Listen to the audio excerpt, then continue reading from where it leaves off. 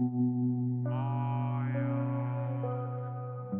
story begun deep within the terrain of Kin Nui Mountain, where the Toad Ridge can be found perched high above. There were houses that were almost empty in this community by the name of Toad Village. A man was narrating to his companion that when their old leader was around, they were so strong that even the local bandits listened to them. But when their leader died, the remaining brothers all ditched the new village master and ran away, and now they are the only ones remaining. The officers will soon arrive and clear out the bandits. They couldn't even defend against them, and they won't survive if they stay any longer. He urges his companion to flee the new village master before it's too late. Another man, whose clothing was wrapped and hung on a pole, emerged and expressed his dismay that the new leader was only 18, calling him too young and naive, before asking if they still planned to ditch him. He screamed righteously, telling those who wanted to leave their leader to get lost right away. He then ran off while grinning, saying he would go first, leaving his colleagues behind. Yet shortly after that, they smiled, looked at each other, and decided to leave as well. Cheng Dale sat in a wooden chair beneath the tiger skin rug while his hand was placed on his head, complaining that it hurts. He continued complaining about the memories pouring into his head and wondered if he may have been transported to another world.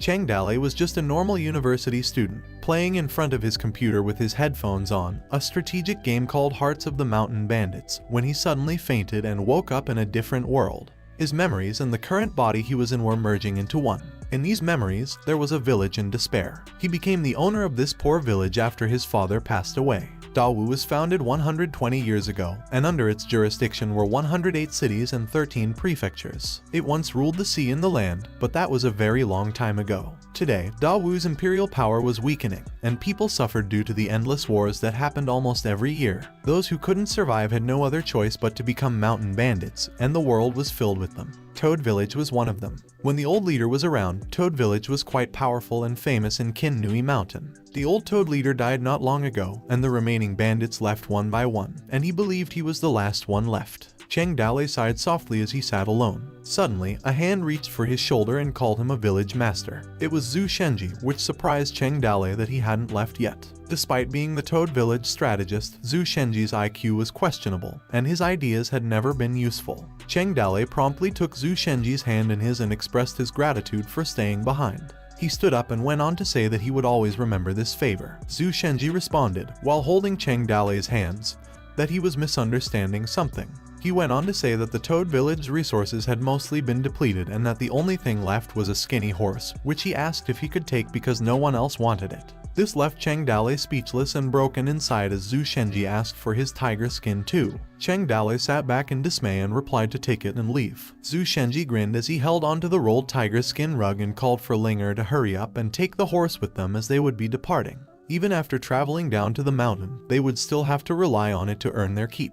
Cheng Dale sighed as he sat alone. He worried about how he would survive alone in this unfamiliar world. Suddenly, a symbol appeared behind his head and a hand emerged from it. This hand slowly stretched for his head and smacked him, which threw him off guard and made him wonder who it was. He stood up and looked back, perplexed about where he was and the place he was in. It was a vast space with pixelated sparkles floating around. A long-haired blonde female appeared in front of him, leaving him stunned. This lovely blonde lady had a pair of diamond-shaped antennas on her head. She described Cheng Dale as a brave young man. Her cyan-colored eyes gazed at him and she went on to say that he was finally here. Cheng Dale inquired who she was and where this place was. The blonde girl replied, while a blue diamond floated in her hand, that this was the system's subspace and she was the spirit of the system. Then, the spirit of the system with this blue diamond floated above him, applauding him for opening the hearts of the mountain bandits. This blue diamond abruptly unleashed rippling energy that caused it to explode into a tremendous amount of dazzling light. As a result, a blue pop-out screen with a loading screen emerged in front of Cheng Dale. As he looked at it, he recalled playing Heart of the Mountain Bandits just before being transported to another world.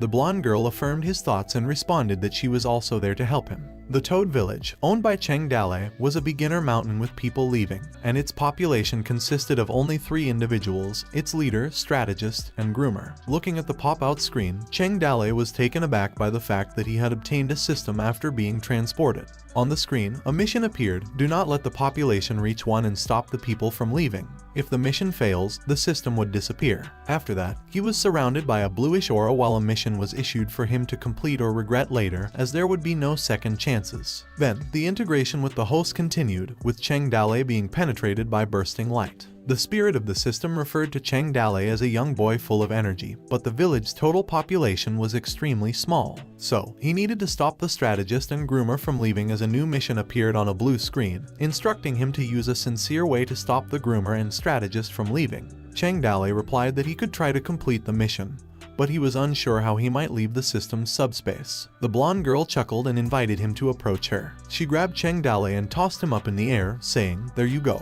Cheng Dale screamed, his eyes welling up with tears. Moments later, Cheng Dale sweated hard as he wondered, while his hands and knees were on the floor, whether it was all a dream. Suddenly, the spirit of the system whispered in his ears that if he failed to complete the mission, he would be killed, which made fear visible in Cheng Dale's eyes. The sun's warm rays beamed outside his home as Cheng Dale called for strategist Zhu. He hurriedly ran down to the forest after repeatedly calling for strategist Zhu and pleaded to wait for him. Cheng Dale finally regained his breath when he caught their attention and stopped walking away from him. Meanwhile, Zhu Shenji, with the lady and the horse beside him, questioned his village master if he regretted and wanted to withdraw his words. Cheng Dale got distracted and locked his focus on the lady. Zhu Linger placed her hand on her waist and arrogantly persuaded her father to leave. Cheng Dale blushed as he inquired about her identity with strategist Zhu. Zhu Shenji politely replied that she was his daughter, who usually takes care of the horses, and that he hadn't seen her before. While gazing at his daughter, he thought to himself that she was quite beautiful.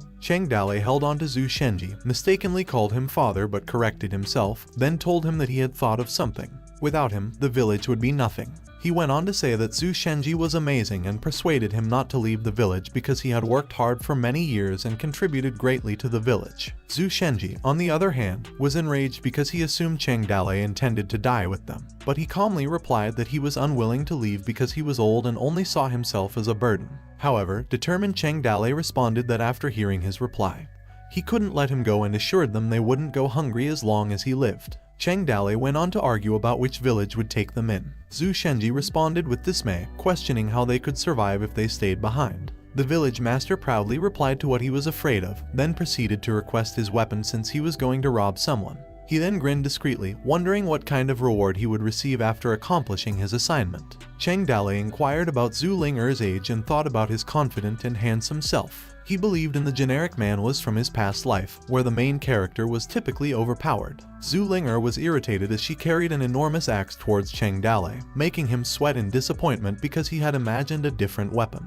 He held the axe with both hands and showed his dismay as he imagined himself as a giant with great muscles and an axe in his hand, wondering if he was supposed to be a woodcutter looking for trees that required some chopping. A pop-out box appeared, indicating mission completion, stopping the strategist and groomer from leaving. As a result, Cheng Dale was rewarded with an axe skill book, which was handed to him by the spirit of the system. He immediately integrated the skill into his repertoire. It was said that Cheng Yaojin's strong axe skills came from a fairy in his dream, encompassing proper grip, accurate chops, and powerful swings. Zhu Shenji reminded his village master that going alone was dangerous, but Cheng Dale simply stared blankly at him, leaving Zhu Shenji puzzled. Zhu Shenji was surprised to learn that his village master wanted him to come along and that he would not be going alone. With the axe resting on his shoulder and a serious expression on his face, Cheng Dale asked Zhu Shenji if he had anything else to say. Zhu Shenji replied that he had nothing else to say, and they both set off, pulling the horse. A pop-out box appeared, presenting a new mission to carry out a successful robbery before nightfall. Success would grant them a chance at the lottery, while failure would result in death. With a grave expression, Zhu Shenji called for his village master. However, Cheng Dale smiled shyly and responded that he did not need to be referred to as the village master, while Zhu Shenji walked behind him. Instead, Cheng Dale grinned and insisted on being called boss. As they journeyed together, they arrived at a beautiful sunset view of a mountain surrounded by lush trees. Cheng Dale raised his hand, axe in tow. With the horse rearing up on two legs, their silhouettes etched against the backdrop of a breathtaking sunset, he yelled like a cowboy.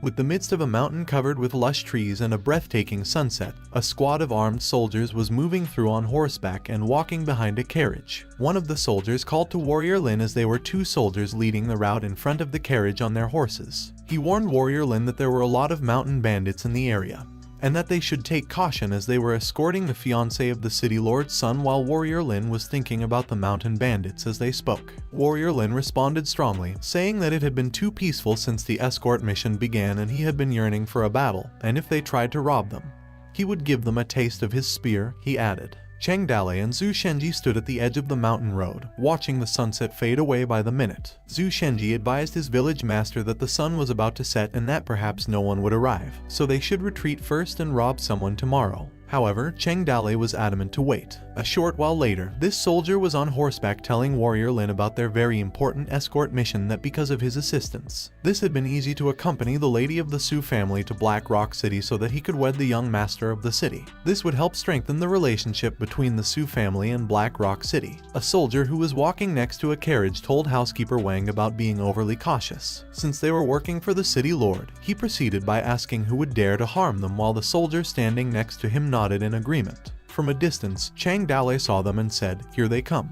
As Zhu Shenji counted the armed soldiers, he advised his village master that there were too many people and that they should give up and return. As Chang Dalei said that he understood his feeling, Zhu Shenji cast a puzzled look as he looked behind him. However, he persisted in boastfully telling him not to worry since he would die alongside him while lifting his arm, which disappointed Zhu Shenji as he thought to himself that he did not want to die alongside him. The armed team was making its way toward the curved road. Fearfully contemplating the need to find a way to escape, Zhu Shenji started sweating profusely. Zhu Shenji uncomfortably caressed the horse's rear and told Chang Dalei that it was rather good, which left Chang Dalei, mounted on a horse, staring back at him in confusion. Suddenly, Zhu Shenji stabbed the horse on its rear. As a result, the horse screamed and cried out in pain. While Chang Dalei yelled in panic for Zhu Shenji's name from horseback, the animal accelerated wildly and its eyes welled up. Zhu Shenji announced to the armed men that the village leader of Toad Village was robbing them as they fled down towards the armed men in a panic. As Chang Dalei and his horse approached the armed men, who simply stared blankly, Zhu Shenji went on to say that those who did not want to die had to submit or run away, leaving all their belongings behind. On the other hand, Zhu Shenji silently walked away from his village master with sobbing eyes, saying that he was sorry since he still had a daughter to feed and watch grow up, but he would burn some incense in his memory. However, Chang Dalei, still on his horse, was enraged and berated Zhu Shenji not only for betraying him, but also for announcing that he was attempting to rob them. He was also ashamed of the embarrassing nickname he had. When he got close to the carriage, Chang Dalei tugged the belt tied to the bridle on the horse's mouth, causing the horse to rear up until Chang Dalei managed to stop it and felt relieved. However, Chang Dalei stood on horseback in front of the armed men, speechless and sweating excessively. The armed men stared at him, and Chang Dalei thought that being killed by the system was a preferable option. A soldier reached for his sword, trying to comprehend that only one individual was attempting to rob them. Chang Dalei responded that it was a misunderstanding, slightly lifting both palms and explaining that he was not the master of Toad Village. Then, he confidently lifted his closed fist and stated that he was Zhu Shenji, a scholar, and that those who did not want to die should surrender right now and leave all their weapons behind. While the armed soldiers were speechless rather than startled that a bandit had actually come to steal from them, they speculated that he may have wished to commit suicide and believed jumping from a cliff would be a far better option. The soldiers burst out laughing. While Warrior Lin smiled beside him, Wang yelled for silence to his comrades. Considering this, Wang went on to tell Chang Dalei that he might not know who they were, and that his life was very valuable, and that he should think about his family and return to where he came from. A dainty hand reached outside the carriage window and lifted the pink curtain. A beautiful blue-eyed, pink-haired lady emerged and glanced outside the carriage. She noticed Chang Dalei on horseback. Meanwhile, Chang Dalei felt stunned and mesmerized because he had never seen such a beautiful lady before. The system spirit emerged out of nowhere above Chang Dalei and smacked him strongly to wake him up from his daydreaming and preached to him not to be a pervert. Only Chang Dalei could see the system spirit when it was outside the system subspace, despite the fact that the host's power and experience were minimal, and he had little chance of winning a head-to-head battle. As a reddish lump grew on Chang Dalei's head, he pleaded with her to stop whacking his head every time she showed up, while she answered that he was looking so foolish and stupid. The system spirit presented a pop-out box containing a hidden mission to rob someone's fiancé, and stated that the job's level was beyond his current abilities, and that he could reject the mission. Chang Dalei deliberated carefully because hidden missions are difficult to obtain, implying that the reward would be greater as well. Chang Dalei responded with determination that if he succeeded, he would be able to have a wife, and if he failed, he would die. If he did not have the guts for such a minor job, how would he become a successful mountain bandit in the future? The system spirit was disappointed since this pervert was just lusting after someone's fiance's body, whereas Chang Dalei accepted the hidden mission. Warrior Lin on horseback ordered his fellow soldiers not to scare him away since he had finally found a robber with guts with whom he wished to fight. Fiercely, Warrior Lin ordered them not to interfere as this would be a 1 versus 1 battle with him. His colleagues applauded for him as they finally got a chance to see Warrior Lin's strength and to witness if every rumor about him was real or not, and they requested that he not be killed in one hit so that he could flex his skills a little more. Warrior Lin assured Cheng Dale that he would not take his life. He also firmly answered not to hold back against him as the system spirit was holding onto a pop-out box of information, explaining that his name was Lin Sheyu, an ordinary spear warrior with piercing spear striking skills and the hidden attribute of becoming a great hero. Cheng Dale, also on horseback, approached Warrior Lin and said that he had slain many nameless people with his axe, then asked for his name so that he could remember it and assured him that he would not murder him, to which he replied that his name was Lin Sheyu. Warrior Lin also inquired about his identity, specifically whether he was the Toad Village Master or Scholar Zhu Shenji. Cheng Dale was caught off guard by this question, and he firmly responded with a made-up name, Yangchun Yiwen. Warrior Lin said that among 108 cities and 13 prefectures, there is no place named Yangchun, and his name was weird. Cheng Dale approached him, told him to stop talking nonsense, and initiated the fight. He drew his axe ferociously towards Warrior Lin and screamed that his head was his to take. Warrior Lin used his spear to deflect his strike, but he was worried when he sensed his tremendous strength as they both glared at each other. Cheng Dale swung his axe again, this time with an ablaze hit, causing Warrior Lin to tumble from his horse and drop his spear. The spear spiraled before hitting the ground, and Warrior Lin fell on his back as well. Cheng Dale continued riding his horse towards them, with an axe in his hand. This left the armed soldiers speechless. Cheng Dale sprang from his horse and kicked the carriage's driver. The beautiful lady in the carriage was worried. Cheng Dale struck the horse on the ass with his chopping strike, which resulted in the horse weeping and screaming in pain, causing it to run wild as he gripped the belt to control it. They dashed towards the troops who were obstructing their path, causing them to flee. Wang yelled to chase Cheng Dale down. Some of the armed troops pursued them, yet Wang still continued to scream that if the escort mission failed, they would all be killed. Zhu Shenji kept walking until he arrived at the Toad Village before sundown and called for Ling Er. He made it inside and promptly urged his daughter to close the village door. Ling Er inquired as to why he returned alone and where the village master was. Zhu Shenji called the village master an idiot and said that if he hadn't been wise enough to run away quickly, Ling Er would never see her father again. Zhu Shenji sweated abundantly as he moaned and lamented the situation. His daughter tried to console him by telling him that dead people don't come back to life, therefore, he shouldn't be upset.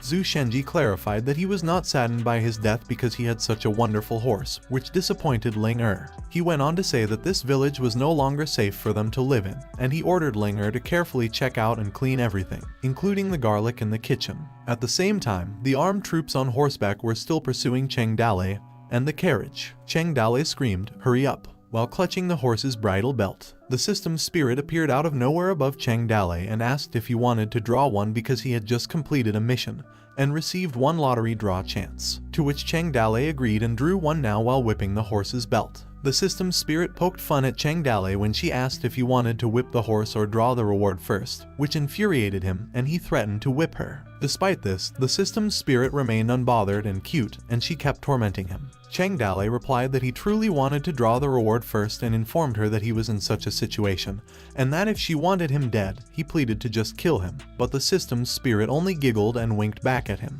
A lottery machine materialized with a snap of the system's spirit's finger, and she began to draw. She slowly shook the lottery machine and held it in both of her arms. Meanwhile, the armed troops were still chasing and riding their horses after Cheng Dale, and Wang cursed the bandit and yelled that he would skin him alive. The system's spirit was still holding on to the lottery machine, while Cheng Dale panicked and begged her to hurry up since he didn't have much time because of those obnoxious-looking assholes hunting for his life, referring to the armed soldiers. The system's spirit praised Cheng Dale when a ball came out from the lottery machine and opened. He gained a great unknown hunter named Kin Man, which surprised him because the machine could draw in humans. As they chased Cheng Dale, he wondered where that person was now, as there were only rocks everywhere, or whether he would fall from the sky, or if he needed to make any chance. Cheng Dale chanted with his pointer finger, "Go Pikachu, I choose you," while the system's soul gazed upon him confusedly. However, that didn't work. Cheng Dale kept going while gripping his axe and uttering, "I summoned you in the name of the eternal useless Sakura," while the system's soul continued to stare at him in confusion.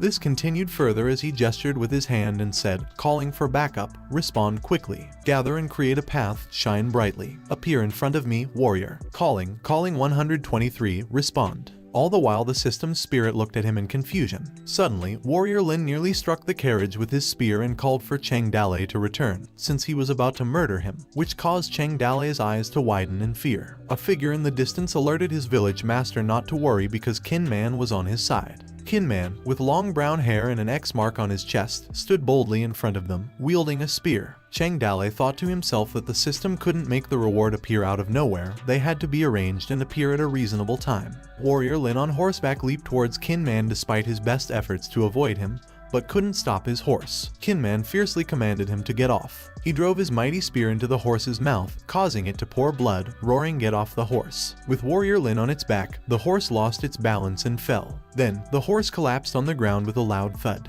Cheng Dalei was astounded by Kin Man's tremendous strength. At the same time, the armed soldiers were taken aback and left speechless. After that, Wang gulped and sweated profusely. Nonetheless, he raised his sword and said that they were men of the leader of Black Rock City, that if they didn't want to die, they should surrender and hand Miss Su over to them, or else they would gather the army and wipe this town off the map. Kin Man stood tall and magnificent as his mighty spear swung and struck the stone, which squarely hit Wang's face, causing him to lose his teeth. Kin Man shouted furiously at him to get lost. As Wang screamed for retreat, all the armed soldiers fled as they needed to report this to the leader. Kin Man approached his village master beside the carriage and informed him that he had come to work for him. Meanwhile, the system's spirit held a pop-out box containing information about Kin Man, a great unknown hunter who, at age 31, possessed the skill of a 3-core plum blossom spear. He was a hunter who lived near Black Rock City, but now he was wanted by Black Rock City, so he moved to Toad Village to work under the village master. His backstory involved living with his wife near Black Rock City. However, when the leader of Black Rock City heard that Kin Man's wife was exceptionally beautiful, he sent his men to Kin Man's house while he went hunting. Kin Man's wife ran away because she did not want to sleep with Black Rock City's leader, so she jumped off the cliff and committed suicide. When Kin Man returned, it was already too late. Enraged, he rushed towards Black Rock City and killed more than 10 guards, making him wanted in Black Rock City. After that, he decided to work for the village master of Toad Village. A few moments later, Cheng Dalei realized that this was merely a character's backstory for him, but for Kin Man, it was all real life, and living in a war-torn era was extremely difficult. Cheng Dalei was stunned when the skinny horse he had dumped returned on its own and instructed Kin Man to mount it. Both Cheng Dalei and Kin Man reached for their horses' backs. The breathtaking sunset remained with them as they headed back to Toad Village. Zhu Shenji took a string of garlic and told Linger to carry the pot and check if anything had been left behind. Meanwhile, Linger told her father that she couldn't carry any more weight than she already did. With a garlic garland around his neck, Zhu Shenji said that he couldn't carry them, but they wouldn't survive without it either. Linger looked back as a voice emerged and asked them if they needed a horse. Cheng Dalei and Kin Man arrived on horseback with a carriage at Toad Village, which Linger recognized as the village master. Zhu Shenji's eyes widened, and his mouth dropped when he realized that his village master had not died. He promptly covered his mouth, bowed slightly, and expressed his relief, as he would have blamed himself for being too useless and unable to assist him. He continued by mentioning that he didn't need to be chased away because he was a burden and would leave on his own, causing Linger to sob from behind. Cheng Dalei looked at them and asked where Zhu Shenji was heading. He mocked Zhu Shenji by recounting how, when he attempted to rob them, he had given his name as Zhu Shenji to the armed men who were currently searching for him. This caused Zhu Shenji's mouth to drop and irritated. Zhu Shenji, with clenched fists and a visibly sweating and trembling body, adamantly retorted that despite being elderly, he still had his brain to come up with solutions, while Linger sobbed behind him. He went on to explain that he would always be available to assist Cheng Dalei and gave a thumbs up. Reluctantly, Cheng Dalei agreed and instructed Zhu Shenji to come and help him pull the horse. He introduced Kin Man to Zhu Shenji and encouraged them to get along. Cheng Dalei directed Linger to feed the horses, Kin Man to prepare supper, and strategist Zhu to transport the person in the carriage to his room. He winked as he announced his intention to sleep with his wife. Quietly, Zhu Shenji boarded the carriage and began moving. Right after, Cheng Dalei reflected to himself that he had completed the covert mission, but had not yet checked the rewards. Cheng Dalei then snapped his fingers to call the system. So the spirit of the system appeared above Cheng Dalei, but she reprimanded him for being rude, giving him a whack. With her hands crossed, she reminded him to refer to her as the system goddess, to which Cheng Dalei agreed, sporting a reddish bump on his head. Afterward, the system goddess commended him for successfully robbing someone's fiancé. She went on to explain that his reward was the awakening of someone's hidden attributes as her palm was enveloped in golden energy. The system's goddess then stated that it was up to him to determine whose characteristics would be awakened. Cheng Dale was perplexed by the unexpected awakening but was interrupted. Zhu Shenji stood in front of Cheng Dale, who realized that the man's hidden attributes had been awakened. When the moon shone brightly on the Qin Niu Mountains, it was nearly dark. The defeated armed soldiers temporarily camped out with bonfires somewhere in the Qin Niu Mountains. Commander Wang asked his fellow soldier whether he wanted to live, to which his soldier replied that he naturally wanted to live. Wang pressed him once again on how many mountain bandits had attacked them earlier. His fellow soldiers were speechless as they gazed upon each other. Then one of them replied that there were 100 bandits, and he was sweating heavily. Wang was upset when he heard only 100, and he aggressively refuted his fellow soldier's allegation, stating that he had seen 300 with his own eyes. As Wang sat near the bonfire, he continued his story of how they risked their lives and fought the bandits, managing to kill only some of them. He mentioned that Warrior Lin had gone missing while Miss Su had been abducted, while his fellow soldier sat silently across from him. Wang told everyone that if they wanted to live, they needed to get some wounds on themselves, which they did by wrapping themselves in bandages. Then he ordered them to follow him back to the city to request reinforcements. Meanwhile, Warrior Lin stood quietly with his spear next to the bonfire. Warrior Lin was disappointed that he had failed Commander Huang's request to oversee this escort operation, resulting in Miss Su's abduction.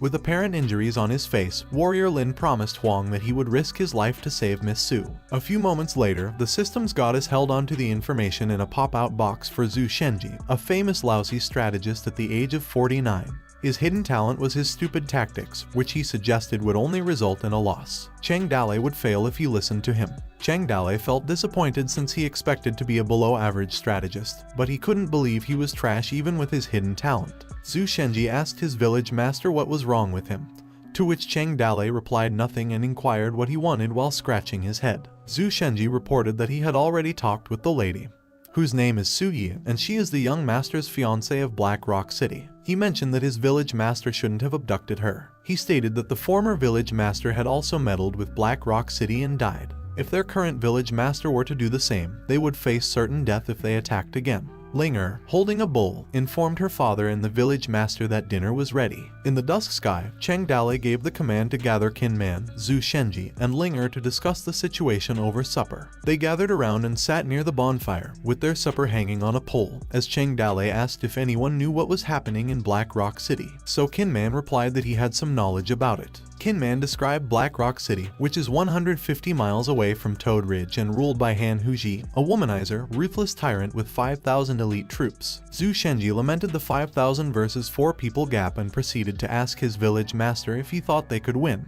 Cheng Dale sarcastically replied, asking what Zhu Shenji wanted him to do: send her back, admit they were wrong, and request mercy. He asked Zhu Shenji if he believed that would work. So Zhu Shenji gave in and told him to disregard what he had said. Zhu Shenji and Linger looked dumbfounded, their mouths dropping, when Kinman recommended that instead of being on passive defense, they should take the initiative to attack first because he believed they could capture Han Huji with a 70% chance of winning. Zhu Shenji leaned in closer to Linger, suggesting that they should go because they would otherwise die. Linger sobbed, saying they were already dead. Cheng Dale insisted that escape wasn't an option. He went on to explain that firstly, Black Rock City was not lacking in women, and they wouldn't attack with all 5,000 elite troops. At most, they would send 100 or 200 men. Secondly, the city was 150 miles away, and it would take them 5 days to travel back and forth. In those 5 days, they should be able to set up an ambush and win the battle. The systems goddess appeared and notified that Cheng Dale had activated a new mission, to rely on his village and fight off the enemy attack.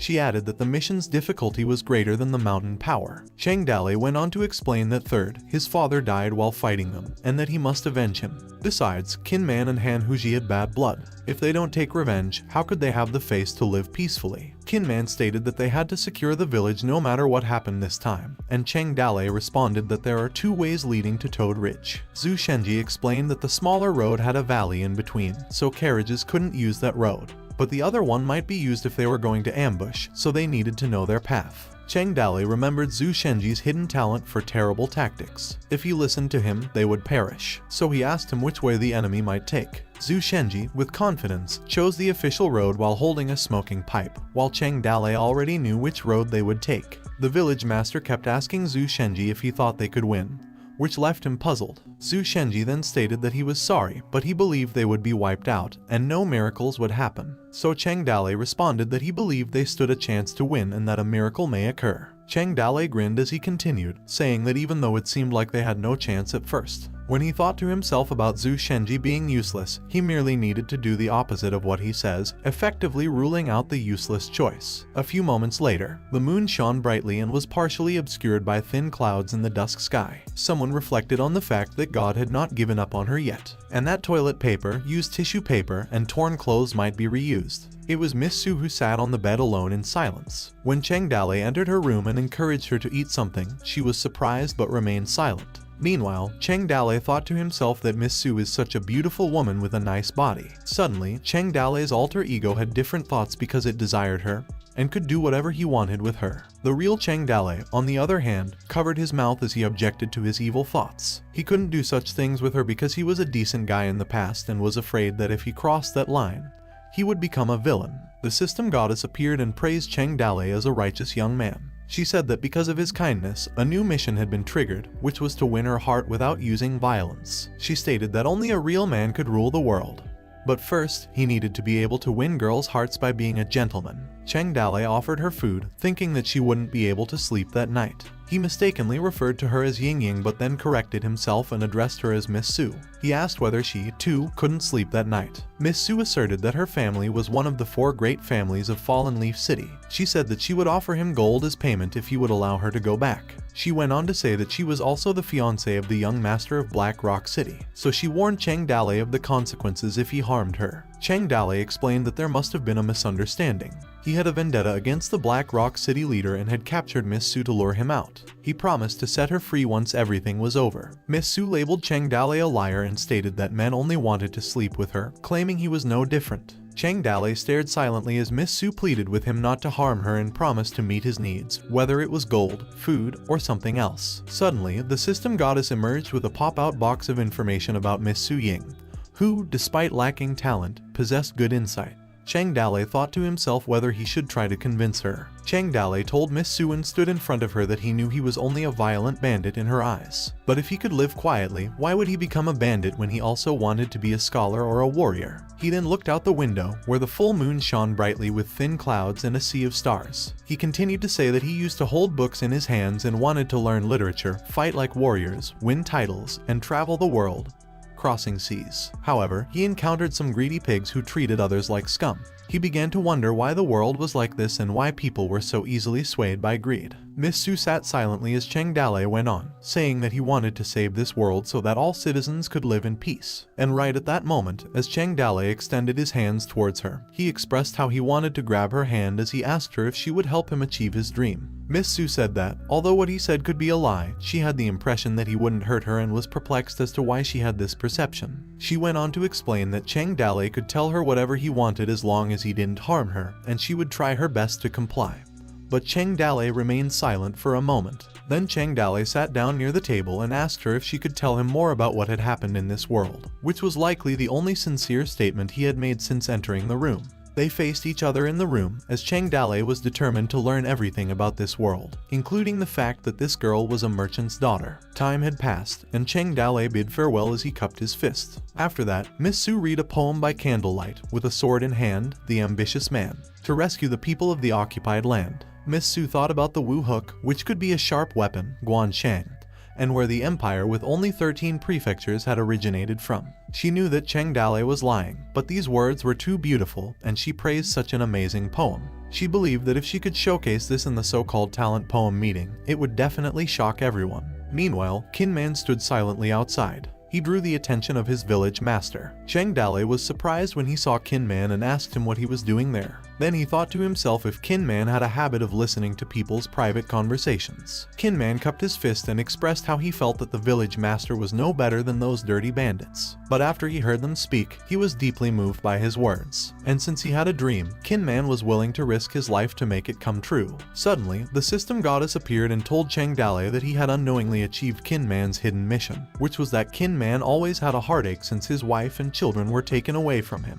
And by treating Su Ying with courtesy, he gained his trust. Chang Dale, with his hands crossed, looked at the pop-out screen. He thought that abducting Miss Su was actually no different from the actions of the Black Rock City's leader. So Chang Dale assumed that if he had hurt her, Kin Man would have been the first to kill him, realizing it would not have been so easy to gain the trust of a strong person and make him loyal. The dawn arrived at Toad Village, and Linger dashed off to inform the village master that someone was attacking their village. This surprised Cheng Dale because he did not expect them to arrive quickly, so he asked how many individuals were there. Linger blushed as she replied that there was just one with a spear and that he was rather handsome. Outside the Toad Village, Warrior Lin rode his horse and demanded that the Toad Village dirty bandits come out and face their demise. He went on to say that if they had hurt Miss Sue in any way, he was going to kill them all. All four of them came outside and looked for their attacker, and Cheng Dale just scratched his head and called him an idiot for coming. Cheng Dale then gave Kinman the command to chase him away. Warrior Lin advised Kinman as he approached him to bring his weapon and horse, assuring him that he would not take advantage of him. But Kinman confidently replied that there was no need. Suddenly, Kinman sprang high, trampled the horse on its head, and grasped Warrior Lin's face with his bare hands, leaving Warrior Lin dumbfounded. Kinman then raised his hand while still gripping Lin's face with his bare hand and exclaimed that he was weak. Warrior Lin hysterically responded to get his hands off him, so Kinman flung Warrior Lin out with his spear. As a result, he blasted past the trees while yelling that he would return. Eventually, Warrior Lin descended from the Toad Ridge. Cheng Dale felt soft-hearted and told Kinman not to harass him, and to let him take his horse back when he returned, which he promised to do because Kinman would do as his village master said. Cheng Dale's eyes widened as he was informed that he had successfully defended the attack on the village and that the reward would be provided. The system presented him with a golden line chest, which made him question if something was wrong. He wondered if it was intended to be a difficult mission that he had finished so easily. It shouldn't have been so easy, otherwise, the system would not have indicated a higher difficulty level. Cheng Dale wondered if it could be a bug in the system. Suddenly, the system goddess handed Cheng Dale a scroll with a list of his rewards. He was rewarded with a metal spear, upgraded horses in the mountain, a healing effect within the mountain, and a random skill upgrade for one person. This made Cheng Dale feel very lucky. He was also awarded 10 farming lands, and when Cheng Dale reached for his legs, which were feeling sore from being so joyful and excited, he thought it felt like killing an ant and earning gold in return. He felt like he had won the lottery or been blessed by Lady Luck. The rewards kept pouring in with 10 wooden boxes and so on, which prompted him to ask what was wrong with the system. The system goddess stated that she was simply a spirit and that, bug or no bug, it wasn't within her control. She wouldn't be chastised for it, therefore, she recommended he take them. Outside the system subspace, Cheng Dale bowed slightly with a blank look, but he was amazed, so Zhu Shenji asked him what was wrong with him. Right after, the system goddess presented Cheng Dale with a new mission, which was to defend the village against the second attack, with the mission complexity exceeding the village's existing power. Cheng Dale sensed that the real attack was getting closer and that the rewards were only a minor consolation before the real chaos began. On the other hand, Zhu Shenji knew that his village master had gotten himself a wife, and he advised him to get a hold of himself as his legs were shaking, so Cheng Dale told him to shut up about it. Meanwhile, a spear landed on the ground as he told himself to be on guard as he was in a real life and death conflict. Lin, the warrior, was traveling over the mountains with his spear in hand. Warrior Lin resolutely stood, despite evident injuries and torn garments, and chuckled that he was back. As the warrior Lin continued to fight them, Zhu Shenji became enraged and suggested that they simply murder him this time, which enraged Cheng Dale, who branded Zhu Shenji a fool and stated that Warrior Lin was their benefactor, and that whoever wanted to kill him had to first kill him. Cheng Dale continued to be friendly to Warrior Lin, asking if he was hungry, if he wanted to come in and eat something, claiming that their food tasted very good, and asking if he wanted to try it. This left Zhu Shenji puzzled. Warrior Lin stood bravely from afar, his spear thrust into the ground, yelled back to the dirty bandits not to talk nonsense and come at him, and that this time he would not use his horse and weapon, but would fight with his bare hands, while Cheng Dale ordered Kinman not to kill Warrior Lin. Cheng Dale insisted on Kinman being gentle and controlling his strength, which Kinman assured his master. While standing in front of Kinman, Warrior Lin challenged him to combat.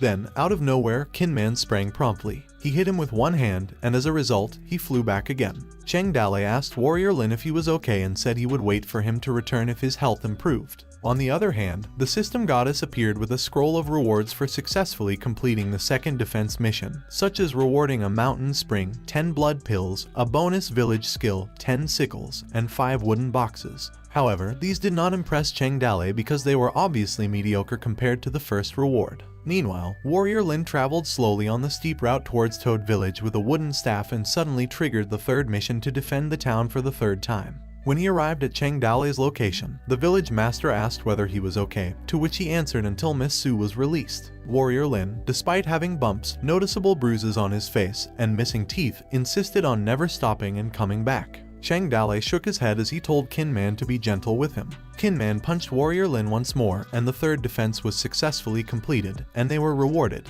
Warrior Lin reappeared again with apparent bruises on his face, which triggered the fourth mission for them to defend the village for the fourth time, and then they were rewarded. Every time Warrior Lin appeared, a mission would be triggered, and they would be awarded again after defeating him repeatedly. A few moments later, Linger asked his village master if they could return because she was hungry, but Chang Dale told her to wait because he knew Warrior Lin wouldn't give in to him. The system goddess emerged with a pop-out box when Chang Dale completed 10 defenses without any deaths, with a hidden attribute of increasing charisma for males, but being ineffective for females. The system thought that a kind-hearted person's fortune would be good because their righteousness would attract more and more teenagers who share their sense of justice. Chang Dale questioned himself about why he had to play the nice guy card. He stood there and waited, wondering why Warrior Lin was late this time. Shortly, he sat down, believing that he would not give up easily. Chang Dale became concerned when he thought that Warrior Lin had been attacked by some nasty individuals. He urged them to stay put while he went down the mountain looking for him. As the sun set, Warrior Lin stood near the edge of the cliff with his wooden staff, wishing to become a hero with his spear alone and save the world, while creating a peaceful world free of war. He let go of his wooden staff as he continued to be humiliated by the bandits like a frog in a well, losing not only his horse but also his spear. He cried as he vowed that he would die today and that perhaps in his next life he would become a hero whose name would be recognized throughout the Murim. While tears streamed down Warrior Lin's cheeks, Chang Dale coughed and told him to choose one. The defeated Warrior Lin was enraged at this bastard bandit when he made a joke out of his misery. Even if he wasn't as skilled as he was, he would rather die than be humiliated by him. Chang Dale said that he had heard what he had said and that he was an honest guy, but that a young dumb man would die for his ambitions and dreams, whereas a real man would live his ideas in a humble manner. As he listened further to Chang Dale, this surprised Warrior Lin, who may have thought he was brave to die for his ambitions and dreams. Then Chang Dale lambasted him and went on to say that killing oneself was not being brave. He was powerless and cowardly, and he was just trying to escape from this reality. And he yelled at him, questioning how he dared to call himself a warrior. Warrior Lin said that he didn't know and that he was simply a mountain bandit. Chang Dale added that he knew Lin despised bandits, but he also had a dream and used to be a man full of ideas. He then inquired whether he would like to hear about his hopes and dreams. Chang Dale continued by saying that he once wanted to learn more about literature, fight like a warrior, and win titles. A man who did not bring his Wu Hook obtained Guan Shang of 50 prefectures with a poem line like, "With a sword in hand, the ambitious man," to rescue the people of the occupied land. He went on to say that he wanted to travel the world and cross seas. But then he met some greedy pigs who treated others like scum. He began to wonder why the world was like this and why people were so easily swayed by greed. Chang Dale continued his speech, stating that he wanted to reconstruct this world and dreamed of saving it, allowing all citizens to live in peace. Right at that moment, Chang Dale smiled and extended his hand towards him, saying he wanted to grab his hands in his and ask if he would help him achieve his dream. Warrior Lin was amazed by the words that came out of the mouth of a bandit. His eyes then drifted closed as Chang Dale continued to inquire whether he could possibly help him fulfill his dream. Warrior Lin lost his sense of balance and was about to drift into oblivion when he questioned whether he was dreaming about how this young man, who had such a righteous dream, became a bandit. As Warrior Lin continued to wonder if his lack of insight led him to believe he was evil, he sank closer to the edge. Chang Dale grasped Warrior Lin's hand and caught him as he passed out. He placed him down on the ground and assessed that he had serious injuries, yet he was still attempting to rescue Miss Sue. A few moments later, a towel, water basin, and a bowl of medicinal soup were placed on the floor. Warrior Lin lay down with a cloth covering his body and a bandage on his head, while Chang Dale asked Zhu Shenji if the village had any more medication.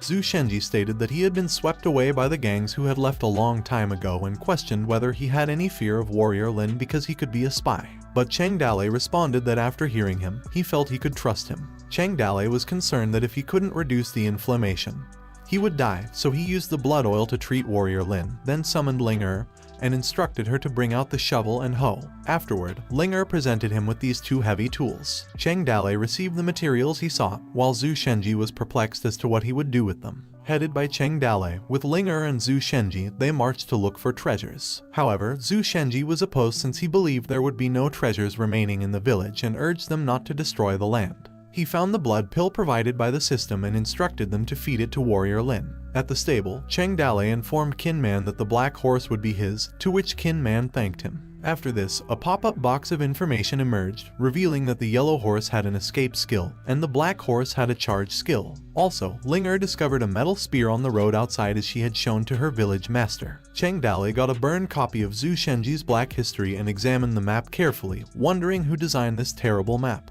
He discovered that it was, as expected, Zhu Shenji. Kinman found a military drum hidden among the rocks. Meanwhile, Ling found a dust-covered flag under the table. Moments later, she was astounded and wondered whether it was the work of a ghost that the well, which had been abandoned for 10 years, began to spew out water. Later, Cheng Dali presented the spear to Kinman to use as a weapon. Kinman was astounded because he had only dreamed of having an elite spear like this and that his spear skill could be upgraded to a whole new level. A pop-up box emerged, proclaiming that he was the top bandit in the Toad Village, wielding a 3-core, plum blossom spear. The system goddess appeared with a pop-up box containing a lengthy list of rewards for that day, such as a spear, common armor, blood pills, war drum, flag, wine, and sickles, map, scribe cloth, farmland, well, mountain spring, skills, upgraded horses, heal and unity. However, it disappointed Cheng Dali because there was no sword for his dream of becoming a Murim swordsman, and he felt hopeless. Cheng Dali was puzzled that he hadn't discovered the 50 wooden boxes, while Zhu Shenji lifted a small entrance hidden beneath a haystack that led to a basement. They unlocked it with a step and walked inside to find out.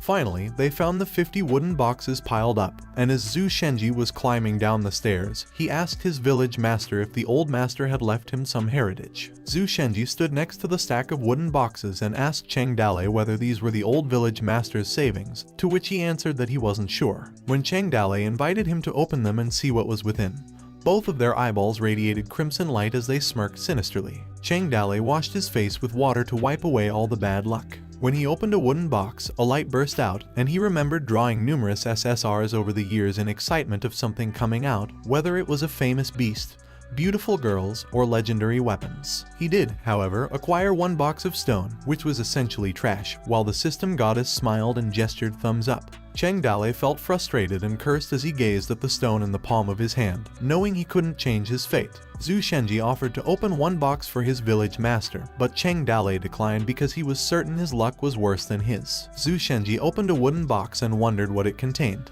Cheng Dali examined it with his hand and declared it to be gunpowder, while Zhu Shenji inquired if this black substance was edible. Then Cheng Dali told Zhu Shenji to open all the boxes and see if there were any more gunpowder boxes. When they opened all of the wooden boxes, they found 10 boxes of gunpowder, 20 boxes of trash stone, and a pile of broken weapons and torn clothes, as displayed on the system goddess's pop-out box. Cheng Dali smiled as he realized they could rely on the gunpowder and mountain roads to defend the Black Rock City attack. Cheng Dali, who had already gotten out of the basement, told Zhu Shenji to keep the boxes since he still needed them. But Zhu Shenji, who was about to exit through the small basement door, offered that it would be some good wood, which they could use as firewood in the winter. He threatened to fire him if he broke any of these boxes and then inquired where the village field was. Zhu Shenji responded that it was at the back hill and had been deserted for many years and asked why he was asking about it, to which Cheng Dali replied that he wanted to go and take a look. The full moon was visible at night. Zhu Shenji complained that it was already late and asked why they were walking so far to see a deserted field, to which Cheng Dali replied to go call Kinman and Ling.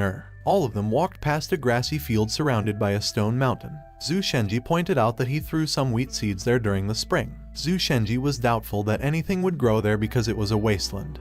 But they arrived at a flourishing wheat field, and seeing it with his own eyes, Zhu Shenji was astounded. He stepped through it, saying "God bless us." While Ling was being scolded for running around and perhaps knocking down the wheat sprouts, the system goddess emerged and confirmed that the 10 farmlands had been accounted for. Kinman explained that if they harvested these 1,000 pounds of grain, they would be able to survive the winter. He went on to say that the straws could be burned to keep warm and that they needed to harvest them quickly because the rainy season was coming soon. Zhu Shenji and Ling knelt in gratitude, thanking God for his grace and virtue. While Cheng Dali stood from a distance, he thought that not all bandits were evil, they were just living in a war-torn era. There were young and old people, some cultivating land for food, and sometimes they even went down to the mountain to buy living necessities. For example, these 3 in front of him were forced by life to become bandits. Zhu Shenji was a scholar in the village below the mountain. His greatest leisure was to earn money to buy wine and drool while staring at the widow's breasts. But there are always evil people in every world. One day, the bullies of the village were eyeing Ling-er, sometimes even trying to forcefully grab her. After rejecting them several times, one day Zhu Shenji invited the bully to his house. He dressed Ling-er up beautifully, brought some wine, and slaughtered the family's old hen which laid eggs. Zhu Shenji told them to look at how cute and beautiful Ling-er was, and she would definitely be able to serve him well. Zhu Shenji added that Ling-er was fortunate to be with him, and he hoped he could also be fortunate in the future. He laughed with them, helped them become an adult, closed the door, and made them feel comfortable.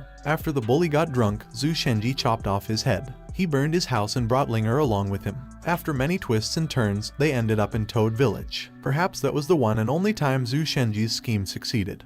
But Cheng Dale also thought that his scheme was amazing. While Ling-er and her father sat in the wheat field, gazing at the full moon, Ling-er wanted to harvest some wheat and make some pancakes for them. However, Zhu Shenji reminded her not to be extravagant and suggested that she make pancakes with elm leaves so that they could be eaten for a few days. Ling-er replied that she was hungry and wanted to go with him.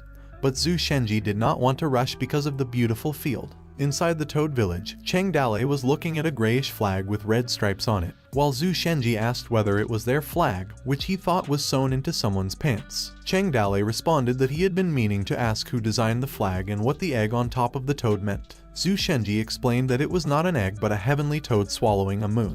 While Cheng Dale placed his hand on the flag, he instructed Kin Man to hang it. Kin Man promptly jumped from the ground to the roof and then to the pole. After he hung it, Kin Man jumped back down on the ground and joined Cheng Dale, Zhu Shenji, and Ling-er. The full moon was obscured by thin clouds, yet it shone brightly as the flag waved in the breeze, and Kin Man stood looking up. Someone thought that they could survive this winter with a lot of food as long as they could successfully defend against the attack. That person believed it was his territory and he wanted to protect it. It was Cheng Dale, and that marked the beginning of his mountain village. The system goddess appeared and said that the flag was hung so that the heroes who had heard of his battles would come and become his subordinates. She delivered Cheng Dale a new mission, which was to increase the mountain's population to 100, with the reward being one lottery draw. It was a clear morning at the city lord's mansion when someone narrated how they had arrived at Toad Ridge, where there were hundreds of bandits commanded by a leader who called himself the Toad King. Commander Wang knelt in front of the city lord, with girls standing behind him, and a man sat alongside the table on the side.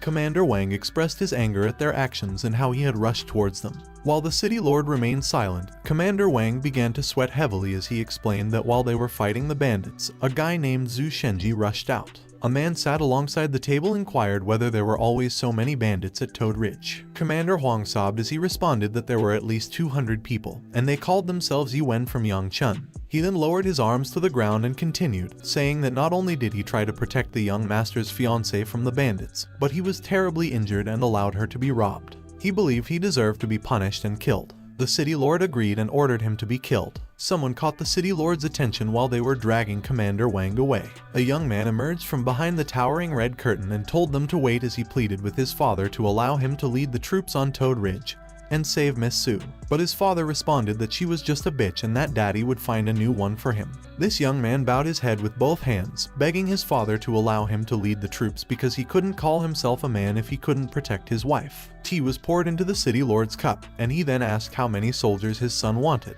The city lord almost spat out his tea when he heard his son say that he wanted 2,000 soldiers. A man sat alongside the table was shocked by his young master's remarks, and he responded that 2,000 soldiers would require a large consumption of food and supplies. To travel with the supplies, they would need a lot of horses and troop arrangements, and a road to choose. Most importantly, there were only about 300 bandits, and he pleaded with his young master to reconsider. But the young master insisted that he had thought of everything and that he would prefer to overwhelm them with power. While the lady poured tea for the city lord again, he explained that Black Rock City had only 5,000 men, and he couldn't give him more than 1,000. The young master then demanded that he would like to have 200 cavalry, 200 archers, 300 swordsmen, 100 armored knights, and 200 spearmen. He confidently explained his strategy. Cavalry could chase after bandits who would run away. Archers could shoot the bandits from far away, providing support for the troops. Armored knights could block the charge impact by the bandits, and the swordsmen and spearmen would attack those bandits when their ambush was blocked. It would be a piece of cake. While his son turned his back and slowly walked away, his proud father pointed out that this was expected of his son because he had a dream of leading troops to war, and he could try it this time. The city lord went on to say that Commander Wang should go and redeem himself by following his son to war. Commander Wang thanked the city lord for his kindness and then bowed down. In his mind, he thought that having his head chopped there might not be a bad choice since there were only 2 bandits, and he could only wonder if the young master saw that after reaching Toad Ridge. When they left, the city lord asked the strategist Bai for his thoughts on his son's plan, to which he replied that in the mountains and forests, cavalry couldn't display their full potential, and since it's a long distance travel, armored knights would not be suitable, and there was no point in using those troops. He went on to say that bandits were typically passive defenders, that overwhelming them with numbers was useless, and that the young master's plan was full of holes. But the city lord was aware of these facts and wondered why he was allowing the young master to act rashly. The city lord said that his son admired the general, that he studied the art of war, but that his skill lacked experience, and that the mountain ridge had already been attacked by them, that there would not be 300 bandits, and that he would not lose to them with 1,000 men. He went on to say that his dream was to lead troops, so let him have some fun leading the troops in this small battle, while Strategist Bai said that he was relieved that the city lord was aware of this. Strategist Bai added that the young master was preparing to lead the troops. He then asked the city lord if he would inquire about how he planned to lead them.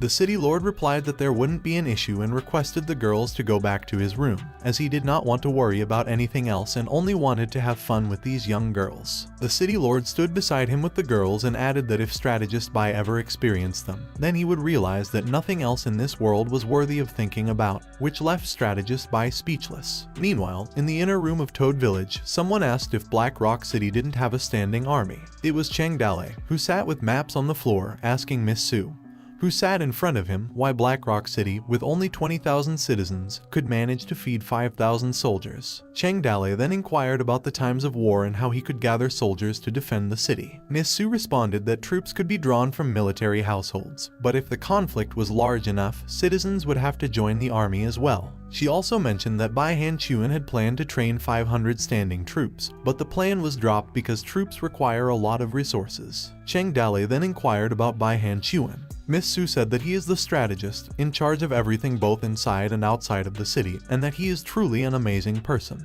Cheng Dale then stood up, gathered the maps from the floor, and remarked on what a terrible ruler Black Rock City had. Miss Su asked him if he knew how to be a better city lord and manage the city better than him. Cheng Dale replied that he did not, and Miss Su advised them to run because there were only 4 of them, and they would be faced with at least 200 soldiers. Cheng Dale boldly replied that he now had 5 members after Warrior Lin joined them and that he planned to defend against 500 men. Moments later, Cheng Dale was at the small cottages inside the Toad Village. He asked Warrior Lin, who looked back and stood from afar, how his body was. Warrior Lin was taken aback and addressed him as the village master. Cheng Dale extended his hand as he replied to him about their ideals. For a moment, Warrior Lin was speechless. Then they joined hands and said it was for their ideals. Under the tree, where Cheng Dale sat next to strategist Zhu, who was eating his bread, Cheng Dale told him that he had an important task for him that would affect their chances of survival. Strategist Zhu answered that he should find someone else because it was such an important task. Cheng Dale proceeded, saying that this task could only be completed by him, his one and only strategist, going to Gao Fei Hu, which irritated Zhu Shenji, who asked him if he wanted him to be killed so badly while eating his bread.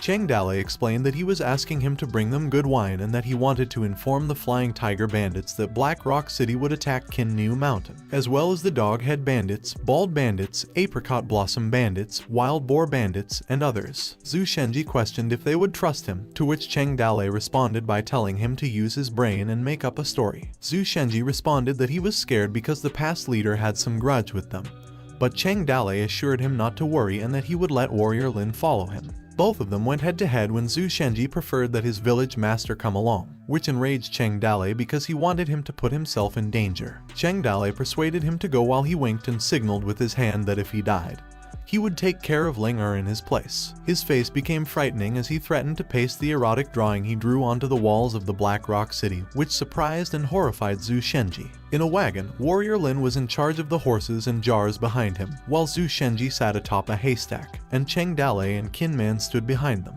Zhu Shenji was pissed yet stayed silent as he couldn't change his situation. Warrior Lin and Zhu Shenji departed, while Qin Man questioned his village master if they would trust the strategist. He answered that it was their only choice, whether they believed him or not, it was still worth a try. A wooden box was opened and filled with gunpowder. Cheng Dale checked it, loaded with gravel and straws. He used oiled cotton lines as a fuse for the bomb trigger, and when he was done, he closed the wooden box. With a red flag, Cheng Dale carried and waved it, instructing Qin Man to toss the box of gunpowder further away as this was the last test. A huge, fiery explosion erupted on the ground. Chang Dale and Kin Man stood at the back and watched the fire emitting black smoke. Kin Man expressed to his village master that this was the breath of an earth dragon. Chang Dale replied that this was the art of explosion. Meanwhile, outside the walls of Black Rock City, troops gathered and formed in front of an elevated stage as the sun's warm rays shone.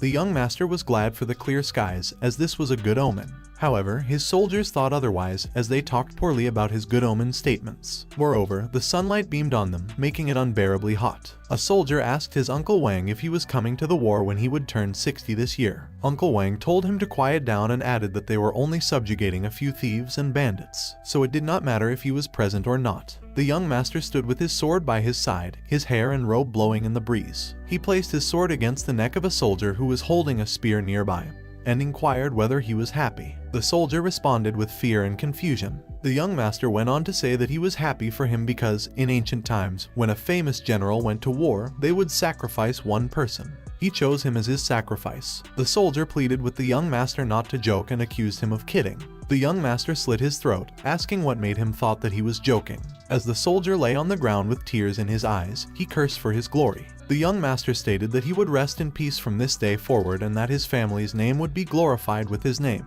The young master gave the command to set off with blood on his blade. Meanwhile, the soldiers stood calmly yet enraged, calling the young master an idiot. The soldiers of Black Rock City rode their horses as they headed towards the mountains, while the young master sat comfortably in his carriage with a bowl of fruits next to him and an umbrella against the heat. Commander Wang, on his horse, asked him why they weren't rushing to attack and why he was seated in a carriage. The young master cockily replied that he was not a soldier and did not need to charge into battles. The young master added that if he were to simply command his troops and only use his brain, or if he were to do hard labor, it would hinder his full potential in war, and asked him if he now understood. Commander Wang sweated profusely as he nervously replied that he understood.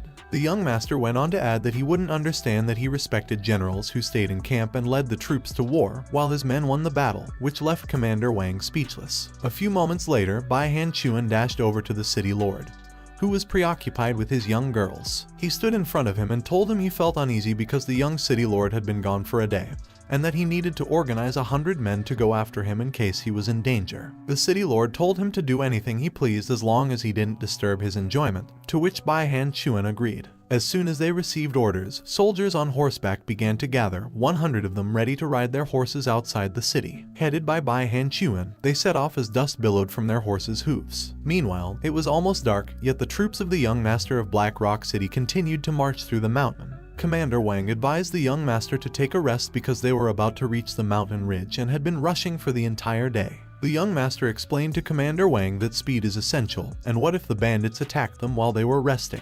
Commander Wang went on to explain that the soldiers were tired and that they might not be able to stand still much longer, and that some of them might not be able to hold on. However, the young master bluntly stated that his troops must be brave and have great willpower since they are heading to war, and many would die. And this little fatigue is nothing compared to death, which left Commander Wang astonished and dumbfounded. A soldier on horseback approached them and informed them that there were 3 roads ahead, the official road, the mountain road, and the valley road in between, and asked which way they should choose. Commander Wang strongly advised him to choose the official road and to stop asking stupid questions, but in his thoughts, he urged the young master not to take the other roads. The young master opened a scroll of war and ordered them to wait for him to check, adding that even though Commander Wang thought they should use the official way, the bandits would have known that. The young master was convinced that they would set traps along the route, but he would outwit them, leaving Commander Wang stunned and enraged. Meanwhile, a bandit in the bushes sat silently and secretly watched the soldiers. He fully convinced himself that what the Toad village said was true and that 1,000 troops were on their way to wipe them out.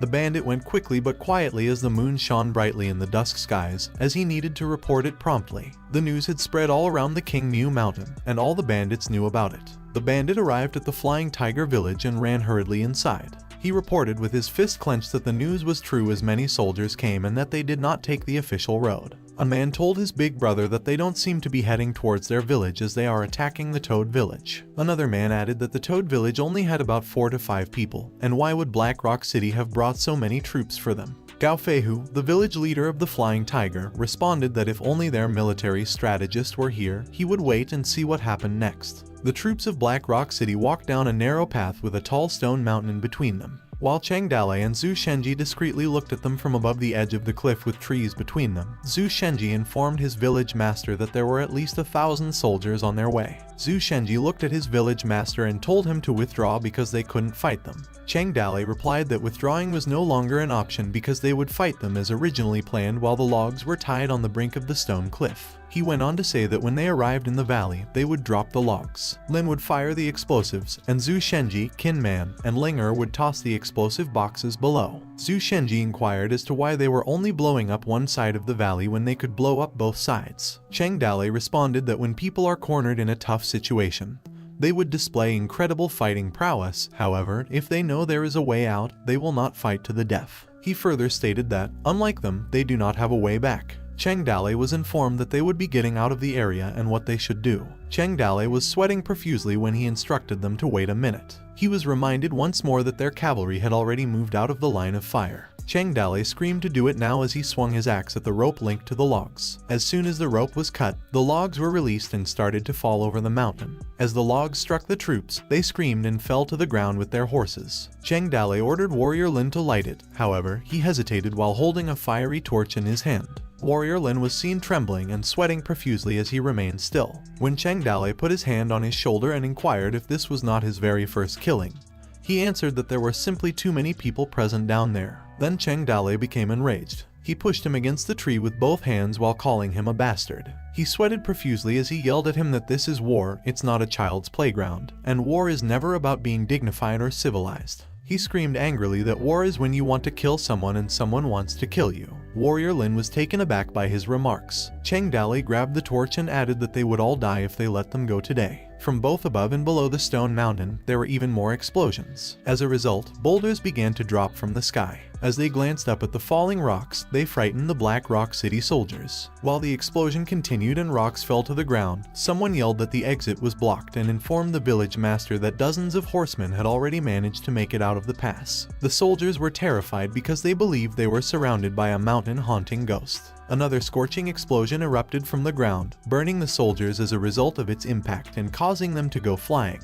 While the boulders kept falling, some ran hastily. As dust and smoke rose from the ground, a swordsman soldier screamed and ordered his comrades to rush over to the hill. Qin Man rode his black horse and declared that he would hold them off, while Chang Dali thought to himself that although a small portion of their army had made it to the side, it would still be difficult for them to defend against them. Nevertheless, he agreed to Qin Man's plan and ordered him to hold them off while Zhu Shenji would light the pre-buried explosives and drive them away from the first line. Chang Dali commanded Ling and Warrior Lin to continue throwing explosives at them. A black horse thudded to the ground. It was Qin Man riding his black horse in front of the swordsmen and spearmen soldiers who had been assigned to kill him. Qin Man fearlessly faced them with his spear and told them his name, warning them not to pass. As the troops approached, he unleashed an enormous strike with his spear, causing the soldiers and their horses to come crashing down. Qin Man continued to attack them with his spear, which shocked them. He fearlessly told them that they were not allowed to pass as he pierced his spear into the chest of a swordsman on horseback. The soldier spat blood from his mouth with a thought on his mind: if they were allowed to rest a bit, the outcome of the battle would be different, as he was feeling so tired.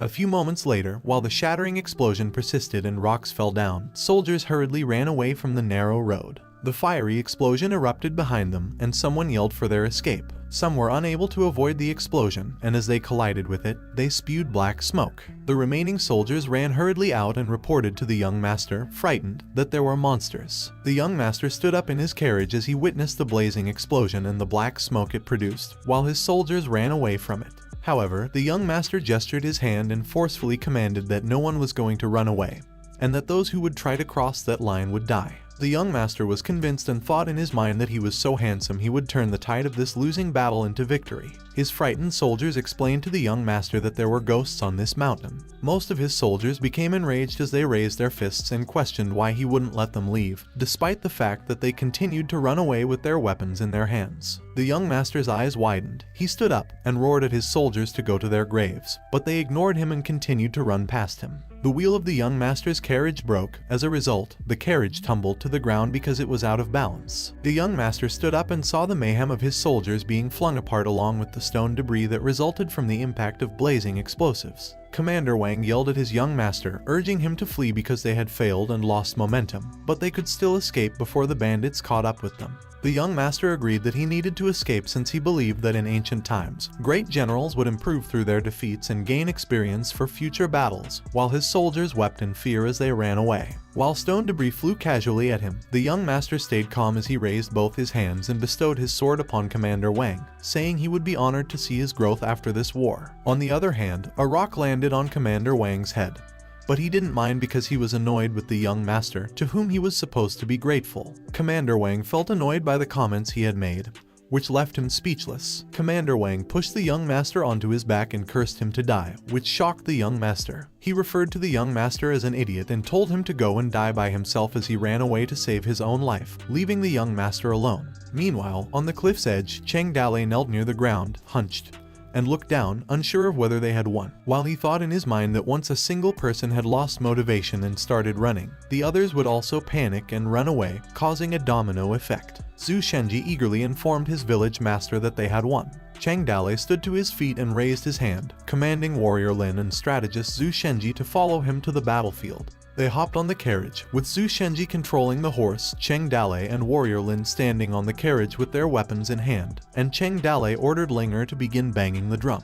Linger grasped the stick and banged the round drum with passion. The carriage drove onto the battlefield as they chanted to charge and kill them all. They arrived at the scene to find Kinman fighting alone against numerous soldiers on horseback. Cheng Dale screamed with all his might that those who didn't want to die would be spared if they got off their horses now because he only needed their horses. While Kinman proceeded to beat them alone, despite being pursued by numerous soldiers, another soldier yelled in fear for his ally to run. Other troops had already fled on foot, leaving their horses behind, while Kinman continued to poke his spear at them. Cheng Dale, his troops, and the horses stood behind as they watched the soldiers run away. Cheng Dale ordered Zhu Shenji and Kinman to bring the horses back to the stable, and warrior Lin to follow him since they were robbing some great swords. Meanwhile, another group of armed bandits gathered and lurked near the battlefield of the Stone Mountain's narrow pathway, which was engulfed in the blazing flames of the explosion and emitted dark smoke. It was the Flying Tiger Bandits. While his comrade questioned how the Toad village could withstand the assault of 1,000 warriors, leaving his village master dumbfounded. Shortly after, the village master of the Flying Tiger Bandits, Gao Feihu, responded, saying he too knew nothing and that they might have gotten some help from an expert.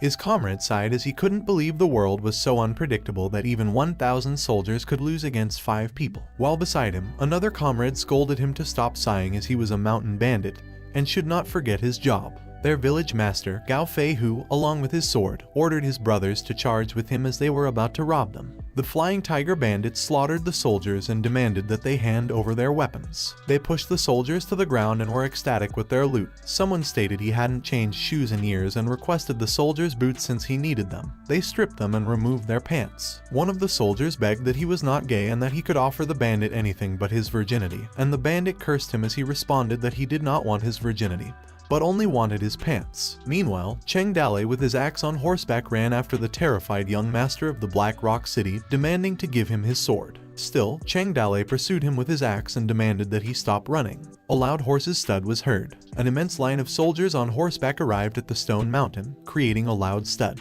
Cheng Dale came to a halt on his horse after hearing the sound of synchronized clopping of groups of horses, which led him to believe that a group of elite troops was nearby. The leader commanded his troops to swap their spears for swords. Cheng Dale and his horse hid in the bushes as he observed the leader, who had such a strong aura. He pondered whether they could be part of the reinforcements but was perplexed as to why they had arrived so quickly. It was the strategist Bai Han Chuan of Black Rock City who came with reinforcements, and the young master raced furiously toward him, complaining that he had been bullied and all his soldiers had abandoned him. However, strategist Bai thrust his sword into the young master's throat, causing the young master to mouth pleas for him to spare his life. As the young master knelt on the ground, he bled. Strategist Bai ordered his soldiers to pick up his corpse because they would be heading back. A pop-up box appeared, containing information about Bai Han Chuan provided by the system goddess, such as the fact that he is a top strategist with a small reputation and fame, age 52, possessing the skill of 7 sword slashes, and no hidden attributes. While reading this information, Cheng Dale reflected to himself that while Kinman may be a bandit who could fight 1,000 people at once, a top strategist is in a different league. Strategist Bai suspected that something was lingering in the bushes, prompting Cheng Dale to hide in the bushes. Strategist Bai ordered them to go back.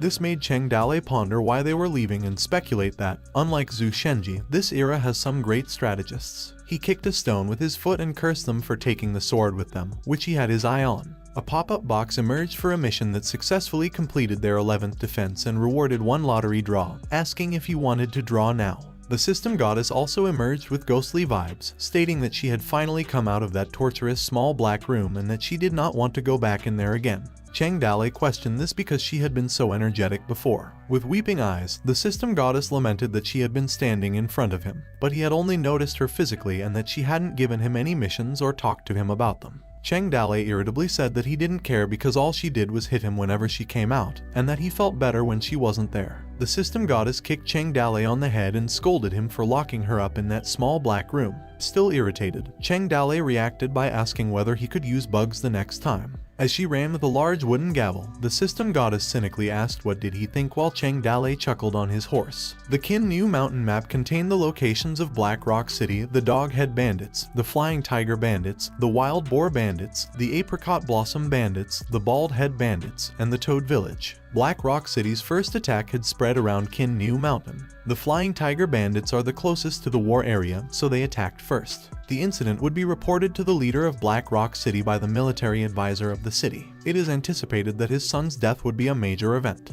Linger cheerfully rode a white horse in the clear morning sky, calling out to her father that it looked like a dream, while Kin Man grinned silently behind her. Zhu Shenji told Linger to prepare the horses for the ride back to the village while he gathered swords. Linger agreed with her father and mentioned how much she liked the white horse. A horse stud approached Zhu Shenji, referring to him as Old Man Zhu, and sought his attention. Gao Feihu, the Flying Tiger's leader, along with his numerous bandits, asked him if they could feed all the horses they had robbed. He continued to say that he would assist them in lessening their burden. This startled and shocked Zhu Shenji when he saw the leader of the Flying Tiger head. He replied that it was rare for him to see him there and that he woke up early. Gao Feihu went on to say that they made a fortune while they only earned a little profit.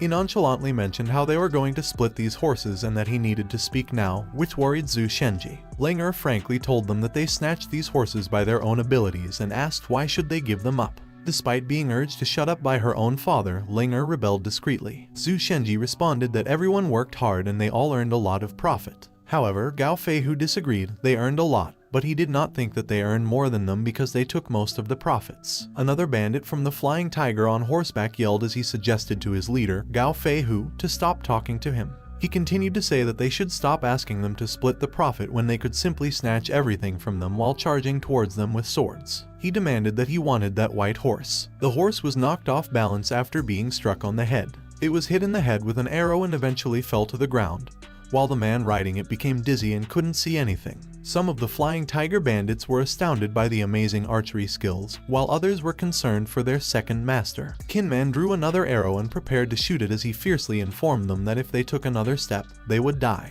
He aimed the arrow at them while Gao Feihu questioned whether the Toad Village intended to start a war with him. Gao Feihu then firmly suggested splitting some of the profit with them because it was a significant profit, and sarcastically asked if they planned to keep it all for themselves. They remained mute and silent, resembling the horse with an arrow in its head and the second master who lay on the ground. Shortly after, Chang Dali arrived on horseback. He asked how they should split it while resting an axe on his shoulder. His troops were surprised when he called for their village master. He rode his horse toward the Flying Tiger bandits, who murmured that he was the son of the former Toad village leader and that they had heard he was trash, but upon looking at him, he seemed different from the rumors. Gao Feihu thought to himself that Chang Dale was surrounded but remained calm and wondered if he had a hidden trump card. Chang Dale proceeded to ask if they wanted to split the profit and suggested a simple solution. He argued vehemently that if he killed all of them there, they wouldn't have to worry about splitting anything.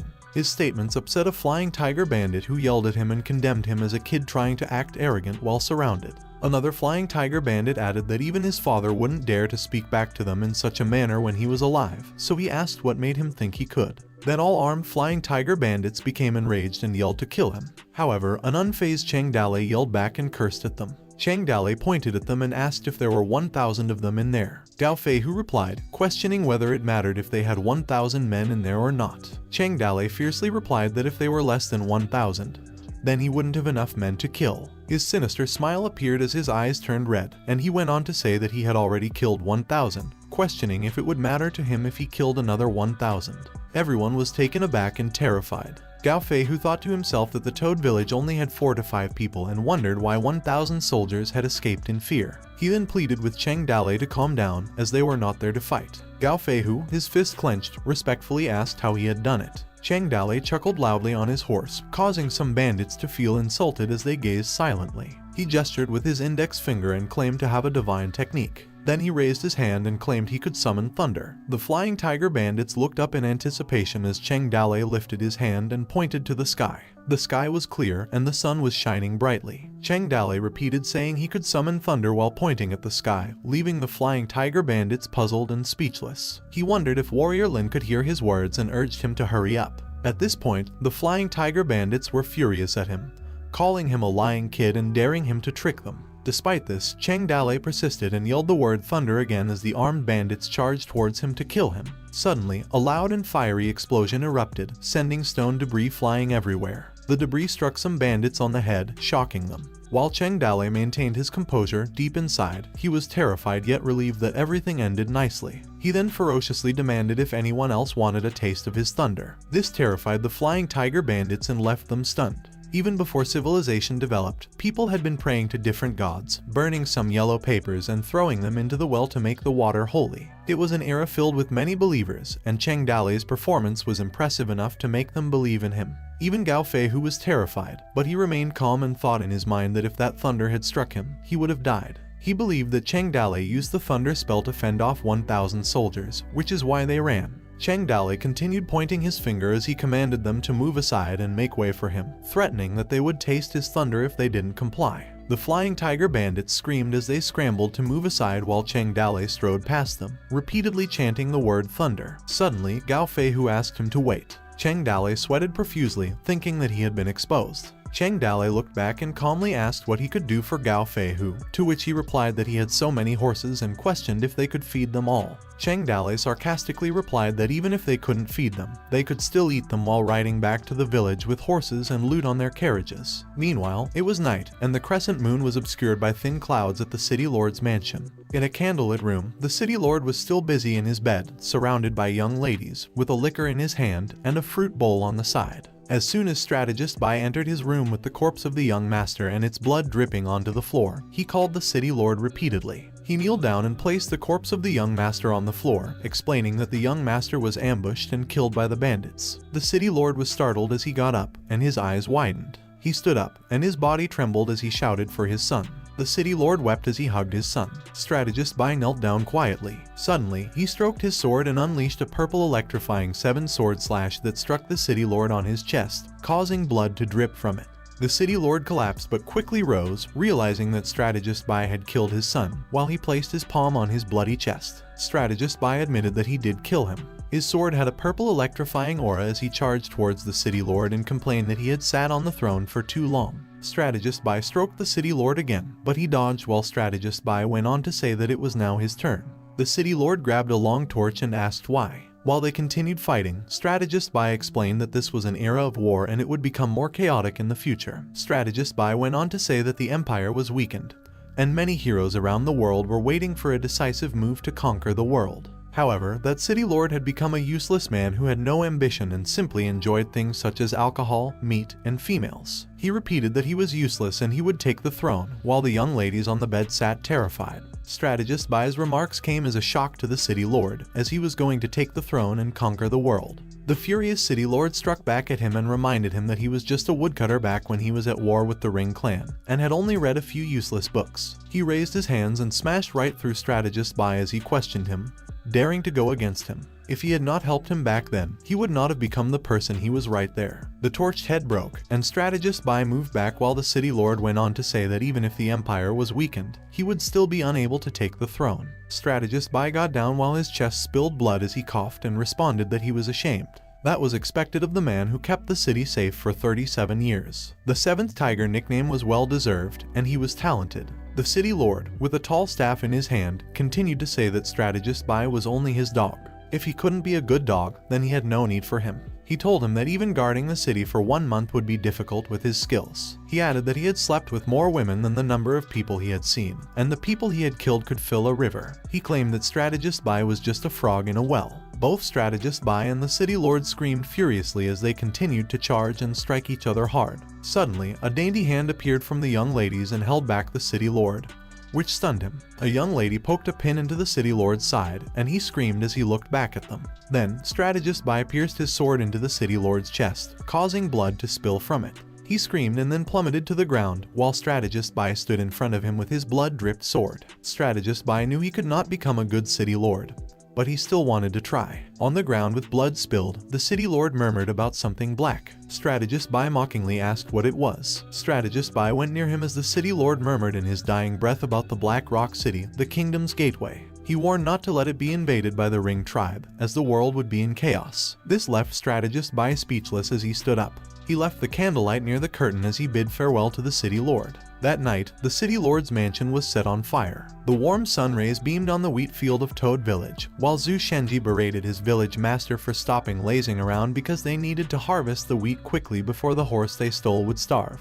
A basket full of wheat was placed on the ground while birds ate the remaining bits. Cheng Dale gave up and said he couldn't do that anymore because he was tired. The wheat needed to be slashed in order to be harvested. Sweaty and exhausted, Warrior Lin couldn't believe a warrior like him would do such a thing. While Cheng Dale sat and leaned on the rock, complaining that his stomach hurt, he couldn't use his strength since he didn't have any energy left. Zhu Shenji loaded the wheat onto the carriage while continuing to lecture his village master to stop being lazy, as he had already used that excuse yesterday. Cheng Dale held his head and complained that his head hurt as he approached Zhu Shenji, but this did not work with him as he continued to scold his village master to stop lazing around, explaining that if they waited for the sun to dry up the wheat, it would snap at the slightest touch and they would lose a lot of harvest that year. A red beetle appeared in the field, just like an idea that arrived to Cheng Dale, reminding him that he hadn't robbed anyone in the past few days and he should not forget his identity as a bandit. While Warrior Lin ran after his village master to follow him and help him out, which left Zhu Shenji stunned as he stood behind.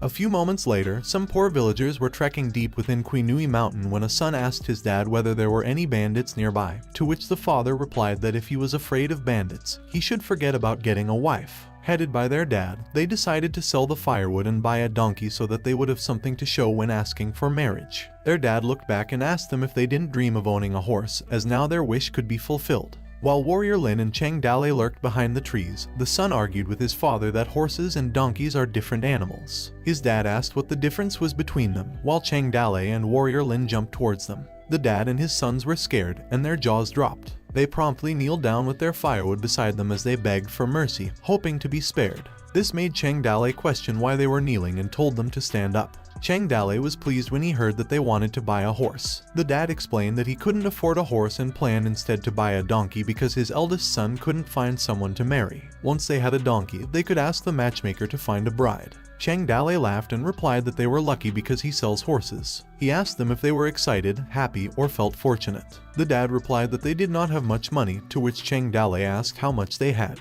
The dad's hand trembled as he showed his 2 copper coins. Cheng Dale received the coins and then inquired if there was anything more. The dad responded that they had 4 wild vegetable breads that their mother baked for them to eat on their journey, and Warrior Lin received one of the wild vegetable breads. Cheng Dale asked how the taste was when Warrior Lin ate it, and it tasted good. Warrior Lin leaned in close to his village master and whispered that 2 copper coins and 4 wild vegetable breads were insufficient for a horse. Cheng Dale replied that they needed to sell the horses or they would have to kill and eat them. While the dad anxiously waited for them, Cheng Dale proposed that they be kind and sell it to them, doing some good deeds for the poor. Warrior Lin verified that he was going to sell it to them, and Cheng Dale agreed. Cheng Dale informed them that he would give them a discount because they were his first customers. He also instructed them to follow him back to the mountain. The dad kneeled down and cried as he pleaded for mercy, begging Cheng Dale to spare his children and offering to take him instead, as they still needed to give their Lai family license. Cheng Dale put down the axe head on the ground near the dad, which frightened him. He addressed them in a terrifying tone, asking if they wouldn't follow them. The weary dad and his sons followed Cheng Dale as he ordered Warrior Lin to take care of their customers. His son asked his dad if they would kill them, to which his dad, who sweats profusely, told him not to be a coward. However, his son pointed out why his legs were shaking. His weary dad explained that if they wanted to kill them, he would risk his life to stall them while his sons would run away. They arrived at the end of the steep slope of Toad Village, and his dad told his sons to be prepared to run. Cheng Dale told them to go up the mountain while gesturing upward with his hand. The poor villager dad told them that he would risk something but got interrupted when Warrior Lin asked him what he would risk. At the stable, Cheng Dale leaned on it as he questioned them for a fight and told them to quickly pick a horse first. Cheng Dale asked them how many horses they wanted, which surprised the poor villagers because he was actually selling horses to them. He assured them that one would suffice. Cheng Dale responded subtly angrily that they had wasted his time and only wanted to buy one. The poor villager dad asked, confusedly, what about 2? The sons smiled in excitement when they heard Cheng Dale question why only 2 and offer a horse for each of them since he had 3 children. However, their dad responded that they couldn't feed 4 horses, which made his son's jaw drop in disappointment. Cheng Dale agreed that 2 horses would do and asked them if they knew how to harvest wheat. His sons were nevertheless unhappy as their dad expressed that they had some farm job experience. Cheng Dale told them that if they could harvest a field of wheat before sunset, he would let them take 2 horses. Under the beaming sun and clear skies, Cheng Dale ordered Warrior Lin to give them the equipment, which was a sharp scythe, and brought them to the field. Linger, with a bowl of food, headed to his father, while Zhu Shenji stood by the carriage full of wheat and berated his village master, saying that he was becoming lazy again.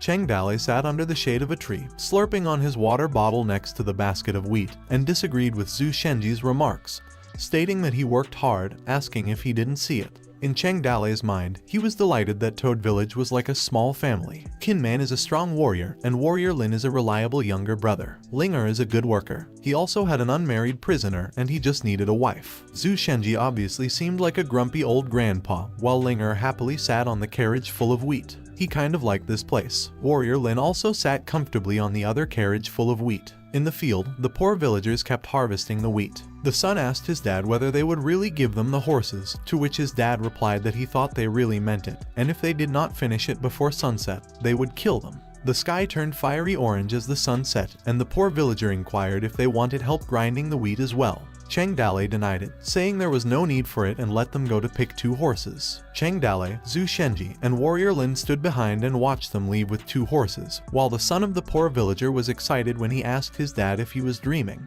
The bandits were letting them take 2 horses back home. A fiery orange sunset beamed as the poor villagers continued talking while they walked away. They expressed that bandits were good people. They gave them these horses because they pitied them. They also mentioned that the bandits even harvested wheat and expressed why wouldn't they. They found it unbelievable that not only did the bandits harvest wheat, but they also ate wild vegetable bread. They expressed that they were truly gods. Cheng Dale, Zhu Shenji, and Kinman sat by the bonfire under the blue gradient sky with the ethereal glow of the full moon when Warrior Lin arrived with another soldier, who notified their village master that someone wished to join them. Cheng Dale questioned who it was. Cheng Dale looked at the soldier and recognized that he was that escort guy. Commander Wang narrated how his life had been very miserable and painful for him. The day he escaped death, he ran back to Black Rock City but discovered that the city lord had died and strategist Bai Hanchuan was fighting with the city lord's loyal guards, killing anyone related to the city lord. Commander Wang continued to say that he didn't know if he was considered a close person to the city lord, but he thought strategist Bai Hanchuan would not let him off easily, so Commander Wang decided to escape to Fallen Leaf City. Then, coincidentally, he met Warrior Lin, who was planning to rob someone and suggested that he should join Toad Village. Cheng Dale asked whether he was saying strategist Bai Hanchuan killed Han Huju and became the city lord himself. Commander Wang affirmed, and he added that strategist Bai was spreading rumors that Cheng Dale had killed Han Huju and claimed that he would avenge Han Huju by killing Cheng Dale.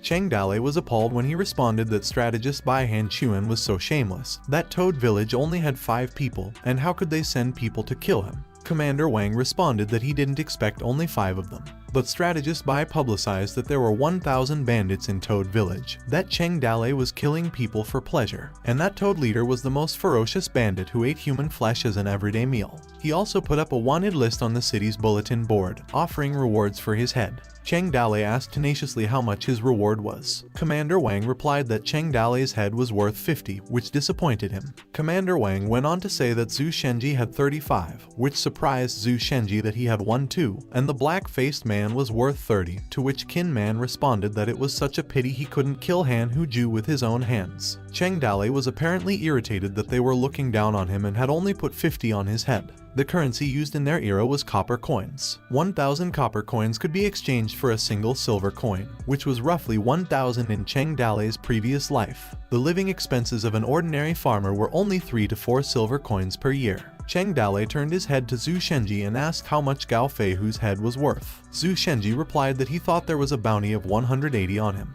Cheng Dale replied with determination that he would definitely overtake him. On the other hand, Commander Wang wondered in his mind whether it was a good thing to have a high bounty. Warrior Lin chimed in, asking his village master if he might let Commander Wang join them because he was so sincere. With his fist clenched, Commander Wang Sanyuan said that he would like to join them. The system goddess appeared and stated that Commander Wang appeared to be a general but was actually a butler, so others referred to him as Butler Wang. She held a pop-out information box stating that his name is Wang Senyun, a slightly popular butler, at the age of 43, and he possessed no skills or hidden attributes. Chang Dale asked him if Toad Village was good enough for him, to which he replied that it was. Chang Dale then questioned him about why it was good. Chang Dale went on to say that judging by his attitude, he was looking down on them, and that even if they were a small bandit village, each of them was equivalent to 100 soldiers, which left Butler Wang speechless. Zhu Shenji assured him that Chang Dale was strict, but Chang Dale continued that if he really wanted to join them, he would write him a 5,000-word application letter, and then he would decide whether or not to recruit him. This shocked Butler Wang, who complained about the 5,000-word requirement and asked if he wanted to kill him. Chang Dale said that if he believed this was hard, how else was he going to show his sincerity?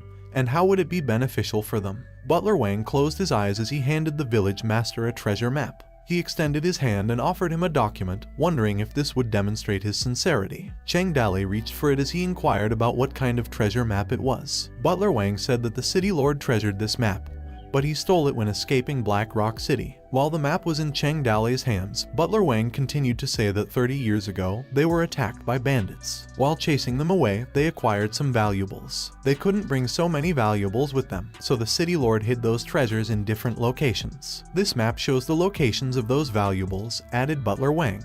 Chang Dale sat and opened the map, inquiring about the treasure locations on the map. Butler Wang replied that he didn't know. Looking at the map, Chang Dale became perplexed because he did not know which Butler Wang was referring to. Butler Wang said that if anyone knew about it, the treasure would have already been dug out. Chang Dale thought to himself that there were no words on the map indicating the specific position, only a depiction of a mountain and a river, so he wondered who would know where the treasure was. Chang Dale said that the map seemed interesting, but Butler Wang still needed to prove his worth. Now that he thought about it, his clan was going through a crisis. If he resolved that crisis well, he would accept him into his Toad Village. Butler Wang reflected in his mind that no one had ever warned him that being a bandit was so hard. He asked Chang Dale what he wanted him to do. When Chang Dale explained that they had stolen many horses, Zhu Shenji and Butler Wang were puzzled.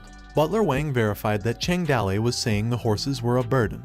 Then he proposed they sell them to the merchants in Fallen Leaf City or to other bandit clans. Chang Dale was glad to hear that it was a good idea and asked Zhu Shenji if he had been listening, to which he replied that he had. Zhu Shenji sighed, wanting to suggest this brilliant plan, but Butler Wang had already mentioned it. He tapped Butler Wang on the shoulder and gave him a thumbs up as Chang Dale applauded him for his smart thinking. Chang Dale thought of him as someone who could adapt quickly and keep up the good work. Butler Wang smiled and thanked Chang Dale while contemplating why he was motivated by the remarks he had made. A few moments later, inside the wooden walls of the Flying Tiger Village, surrounded by lush woods, there was a brown horse with an eye patch. Lauer was told that his horse had gone blind, that they couldn't use him in wars, but that he might be used for breeding, and that he shouldn't be sad because he would find him a good horse. Lauer was thrilled to hear that from his big brother, Gao Feihu, who was also the village master, and asked if he was going to give him his horse, to which he replied that he was only overthinking. Several knocks were heard on the gate as great news was proclaimed, surprising the bandits of the Flying Tiger Village. Gao Feihu was asked if someone was attempting to invade their village, to which he answered and convinced them to go along with him to look into it. Many posters were hung on the trunks of the trees outside the Flying Tiger Village. Chang Dale was waiting in the bushes with Warrior Lin and asked him whether he was finished pasting, to which Warrior Lin ignored his questions and notified his village master that the bandits had come out. Warrior Lin added that he was done and asked about himself. Chang Dale replied that he, too, was done and urged him to head over to the next village. Several Flying Tiger bandits went outside and saw the poster. One of them asked what was written on it. The intrigued bandits requested that their village master read it for them. The poster was an advertisement for horses for sale, selling them below market value, at a discount of 20% if customers brought the flyer. Gao Feihu remained cool while reading the message, but he had the feeling that the terrible handwriting and weird sentences made his heart pump with excitement. A hand was yanking the poster from the tree, which perplexed Gao Feihu. He questioned Lauer about what he was doing and why he was tearing it off. Lauer smiled and gave Gao Feihu a thumbs up as he explained to him that if he brought this paper along, he would get a discount. Kinnu Mountain's surroundings were filled with posters, and the Doghead, Wild Boar, Apricot Blossom, Bald Head, and other bandits were mostly talking about it. Other bandits were reading the posters. More people were talking about it and decided to go and see what they were planning to do. Fast forward to Cheng Dale and some of his team standing outside Toad Village, where Zhu Shenji stated that he was skeptical that anyone would come, to which Cheng Dale replied that there was no need to rush. Cheng Dale confidently told him that the posters would take some time to attract people. Butler Wang thought to himself that he had just joined this arrogant person, that he always seemed to meet these kinds of people, and that he felt so unlucky, but he remained silent. Linger pointed them out and alerted their village master that they had arrived. A swarm of bandits on horseback was riding towards Toad Village. Cheng Dale ordered his team to move quickly, prepare their horses, and not make any mistakes. A horde of bandits stopped at the entrance to Toad Village, where Cheng Dale and Butler Wang stood, and a bandit demanded that they open the gate to their village because they were there to buy horses. Meanwhile, Kin Man was perched on the roof of its gate, preparing to draw an arrow, when Cheng Dale told him to hold his arrow, which he understood and agreed to. This irritated a sweaty Lao of the Flying Tiger Bandit, who inquired if they really wanted to sell horses. Gao Feihu, the village master of the Flying Tiger Village, told them not to be mad, as they came there sincerely to buy horses. They brought the food and demanded that they should be allowed to see the horses first. Cheng Dale told everyone to calm down as he ordered Butler Wang to tell them the rules. Butler Wang announced that they would be using the hidden auction method. Gao Feihu, on horseback, inquired about the hidden auction method. Butler Wang said that because he had asked, he had also inquired if they could see the curtain. On the curtain was the silhouette of a horse, which was guarded. Butler Wang went on to explain that every time they held an auction, they would put a horse behind the curtain, and everyone would bid on it, with the highest bidder winning the horse. The bandits objected to this auction system since they would be unable to see the horse's condition, such as whether the horse was blind or handicapped, or if they swapped the auctioned horse for another. At this moment, Cheng Dale became irritated, urged them to stop talking, and threatened them with eating his thunder, which scared the bandits. As a result, they remained silent and instructed Butler Wang to continue. Butler Wang reassured his fellow bandits that they did not do things like swapping the horse after they bid, and they could see movement behind the curtain, but they couldn't see what the horse looked like, and the horse they would get depended on their luck. He went on to say that they might only need a few sums to acquire an excellent horse, and because no one had any queries, he let the auction begin, with the first horse starting with a single bag of grain.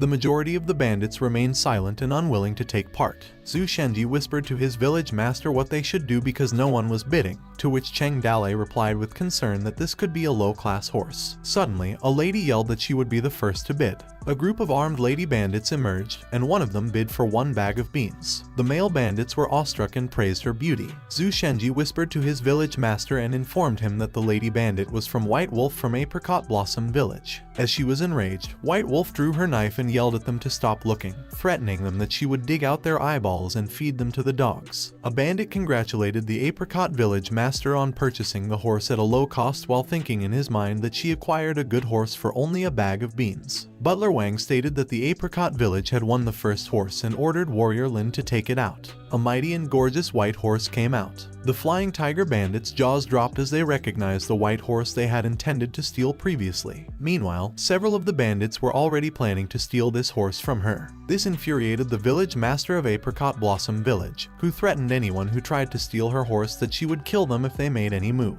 She then took the poster from her chest and asked if she might use this discount letter. Cheng Dale assured her that she had nothing to worry about, as he had kept his word and instructed Butler Wang to return her 20 kilograms of beans. While she was about to ride her horse, White Wolf stepped on the stirrup, thanked him, and she sat atop the horse, flipping her long blue hair. White Wolf smiled as she told her sisters to go back. As they were leaving, Zhu Shenji observed that she looked cuter while riding the horse, and Cheng Dale smiled at her. Cheng Dale blushed as he gazed in awe at her beauty. The crowd of bandits was noisy and impatient, with some pressing to hurry up and start the auction for the next horse, demanding that they not waste their time, while others had misplaced their flyer and asked their colleague to return it. Cheng Dale had the impression that the auction was finally going well. He then asked Zhu Shenji if he could tell him more about this white wolf, to which Zhu Shenji agreed because he knew a lot about her. Before she became a bandit, her family was a martial arts family. She had learned martial arts ever since she was a child and specialized in handling swords. But when she was about to marry, her husband died, and she was instead married to a coffin. Everyone thought she had jinxed her husband, so she was looked down on and ridiculed by people. Then one night, when her grandpa climbed onto her bed and wanted to take advantage of her, she stabbed him and ran towards Apricot Blossom Village. Back at Toad Village, Cheng Dale blushed when he asked Zhu Shenji if the Apricot Blossom bandits were all girls, to which he answered that all Apricot Blossom bandits had similar stories like White Wolf. Most of them were widows before or abandoned by their families. Cheng Dale sighed, wondering why Zhu Shenji hadn't told him such important information, and added that they should befriend the Apricot Blossom Bandits in the future. Zhu Shenji said that other Qin New Mountain Bandits wanted to join hands with the Apricot Blossom Bandits, but they believed that all men are trash, so he advised him to give up that idea. Cheng Dale and Zhu Shenji's attention was drawn to a commotion, and a bandit grumbled that this was not what he wanted and accused them of doing it on purpose. This bandit went on to declare that this bid should not be counted because they deliberately sold him a blind horse. Butler Wang said that he had already attempted to stop him, but he had won the bid and they do not accept refunds. Cheng Dale approached them and inquired about the situation,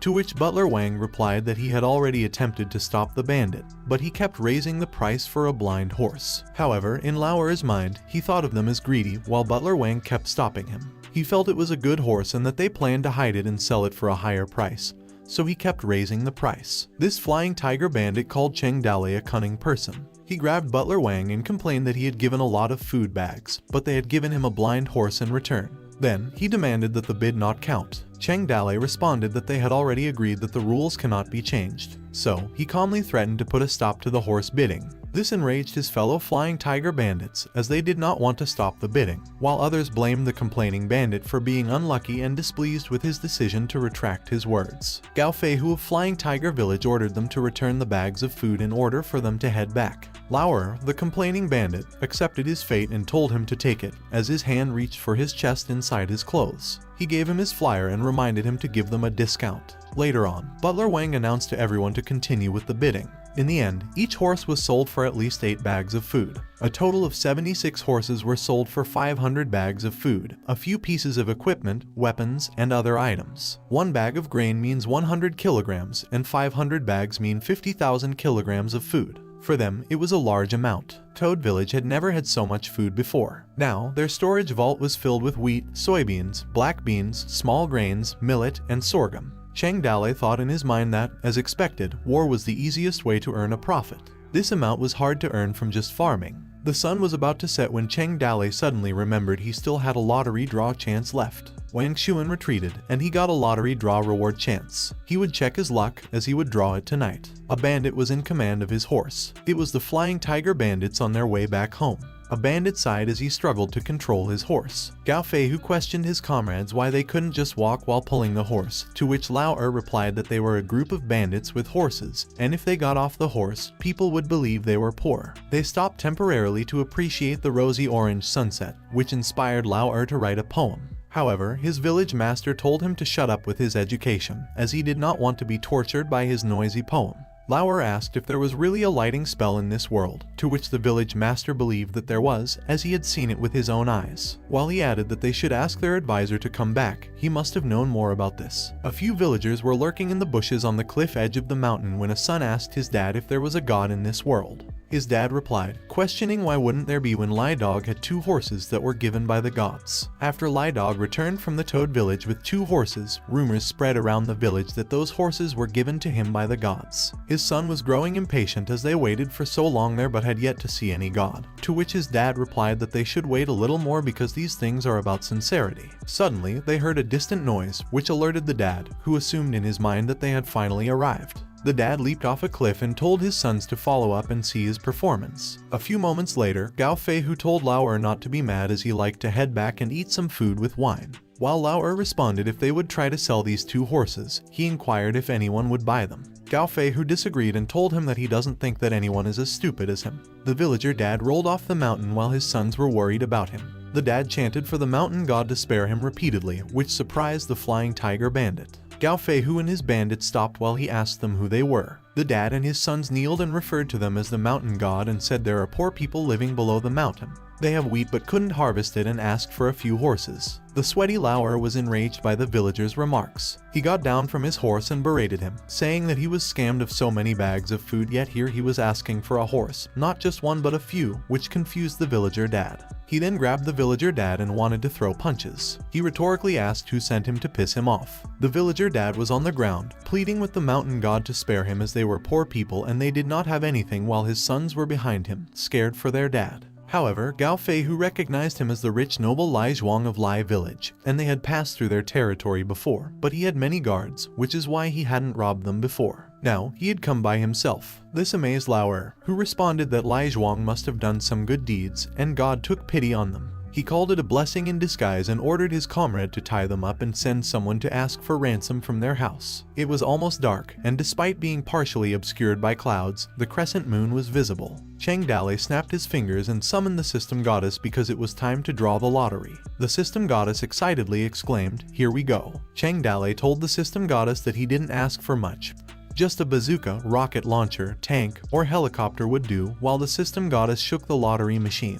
However, it got stuck. The system goddess shook the lottery machine hard while Cheng Dale stood behind and remained silent. She got upset and said that she had only ignored the bug once, and now the lottery machine was teasing her. In her outrage, she kicked the lottery machine, and a draw ball came out of it. She was relieved that it finally came out, but it hit Cheng Dale on his head before falling to the ground. The draw ball opened, and Cheng Dale obtained the beginner defense drawing for the bandit. He thought to himself that this time the reward was completely different. That construction map was amazing. Last time, they had only 5 people, and no one wanted to mess with them. Now, things were different. They already had 50,000 kilograms of food and were richer, and everyone would be eager to rob them.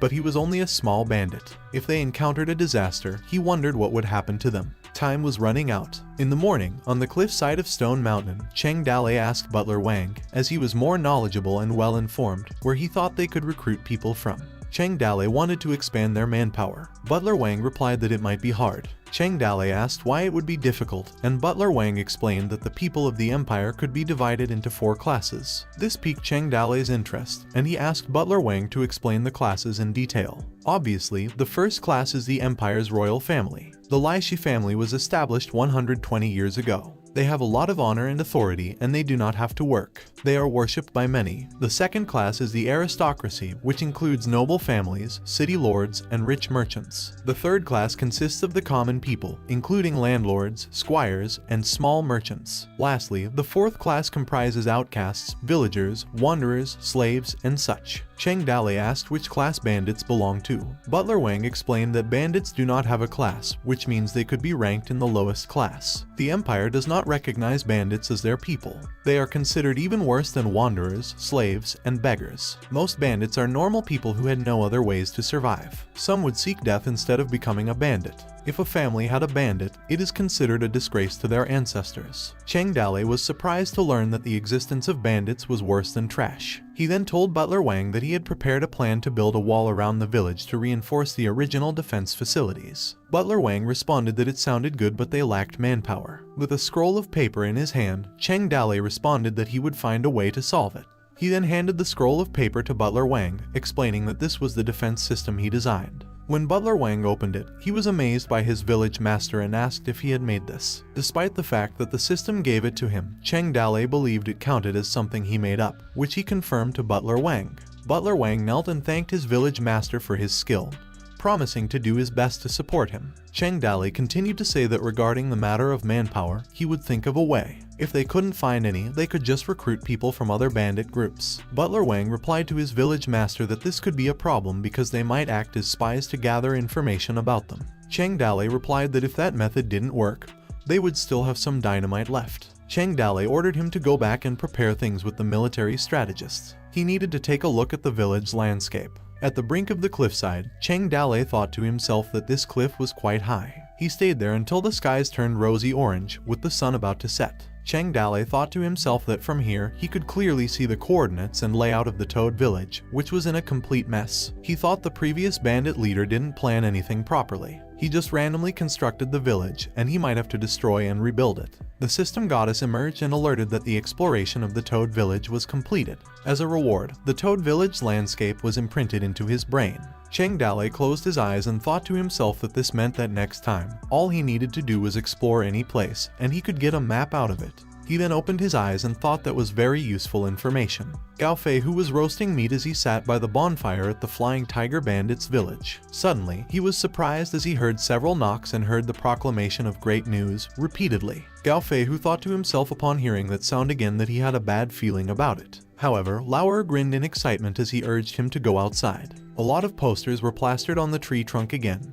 and his fellow bandits asked their village master to quickly read what was written on the flyer this time. Lauer volunteered to read it for them. It was another advertisement from the Toad Village, recruiting people and enticing them with noodles and pancakes. This flyer made Gao Feihu visibly upset, while Lauer was pleased while reading. The idea of riding the coolest horse and enjoying beautiful girls sounded amazing.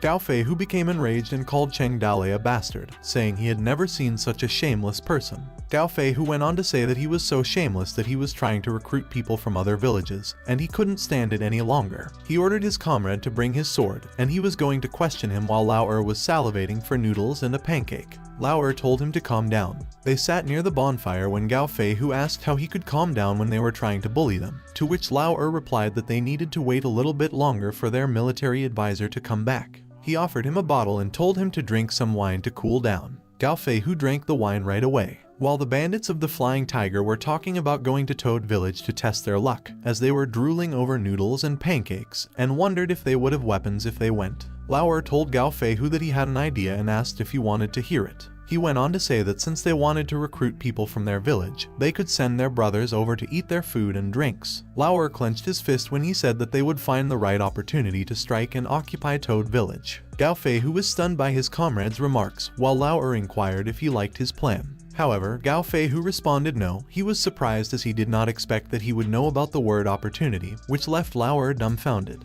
A man was narrating his experience at Toad Village. His name was Zhu Xiao Shu, a minion of Flying Tiger Village, and his parents were bandits, so he was born as a bandit. Actually, his life as a bandit was not that great. People assumed that bandits ate meat and drank wine all the time.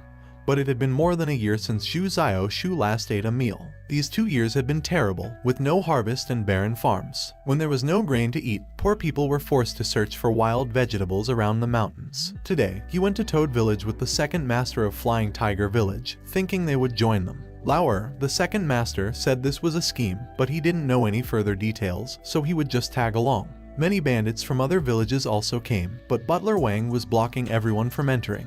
He was saying that they needed to register first. Everyone else was standing in a queue, but the second master wanted to cut the queue and was blocked. He thought the second master was quite stupid. Since he was illiterate, he couldn't understand what was written on the paper. He was only attempting to replicate what the person in front of him did, but he was ashamed since he couldn't draw a circle properly. So, someone handed him a saw and told him to work by himself. The second master had no objections either. He was given the task to cut wood while the second master was assigned to move the timber. At noon, a pretty girl came by and told them that if they worked hard, they would get to eat dumplings in the afternoon. Dumplings were luxury foods they only eat during the new year. He still remembered that last year, after he ate a single bowl of dumplings, he couldn't bring himself to eat wild vegetables or bread for a few days. At lunch, they had dumplings. The dumplings had white shiny skin, and there was meat and wild vegetables inside. He ate 3 bowls, and he never imagined that one day he could eat dumplings until he was full, while he could still remember being scolded last year just for eating an extra dumpling during the new year. At night, Toad Village gave them 5 kilograms of food.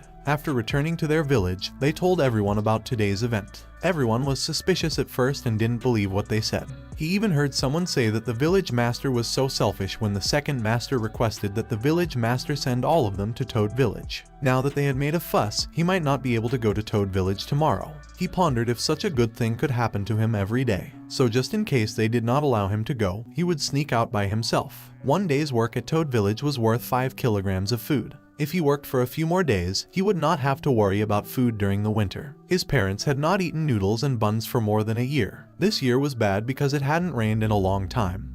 But he shouldn't think too much because he needed sleep first. A few moments later, inside Flying Tiger Village, the second master told Gao Feihu that the food they cooked was very delicious and that they also used just the right amount of salt. He laughed when he told him that he had secretly stolen some of their salt and they would never discover what he did. Gao Feihu was eating when the second master told him that he had sent him there to find out about Cheng Dalei's thunder spell, and inquired whether he had found anything yet. The second master said that Cheng Dalei had not even shown up today. Gao Feihu told him that when he went there the next day, he should bring more people with him so that they could find out all about his tricks. The second master enthusiastically agreed, saying he would go there tomorrow since he really wanted to eat more of their food, and begged him to come along because each meal had noodles. Gao Feihu cursed him to fuck off. The next day, at least 1,000 more guests arrived. Butler Wang, as expected, had excellent management skills. Some people were tasked with using stones to build walls, digging up earth, and smithing bricks. The whole village was filled with energetic people. Miss Su, on the other hand, was deafeningly quiet. She was sitting next to Cheng Dale and inquired why he wasn't going outside,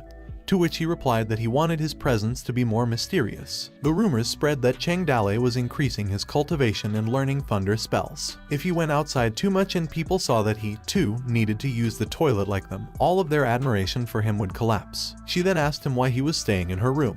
He replied because she was pretty. Miss Su stayed silent. Cheng Dale continued to torment her, telling her that he thought she was the most beautiful woman on the mountain, and Miss Su called him a liar. The bandits continued to work with the logs and stones, when someone pointed out that Kin Man was lifting a 340 kilograms weight, and was impressed by his strength. Kin Man, who was sweating profusely, modestly replied that he was not that amazing. Others asked Kin Man to demonstrate his strength just once. Suddenly, Kin Man lifted a stone mill while he said that he would try it out. This shocked the bandits because the stone mill weighed at least 450 kilograms, and they warned him not to overwork himself. Kin Man held up the stone mill with both of his hands, amazing several bandits with his monstrous strength, while others speculated that his strength must be more than 500 kilograms. Then Kin Man put down the stone mill. He humbly replied that he was nothing because he was not the strongest person there, and that his village master had twice his strength. Cheng Dale was watching them through a window and decided it was time for him to make his appearance. Miss Su stood by and watched him leave. She then peeked out of her window when the bandits recognized Cheng Dale and requested that he demonstrate his strength. Kin Man requested that his village master spar with him, but Cheng Dale told him that he did not have time for that and advised him to return to work. Tin Man, apparently unhappy, questioned his village master if he was looking down on him. He charged straight at Cheng Dale, who stayed calm. His fists were ready to strike, but Cheng Dale blocked him with his hand. Kin Man's hand trembled from the block, and he struggled to hold it. Cheng Dale instructed him to get lost as he let go of his hand, and Kin Man flew through the woods. He approached Kin Man, who was lying on the ground, and inquired if he was well, to which he replied that he was fine and thanked him for being gentle with him. Cheng Dale offered his assistance and warned him not to be impulsive the next time since he would get hurt if he used more than 60% of his strength. The bandits' jaws dropped in surprise. They wondered how strong he would be if he used 100%. Butler Wang ordered everyone to start working and those of them who were stronger to come over while he pointed his hand in a direction. He told them that they needed to smash a massive rock and dig out its materials to build walls. The bandits were talking about the boulder weighing more than 1,000 kilograms, speculating who could smash it and suggesting that Butler Wang should try it himself. Another bandit suggested the Toad Village master do it since he has monstrous strength and could easily break it. Butler Wang inquired of his village master if he would be bothered to smash a boulder, to which Cheng Dale replied that he should not come and ask him to do such small tasks. He also gestured for them to back up while stretching both of his hands. Cheng Dale gestured with his hand to call lightning. An explosive burst occurred on the ground, resulting in a loud noise and debris flying everywhere. The bandits were startled and used their hands to block the debris. Cheng Dale continued to gesture with his hands and told them once again not to bother him with small matters like this. He looked at them and questioned rhetorically what they were waiting for before telling them to get to work. The bandits instantly began working and stated that they were on it. Cheng Dale walked away while Butler Wang wished him a nice day. A few moments later, inside a house, Miss Su asked him what had happened to him, to which he complained that his back hurts. 10 days later, the construction project was completed, and the entire Toad Village was given a new look. It has now been divided into several areas. The outermost area is the defensive zone, surrounded by stones and mountains. There is also a watchtower near the wall. As long as the enemies are in clear sight, the person on the watchtower can spot them and quickly alert the whole village. Behind the defensive area is the preparation zone. If the invaders somehow break through the outer walls, this area will be used to slow them down. It includes a working area, a horse stable, a blacksmith's smithy, a hospital, and many other necessary facilities. A public toilet has also been built near the horse stable, as artificial fertilizers are also important. Next is the residential area, consisting of living quarters, houses, kitchens, a water well, a weapons depot, and a granary. All the trees outside have been chopped down, and there are traps set on the seemingly flat ground, designed by Kin Man. These traps include horse pits, lassos, and a specific trap for catching wild boars. Butler Wang reported to Cheng Dale that they had given away almost all of their food. They were left with 100 kilograms of food, but they don't have to worry because their village doesn't have that many people. Cheng Dali instructed Butler Wang to go back and arrange food expenses and accommodations for other people because they were going to start storing food and preparing to recruit more people. Butler Wang smiled and agreed. Someone informed Cheng Dali with a laugh that the construction of the village had been completed and the system was rewarding him with 1 acre of chili plants and the evolution of systematic animals. Cheng Dali complained that 1 acre of chili was a bit too little. The system goddess appeared taller and bigger. Cheng Dali told her that she looked different. She laughed as she explained that every time there was a big change in the village, she would also upgrade herself. Then she raised her hand and told him to move forward bravely and become the Bandit King. A pop-up box appeared with a list of missions to be achieved. The first mission was to change Miss Sue's impression of him using a non-violent approach for an unknown prize. The second was to recruit 100 people for Toad Village for an unknown reward. And the third was to complete 10 robberies for an unknown reward. Meanwhile, Gao Feihu of the Flying Tiger Bandits sat at a wooden table with a cup in his hand, being told that if he were present at the scene, he would be stunned. The second master went on to add that when Cheng Dali used some thunder technique, he roared, and a massive boulder exploded. They were all terrified. Gao Feihu inquired of his advisor, who stood next to the second master, about his thoughts on this. He explained that he picked this rock from the canyon where the explosion occurred, and the mark was caused by dynamite. He further explained that there was no such thing as a thunder technique and that he got tricked. The system goddess emerged with a pop-out box of information for UQ Ran, a good military advisor at the age of 42, whose skills are knowledgeable and experienced traveler. Gao Feihu was confused about dynamite. He then further explained that it was similar to firecrackers, but its power was more devastating, and dynamite is rare even in the outside world, so there was no way the people of Qin New Mountain knew about it. Gao Feihu clarified that he meant they had been fooled by the Toad Village, to which he replied in affirmation. In addition, the second master inquired whether there were any thunder techniques, to which he replied that there were none. This infuriated Gao Feihu since they had been fooled and had rashly declared an invasion of the Toad Village. However, military advisor UQ Ran recommended that there was no need to rush,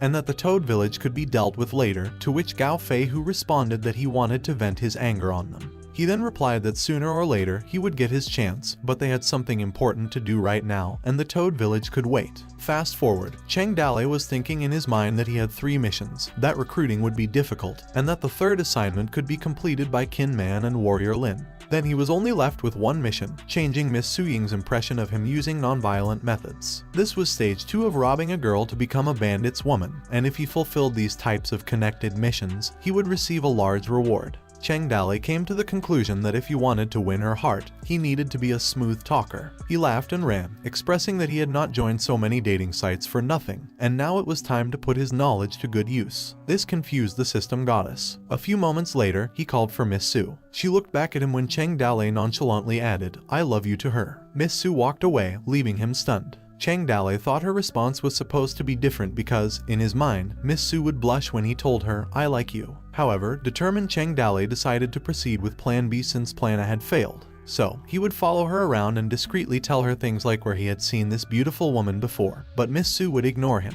Cheng Dali would refer to her as his sweetheart and ask her where she was going, but she would ignore him. Cheng Dali proceeded nonchalantly, telling her that he just wanted one thing from the world, to love her and think about her every day. Miss Su had nothing to reply. Cheng Dali even left some notes in Miss Su's room. She would open these notes with love-related words, many of which made no sense. Miss Su was becoming irritated by the few notes she opened, but she remained silent. Cheng Dali continued to bombard her with lines about love, such as love is passionate and love is blind. He told her that there was no better promise he could make, that he would be the best she could ever find. Miss Su was frequently startled by these statements. Cheng Dali persisted in telling her to keep him in her heart rather than her head because the mind forgets, but the heart always remembers that he loves her. He referred to himself as her honey. Finally, Miss Su handed Cheng Dali his checks, which surprised him. Miss Su inquired whether he was sick. Cheng Dali was left speechless with disappointment. Cheng Dali looks depressed when suddenly Shenji calls him. Shenji informs Cheng Dali that Linger has been poisoned, to which Cheng Dali reacts with shock and asks to be taken to see her immediately. When they arrive, Cheng Dali sees Xiao Ling lying in pain, and he calls out to her. Xiao Ling responds weakly, saying she might die soon. Cheng Dali asks what happened and why she was poisoned. Shenji explains that Xiao Ling was picking mushrooms at the back of the mountain and ate a red fruit, which caused her mouth to swell, burn, and sweat profusely. Shenji laments his daughter's love of eating things and promises to find a way to cure her. Chang Dale asks what kind of poisonous fruit Xiao Ling ate, and Shenji shows him the fruit, to which Chang Dale is surprised that it was a chili. Shenji asked if Chang Dale knows about the poisonous fruit. He then explains that chili is a vegetable and a spice, not a poisonous fruit. Chang Dale then tells him that it was a bit spicy for Ling and that she was shocked as she ate it the first time but will be fine once she drinks water. Chang Dale remembers that chili has been known since the Kang dynasty and wonders how they didn't recognize it.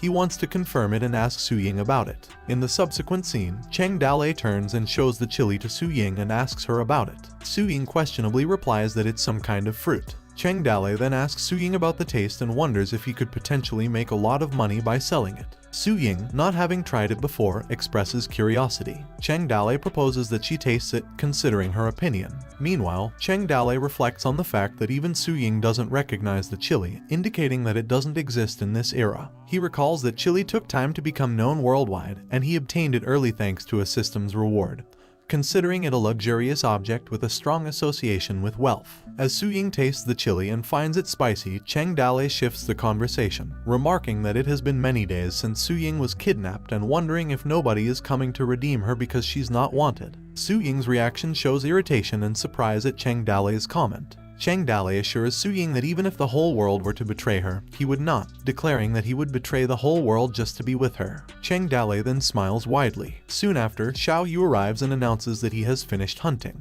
Chang Dale inquires if Xiao Yu caught anything worthwhile, and Xiao Yu replies that he only caught a rabbit and a girl who claims to be a maid from the Su family. A child interjects, accusing Chang Dale of eating their miss. Chang Dale expresses surprise that such a young girl would come to King Niu Mountain. Su Ying recognizes the girl as Xiao Yi and calls out to her. Xiao Yi expresses relief that Su Ying is still alive and mentions that she was worried she might have been eaten by them. Su Ying reassures Xiao Yi that she has done well, then Xiao Yi asks if Chang Dale humiliated her, to which Su Ying confirms that she's fine. Meanwhile, Chang Dale senses that the Su family may be facing some problems, so he decides to call San Yuan and Xiao Yu to understand the situation better. As Xiao Yu goes out hunting, he initially plans to rob someone, but he is surprised when only a small girl approaches him. She introduces herself as Xiao Yi, Su Ying's maid, and reveals that she specifically came to King Niu Mountain to find Su Ying. Despite the potential danger, Xiao Yi shows no fear and is determined to locate Su Ying at all costs. Initially, Xiao Yu intends to send Xiao Yi back to Fallen Leaf City, but when she learns that Xiao Yu is from Toad Village, she insists on accompanying him and coming along with him.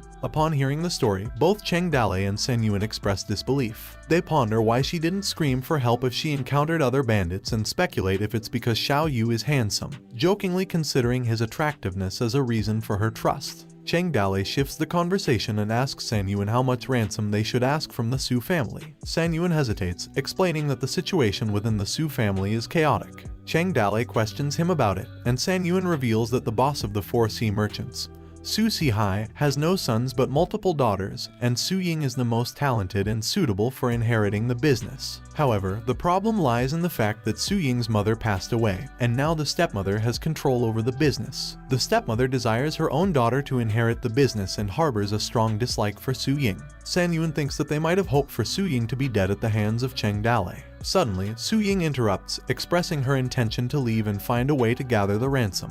Chang Dale questions her decision, but Su Ying remains silent. Chang Dale realizes that San Yuan had previously mentioned that people with even a little bit of fortune would not choose to become bandits. What's more, Su Ying is the daughter of the rich merchant. On the next day, Chang Dale sits down and writes a letter. He speaks aloud as he writes about the ransom for Su Ying's life because he can consume humans. On that occasion, Su Ying reads the letter, which requests 500 grains, clothes, rice paper, salt, wine, and books. She then sighs and comments that he was not asking for much and promises to send him double the requested items once she solves her problems at home.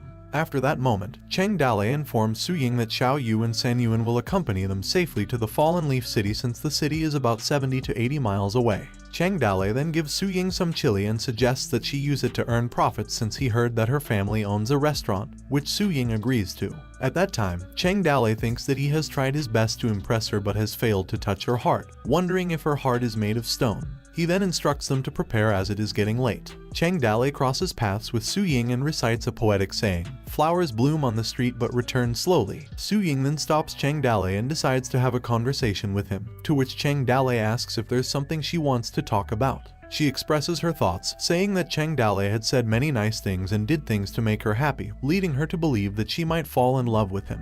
However, she suspects that everything he said and did was fake. Cheng Dale looks guilty as he doesn't respond. Su Ying continued, stating that he cannot expect to receive genuine love when he only offered fake feelings. She emphasized that whether he is sincere to her or not is not important, and the same goes for her sincerity toward him. Cheng Dale asked her if there's anything she wanted. She replied that before they bid farewell, she simply wanted him to be honest and tell her a genuine feeling. Cheng Dale pondered what a real feeling would be, considering the feelings he had when he first saw her. He then leaned in and whispered something in her ear. Cheng Dale said to Su Ying that when he first saw her, he got hard and started to trail off. Su Ying, not understanding what he meant, asks him to clarify. Cheng Dale is shocked and embarrassed by what he said and is unsure how to respond. Su Ying sees Cheng Dale blushing and asks again what he meant. He stays silent, making her sulky and doesn't care anymore, and tells him that she will ask someone else about it. Cheng Dale gets frantic and asks her not to tell anyone, but eventually tells Su Ying that he will tell her once they meet again.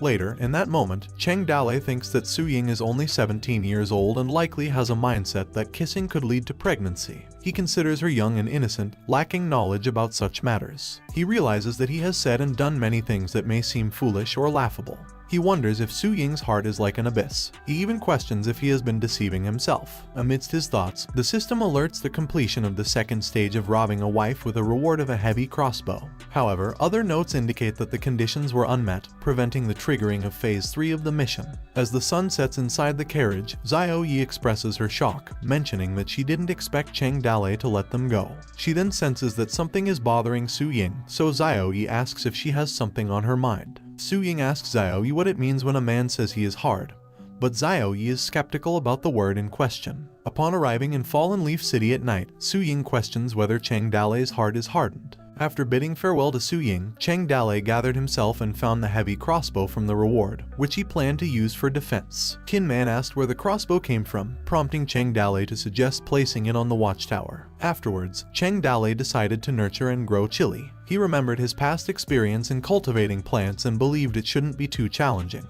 He thought about the process of drying the chili and extracting the seeds. He also planned to fertilize the soil, dig small holes, plant the seeds, and cover them with soil. During that moment, Shenji interrupted the thought process and suggested going down the mountain to rob someone. But Cheng Dale dismissed the idea and accused Shenji of not wanting to help with the chili cultivation. Meanwhile, below King New Mountain, when White Wolf approached Cheng Dale, questioning why he had come down to rob someone in the hot weather, Cheng Dale replied and claimed to be a professional bandit. He then asked why she had to come to this location in the hot weather, implying that she was looking for him. In response, White Wolf mentioned receiving information about a promising opportunity, and wondered if Cheng Dale would be interested in cooperating with them. Cheng Dale suggested discussing the matter back in the village. White Wolf noticed the chili plants and mistook them for fruits. Cheng Dale clarified that they were chilies and offered some to White Wolf for cultivation, but White Wolf didn't reply to it. Later, Cheng Dale offered her a cup while apologizing, as he could only serve her well water. He then asked about the upcoming opportunity she was talking about. White Wolf revealed that a batch of birthday gifts would be transported through King New Mountain in a month. She then proposed that Cheng Dale and her group team up to rob those gifts. Cheng Dale questioned if the gifts were from Zuban Chuan, to which White Wolf confirmed, a sly smile crossing her lips. White Wolf explained that Zuban Chuan, who had occupied the city, needed to pacify the local forces and secure support from the city lord of Yuzhou to stabilize his position. White Wolf suggested that the number of gifts would be large, and they would use the specified route. She proposed an alliance, highlighting their combined strength and the potential to become rich. Cheng Dale hesitates, stating that he cannot kill innocent people due to his godly spell, fearing punishment from the heavens. White Wolf expresses disappointment in Cheng Dale's indecisiveness and withdraws the offer of cooperation. Cheng Dale contemplates wanting to participate but not wanting to risk any losses. Before White Wolf departs, Cheng Dale offers her some chili plants, suggesting she grows them. Once the chilies are fully grown, she can exchange them with the village for food. White Wolf insists that Cheng Dale keeps the chilies for himself. Later that night, a bandit from the Zhu family approached Toad Village looking for Cheng Dale, requesting to borrow some seeds for farming and promising to return them twice the number of what they borrowed. Cheng Dale thinks that the Zhu bandit family has a small number of members, mostly elderly and children, and they lack both manpower for farming and seeds. Cheng Dale asks him if they cultivate chili, to which the man questions about it. Cheng Dale suggests that they cultivate chili and offers them some seeds to take back and grow. He then explains that chili is a valuable product and can be exchanged for other food items such as wheat, grain, soybeans, and chestnuts. He directs the bandit to San Yuan to obtain the chili seeds. Cheng Dale thinks, expressing his concern that even the mountain bandits, who don't pay taxes, face a shortage of food, indicating a potential famine. After a few days, Xiao Yu and San Yuan return from Fallen Leaf City, bringing back pigs, chickens, cloth, salt, paper, grain, and a pen. Meanwhile, 50 to 60 bandits are scouting the area around 50 kilometers away from King New Mountain, preparing to ambush the guards. The news of the gifts spreads quickly throughout the mountain, and everyone becomes eager to snatch them. While Cheng Dale focuses on raising chickens, growing vegetables, and occasionally robbing people. Cheng Dale, Xiao Yu, and Qin Man take turns being on duty, and after 10 days, they have completed almost half of their tasks. Even when they encounter small merchants, they only take insignificant items like buttons in return. Sometimes they even show them the way out of Qin New Mountain. He really can't lay his hands on innocent people. Xiao Yu expresses his perspective that their actions may not truly be considered as robbery. Cheng Dale responds that he can't rob the man because he's poor. However, he states that someday they will find a fat sheep to rob. In another place on Qin New Mountain, a woman asks the man to slow down and wait for her. She states that they should go back to Yuzhou City. The man responds by stating that traveling provides real-life experiences that cannot be found in books. He mentions that if he had stayed in Zhu City, he wouldn't have witnessed the beautiful scenes he is currently encountering. The woman questions what kind of nice scenes could be found in this seemingly poor place and expresses concern about the dangers of the area, including the presence of mountain bandits. The man brushes off the concern, saying he would cut down any bandits. Suddenly, Cheng Dale bursts out from the nearby bushes, blocking their path, causing the woman and the man to be startled. The man shouts bandit in alarm, and Cheng Dale calls them to stand in the middle. He thought that the woman is a eunuch. The man takes action and reassures the woman not to be afraid, declaring that he is there with her. However, the man contemplates how he will compete with his sword against a big axe. He remains silent for a moment before stating that they surrender. The woman is taken aback by the man's decision to surrender and expresses her surprise, as well as Cheng Dale's confused face. At that time, the man introduces the woman as his sister and attempts to negotiate, offering to leave her behind if it satisfies Cheng Dale, and allows him to leave. The woman becomes flustered and exclaims, "How could my brother sell me?" The man attempts to justify his actions, assures the woman that he has a bright future ahead, and promises to always remember her sacrifice. The woman is upset. She scolds him, calling him a bastard, and expressing her disbelief that he would consider selling her. Cheng interrupts their argument, asking for their names. The woman reveals her name is Lai Wan and the man is Lai Xingzai. He also asks about their professions. Xingzai responds hesitantly, stating that he is a scholar. In his thoughts, Cheng Dale expresses disappointment, considering scholars to be poor people. Cheng Dale then asks why the scholar is there, to which Xingzai confirms that his dream is to travel the world and write many poems. He realized that Xingzai aspires to explore various places. He sarcastically remarks on their current situation, revealing that they have been kidnapped, showing that Xingzai and Wan'er maintain a poker face. Later, back at the Toad Village, Wan'er recognizes their location as the rumored Toad Village and asks Cheng Dale if it is true. Curious, Cheng Dale questions her statement, wondering what led her to believe it was the Toad Village. Xingzai explains that they were the ones who, with just 5 men, fended off an army of 1,000, causing the soldiers from Black Rock City to flee in fear, even abandoning their armor and weapons. Cheng Dale is taken aback and wonders if he has become famous. Wan'er has heard rumors about their group that eats humans and drinks their blood. She asks him if they kidnapped them to be their food. Cheng Dale finds the rumor ridiculous and points to himself, asking them if his face looks like that of a cannibal, to which Wan'er agrees. He then shifts the conversation, setting the rules straight, and informs them that as long as they stay peaceful, he won't harm or imprison them. However, he warns them that King New Mountain is filled with bandits, and if they believe they can leave this place alive, then they should be his guests. Wan'er questions why they are being kept there. Her face turns red as she foretells something without finishing her sentence. Cheng Dale then explains that since they are scholars with knowledge, they are to write down everything they know.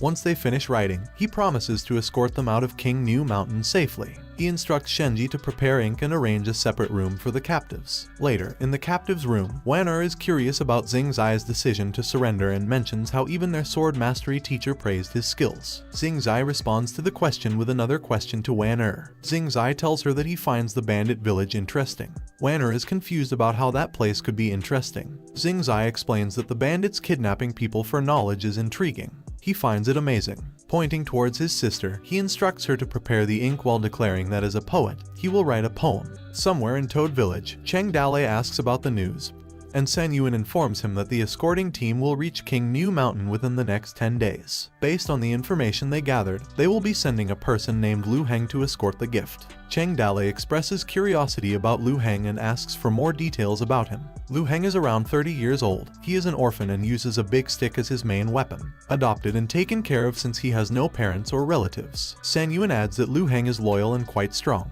Cheng Dale points out the obvious that if Lu Heng is strong, the other bandits wouldn't plan to rob him. San Yuan agrees and suggests that they might resort to ambush, poison, or traps instead of engaging in direct confrontation. He then asks Cheng Dale if they should interfere. Cheng Dale contemplates the situation and mentions that they only have a few people. The scene then shifts to King New Mountain, where an atmosphere of restlessness can be felt throughout. Inside the Toad Village, Xingzai banged on the door of Wan'er's room, calling her name excitedly. He told her that he had something to show her and urged her to get up. Wan'er, slightly annoyed by his behavior, asked him if he had stolen the servant girl's clothes again, implying that he had a habit of doing such things. Xingzai denied it and asked her to stop talking about the past. He then insisted that they go out so he could show her something. While they were walking and talking in the Toad Village, Wan'er was curious and questioned Xingzai about the outdoor bathing. Xingzai clarified that it was not about bathing, but rather about what was in the pool. He explained that the spring water came down from the mountain into a basin covered with straw to keep out insects and dust. The basin also contained gravel and charcoal. Wan'er was slightly confused and asked about the purpose of using charcoal in the water, to which Xingzai confirmed that charcoal could indeed be used to purify the water from vermin. Wan'er asked about the possibility of bugs in the water, and Xingzai admitted that he didn't fully understand the details but had taken the trouble to create such a pool because it was useful. A minute later, somewhere in the Toad Village, Wan'er questioned why Xingzai was leading her to the hut, asking if it didn't stink. Xingzai urged her to go inside and have a look, but Wan'er refused, saying she didn't want to. Xingzai didn't persuade her and stated that if she didn't go in, he would tell her about it. Xingzai proceeded to explain that there was a large hole beneath the hut that connected to the stable for horses and pigs. He mentioned that there were beetles that could fly into humans' bodies and make them sick. He also mentioned the potential to dig out fertile fields. Wan'er questioned the purpose of it all, and Xingzai admitted that he wasn't entirely sure but believed they were useful. He mentioned that the more you explored the world, the more you would learn, and then asked Wan'er if she thought the village was simple. Wan'er responded by pointing out that there were only 6 people in total, implying that their resources and capabilities might be limited. Xingzai agrees but counters by mentioning the owner of the mountain stronghold and hinting at their big plans. Wan'er then asks Xingzai to stop staring at the thatched cottage in a suggestive manner and accuses him of being a pervert. She starts to say something more, but Xingzai shushes her, urging her not to say it. After that moment, in the evening, Cheng Dale visits Xingzai and asks him how things are going. Xingzai replies that he has been writing everything he saw and heard in Jingzhou. Xingzai asks him why he was asking about the writings, to which Cheng Dale simply responds with writing books. Xingzai questionably asks about it, and Cheng Dale responds, acknowledging Xingzai as a poet while emphasizing his own aspiration to write a masterpiece that will be passed down through generations. He comments that if he doesn't look like a writer, both Xingzai and Wan'er express neutrality at the remark. Cheng Dale shifts the topic, asking about Xingzai's poetry to see the poems he has written. Xingzai proudly mentions that he has written a few songs that even the established masters are impressed by. Cheng Dale gets intrigued and snatches the paper from Xingzai's hands, proceeding to read the poems. After reading them, Cheng Dale expresses a condescending opinion, suggesting that they can barely be called poetry and expressing his concern about the poetic talent in the empire. Wan'er, wanting to defend Xingzai, interjects, stating that Xingzai's poems are famous throughout Jingzhou. Cheng Dale suggests that they open their eyes and see what real poetry is. He then writes something and makes a comment, saying that if his writing spreads around in public, he'll be afraid that the talents in the entire empire would be too afraid to pick up a pen. Xingzai smiles and responds with a sarcastic remark about Cheng Dale's confident tone, while Wan'er thinks that Cheng Dale is too boastful. After Cheng Dale finishes writing, he abruptly declares that it's getting late and advises them to rest. He then walks to the door but stops by Xing Zai, questioning why he's only writing one sentence. Cheng Dale explains that one sentence is enough, jokingly claiming that he might scare them to death if he wrote the whole poem. Xing Zai adds that he doesn't know about the talents in the world, but after reading the sentence, he wouldn't be able to write anything in his life again. The following day, in the morning, Shenji informs Cheng Dale that Ju's village has been destroyed. Cheng Dale demands to see the place. Upon arriving at Ju village, Cheng Dale is filled with shock and indignation as he witnesses the place engulfed in flames and scattered with lifeless bodies. It is revealed that over 30 people, including the elderly, weak, women, and children, were annihilated, and the village was full of children and old people, and everyone was killed without mercy. The group of bandits expresses shock and wonders who could be responsible for this heinous act, as they had a peaceful relationship with the people of King New Mountain. Another person states that the attack was carried out by someone from outside. White Wolf interjects, finds the note hanging on a sword, and speculates if it's a blood-stained message left by the mastermind. The bandits are curious about the contents of the notice. White Wolf reads the letter, which reveals that in 3 days, someone will cross over from King New Mountain. The person demands that the people of King New Mountain surrender one by one and gather at the mountain's foot, or else the entire mountain will be slaughtered. The letter is signed by Lu Heng, who is associated with Blackstone City. In Cheng Dale's thoughts, he realizes that this act was intended to serve as an example to others. He comments that the lives of mountain bandits are deemed cheaper than a dog's. At Flying Tiger Village, Lauer approaches Gao and informs him that he has added 2 more posts to the back of the mountain. Lauer suggests that their people take turns on duty tonight. Gao responds by telling everyone to take weapons whenever there's any trouble, reminding them of the importance of being smart. He then turns to their strategist and asks if there are any oversights in their current arrangement. The strategist reassures them that there should be no mistake in the arrangement, as long as they can survive the next 3 days. Once they pass through the mountain, everything is going to be alright. Gao then reflects on his original plan to rob birthday gifts and let his brothers live through the winter, but he was caught off guard by Lu Heng's cruelty. He asks Lauer for news about Cheng Dale, but Lauer tells him not to mention him, insulting him by saying that Cheng Dale was scared to urinate directly and fell ill upon returning to his village. Gao comments that Cheng Dale is too young and hasn't seen such a tragedy before. He reflects on Lu Heng's cruelty and expresses fear about their current situation. Meanwhile, at Toad Village, Wanner talks about Lu Heng, noting that he even killed children and acknowledges Lu Heng's exceptional skill at what he does. Xing Zai responds that killing people is not something to be taken lightly. Wanner suggests to Xing Zai that they should find an opportunity to leave the current place, as it is no longer safe. Xing Zai agrees and proposes that they leave quietly without disturbing anyone. However, their conversation is interrupted by Cheng Dale, who casually opens their room and tells them that they are still chatting this late at night. Wanner then questions Cheng Dale why he has come to their room, considering that he is rumored to be ill. She wonders if Cheng Dale overheard their previous conversation. Cheng Dale downplays his illness, mentioning that it's only a minor ailment, and expresses his desire to talk with them. Xing Zai asks Cheng Dale what they will be discussing today. Cheng Dale asks about the history of the empire. As Lai Xing Zai continues to share his knowledge, Cheng Dale finally gets a vague impression of the world. He realizes that this world is similar to his previous world, where Pangu opened the sky and Nuwa created humans. The 5 emperors ruled the world, and after that, the Xia, Shang, Zhu, and Spring and Autumn dynasties were in chaos. During the Chu and Han dynasties, they fought for supremacy. The Han dynasty established a country for 400 years. However, towards the end of the Eastern Han dynasty, the world was again thrown into chaos, and Kong Zhuo was in turmoil. At this time, where history deviates from Cheng Dale's previous world, there is the name of Cao Cao, but he was caught and killed when he stabbed Dong Zhuo. Thus, he didn't make a big splash in history. Furthermore, there is also no subsequent 3 kingdoms hegemony. Instead, the separation of the 19 states led to the competition in the world. Afterward, history was in a mess, with the 19 countries in constant strife. They were fighting every now and then. After a lot of chaos, Dawu founded this empire, and it continues until now. Cheng Dale was deep in thought as he considered that none of the generals from the 3 kingdoms was in history. Names like Marquis of Wu, Juge, Liu, and Zhang did not make an appearance in history. Interrupting Cheng Dale's thoughts, Xing Zai mentioned that Lai Manzi ruled the Dawu Empire with an iron fist until now. On the other hand, Wanner pondered that she's tired from lifting the scroll.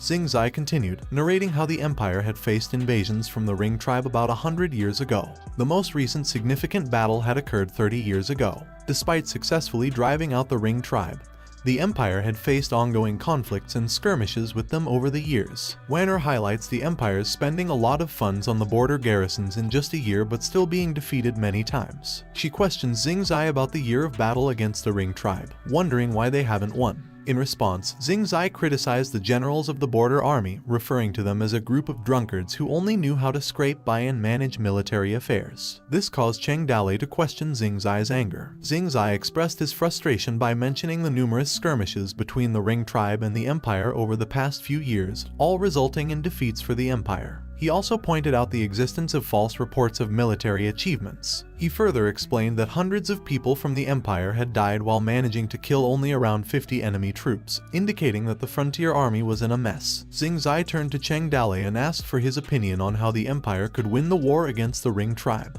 Cheng Dali, feeling uncertain, claimed his ignorance, stating that he was merely a mountain thief. This response elicited a confused reaction from Wanner. Xing Zai continued, sharing some knowledge he had acquired from an old man who said that the world's armies can be classified into 3 classes. The lowest class of soldiers fights solely for survival and prioritizes their own lives. When faced with a stronger enemy, they tend to flee. The second class consists of soldiers who fight for certain interests. Their morale soars when they win battles but plunges into panic upon defeat. Xing Zai stated that the first class fights for honor and is proud to die in battle. These individuals form the backbone of an elite class. Cheng Dali questioned Xing Zai about the source of the information he had shared. Xing Zai revealed that an old man had told him about it. Cheng Dali remained silent, seemingly contemplative. Cheng Dali was skeptical and asked if he was certain that the old man was not deceiving him, causing both Xing Zai and Wanner to look at him with a poker face. Xing Zai pondered that the person who had conveyed this information was the current marshal of the Empire. Xing Zai then asked for Cheng Dali's opinion, to which he responded that an army fighting for honor is not necessarily the strongest.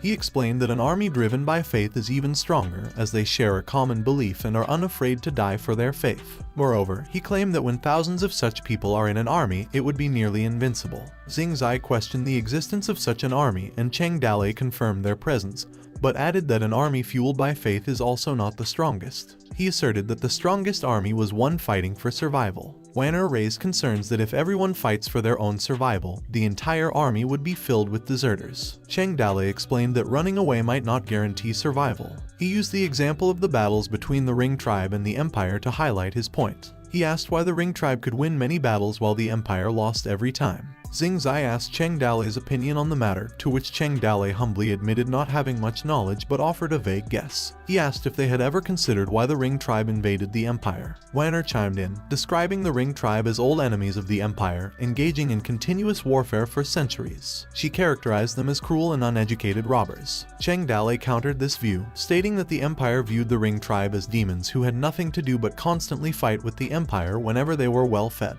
However, he proposed a different perspective. Cheng Dali pointed out that the Ring tribe suffered from a lack of food and that they resided in the grasslands, relying on breeding animals. Their lives were more challenging than those of the imperial people. He explained that winds can devastate grasslands, turning them into deserts and causing the death of livestock, making it unlivable due to the risk of natural disasters. In contrast, Cheng Dali described the neighboring land as a vibrant empire, brimming with abundant food and women. To him, even if they died fighting the Empire, it was preferable to the death awaiting them on the grasslands. Despite this, every member of their army is determined to sacrifice their lives for even the slightest chance to conquer the Empire, and the reason the Ring tribe army fights with such effectiveness is to survive. Xing Zai began by recounting the events that took place 30 years ago when the Ring tribe invaded the Empire. He mentioned that during that time, a severe drought affected not only the Ring grassland but also several parts of the Empire. Over the years, when the Ring tribe faced good harvests, there would be unrest on their side. However, when their harvests were poor, the scale of Ring tribe invasions would be larger. Cheng Dali questioned their mindset. The Ring tribe believed in the certainty of death, whereas the Empire's inhabitants considered retreating to the hinterlands if they couldn't defend the frontier. He pointed out that for the Ring tribe, not fighting meant starvation, whereas the Empire's side still had the option to escape for survival.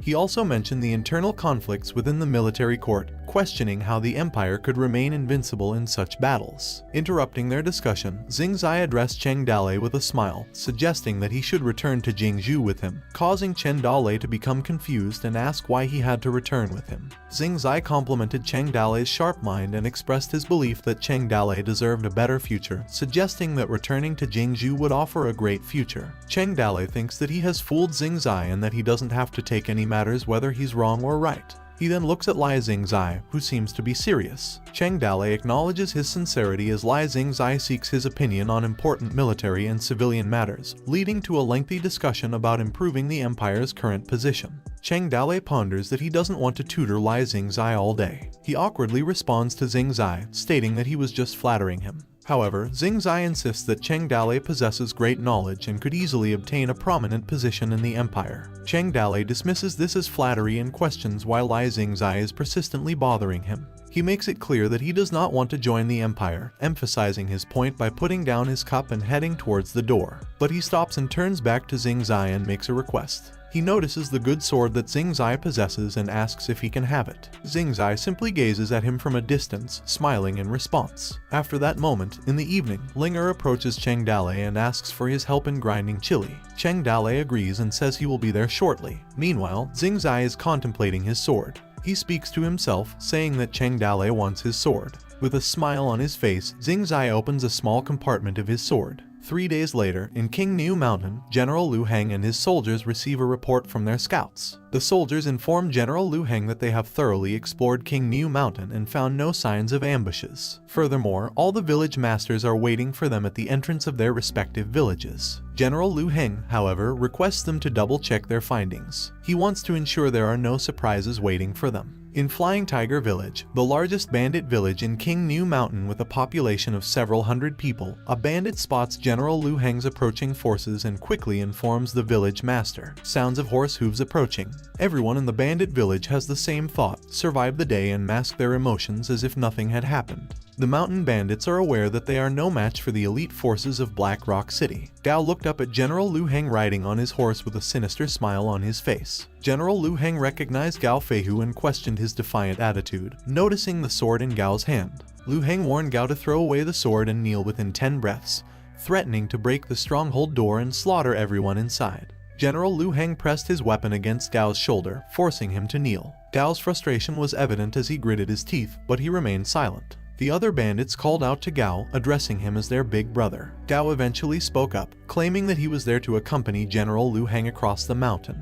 General Lu Heng, seemingly satisfied with Gao's response, allowed him to join their group with a smile. Afterward, in Pearl Blossom Village, the place shifts to the sound of horses' hooves again. White Wolf approached General Lu Heng, bowing before him, and declared her intention to accompany him across the mountain. General Lu Heng told her to raise her head and commented on her beauty and figure, acknowledging her well-deserved reputation. White Wolf, however, maintained a straight face in response to his remarks. General Lu Heng let out a sinister laugh, pointing his weapon towards the forehead of the White Wolf. He acknowledged that the rumors he had heard were indeed true. His weapon slowly approached the chest of the White Wolf, remarking on its size with a sense of awe, while the White Wolf grinned, baring her teeth in grief. The White Wolf's face expressed anxiety as she remained silent. In the same place, the White Wolf's people called out to her, referring to her as the Big Boss. General Lu Heng, having thoughts, urged her to burst out in anger and break free, hoping to have a chance to defeat the renowned Gorse. However, the White Wolf, composed, calmly requested General Lu Heng to cross the mountain. General Lu Heng was taken aback and burst into laughter. He belittled the situation, labeling it as nothing more than encountering a mountain bandit. He called upon their lanceman to raise his spear in response to his command. The soldier obeyed and raised his spear with the 2 heads hanging in it. The lives of mountain bandits are as cheap as street dogs. They belong to the lowest class of the empire and have no value. In the eyes of the nobles, mountain bandits are not even considered humans. They are just like dogs and cats on the streets. The White Wolf and Gao's reaction was one of despair and shock at the same time. Gao, having thoughts, recognizes the heads of the leaders from the Zhu village. While looking back at the place in Zhu village that got ruined, the fate of bandits without the power to defend themselves, even the common people living in cities don't have any mercy for bandits. As General Lu Heng's group passed by the grave of the bandits they had killed from Zhu village, they considered the act of killing bandits akin to cleaning up the filth from the streets, treating them as lowly as colonies of ants. Right when they got to the Toad village, General Lu Heng, seemingly frustrated, questions why nobody has come out to greet him. Impatiently, he declares that if the village gate does not open within the next 5 breaths, they will forcefully break the gate. After a minute of waiting, he suggests breaking in and killing everyone inside. Outside the Toad village, Gao wonders about Cheng Dalei's intentions. He believes that Cheng Dalei's previous victory against Black Rock City may have gone to his head. The gate of the Toad village suddenly opened, and Cheng Dale came out, riding a horse and carrying his weapon. On the other hand, Gao believes it would be better for Cheng Dale not to make things worse and hopes that he allows Lu Heng to pass through as if nothing has happened. Meanwhile, after Cheng Dale emerged from the Toad village, he suddenly sneezed due to his flu. General Lu Heng swiftly commanded Cheng Dale to throw away his weapon. Cheng Dale remained silent for a moment before finally speaking up, proclaiming that it was a robbery. Outside the Toad village, Gao wondered if Cheng Dale had not seen the River of Blood in Zhu village. He also noted that there were several hundred soldiers in Lu Heng's elite troops. Gao wondered why Cheng Dale mentioned robbery. General Lu Heng then ordered Cheng Dale to get off his horse and kneel under his horse. Within 5 breaths, he would be forgiven. Cheng Dale reacted swiftly, shouting arrow as he raised his weapon. Linger followed by sounding the drum, and Qin Man tightened the big crossbow before releasing it. Suddenly, a swift, large arrow hurtled towards General Lu Heng's group of soldiers, hitting some of them. General Lu Heng ordered the cavalry to scatter while ordering the infantry to defend the carriages. However, even the soldiers with shields still got pierced by the arrows. Amidst the chaos, the soldiers were pierced with the massive arrow, causing chaos and confusion among them. Some called for backup, while others sought refuge behind the carriages. General Lu Heng blocked some of the arrows with his 3-stick throwing technique and pondered if they had run out of arrows before giving the command to advance. The soldiers marched fiercely towards the Toad village. Cheng Dale told Qin Man that he wanted General Lu Heng's head, and Qin Man promised to get it for him. Qin Man charged into the enemy cavalry alone, creating a hole in their formation, and his only goal was Lu Heng. Furthermore, the soldiers who survived fell into the horse pit traps, triggering a hidden arrow trap that pierced all of them. Only the members of the Toad village were aware of these traps outside the Toad village, so Qin Man took the safe path while the other paths were filled with traps. The distance of 400 steps between the Toad village has now become the longest path of their lives. Cheng Dale announced that he had a magical spell and yelled from the sky. Gao, who was just an audience, stated that Cheng Dale was summoning thunder again. In the hiding spot in the Toad village, Linger then beat the drum again, while Shenji and Sen Yun released sacks from above. The sacks suddenly exploded, creating a red fog and splattering the soldiers with dust that made them run and cough. While White Wolf and Gao observed it, White Wolf asked what it was, and Gao replied that it was a red chili bomb. Despite the chaos, the soldiers continue to charge toward the village. Cheng Dale calls Xiao Yu to join him in battle, while Qin Man engages in a one-on-one battle with General Lu Heng. He swings his spear at Lu Heng, but Lu Heng immediately blocks it. Qin Man then attacks Lu Heng again, causing Lu Heng to drop down from his horse. A soldier starts yelling that General Lu Heng has been killed. After Lu Heng falls off the horse, his men think he is dead, and their will to fight is shattered. Cheng Dale eagerly declares his intent to kill Lu Heng, while General Lu Heng challenges them to come at him. Cheng Dale strikes him with his weapon, and General Lu Heng manages to block the attack. However, the force of Cheng Dale's strike pushes General Lu Heng back. General Lu Heng, with a frustrated face, calls for his soldiers to back him up, but Cheng Dale taunts him, saying that he doesn't have any soldiers left. This statement leaves General Lu Heng stunned and speechless. In his thoughts, General Lu Heng feels humiliated by the fact that his team of elite soldiers was defeated by several people, and they had to retreat. He contemplates the dire situation he finds himself in and realizes that it might be a case of kill or be killed for him. Despite this, he fights until the end. Before he can act, Xiao Yu delivers a strike that causes General Lu Heng to fall again. Cheng Dale then addresses General Lu Heng, mocking him for underestimating the difficulty of invading the Toad village. He taunts General Lu Heng's claims of power and superiority, stating that he likes to smash those who are stronger than him and kick their faces, sending them flying away. Cheng Dale taunts him to stop playing in the mud. He then points his axe at General Lu Heng's face while calling him a derogatory term and stating that he will spare his life this time. He instructs him to go back and deliver a message to Zhu Baochuan. Cheng Dale declares that Zhu Banchuan is free to choose any road he wants, but if he intends to cross Toad village, he will have to face Cheng Dale. General Lu Heng questions Cheng Dale's lack of fear regarding the potential revenge from Black Rock City. Cheng Dale boldly responds by challenging them to come. Inside the Toad village, Xing Zai and Wanner were observing the unfolding events. Xing Zai expressed his surprise at how Cheng Dale was able to defeat hundreds of elite troops with only 6 people. Wanner replied that General Lu Heng had underestimated his enemy and fallen into the traps of the Toad village, leading to his downfall. Xing Zai recalled a sentence from a poem written by Cheng Dale and asked Wanner if she remembered it. Wanner mentioned that the sentence consisted of only 9 words. Xing Zai speculated that if the poem were to spread throughout the empire, many talented writers might stop writing, expressing uncertainty about what would happen if the entire poem were to be written.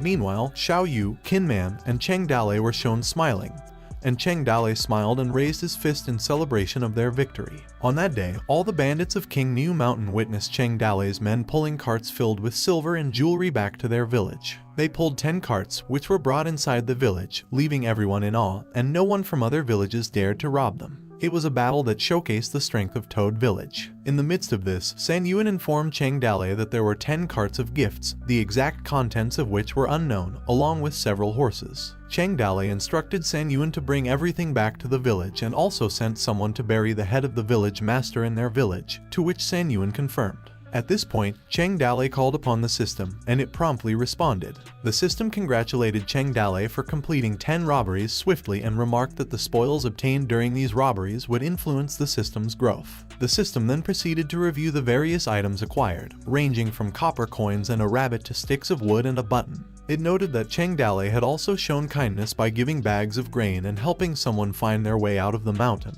causing the system to question him if he was robbing or doing charity. However, the highlight came during the 10th robbery when Cheng Dale's men managed to secure 10 carts filled with gifts. The system snapped her fingers as the system notified that 10 robberies were completed and trigger conditions were reached. She stated that the new stage is the commander summoning stage, causing Cheng Dale to react, but got cut in by the system revealing that he could summon a commander when he accumulated 10,000 fear points. As Cheng Dale returned to reality, he pondered the usefulness of this new feature, realizing that he currently possessed 3,000 fear points and needed an additional 7,000 to reach the required total. The important question in his mind is how he could get the remaining fear points. As the sun sets, Cheng Dale contemplated conducting an experiment. He then called out to Shenji and playfully spanked his back, startling him. Shenji was irritated and questioned Cheng Dale's actions, to which Cheng Dale replied that it was merely a joke. Little did they know, this small interaction resulted in Cheng Dale gaining 1 fear point. Following this, San Yuan informed Cheng Dale that he had completed the inventory check. He revealed that 3 carts contained animal skins, 2 carts held bronze utensils, 2 carts carried exotic herbs, and 3 carts were filled with expensive fabric. Additionally, they had acquired some horses and weapons. However, San Yuan expressed concern about the shortage of food, especially with winter approaching.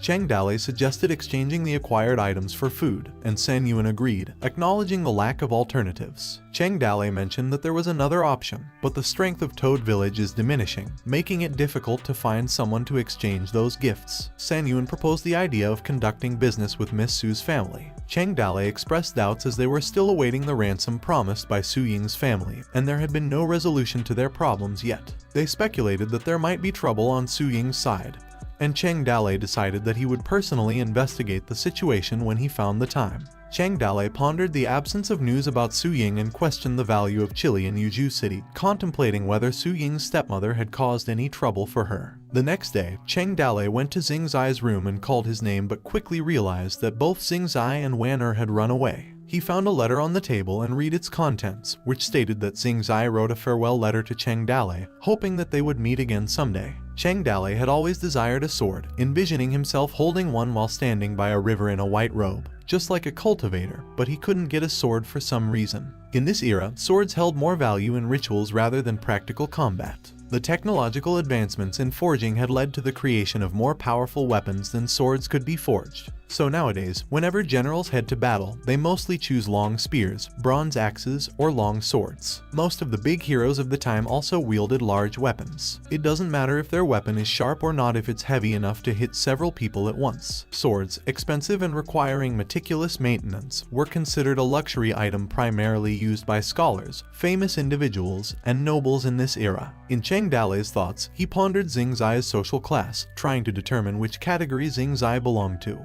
On the official road from King New Mountain to Jingju City, Wanner called Xing Zai to wait for her. She then questioned why he had left the sword for Cheng Dale. Xing Zai smiled and replied that it was just a sword, and he had simply given it to him. Wanner, however, emphasized the significance of the sword, pointing out that it was a royal sword. Xing Zai responded with a smile. In the Toad Village, where San Yuan informed Cheng Dale that there was someone standing outside the village who wished to meet him, Cheng Dale instructed San Yuan to lead the way. When they arrived at the watchtower, Cheng Dale was curious about the visitor and asked if San Yuan knew anything about him. San Yuan revealed that the man outside was named Lai Jia and he was the boss of the Wolf Gang. a local gang in Black Rock City consisting of 100 to 200 members. San Yuan expressed surprise since he had no direct contact with the Wolf Gang before, wondering why Lai Jia had come. Cheng Dale speculated that Zhu Banchuan might have sent him to negotiate for birthday gifts. San Yuan could not believe it, pointing out that they had previously robbed them, questioning their cooperation with them, given their status as mountain bandits. Meanwhile, Lai Jia thought that they were discussing something among themselves. Cheng Dale reasoned that Lai Jia might not want to engage in a fight, as he didn't have much time for them.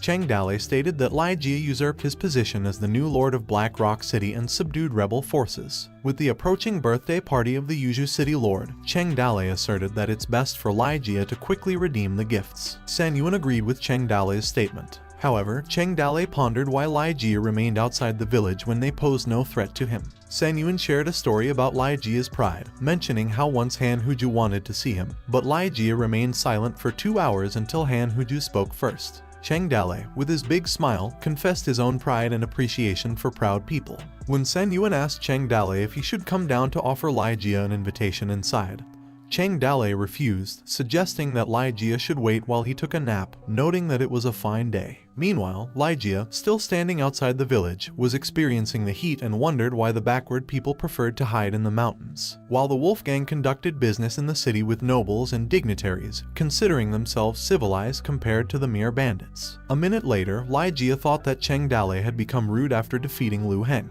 Lai Jia cursed as he wondered why nobody had opened the door for him yet. He speculated whether the villagers were preparing a grand welcoming ceremony for him, considering their behavior impolite. He also wondered if he should mention to those lunatics some tales about the city to broaden their horizons. Lai Jia also mentioned that the city lord was currently angry, and the consequences could be serious, as they needed to hand over the birthday gifts. In return, the city lord would provide them with some money. As he stood outside, Lai Jia noticed mosquitoes and flies, causing an itchy feeling. 3 hours later, Lai Jia had been waiting outside the village, feeling frustrated and overwhelmed by the heat of the sun. He cursed silently and sweated too much. Finally, to get their attention, Lai Jia shouted, introducing himself as he wanted to see them. San Yuan, noticing Lai Jia's call out, asked Cheng Dale if he should invite Lai Jia inside. After Cheng Dale woke up from his afternoon nap and was in high spirits, he thought that Lai Jia would get a heat stroke and suggested letting Lai Jia in to discuss the price Zhu Banchuan was willing to offer. San Yuan opened the gates, and Lai Jia was glad that the gate was finally opened.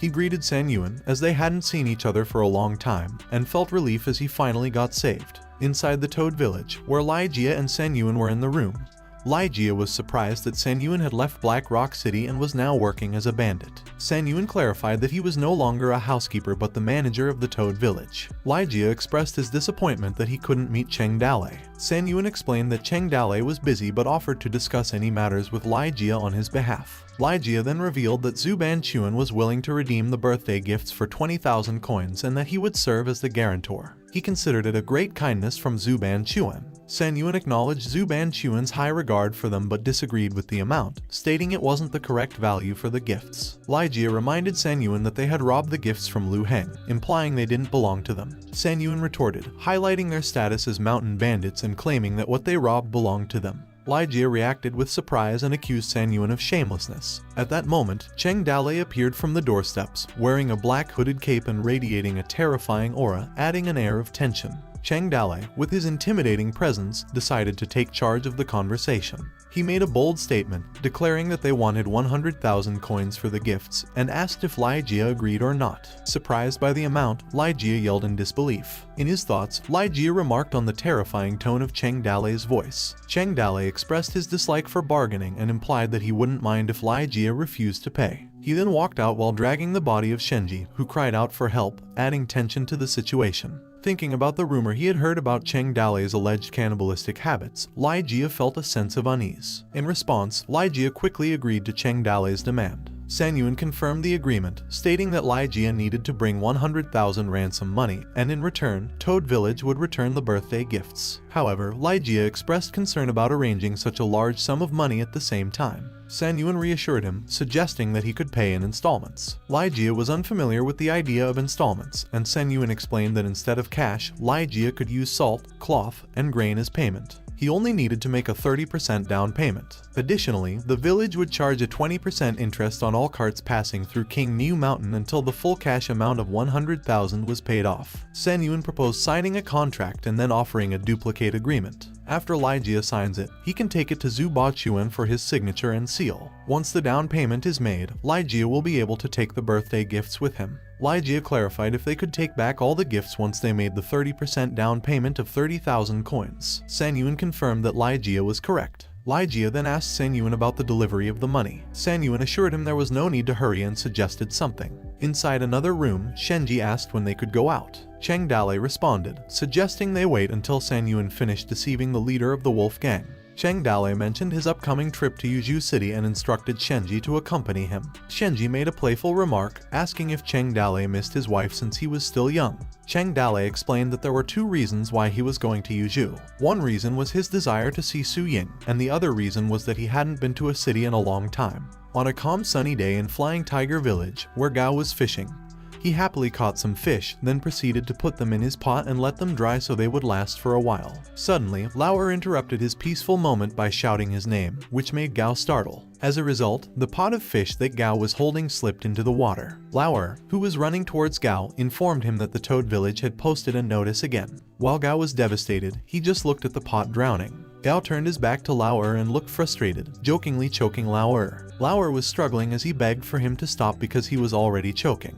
Afterwards, Gao set Lauer free. Lauer, who was now lying on the ground, Gao then asked him what had been written on the notice. Lauer informed Gao that the notice stated they should take chili and plant it. It was also written that 1 kilogram of chili could be exchanged for 1 kilogram of grain, implying a yield per acre of more than 1,000. Lauer questioned if the information in the notice was reliable. Gao ridiculed the idea, stating that no one would be foolish enough to believe such nonsense. However, Lauer responded, claiming that even the little white wolf from Pearl Blossom Village and the bald head bandits had taken some seeds. Lauer added that he also had some seeds for half an acre and requested Gao to provide him with a place to plant the seeds. But Gao insisted that it was nonsense and stated that they were going to plant a crop of beans for the year. He told Lauer that there was no available free space for him. However, Lauer persisted and asked Gao once again to give him a piece of land. He proposed that he would try to grow chili there, and they could both check if the rumors were true. Gao eventually agreed and gave Lauer the free space in front of the hall where he could plant. 3 days later, in the Toad Village, San Yun called Cheng Dale, informing him that someone from Black Rock City had sent a person to deliver the down payment of the ransom. Cheng Dale instructed San Yun to make an inventory of 10,000 copper coins, salt, iron, and grain. Cheng Dale expressed his gratitude to General Lu Heng for his patronage, while General Lu Heng reluctantly bowed in response to Cheng Dale's politeness. The handover process went smoothly. After that, Lu Heng took the gifts directly to Yuzhou City, which showed the anxiety level of Zhu Baochuan. On a sunny morning, Cheng Dale dressed in fine clothes, carried a waist knife, and prepared a thin horse. Then he went to the city along with Zhu Shenji. Meanwhile, in the Su family, two individuals were talking. A person was discussing a man named Huang Yuanwell, who was 48 years old and had lost his wife last year without a son or daughter. The person suggested that if she married Su Ying to him, she would be his first wife. The other person expressed concern about Su Ying's age, noting that she was only 17 years old. However, the person dismissed the matter of Su Ying's age, highlighting that her fiancé's family had been ruined and she had been violated by the bandits. The person believed that it was good enough that Huang wanted to marry her. Zhaoyi, the maidservant of Su Ying, stood just outside the room, listening to their conversation. Her expression was sad, while the two individuals inside were simply laughing. In another place in the Su family, Su Ying was feeding the birds when suddenly, Zhaoyi hurriedly ran towards her, calling out for her attention. Zhaoyi informed Su Ying about the old lady's plan to marry her off to an old man with a white beard surnamed Huang. Su Ying calmly confirmed that she had heard about it. Zhaoyi showed frustration and questioned Su Ying about her decision to marry someone as old as her own grandfather. Su Ying sighed and calmly explained that it was still good enough for her to get married after everything that had happened. Furthermore, she emphasized that she would still be the first wife. However, Zhaoyi expressed concern and questioned if Su Ying's heart would truly be happy, causing Su Ying to fall silent for a moment before she confirmed that she was. At the gate of Yuzhou City, a group of villagers read the poster stating that Cheng Dale was a bandit who had been born in a toad village in King New Mountain and his nickname was Toad King. The villagers described Cheng Dalei's physical appearance, mentioning his square mouth, wide face, and black beard under his jaw. They also highlighted his cruel and murderous nature, mentioning that a reward of 100 coins would be given to whoever arrested him. Meanwhile, Cheng Dalei reacted nonchalantly upon hearing that his bounty had increased. Shenji remarked that the wanted poster didn't resemble Cheng Dalei, questioning how they would be able to catch him. Cheng Dalei smirked and made the decision to get inside the town. As they were going inside, the guards noticed Cheng Dalei's demeanor and stopped him, commenting that he looked suspicious. Shenji quickly intervened, claiming that Cheng Dalei intended to have a good time in the city and hoped they could accommodate him. Shenji handed a gold coin to the guards. The guards then asked their names and where they came from. Cheng Dalei hesitated briefly, then introduced himself as Oba from a village near King Niu Mountain. He further stated that Shenji, whom he named Aoi and introduced as his uncle. Cheng Dalei stated that they were visiting friends in the city. The guards found the surname Oba strange, but they let them enter anyway. One of the guards advised them that since they were from King Niu Mountain, they should be aware that bandits from there cause trouble for them from time to time. That's why they had to be on alert at all times. Inside the city, Cheng Dalei commented on the prosperity of Yuju City, while Shenji suggested finding a place to eat first. At Four Ocean Building, where Cheng Dalei and Shenji ate, Cheng Dalei called Xiao who was the owner. Cheng Dalei requested Xiao to bring him half a caddy of wine and 2 cattas of beef. However, Xiao politely replied, stating that they did not have beef. Furthermore, Xiao mentioned the presence of a liquor shop but questioned what Cheng Dalei meant by wine. Shenji intervened and took charge, instructing Xiao to take care of the preparations. He asked to arrange a bedroom for them first. Furthermore, he mentioned that their horses were tied outside and instructed to move them to the backyard and ensure they were well fed. He also requested 2 pots of huangjiu, half a caddy of mutton, half a caddy of pork, and a fish soup to be brought. Finally, Shenji urged Xiao to complete these tasks quickly. Xiao accepted the requests and assured Shenji, addressing him as Sir, that they only needed a short time to wait. After some time, the food was served, and Xiao wished them an enjoyable stay, reassuring them that they could call him anytime if they needed something. Shenji handed him gold coins. However, he had a question for Xiao for a moment, asking about the other dishes they had served. Xiao responded politely and provided them with a list of the dishes they served, though none of the dishes were particularly noteworthy. Shenji, deep in thought, observed that although Xiao had introduced more than 10 dishes, the culinary techniques involved were limited to steaming and boiling.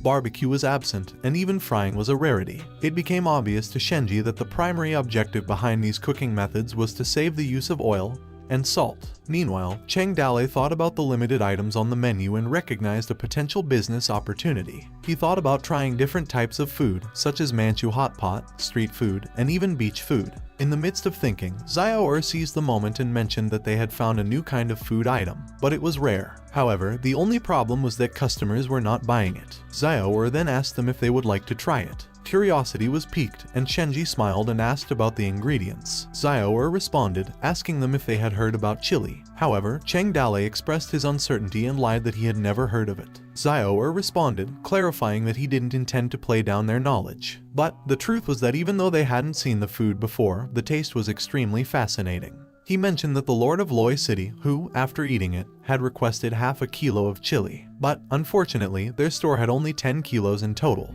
Cheng Dalei smiled and asked politely about the source of the precious food item, to which Xiao credited his wife for purchasing it from an overseas traveling merchant, praising his wife for obtaining such a precious treasure. He bet that the food was the only one of its kind in the empire. Xiao then offered to prepare a dish infused with its unique flavors, but Cheng Dalei declined, reassuring Xiao and mentioning that he had been on fire lately. He instructed him to bring the rest of the food first and assured him that he would catch up later. Xiao accepted the instruction and stated that he needed to rush now. After Xiao left, Shenji engaged in speculation about the restaurant, believing it to be connected to the Sehai business. However, he firmly believed that the wife of the Sehai business was definitely not Su Ying. Shenji suspected that the chili had been taken away by Su Ying. He wondered why it was being claimed that someone else had brought it. Cheng Dalei asked Shenji why he hadn't brought others with him when he came to the city, but instead chose him. Shenji boastfully replied that it was only natural because of his cleverness and ability to provide advice on any issue. Cheng Dalei was annoyed by Shenji's overconfidence. However, he reminded him that their purpose in the city was not to eat, drink, or play but for their missions. He couldn't help but worry as he pondered over Shenji's behavior. Cheng Dalei reminded Shenji of the tasks, emphasizing the importance of assessing the situation of the Su family, who owed them a ransom. Additionally, they needed to explore the possibility of acquiring slaves to bring a few people back to their base. Cheng Dale asked Shenji's opinion on which mission he could undertake. Without hesitation, Shenji chose the more challenging task of spying on the Su family. Cheng Dale got pissed, cursed Shenji as he instructed him to go to the streets in the afternoon to observe where slave trading took place. Once he confirmed the number of slaves, he was to return immediately to their stronghold to get the money. Shenji, however, added a personal request, mentioning his intention to buy 2 flower clothes for Linger in the city. Cheng Dale granted Shenji's request and poured small chunks of silver into Shenji's hands. Cheng Dale declared that the accounts would be settled when the matter was done. He instructed Shenji to wait for him in the inn. After Shenji received the silver coins, he expressed his lack of understanding of the situation and mentioned that he might not return tonight. He reassured Cheng Dale not to worry. Cheng Dale just remained silent in response to Shenji's statement. After Shenji left, Cheng Dale called out to the waiter, who approached him and politely asked how he could assist him. Cheng Dale hesitated to say it and couldn't think of a word for a moment before the waiter concluded that Cheng Dale's behavior indicated he was looking for a brothel. In a state of shock, Cheng Dale shushed the waiter as he became flustered and asked about the best brothel in Laoai City. In response, the waiter proudly recommended the Huiyan building. Later that moment, in the Huiyan building, Cheng Dale thought that he had finally entered the second city, feeling a sense of excitement and determination not to waste the good time in life. Inside the brothel, a woman approached Cheng Dale and commented on his elegance and smoothness, which warmed her heart. Cheng Dale's face was delighted by the ambience, and he noticed the pleasant fragrance in the air. He realized that it was indeed a good place for fun with a lot of people, but before he could continue his words, Cheng Dale's face became serious as he noticed a familiar figure. He swiftly looked back and slowly approached the man. He placed his hands on Shenji's shoulders, calling him. When Shenji turned his back, he was shocked by the unexpected encounter with Cheng Dale. The atmosphere suddenly became awkward after they saw each other in such a place. Cheng Dale's face became flustered and he struggled to find the right words as he was caught off guard. As he was about to continue, Shenji interrupted him, who immediately admitted himself as a sinner and shouldn't have been present in that place right then. Cheng Dale took the chance when Shenji started to blame himself. He then expressed his disappointment and anger as he had trusted Shenji so much to go to such a place. He accused Shenji of using the village's money. Shenji's face turned miserable as he tried to explain that he had only passed by to have a look. However, Cheng Dale cut his explanation short and lied to him, stating that he had been following Shenji and found it hard to believe his excuse. Shenji again admitted that he was wrong and pleaded not to be told by Ling and he promised to leave as soon as possible. But Cheng Dale sternly replied that he was not unkind either. Cheng Dale delightedly expressed his suggestion that since they were already there, they would just take their time and look at them carefully, trying to examine how ugly they were. As the courtesans started performing instruments and dancing, while others were serving the men, a person started asking if they had heard about a courtesan being ordered again. He continued by saying that the person had made a fortune and been promoted, and also written an excellent poem, and the group of people then started laughing at it. In that era of information lag, rumors were the most important channel of communication. Shenji asked Cheng Dale if he wanted to call an escort with some wine. Cheng Dale calmly replied to him to get lost. A person asked if anyone had seen the notice posted at the city gate. Shenji and Cheng Dale were just listening to their conversation. A response came from another person, urging the man to cut the crap. That there was no one who didn't know about the Toad King, Lu Heng, renowned for his formidable character, and no one dared to make a move in front of him. A person hiccuped uncontrollably as he spoke, mentioning the reward of 150 taels for anyone who could bring the Toad King's head, stating that someone would never have to worry about food and drinks in his life. The courtesan then added to the discussion, saying that she had heard that the Toad King was 22 feet tall and carried a 300 catty axe. A man chimed in, arrogantly silencing them, as he stated that he had heard that the Toad King had learned magic from an immortal and knew 5 different thunder methods. He claimed that the Toad King possessed a 1,000-mile vision and a magnanimous hearing capacity, adding that he could hear people talking from miles away. While Cheng Dale became anxious after hearing the conversation. The other man with a silly smile observed their lively conversation and asked if anyone had seen the Toad King. One of the men asked Zhu if he had seen the Toad King. A man introduced as Zhu spoke, filled with enthusiasm, and shared his encounter that day when he was passing through the Toad Ridge. Suddenly, he heard a loud cry that caught his attention. To his astonishment, a man came down from the sky, and that man claimed himself as the Toad King. Zhu claimed that he had struggled for 30 rounds of fighting against him and he was unfortunate that he got distracted and lost in one move. The courtesans interjected, laughing, and expressed disbelief, comparing him with Lu Heng, who couldn't do anything against the Toad King, and questioning him if he was better than Lu Heng. The other courtesans defended Mr. Zhu's claim that the swordsmanship of Master Zhu's family was excellent, expressing their trust in his skills. Zhu became defensive, stating that he had lacked in his skills last time and had been defeated by the Toad King. He grew serious and vowed that he would wipe out the Toad King for Loi City with his swords in his hands for the justice he believed in. After Zhu made his statement, he heard a chuckle from behind. Zhu turned to Shenji, anger showing on his face, and asked why he had been laughing at him and if he hadn't believed what Zhu had said. Shenji's laughter ceased abruptly, replaced by a puzzled expression, triggered by Zhu's reaction and an unexpected hiccup. He just remained silent. Cheng Dale slightly elbowed Shenji, which made Shenji taken aback by it. Cheng Dale awkwardly smiled at Zhu, making it clear that not only Shenji believed in it but also he didn't believe in Zhu. He questioned Zhu if he had really met the Toad King. Zhu confidently confirmed that he had really met the Toad King and asked who they were for doubting him. Cheng Dale mannerly introduced himself as Oba, stating that people from Jianghu called him the Gentle Hatchet. The crowd of men started to mention Oba with curiosity. Cheng Dale pondered that he had felt awkward when the bunch of roughnecks called him by that name. When Zhu suddenly spoke, laughing, and stated that whoever Cheng Dale was, his interest was only for the lady, and asked Cheng Dale if he had also been attracted to the lady's name. Cheng Dale irritatedly replied that he had been interested with a questioning tone, asking what had been wrong with that. The crowd stared to tease Cheng Dale in the vicinity, commenting that he had seemed interested in seeing the lady as well. Some of them remarked on his appearance, suggesting he had been poor and questioning where he had come from. Cheng Dale reacted with a sharp gaze toward them but didn't say anything in response. From the public gossip, Cheng Dale gradually inquired about the lady. Her surname had been Liu, her full name Liu Jiahong. The Liu family had also been a big family in Loi City. She had been worthy of the name of the chief courtesan. Her father had worked in the army and had been responsible for protecting the harbor from the pirates, but it hadn't been easy to suppress the pirates all the time. Later, it had been found that he had made secret deals with pirates. In a range, the city master was beheaded by her father and she was enslaved. Liu Jai, the prime daughter of the Liu family, was sold as an official slave.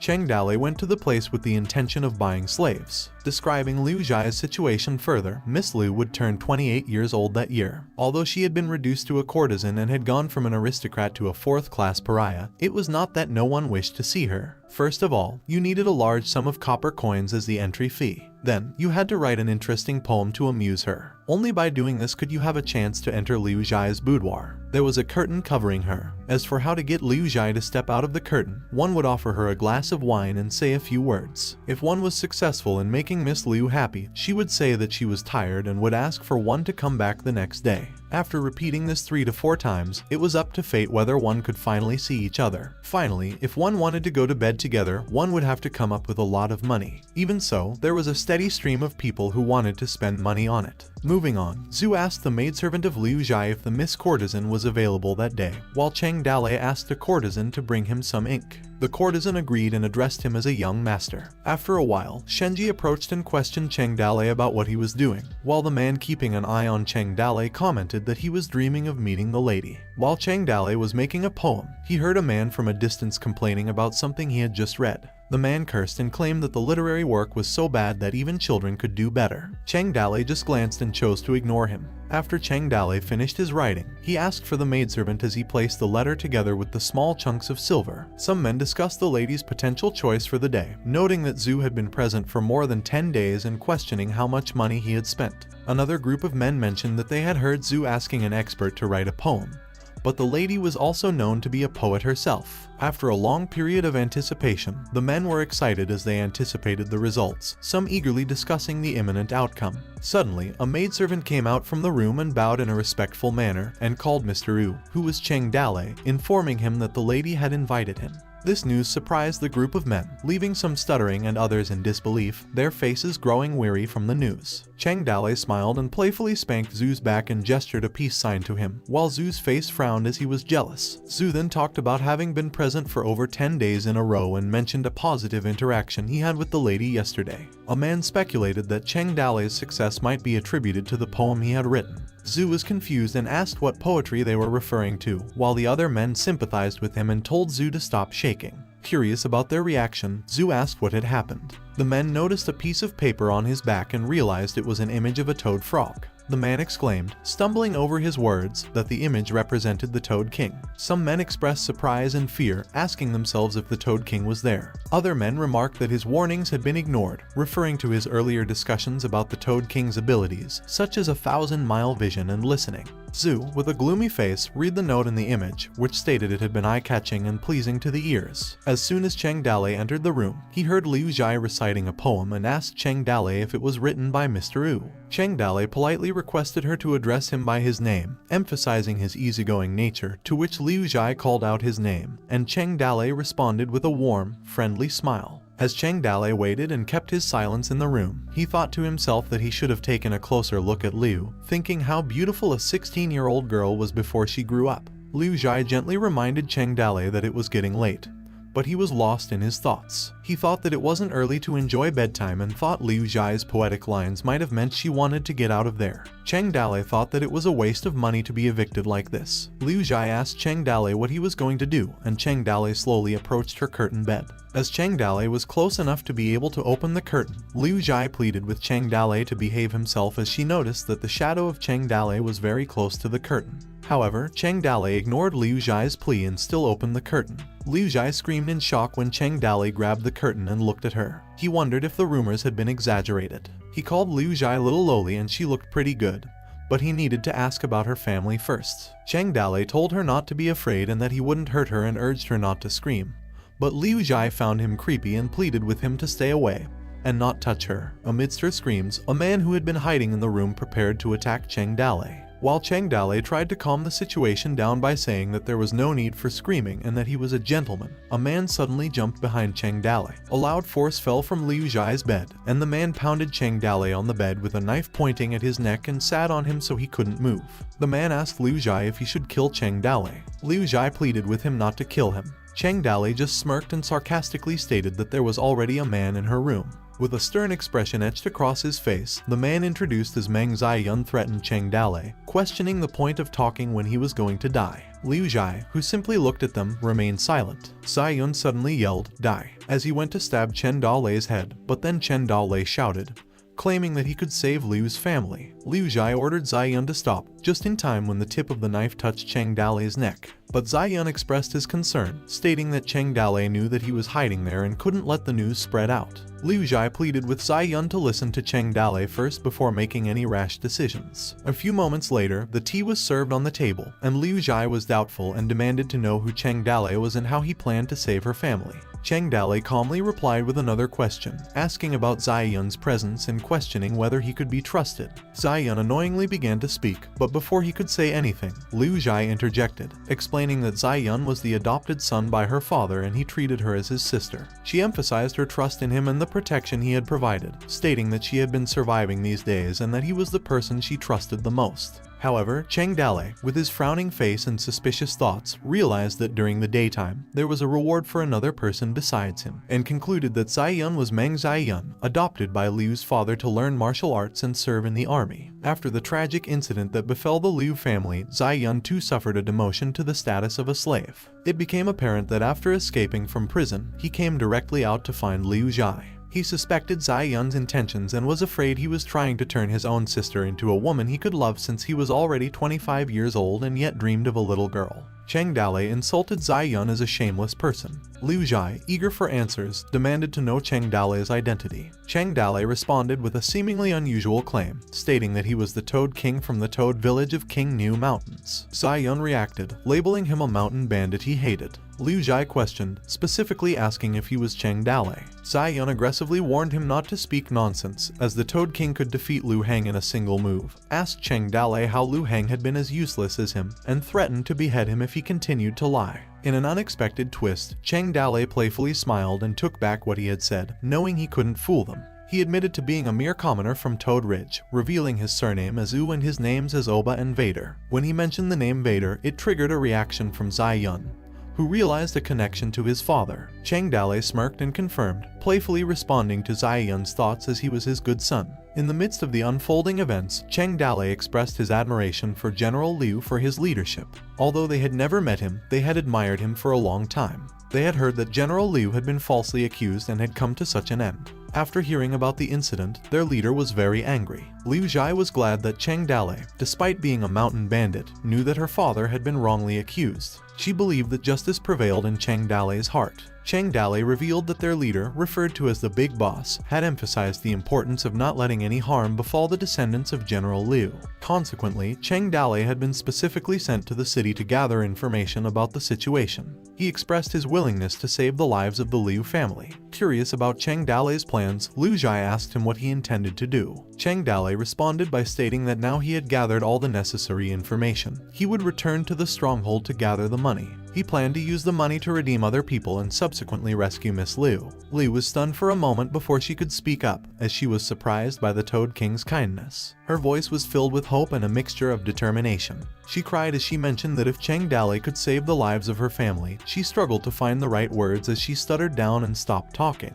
Cheng Dale was flustered in thoughts, taken aback by Liu Zhai's words. He wondered if she was willing to commit her body. Liu Zhai continued to speak and said that she would become the slave of Cheng Dale and would serve him forever in the next life. Cheng Dale's mind raced, trying to make sense of what Liu Zhai had just said. The thought of being born and living again in the next life terrified him. The group of courtesans gossiped about the rumors that were going around about the Toad King being nearby. Other courtesans expressed disbelief, and not all the courtesans were convinced. Some expressed skepticism of the claim, and some questioned if it was an old man. As the rumors continued to circulate, the group of men discussed Cheng Dale, wondering how long he had been inside. Some men questioned if he had succeeded in his first attempt, while Zhu just looked at Shenji, who seemed to be enjoying his drink. A maidservant then approached Shenji and interrupted his moment. She informed Shenji that the lady had called him for a meeting. Shenji's face was surprised when he learned that the lady had called him, and his face brightened up by the news. He commented that he hadn't expected Cheng Dale to be caring and how it was rare for someone to share their fruits of labor. Meanwhile, the group of men watched Shenji enter the room with jealousy. Zhu entertained the thought of making a joke about the lady having a fetish for 3 people. Later, when Shenji entered the room, he was greeted by the sword of Zai Yun, which made him frightened.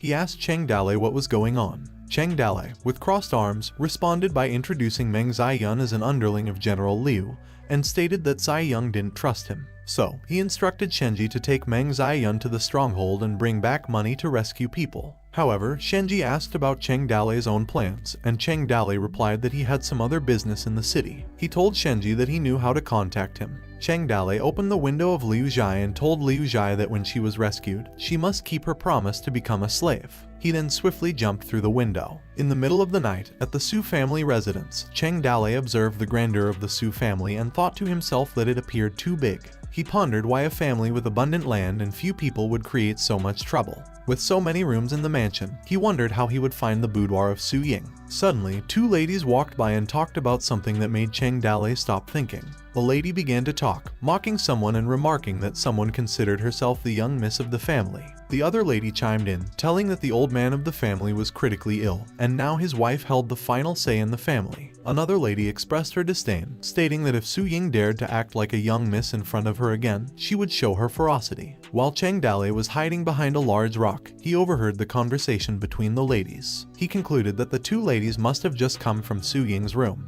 In another place, Su Ying sat amidst a swarm of fireflies on her front deck, tears streaming down her face, when she suddenly caught sight of a man perched atop the wall. Startled, she became nervous and questioned the presence of the man. Cheng Dale slipped from the top of the wall and accidentally fell aloud to the ground. Su Ying was surprised and still remained silent, observing him from the ground. Cheng Dale greeted her with a casual yo, while Su Ying's reaction was horror. She wondered why Cheng Dale was still moving. Due to this, it gave 88 fear points from the Cheng Dale mission. Su Ying, still unaware of Cheng Dale's identity due to the late hour, warned him not to come closer and slid back slightly, while Cheng Dale stood up and tapped off the dust from his garment. Cheng Dale, with a big smile, greeted Su Ying first, commented on the long night, and expressed surprise that he wasn't the only one unable to sleep, as Su Ying was also awake. Su Ying finally recognized him and thought whether he was still suffering from the shock. Both were silent for a moment when Cheng Dale presented a gift to Su Ying, saying it was for her and asked if she would like it. Su Ying then smelled it and said that it was a woman's odor, asking him if Cheng Dale somehow met a woman. Cheng Dale started to sweat and didn't know what to say, but he found a reason that he had bought it, especially for her, and the seller was a little girl. Su Ying was suspicious and responded, accusing Cheng Dale of being a liar. Chang Dale explained that it was a cologne and he had bought it for her, insisting that it was the most expensive and the best. Su Ying responded that she had never worn perfume, which made Chang Dale curious why she wouldn't. Su Ying exclaimed that she was a naturally charming beauty. Su Ying then shifted the topic and asked Chang Dale why he was there, to which he responded with a lighthearted remark about how he had been saying his goodbyes to her from King New Mountains and how her beautiful shadow had captured his heart,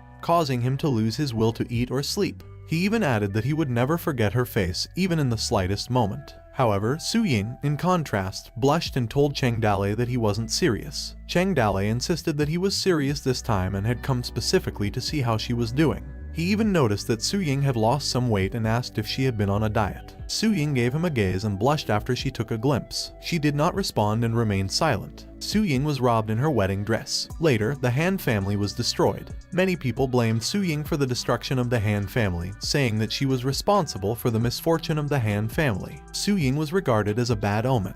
The Su family wanted to evict her from the house. Even the family servants considered her disastrous. Chang Dale asked Su Ying about her father's concern if he also didn't care. Su Ying explained that her father was bedridden due to a serious illness and was unaware of what was happening. Chang Dale remarked on how feudal customs often resulted in killing people. A while ago, when the Ying family was insulting her, a lady referred to her as a scourge and a shame to the Su family, suggesting that she should take her own life. Another lady commented on Su Ying's marriage to Counselor Huang, implying that even her servants wouldn't want her. Su Ying, in response, expressed her sadness silently. In the next set, Chang Dale extended his hand towards Su Ying's hair, gently caressing it, telling her not to be afraid, while expressing his discontent towards those surrounding her and assuring her that he was there for her. He promised to protect her, but Su Ying got flustered by Chang Dale's words and asked how he could help, to which Chang Dale replied that she was his wife and he could not allow others to bully her as he stood up. Chang Dale slowly walked towards the wall and told her to stay where she was and that he would solve all her problems, instructing her to wait for his message as he prepared to leave. Su Ying stopped Chang Dale just as he was about to leave, prompting him to look back and question what it was that she wanted. It was then that she requested him to take something with him. With a smile on her face, she handed over the cage containing a pigeon to Chang Dale. However, Chang Dale politely declined, stuttering slightly as he explained that he had already eaten dinner, and expressed that he didn't particularly like roasted pigeons. Su Ying was upset as she explained that she wanted him to have it for communication purposes. Chang Dale said something that Su Ying couldn't hear when he suddenly jumped to the other side of the wall and carried the pigeon with him, while Su Ying watched him before he disappeared from sight. The following afternoon, Shenji arrived at the meeting place and rushed towards Chang Dale, informing him that their men were on their way. Chang Dale asked who else was there. Xiao Yu suddenly spoke, calling Chang Dale a big boss, while on the other hand, Zai Yun confirmed if Chang Dale was Chang Dale. Chang Dale smirked and affirmed his identity and asked if there was a problem. Zai Yun gritted his teeth and accused Chang Dale of cheating him, prompting a sudden attack on Chang Dale, who was unfazed by the upcoming attack. However, Xiao Yu intervened by blocking Zai Yun's fist attack with his palm, causing Zai Yun to be pushed back. Zai Yun lashed out at Xiao Yu, angrily calling him a little mountain bandit and questioning how he could have dared to attack him. As Zai Yun was about to unleash his swords to attack Xiao Yu, Chang Dale demanded him to stop, declaring that it was enough. Chang Dale irritably told Zai Yun that if he wanted to fight, he could have it anytime. But he emphasized the importance of rescuing people rather than fighting, causing Zai Yun to leave with no response. Chang Dale shifted to their plans, asking Shenji if he had brought the money. Shenji responded, stating they had 1,000 pieces drawn by a carriage. Chang Dale inquired if the amount was sufficient or if they needed more. Shenji clarified, stating that it was enough since a large sum was only necessary for adult slaves. He added that women and children only required a few bucks. The reason behind this decision was to secure the redemption of Liu Zhai and ensure a smooth transaction.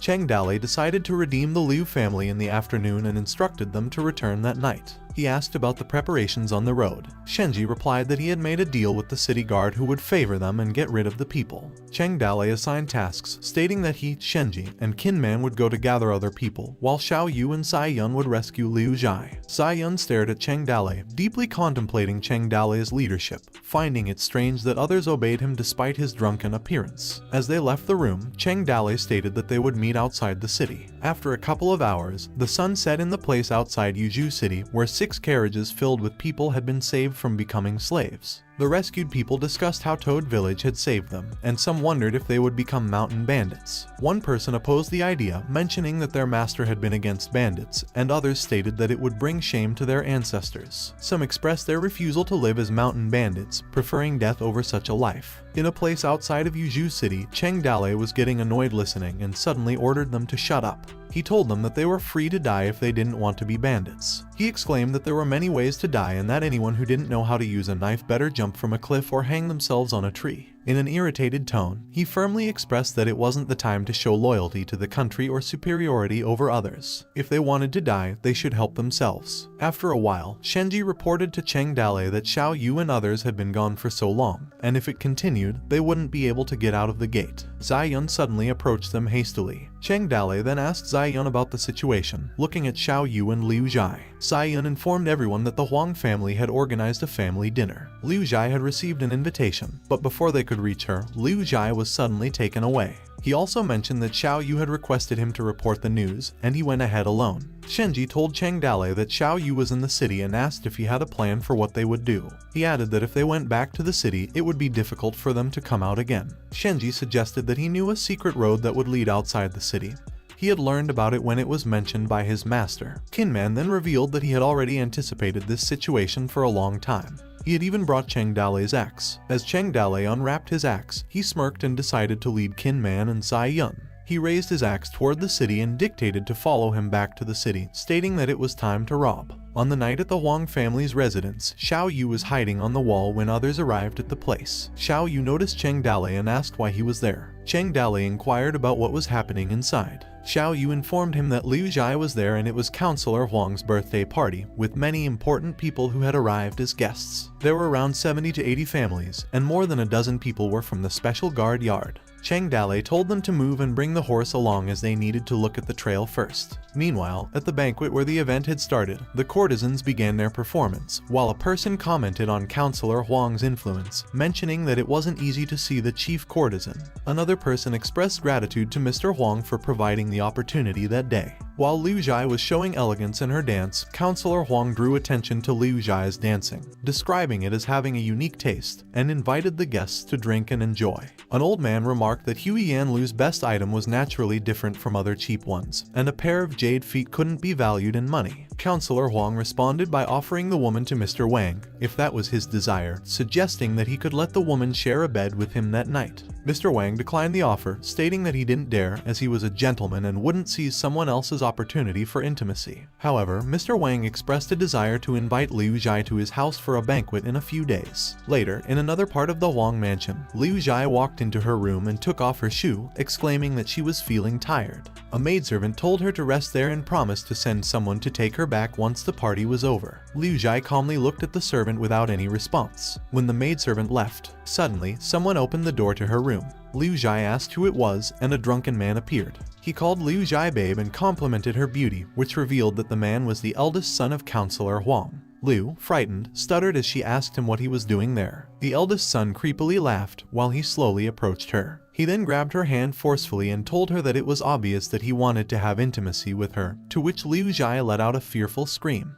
Liu Zhai managed to break free from his grip and ran away, but the eldest son followed closely behind, calling her in a creepy way as a little beauty. Despite her attempts to escape, Liu Zhai felt the soreness of her ankle and tripped and fell to the floor. A loud thud happened, and the eldest son was able to catch up to her. He grinned a creepy smile while holding Liu Zhai back and started to creepily whisper to her, letting her know that he had guards all over the place, making it impossible for her to escape. Meanwhile, outside the room, Cheng Dale and the others started throwing torches into the Huang residence, causing chaos among the people. The officers shouted in alarm, calling out for their master. People started to panic and run for their lives. A man recognized the vicinity and told the people that they should run because that was the Toad King. Quickly entered the house and broke through the city. Cheng Dale and the others rampaged through the gates. Some people who were caught on their way ducked down with fear, trying to protect themselves. Kinman and Xiao Yu swung their spears to create space and make way. While the system kept beeping, the fear points of Cheng Dale increased rapidly. The officers felt fear, and some officers even shouted in terror while others called for Shiro's help. As the fear points kept increasing, the officers were knocked down and called out the name of Shiro. Suddenly, Shiro came and assured everyone that there was no need to panic. Counselor Huang and one of the officers were surprised when Shiro appeared. Shiro then told Counselor Huang not to be afraid and declared that he would not let the mountain bandits cause any more chaos. However, just as Shiro was about to launch an attack at Kinman, Kinman swiftly countered with a faster swing of his own, striking Shiro forcefully. Kinman told him to get out of his way and sent him flying. Shiro's soul left his body as he got thrown. The officers panicked and shouted that Shiro was dead. Kinman and Xiaoyu swung their spears to create a way, while the people felt fear and ran away from them. Back in Liu Zhai's room, where she was scared and screamed, she was forcibly undressed by the eldest son of Counselor Huang. When the eldest son irritably asked what all the noise outside was, he stated that he didn't want to be disturbed and told them to work properly. On the other hand, Liu Zhai, struggling to find her words, managed to stammer out that someone would come to save her. The eldest son slapped Liu Zhai's face and grabbed her hair, telling her that no one could save her as all of his men were outside.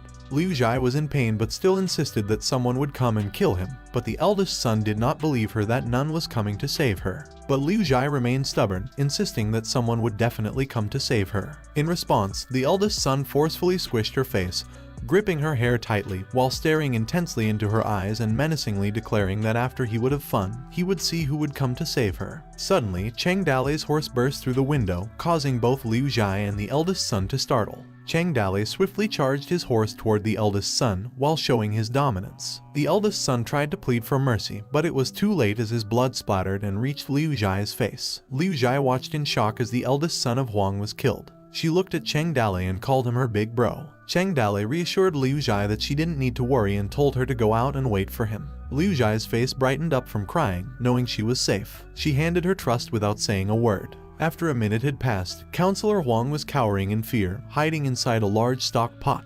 The tension was palpable as he could hear someone approaching him. Suddenly, Cheng Dali discovered his hiding place and confronted him. Cheng Dali, with a cold and determined voice, called out Counselor Huang's name while carrying his axe. Counselor Huang, trembling with fear, pleaded for his life, offering anything in exchange for sparing his life. However, Cheng Dali's anger and resentment did not let him go, especially since Counselor Huang had even tried to marry Cheng Dali's future wife. Without hesitation, Cheng Dali swung his axe forcefully toward the stock pot, causing a devastating blow and shattering it into fragments. Cheng Dali exclaimed, telling him to go to hell. In the aftermath of this merciless act, the system beeped lastly, indicating that Cheng Dali's mission was complete and he had reached 10,000 fear points. The system's voice echoed, suggesting that Cheng Dali could now access the shopping system. After that, Cheng Dali broke the door, set fire to the whole town, and left, causing people to call for the fire to be put out. Cheng Dali and his group rushed out from Yuzhu City. Liu Zhai expressed some concern to Cheng Dali, who assured her that she didn't need to worry about anything because he was the leader of the Toad Village. Liu Zhai brought up the fact that Cheng Dali had been seen by everyone, but he brushed it off and complimented her, saying that she was nice and smart, which made her smile. Liu Zhai expressed gratitude to Cheng Dali for saving her, acknowledging that without his intervention, the consequences would have been disastrous. She reiterated her gratefulness for this favor. Cheng Dali accepted her sincerity, mentioning that she was serious and he knew Liu Zhai was famous for keeping her word. Ziyan interjected, stating that if she was frightened, they should have gotten off the horse and rested before leaving. Liu Zhai responded, assuring Ziyan not to worry about her, and insisted that they follow Cheng Dali's guidance to head to the Toad Village as soon as possible. Ziyan expressed concern about Cheng Dali being an outsider and believed that they should not burden him with their matter, as it would ruin their reputation. Liu Zhai countered by asserting that Cheng Dali was not an outsider. But if Ziyan thought about her reputation, she assured him that he didn't need to follow her. She added that Cheng Dali seemed to despise her for being weak. Cheng Dali spoke, stating that regardless of his occupation as a mountain bandit, he assured her that she shouldn't worry about anything. She responded, asking why she would look down on Cheng Dali. Ziyan, who had been silently listening to their conversation, displayed frustration and started contemplating Liu Zhai being assaulted by the counselor's son. He thought about how Cheng Dali had come to her rescue and concluded that Liu Zhai couldn't help but develop feelings of love towards Cheng Dali. Jealousy was written all over his face as Ziyan pondered that he had watched Liu Zhai grow up and saw her getting more beautiful day by day. The foster father mentioned that he would betroth Liu Zhai. He worried about how he could watch Liu Zhai being deceived by Cheng Dali and felt the need to get her out of there as soon as possible. Upon reaching Kin New Mountain, Liu Zhai expressed that now that they were outside, she suggested to Cheng Dale that he no longer address her as Miss Everyday, but rather called her directly by her name or, if comfortable, use the nickname Lele, which was how close acquaintances referred to her. Zai Yun intervened and asked how much further their destination was. Cheng Dale did not say a word but instead proceeded to process his thoughts as they continued their journey. As they reached the Toad Village, where Ling Drum, the Tengu, and the people gathered together, the people from Liu's family wondered why Cheng Dale had come there for. An elderly member of the Liu family expressed deep concern about betraying his family's loyalty and righteousness for generations by how he had become a thief and questioned how he would face his ancestors in the afterlife. Another person responded, suggesting that they should rest for a few days and wait for the women and children to recover, while a few others planned to take measures against the bandits soon. One person called Cheng Dale a Yuan boy, stating that he could rest assured that in these few days, they would keep the bandits' hideout safe and he didn't need to do everything by himself, just let them take control. Other people refused to become bandits, declaring that they would not follow him in this life. Kid Spokes, calling his father, expressed that he was scared. San Yuan called Cheng Dale, but before he could finish what he was saying, Cheng Dale, deep in his thoughts, contemplated the fact that Mr. Liu had managed to recruit over 90 people from the Liu family, stating that their Toad village had increased from 6 persons to 96. However, Cheng Dale needed to make these people loyal to the village and complete system tasks. He realized that he needed to develop the system, which would require more than 6 people. He also noted that he hadn't received the system's new rewards list, recognizing that these people were completely disloyal to him. In order to address this, Cheng Dale contemplated the need to somehow appease and make them loyal to the Toad village. He considered those people stupid and needed to get used to them. Cheng Dale ordered Kinman to kick Liu's family members out. Kinman, without hesitation, agreed and leaped from the platform to face the Liu family. The man stated confidently, asserting to Kinman that he lacked the qualification to mess with him. But he vowed to teach Kinman a lesson. Recalling their storied past, the man mentioned their past, stating that they had been on the seas, where they had spent decades, making the pirates tremble with fear. He expressed that Kingman might not have heard about them in the mountains and asserted that they thought Kinman was trying to mess with them. As the conversation carried on, other men chimed in, saying that they had been responsible for suppressing bandits in King New Mountain at first. They emphasized that there were currently no bandits to be found in the area. With a sudden burst of energy, Kinman initiated the confrontation by leaping toward the two men, landing a forceful punch to their stomachs. Kinman taunted them and exclaimed to bring it on. Kinman easily defeated them with his fist and taunted them by saying, "Have a taste of my fist." The people of Liu's family looked terrified while Zai Yun commented on Kinman's strength, comparing it to the previous one with a spear, which was Xiao Yu. Kinman continued to stand confidently while he defeated Liu's family members lying on the ground. The elder man from the Liu family, introduced as Liu Muyun, just watched in disbelief without saying a word. Cheng Dale spoke and said that he was still standing there and questioned whether they thought the legend of the Toad King was fake. Liu Zhai approached Cheng Dale and suggested that they leave. Cheng Dale, without hesitation, agreed. In the afternoon of the same day, the Liu family was driven out of the Toad village. Cheng Dale murmured that he was not as benevolent as simply handing them over to the Toad village. Angry, Zhu Shenji lamented that the people they had rescued were shameless and ungrateful for asking them to take over their village. Cheng Dale then mumbled that since they live for their honor, they must also be prepared to die for that honor. He then told Kinman to remove all the traps nearby because he didn't want to hurt them, and he also told Lin Xiaoyu to go follow them so that other bandits wouldn't hurt them. Cheng Dale then informed them that the Liu family was branded with slave marks on their bodies, so they can't enter the city and that they have nowhere else to return to. He then ordered Huang Senyuan to relay his message to the people that their village began to recruit people and that those who wanted to join must meet certain standards and should be willing to abide by the rules. After some time, the slaves were resting in the forest beyond the mountain.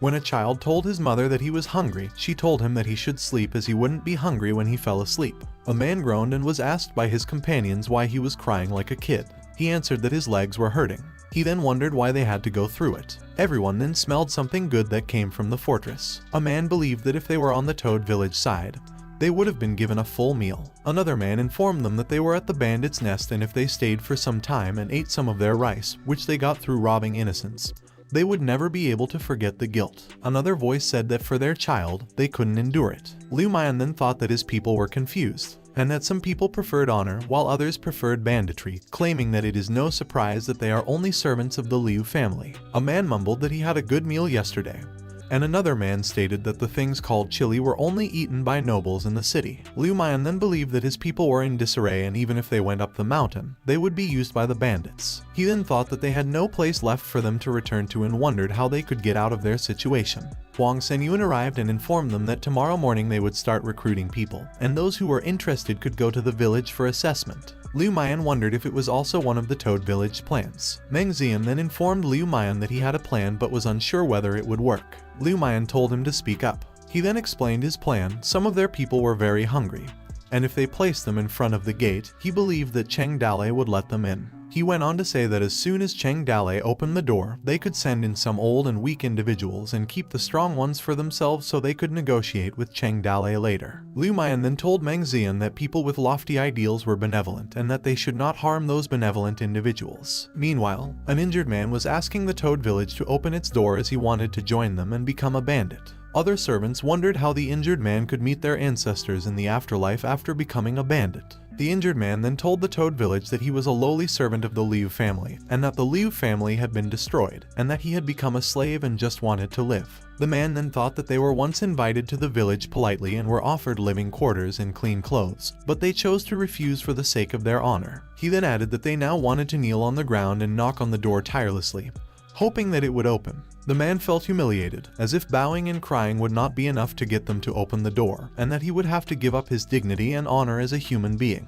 After a while, Cheng Dale realized he respected the Liu family, but he didn't realize they understood human language, which is why he had to go to such lengths. He then believed that begging for food was worse than begging for life. Morning came, and the village door opened, which shocked the group of people. They asked to be taken in, as they wanted to join the Toad Village. Cheng Dale instructed everyone to line up, as the Toad Village recruitment test had begun. Huang Senyuan then informed them that in order for them to join the Toad Village, they must go through an interview and meet their conditions. A man yelled that he wanted to join the Toad Village. Huang Senyuan asked the man for his name, to which the man answered that his name was Sun Ju. He then asked Sun Ju what his job was before, and Sun Ju answered that he used to cook for his master. Huang Senyuan noticed Sun Ju's injuries. Sun Ju responded that his leg was smashed by a heavy boulder and that he had enough strength to pull his weight. Huang Senyuan then told him that it was difficult for him to decide. Desperate, Sun Ju told Huang Senyuan that he could handle the hard labor and that his leg would not interfere with his work. Huang Senyuan then asked Cheng Dale for his opinion. Cheng Dale responded by allowing Sun Ju to join for the time being, with his level positioned in the C class. Sun Ju thanked Cheng Dale and inquired about the third class. Cheng Dale assured Sun Ju that he would learn about it in the future and told him to see someone to tend to his injuries first, and reminded him that if he didn't perform well, he would be kicked out. Lin Xiaoyu informed Cheng Dale that Lu Heng brought a small group of people over from Loi City. Cheng Dale then inquired about Lu Heng's whereabouts because he wanted to meet them. Cheng Dale called Lu Heng and asked why he had returned when he was about to give the king a birthday present. Lu Heng responded that he was back after finishing his work. Cheng Dale then asked him if his situation was not going well. Annoyed, Lu Heng told him that his job went well. In fact, Lu Heng's trip to Yuzhu City was not smooth, it was terrible. Yuzhu King Yang Longting was the actual ruler of the land, and Zhu Banquan urgently needed Yang Longting's support after his usurpation of the throne.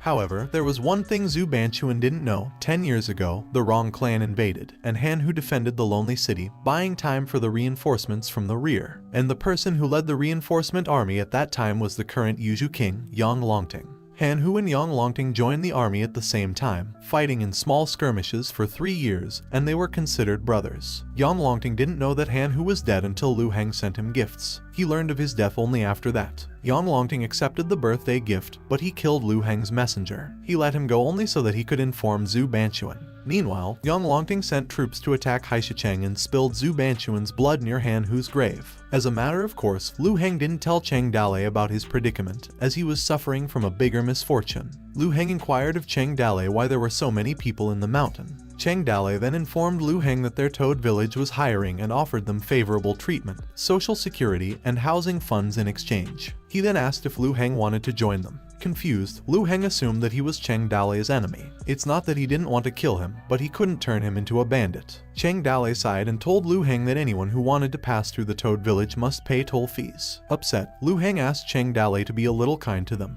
Cheng Dale then told him that if they wanted to pass, they had to pay. He had a contract signed by City Master Zhu and asked Lu Heng not to make it a big deal. Lu Heng was becoming more annoyed and told Cheng Dale that they didn't have any money. Cheng Dalei then informed him that money wasn't the issue and that he knew Liu Heng had a lot of money. He would take his money and their Toad Village would provide him with an escort service. Liu Heng then reasoned that if the Toad Village provided them with an escort, other bandits would think twice before attacking them. They couldn't provoke the Toad Village again because they were dangerous. He then realized that he didn't have enough money. Cheng Dalei then told him that if they didn't have any money, they could just leave 2 people in exchange. Liu Heng then thought that small mistakes lead to bigger misfortunes in the future. He took out a jade from his pocket and asked Cheng Dalei if it would be enough for their toll fee. He promised that it would ensure his men returned home safely. Cheng Dalei smiled and told Liu Heng that he would arrange for him to cross over the mountain safely. Liu Heng bowed and thanked Cheng Dalei for his help, saying that they would meet again sometime. He then thought that the next time they met, they would be enemies. After some time, Huang Senyuan informed Cheng Dalei that more than 50 people had joined the Toad Village at the time, but there were now only 30 people left.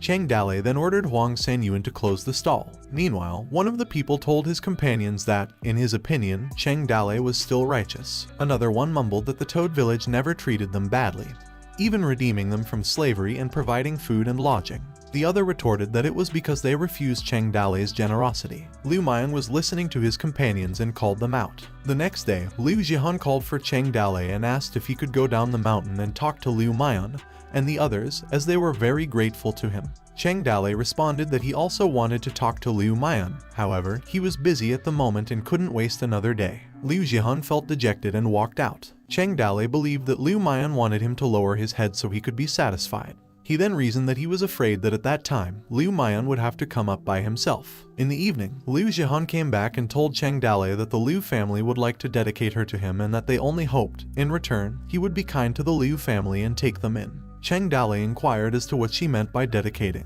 Dedicated means that as long as Cheng Dalei agrees, he could have ownership of Liu Jihan. And it doesn't mean that Liu Jihan would be Cheng Dalei's wife or a concubine, but only an object to be used. Cheng Dalei would fully possess Liu Jihan's body and mind, and he could order her to do any kind of thing he wanted, whether it was warming his bed or even selling her to someone else. Cheng Dalei then wondered if the Liu family was out of options.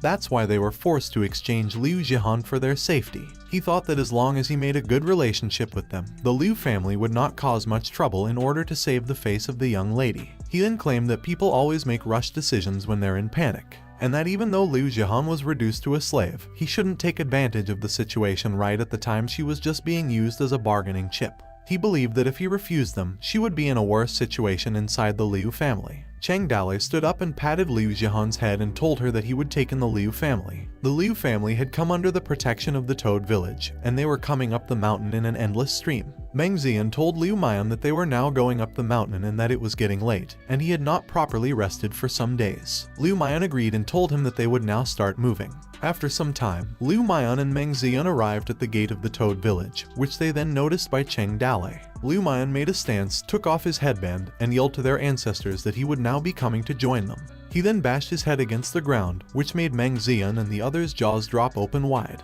Cheng Dalei then believed that there are such people in the world who would gladly die for their honor. He then asked Liu Mian's lifeless body why he had to play the hero. The scholars must not be unyielding and should take responsibility for their people, not just die at their own will. The Liu family couldn't believe that Liu Mian had killed himself. Cheng Dalei believed that with Liu Mian's death, hatred had taken root in their hearts, and that one day it would become a deadly poison. He then pondered how he could remove their hatred. Cheng Dalei instilled fear in the people. He believed that fear points could also be obtained in that manner. Huang Senyuan asked for Cheng Dalei's orders. Confused, Cheng Dalei didn't know what to say in that situation.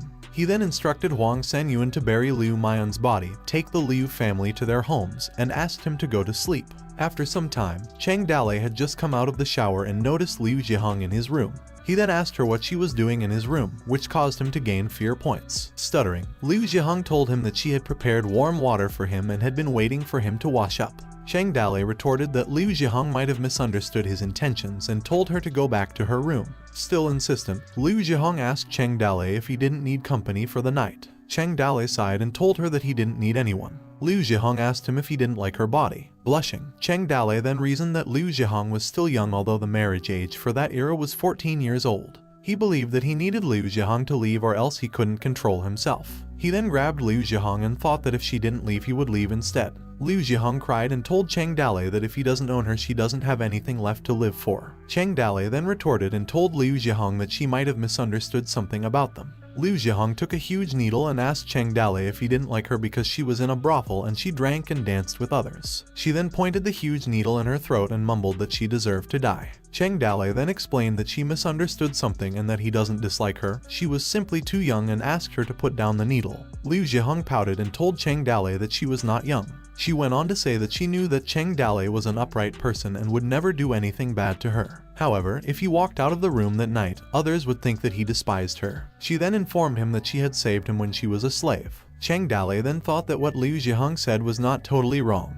and people at that time would believe in superstitions, which could cause problems for her. He then believed that it would work. Both Cheng Dale and Liu Zhihong lay in bed together. He then told Liu Zhihong that they were going to talk about it first and asked her not to come over secretly as he wouldn't tolerate it. Liu Zhihong called for Cheng Dale. He then asked if she was still not asleep. Liu Zhihong responded that she had never done anything to serve people. She then asked if he wanted her help with something.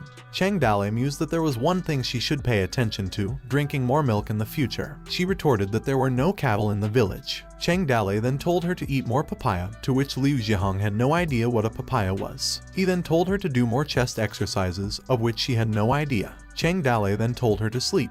After a while, Cheng Dale kept overthinking and wondered where he was, believing that it was the palace of the system. The system appeared, and she informed Cheng Dale that it had been a long time since she had seen him. Cheng Dale was curious about what the system was holding. The system told Cheng Dale not to mind minor things. She then informed Cheng Dale that now he could upgrade the village to level 2 to access more options, as he had reached 10,000 fear points. Cheng Dale couldn't believe it and responded that he had just recently made the Liu family join the Toad village, and there were a total of 98 people in the village, while a total of 100 was required to upgrade it to level 2. A system notification popped up, to which Cheng Dale read that if he had less than 100 population, he couldn't access the feature. He then asked the system why everything was so difficult to make. The system responded that the requirements for primary structures were simple, while complex structures required higher levels. Cheng Dale was upset and told the system that she hadn't mentioned it before, believing that maybe she didn't even know about it. The system giggled and asked Cheng Dale to give her a few minutes, and she would help him activate the banner skills in advance. The magic card then activated. She then informed Cheng Dale that the recruiting skill cooldown was extremely long and changed with his village reputation.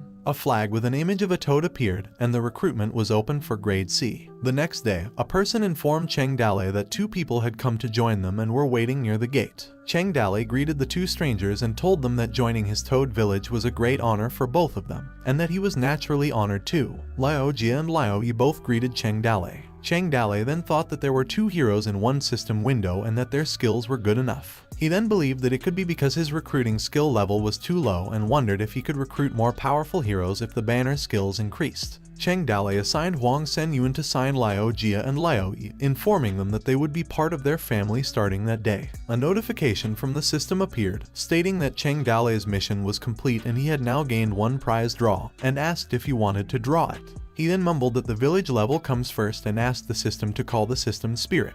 The system spirit appeared and informed Cheng Dale that the world channel building was complete. She then told him that he could now call a hero which was not available in that world from the channel, but it would cost him 10,000 fear points for once. Cheng Dale pondered how long it would take to accumulate 10,000 fear points. The system assured Cheng Dale that if his reputation improves, the speed of collecting points would also increase. World channel development completed, the reality rewrite logic chain repair, and the paradox of space and time have been corrected, and the barrier stability open channels started connecting. The system then told Cheng Dale that the stars from different space and time would cross the world and come to his side. She then snapped her fingers, breaking the chain. The system then told him to lead them and create his own legend during tough times. A system notification appeared, stating that the world channel development had been completed, and the village had been upgraded to a secondary village. It cost him 10,000 fear points in 1 call, and he got 1 random hero. Another system notification stated that the village upgrade was completed and all the village skills were upgraded. The system upgraded Toad Village to level 3, and the owner's level increased by 1. With each Toad Village improvement, the owner would be rewarded with 1 random skill. The system then asked Cheng Dale if he wanted to draw the lottery as she had just finished. Cheng Dale then opened his profile and noticed his eloquent skill, which piqued his curiosity. He also wondered if his speaking ability increased his capacity to debate or deceive. He then mumbled that the first scenario was similar to Prime Minister Zhuge, who started speaking before the battle and stated that he had never seen such a brave man. At that moment, Wang Sidu burped. Throughout the battle, Prime Minister Zhuge continued talking incessantly, while Wang Sidu surrendered even before the fight began. Cheng Dale asked the system if it was that kind of skill. The system responded that it depended on how he would use it, and asked if it wasn't a great skill. Cheng Dale mumbled that he wanted to summon a hero, but the 10,000 fear points were equivalent to all the development costs. He then set his thoughts aside and told the system to draw the lottery. The system excitedly summoned the gacha machine. Meanwhile, below the Toad Village, Xiao Dai thought that Su Ying was also contemplating something, and she was taking all those actions because of Cheng Dale. Now that something had happened, she asked Xiao Dai to find Cheng Dale. Despite the destruction of the Huang family, Su Ying also faced immense hatred but believed that it was not her fault. Xiao Dai added that their master had also expelled Su Ying from the house, providing her only with a restaurant business for support. She sighed and reasoned that Su Ying, being a princess, had to disguise herself in women's clothing and wear a black veil when going outside. She further explained that the restaurant business was extremely poor and couldn't support her at all. Additionally, there were usually troublemakers in the restaurant who tried to sabotage their business. Xiao Dai believed that Cheng Dale was at fault and wondered if he could actually help Su Ying, as she herself had requested to find him. Meanwhile, the system powered up and hit the gacha machine, causing a golden ball to appear. Cheng Dale became curious about the golden ball. The system then mumbled that she had done a great job. Cheng Dale took the golden ball, which produced a massive fire, and a weapon appeared in his hand. A system notification popped up, congratulating Cheng Dale on acquiring the Ghostface axe. The system then informed him that the Ghostface axe weighs 108 kilograms and was made by the legendary smith Magiakun, with an additional passion skill. Cheng Dale tried to lift the axe, which caused him to drop to the ground as it was so heavy. He then thought that the axe should be a huge improvement over his previous one.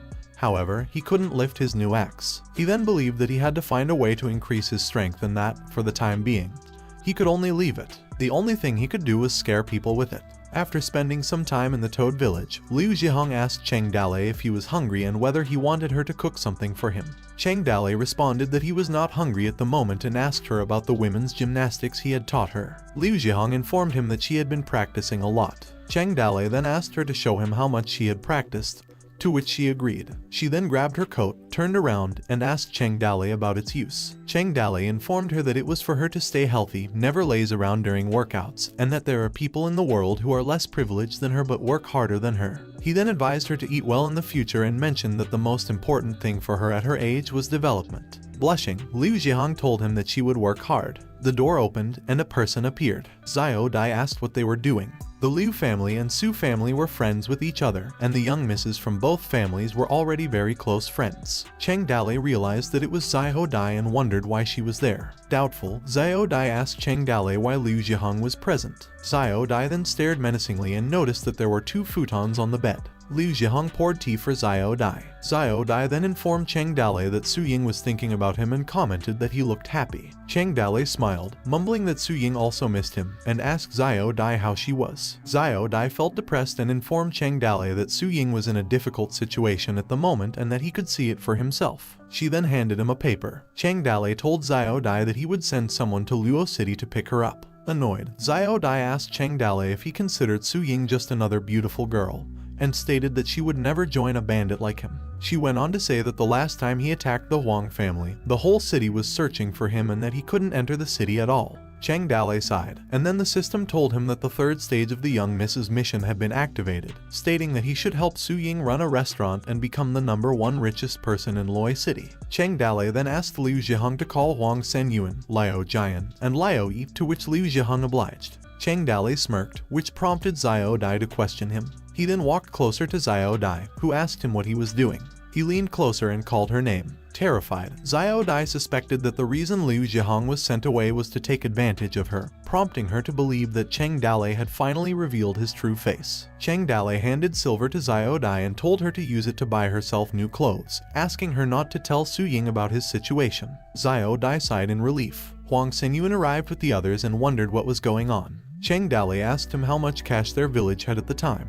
Huang Senyuan answered that there were 122 taels of silver. Cheng Dalei asked him to bring 100 taels and give it to Xiao Dai. Xiao Dai thought it was too much. He then assured Xiao Dai to take the silver and asked her to go to the warehouse with Huang Senyuan to get it, mentioning that there was silk and satin inside that she could choose and give to Su Ying. Xiao Dai agreed. Cheng Dalei then called Liao Jia and Liao Yi and asked them if there was a bounty on their heads. Liao Jia responded that they didn't get the chance to commit crimes. Liao Yi joined in and assured Cheng Dalei that the next time they got the opportunity, they would do 1 or 2 earth-shattering cases. Concerned, Cheng Dalei asked the system if the 2 brothers were right in the head. He then proceeded to tell them that he would assign them to protect someone from Loi City, someone who would be his future wife. They then told Cheng Dalei not to worry, as they would not let any harm befall his future wife. Annoyed, Cheng Dalei asked them what they would do if someone bullied their future sister-in-law. The Liao brothers didn't answer, and Cheng Dalei told them to squeeze their blood dry. Liao Jia asked him if killing them wouldn't be enough. Time passed, and Cheng Dalei requested Liu Zhihong to prepare a pen and ink and started writing his business experiences that he remembered from his previous life. Xiao Dai would deliver them to Su Ying. As he couldn't write in his current world, he asked Liu Zhihong to write it for him. Xiao Dai took the gifts and rushed back, with Cheng Dalei personally escorting her until the gates of Loi City were in sight. Meanwhile, store owners in Loi City were attempting to sell their products. Su Ying was writing her income and expenditure and thought that although her store was in a good location, there was a lot of competition with Sihelu Restaurant. A man thought that Su Ying covered her face with a veil even when she was doing business against him. Lai Dadu, the Sihelu restaurant owner, then thought that Su Sihai was seriously ill and would not live for a long time, and as long as Su Ying could be driven out of Loi City, the Su family would be given the name of Lai starting then. He then smirked and claimed that Su Ying was the daughter after all and wondered how long she could live there. A group of men entered Su Ying's restaurant and inquired about her decision to sell her restaurant. Su Ying responded that she had already told them that she would never sell her restaurant to them. The man retorted that he recommended she not be so stubborn and that it was a men's world, not something a weak girl like her could handle alone. Su Ying then told them to get out as they would be closing soon. The other man declined, saying they came to drink and that she didn't have any reason for saying such things to customers like them. Su Ying clenched her brush as she couldn't do anything. She then asked her servant to pour some wine for their customers. The servant poured wine into the customers' cups and apologized for making them wait. The man threw the cup and couldn't believe that a lowly servant served him wine when he wanted Su Ying to pour him a drink. Su Ying was watching what happened. The man then told Su Ying that he had heard she had a pretty face behind her veil, and that he would be going to see what's behind her veil at that time. His other companion stated that Su Ying had been violated by bandits and was still pretending to be a virgin. Liao Jia and Liao Yi arrived and took a jar and bashed it on the man's head, which spooked the other two. They then walked closer to the man and ran with a knife in their hands. When they caught them, they threw them out of Su Ying's restaurant. Liao Jia then told them that if they ever came back, it would not just end with him breaking their legs and arms, while Liao Yi told them to get out. Su Ying looked concerned about the occurrences. Liao Jia then apologized to Su Ying for coming late. Xiao Dai arrived and asked Su Ying if she was alright. Su Ying inquired of Xiao Dai why she had brought Liao Jia and Liao Yi. Xiao Dai then told her that Liao Jia and Liao Yi were the people that Cheng Dalei had sent, and also gave them 100 taels of silver and some goods. Liao Jia then informed her that Cheng Dalei ordered them to protect her, and if she had any task, they would complete it. Su Ying then told them that it was not convenient for them to talk there. She ordered Liao Jia and Liao Yi to move the goods first, and they would talk after that. She then asked Xiao Dai if there were any problems during her trip. Xiao Dai responded that she didn't have any trouble, and that she encountered some bandits along the way. However, once she mentioned that she came to seek help from the Toad Village, they didn't dare to touch her. Su Ying was relieved that Xiao Dai was alright. Xiao Dai also informed Su Ying that Cheng Dalei wrote a letter for her. Su Ying realized that it was a woman's handwriting. Xiao Dai then told her that she had a very sharp intuition. Su Ying inquired of Xiao Dai about what transpired during her journey. Surprisingly, Xiao Dai believed Cheng Dalei. However, she did not know what actually happened as she only saw 2 beds in the room, and it would not be a big problem even if Su Ying really knew that Liu Zhihan was a slave to Cheng Dalei. However, Cheng Dalei was so close to Su Ying, and it could cause a problem later. Su Ying sighed as she couldn't believe Cheng Dalei. Moments had passed as Su Ying read Cheng Dalei's letter. Xiao Dai told Su Ying that with the silver Cheng Dalei sent, the restaurant could be renovated. She also mentioned that the chilies he sent were very popular. Su Ying wondered what Hudy fish was. After some time, in the mainland, Lin Sheiyu guided the Liu family in training. They were teaching nothing more than running, punching, and running again. They wore uniform clothing and performed boring and repetitive training. They had to shout some meaningless words during their training, the meanings of which they didn't even know. 7 days later, the Liu family began to show signs of change and became more well-mannered. Liu Zhihan called Sun Jiu as Cheng Dale was looking for him. He responded that he would be there in a minute. He wondered why Cheng Dale always sought him out to talk about things he had never heard before, such as kung pao chicken, fish flavor goat, hot pot, and other dishes. He claimed that it was going to be a serious discussion when Cheng Dale looked for him again. Sun Jiu arrived at Cheng Dale's office and asked if he was looking for him. Cheng Dale then asked him if he had ever heard of bread. Sun Jiu stated that he had never heard of bread before. Cheng Dale then explained that its shape was like a square of sorts, but it could also be round. It was made by fermenting flour, adding salt, and then baking it. He showed a drawing of a piece of bread, and Sun Jiu thought it looked like cake. Cheng Dale told him that it was not cake and that it was much bigger and softer than a cake. Sun Jiu guessed if it was a steamed cake, to which Cheng Dale responded that it was bigger than a steamed cake. Sun Jiu then admitted that Cheng Dale was more knowledgeable than him, as he had never heard of bread. Cheng Dale told Sun Jiu that he must first make the oven and add fermented wheat flour into it. He then explained further how to make bread. Cheng Dale mumbled that the key to making bread was an oven and that they would need to make one first. A few moments later, they went to the kitchen. Cheng Dale then told them that they couldn't make bread like they made steamed cake. Cheng Dale struggled to remember the contents of the recipe used for making bread and that the method of making bread was not that simple, and making bread in the oven requires a little skill. Sometimes the bread is burnt, and other times it is undercooked. After several failures, the first batch of properly cooked bread was made. Cheng Dale then told Liu Zhihan to try the bread with some ground honey. Liu Zhihan took a bite and stated that it was good and that Cheng Dale must also try it. Cheng Dale then told them that they should study next how to make the bottom of the pot. At some point on that day, the entire Toad village tried the new type of food called bread. The unique taste was very popular with everyone, especially with children. Meanwhile, in Loi City, Su Ying asked the man if it really was impossible to hire people and that salary wasn't the problem. A man responded that at the time, salary was no longer a matter of concern, and even if he took money from her, he couldn't hire people and that no one wanted to work in her restaurant. He went on to say that his mother was very old and he was ill, and he didn't think that he could serve her again in the future. Su Ying was curious if the shop manager wanted to leave and if there was any problem. She had enough money to solve it. The shop manager told Su Ying that he regretted leaving her, so he didn't want any money. Su Ying insisted that he was also a family member of the Su family and that if he wanted to go, she would not hold him any longer. She then told him to come to her office to receive his salary. The shop manager asked Su Ying not to force him as he wanted to leave. Su Ying then couldn't do anything. Lai Dadu observed from his window what was happening between Su Ying and her shop manager. The shop manager then bid farewell to Su Ying. Su Ying then realized that she had been forced out of the Su family's house and was given a rundown restaurant. She believed that they must be there to cause some trouble again, as they never gave up. Xiao Dai asked Su Ying if she wanted her to go to the market and try to find new workers. Su Ying then told Xiao Dai that there was no need for her to go, as no one would agree to work for them.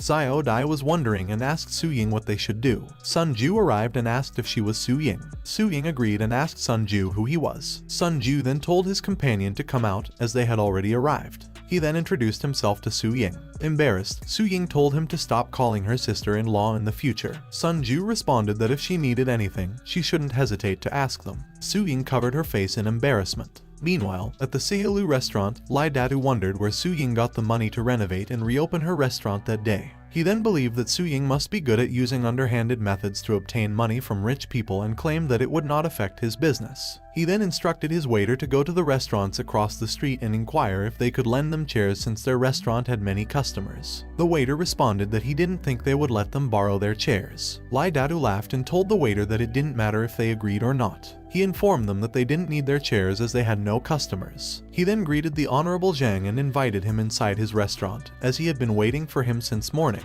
Honorable Zhang told Lai Dadu that he wanted a private room and to serve all of his special dishes for his friends, as they had all come from different cities. One of Zhang's companions mumbled that he had heard that the dishes at Lai Dadu's restaurant were all unique. He personally came to check if it was true or just a rumor. Lai Dadu then informed them that he had prepared a room for them on the second floor and asked them to proceed, as he would prepare their order. He then informed Honorable Zhang that the chili they used in their dishes was their specialty made in Loi City, and that they only used fresh ingredients. One of Lai Dadu's servants informed him that there was a problem. Lai Dadu asked him what was wrong. The servant informed him that their chili was out of stock, to which Lai Dadu was shocked and wondered how it happened. The servant told him that their customers mostly came to their restaurant for their special dishes. Upset, Lai Dadu then thought Su Ying was arrogant and definitely had an idea about it. He then informed Mr. Zhang that their chili stock had run out and asked him if he wanted to change his order. Mr. Zhang told him not to worry, as he understood that chili was expensive and he was the only one who sold dishes made with chili.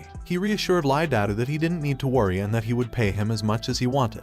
Lai Dadu then told Mr. Zhang that he was not trying to increase the price and was telling him the truth that they had run out of stock of chilies. Upset, Mr. Zhang believed that Lai Dadu's restaurant was doing great business. He then smelled something and wondered what the fragrance was. He then told Lai Dadu that it smelled of chilies and wondered if he was trying to fool him. Lai Dadu was confused and told Mr. Zhang that the smell wasn't coming from their restaurant. He then wondered where the source of the odor was. Xiao Dai was yelling that Hudi Fishing was open, and new customers could enjoy a 20% discount, and there were also snacks to eat. Mr. Zhang told his companions that they should go to Su Ying's restaurant and check it out. Anxious, Lai Dadu asked Mr. Zhang not to leave as he would serve him and his friends vinegar-flavored fish, which was their signature dish. He then asked his other customers not to leave. Xiao Dai was all cheerful as she saw a huge wave of customers. She then noticed Lai Dadu mumbling something about telling his customers to leave and how they wished they had eaten at his restaurant instead. Xiao Dai then asked Lai Dadu if she could borrow some of their chairs as they had a lot of customers at the time and they didn't have enough seats for everybody. Enraged, Lai Dadu told Xiao Dai that he would never let them lend any chairs. Xiao Dai responded that if he didn't want to lend them chairs,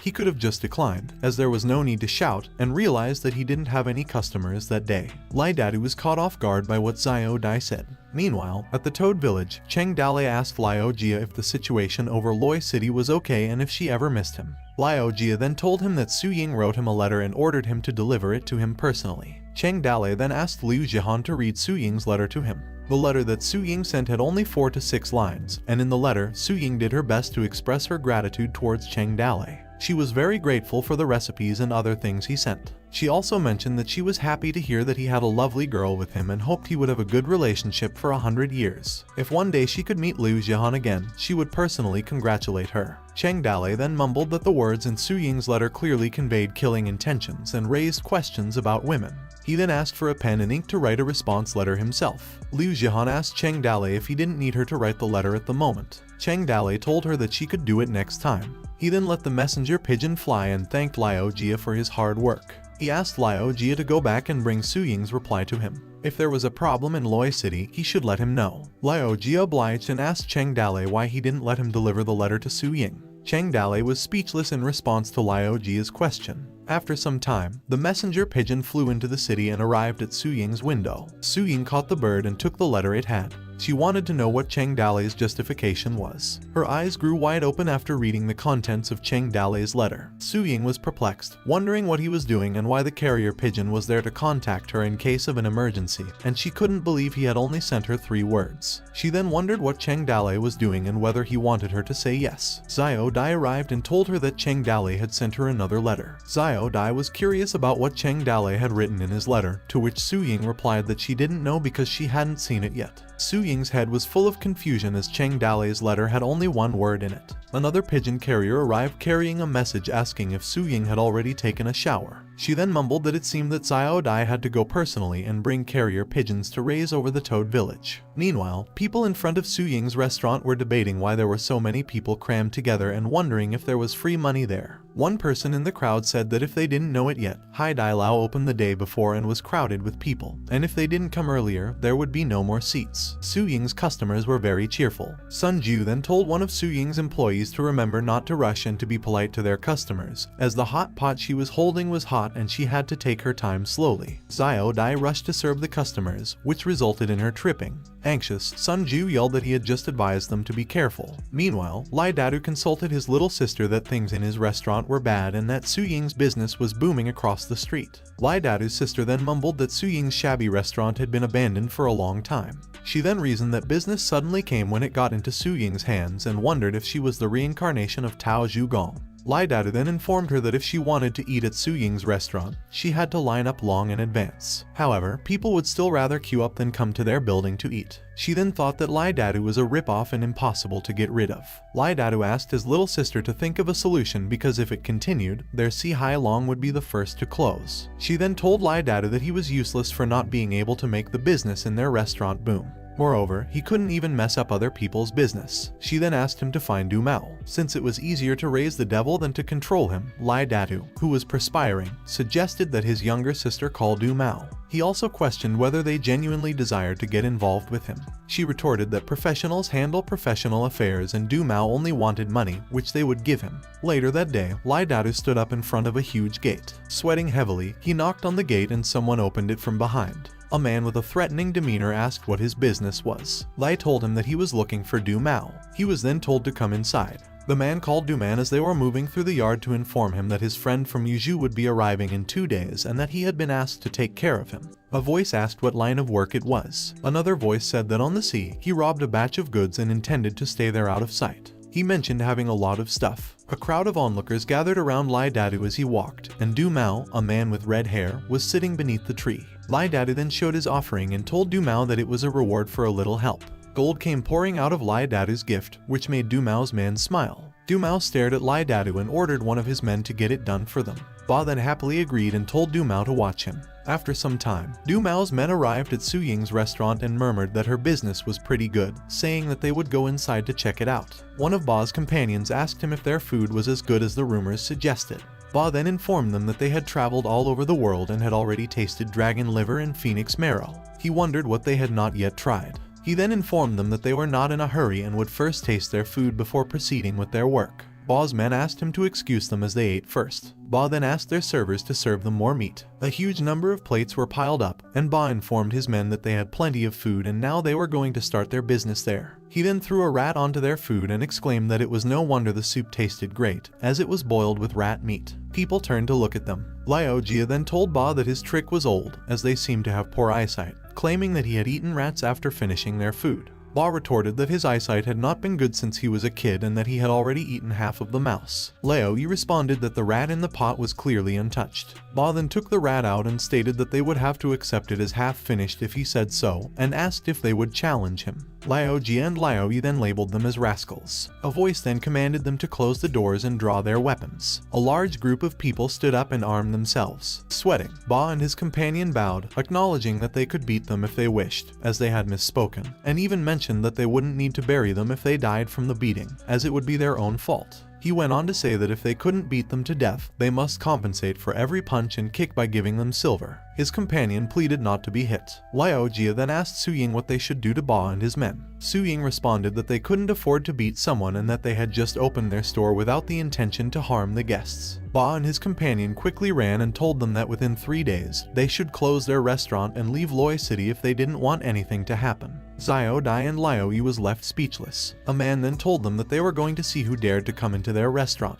Meanwhile, Lai Datu's employee told him that the manure vehicle was blocking Su Ying's restaurant, and it turned out it was blocking theirs too, resulting in no business. He then told him that when they go bankrupt and leave, they would no longer have to worry about not having any business, and that he didn't need to be afraid of it. However, a few days later, the culprits who were blocking the door with the manure vehicle were caught. The culprits were beaten, to which Xiao Dai told Su Ying that great thieves hang out with the little ones and that they were going to confront them. Meanwhile, at the Toad Village, Liao Jia reported to Cheng Dale that Du Mao was crazy enough to tell them to close the store, and if it wasn't closed within 3 days, he would bring people to destroy their building. He continued by saying that while he and his brother Liao Yi were not afraid of Du Mao, they were only concerned that Cheng Dale's business would not succeed, and that they just held their breath in their hearts, waiting for his decision. Zhu Shenji then informed Cheng Dale that he may not know who Du Mao was. He was no ordinary person. Cheng Dale then asked what he meant. Zhu Shenji proceeded to inform him that Du Mao once got drunk and beat a fierce tiger to death with his bare fists, and he also had a dozen villains in the city. When they had nothing else to do, they would train together in martial arts. Cheng Dale then humorously responded, no wonder he was called Du Mao if he beat a fierce tiger to death with his bare fists. Zhu Shenji then told him that some people had joined Du Mao over time, and everyone was recruited. Therefore, he had a high reputation in the business world, and people nicknamed him the Lazy Bug. And in Loi Town, not even the government would dare to touch him, and many people were proud to befriend Du Mao. As long as they managed to build a relationship with him, the mountain bandits wouldn't rob them. Liu Zhai was having a cup of wine, which she thought smelled nice. Cheng Dale then asked him if he couldn't move Du Mao's heart, given that he was so powerful. Zhu Shenji then assured Cheng Dale that he didn't need to worry and that the matter was quite simple if he were to be asked. Liu Jian took a sip of the wine. He then told Cheng Dale that Gao Feihu and Du Mao had a great relationship and that the two called each other brothers. Every time Gao Feihu enters the town, he is received by Du Mao, and they just need to trust Gao Feihu's reputation to meet Du Mao, things could be solved. Cheng Dale then ordered him to go to Gao Feihu's fortress and ask him for help. Liu Zhihan got drunk after a sip of the wine, causing her to fall asleep.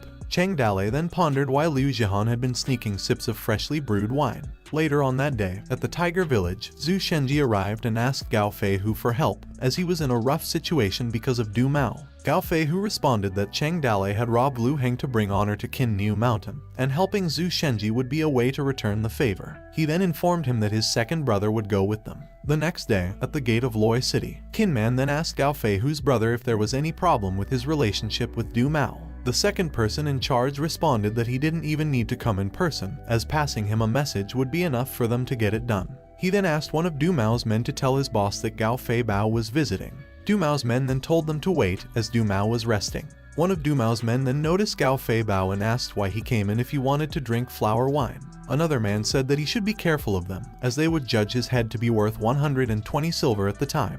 Gao Fei Bao then told them not to talk nonsense and asked where Du Mao was, as he had something to ask him. He was then informed by Du Mao's men that Du Mao was drunk and taking a nap inside and asked him to wait for a while. They then noticed Zhu Shenji and Qin Man and asked them about their origin and if they were new in the Feihu village, as they didn't look familiar. Gao Feihu then told them that they were friends from the Toad village and introduced Zhu Shenji. A man then became familiar with Zhu Shenji's name, who had a nickname, Jade-Faced Scholar, and it was said that he was behind the masterful plans for Toad Village's recent hard battles. Another man said that Zhu Shenji's name sounded extraordinary and wondered if he was real or fake. One of Du Mao's men then asked Gao Fei Bao what his thoughts were on how many villages they would be able to beat, and if the Toad Village was so capable. Zhu Shenji mused that it was not easy for him to say. The man then told him what he was worried about and that he could say it with courage if it was hard for him to tell them. Zhu Shenji then threateningly told them that his only concern was that there were too few of them, as they didn't have enough to kill. Du Mao's men were left speechless. Later on, Zhu Shenji was introduced to Du Mao.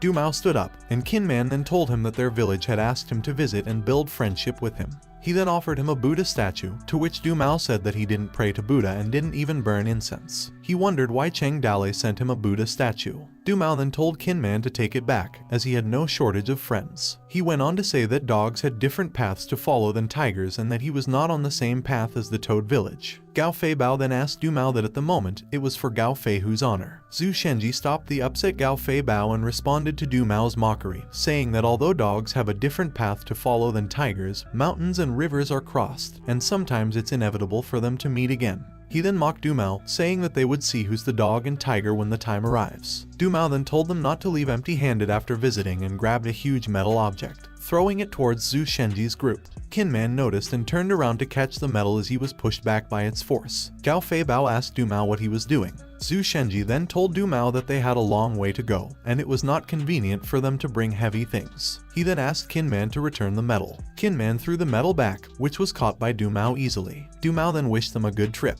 After a while, Gao Fei Bao then told them that Du Mao was too crazy, having so much pride in being almighty on his own. He then complimented Zhu Shenji, saying that even if it's not noticeable, he does have decent skills, to which Zhu Shenji responded that he was too humble. Zhu Shenji then asked Qin Man what was troubling him. Qin Man retorted that he had been careless in causing his arm injury. They then arrived at the Toad Village, and Cheng Dale inquired Qin Man about how good Du Mao was in a fight. Qin Man responded that Du Mao was not weaker than him and that it was indeed true that he had the ability to fight tigers. Zhu Shenji then informed Cheng Dale that at the time, thanks to Qin Man's skills, they had escaped. He went on to say that Du Mao also had no respect for them, as he didn't take them seriously. He said that Cheng Dale was a dog, and he was a tiger, and tigers wouldn't be friends with dogs. Huang Xinyuan also told Cheng Dale that it was never too late for him to take revenge, but at the moment, it was not the time to deal with Du Mao. He expressed his opinion to hold back for now and wait for an opportunity to get rid of Du Mao. Annoyed, Cheng Dale responded that they didn't look like gentlemen, and if Du Mao was annoying, they would beat him.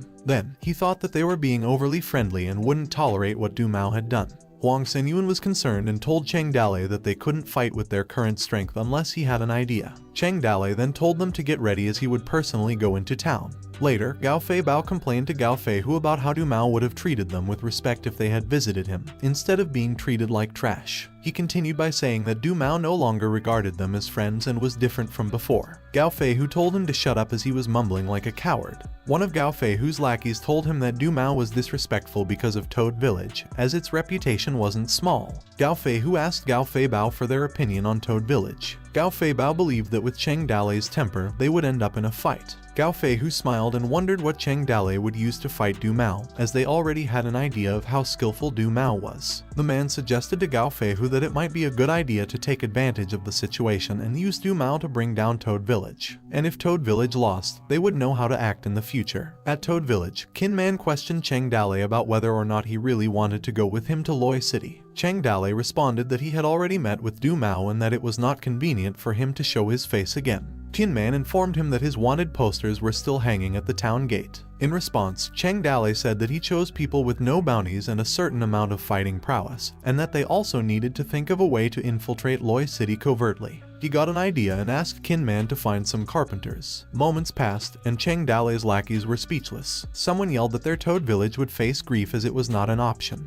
Cheng Dalei asked Zhu Shenji what was wrong with his plan to break the feudal superstition. Zhu Linger and Liu Jihan called Cheng Dalei out of concern. After some time, a carriage arrived in front of the gate of Loi City. They were stopped by the guards and asked what they were doing there. The man said that his grandfather died outside and they had brought his body back to have his bones buried. One of the guards shot back, stating that the bandits were acting rebelliously at the time and doubted that they were not actual bandits trying to sneak into Loi City. He asked them to open the coffin as he wanted to check its contents. Huang Xinyuan offered the guards some bribe money, telling them that the coffin cannot be opened as it would bother the dead. The guards accepted and decided to let them in, as they didn't want to disturb the dead, for which Huang Xinyuan thanked them. Moments later, they arrived at Su Ying's front door and ordered them to carry the coffin inside and never let anyone see it. Xiao Dai noticed and asked the men to leave. The coffin shook, and a hand appeared, making Su Ying and Xiao Dai hug each other in fear. Cheng Dalei threw the coffin cover aside and stood up, wiping his clothes as he was sticky from being inside the coffin.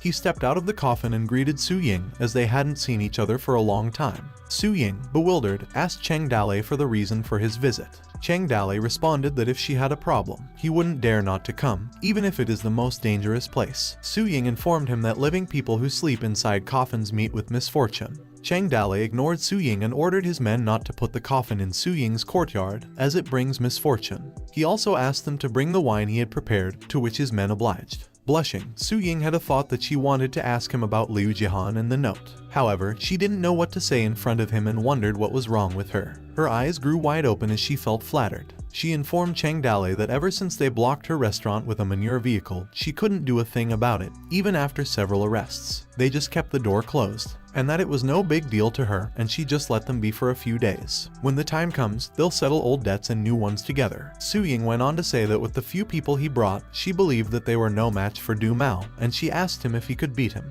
Cheng Dalei reassured Su Ying and told her not to worry, as he already had a good plan. Still flattered, Su Ying turned around and ignored him. Confused, Cheng Dalei wondered what was wrong with her. At Du Mao's residence, they were having a party. Du Mao chugged a jar of alcohol, which amazed his men with his capacity for drinking liquor. The other man informed the group that when Du Mao drinks 1 bowl of wine, his strength increases, and with 2 bowls of wine, his strength doubles. He added that when Du Mao is drunk, he reaches his full power. He further mentioned that if there were no good wine to cheer him up, it wouldn't have been as enjoyable when he fought the tiger in the past. A merchant came by and yelled that he had wine for sale. Du Mao wondered and asked Ba to see who was disturbing their fun. Ba stood up and agreed to Du Mao's order. He went outside and noticed a merchant selling a bowl of wine. The merchant was receiving complaints from his customers that his wine was expensive. Huang Xinyuan told them that they were being unreasonable, as they had agreed beforehand that a bowl of wine would cost them 100, and those who couldn't drink 10 bowls in a row wouldn't have to pay. He pointed out that the customers obviously couldn't have done it and were trying to back out of their payment. An angry man told him that he didn't even pay when he ate at a restaurant in the city and asked him what was wrong with drinking 1 bowl of wine from him. Huang Xinyuan asked them to be reasonable and pay for their drinks. The enraged man threatened him, saying that if he kept talking, he would beat him to death. Ba grabbed the angry man by his collar and told him that if he was an honorable man, he must admit when he had done something wrong and asked him to drink 10 bowls of wine. If he couldn't, he should pay for it. The angry man asked who Ba was and told him to drink 10 bowls himself if he had the capability. If he couldn't finish, he's a wimp. Enraged, Ba asked Huang Xinyuan to give him a bowl of wine. Huang Senyuan poured him a bowl and told Ba to consider the bowl as his gift of thanks. Ba asked him if he meant that he couldn't afford his wine and that he could even pay for 10 bowls. Ba drank Huang Senyuan's wine, which made his eyes widen, and he thought that it was strong. Huang Senyuan told him that if he couldn't drink, he should not force himself as his wine was pretty strong. The man laughed and told Ba that he wimped out. Ba responded that he didn't wimp out and that the man was the one who wasn't capable of drinking it. He told Huang Senyuan that he'd take him to a place where someone is able to drink 10 bowls of wine and pointed towards Du Mao's residence, doubting if he dared to go with him. Huang Senyuan told him that he only had a small business. Ba told him that they were going to pay him every single penny and that he didn't need to be afraid. Huang Senyuan asked Ba if he could let his people accompany him as he was afraid to go inside. Ba responded that he'd show him what a real man looked like. They got inside Du Mao's residence. Du Mao told Ba that it would be enough if he got rid of them and asked him why he captured them. Ba told Du Mao that Huang Senyuan was a wine seller and that his wine cost 100 per bowl. If he could drink 10 bowls in a row, he wouldn't have to pay. Du Mao responded that he was interested and asked how good the wine was that made people overconfident. One of Du Mao's men told Ba that he had been drinking and that he couldn't handle the wine. Ba responded that he came across a good wine and wanted Du Mao to try, as he couldn't get drunk from Huang Senyuan's wine. The men told him to stop bragging as they knew his drinking capacity. The other man mumbled that he wanted to try Huang Senyuan's wine.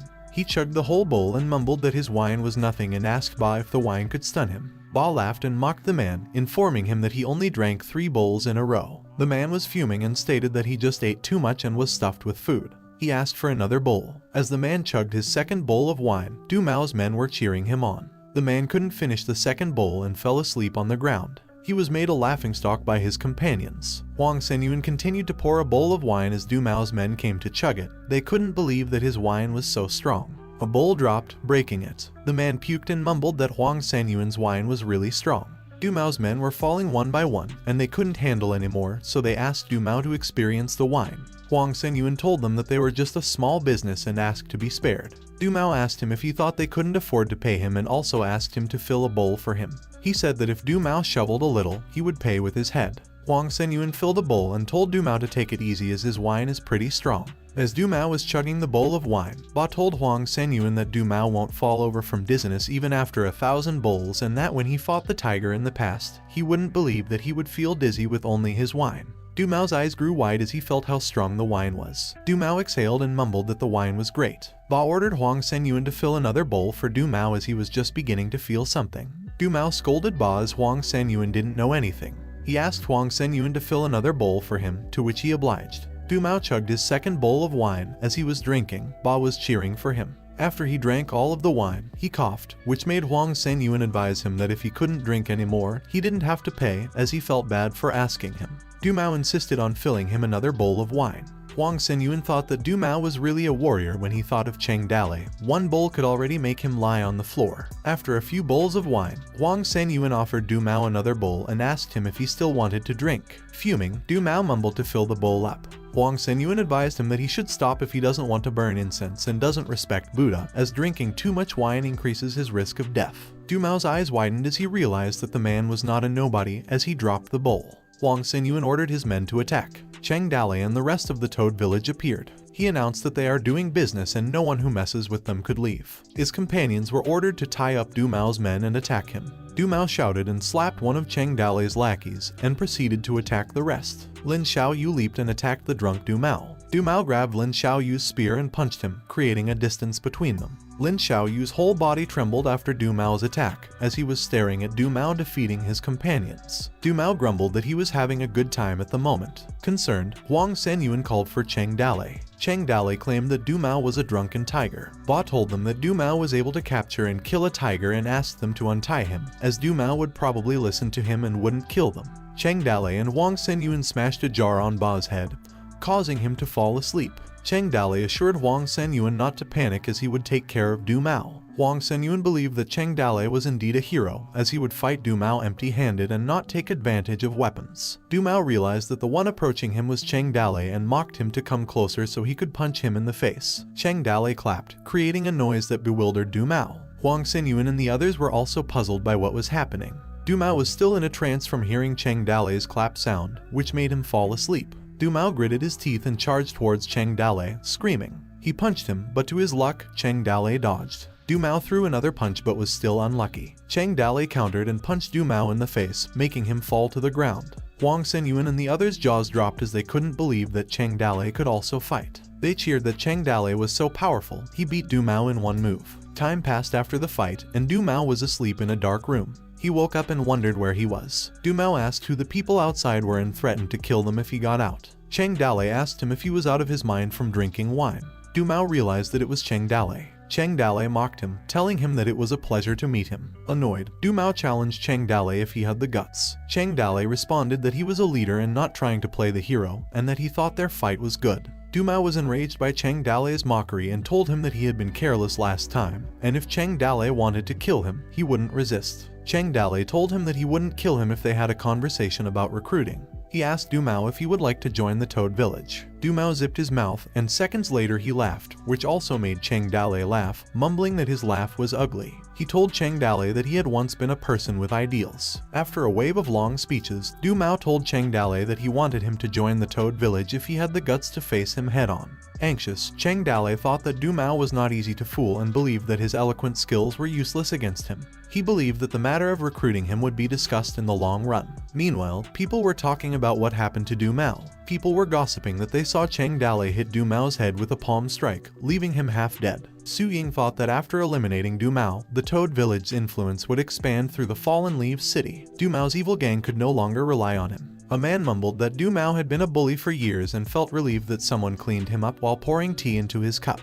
He added that Cheng Dalei's action against Du Mao proved that he was more terrifying than him. The man he was drinking with responded that he wished all the gangs fighting each other were dead, and that life had been difficult for the rest of the world. The other companion stated that Su Ying had always covered her face with a black veil, and wondered how she looked under the veil, claiming that Su Ying's face must also look good given how good her body was. The man reprimanded his companion, telling him that if he didn't want to live anymore, he didn't have to say what he said, and questioned him if he knew who was the one running Su Ying's restaurant. The man asked who it was, to which his companion answered secretly that it was Cheng Dalei, which they couldn't believe. The system praised Cheng Dalei, stating that he did a great job arranging the people in the streets and alleys of tea houses and restaurants and spreading the news about him, and that he was now famous at the time. Meanwhile, at the Sialu restaurant, someone was gossiping that they had to earn money without resting from morning to night. Lai Dadu told his little sister that they didn't have any customers. The little sister asked why he didn't learn from Su Ying and send someone to steal their recipes if Su Ying was so good at business. Lai Dadu replied that everything was easy to copy from them. However, Hu Dailao's business was built on chili peppers, and they didn't have any idea where to find some peppers. The little sister questioned him on where Su Ying got their chili stuff. She believed that it didn't matter if Sahelu's business was good or bad, as long as they got rid of Su Ying and took away their family's property, there would be money for them in the end. She claimed that Su Ying looked like she wanted to take root at the moment. She ordered Lai Dadu to greet their guests as they were coming.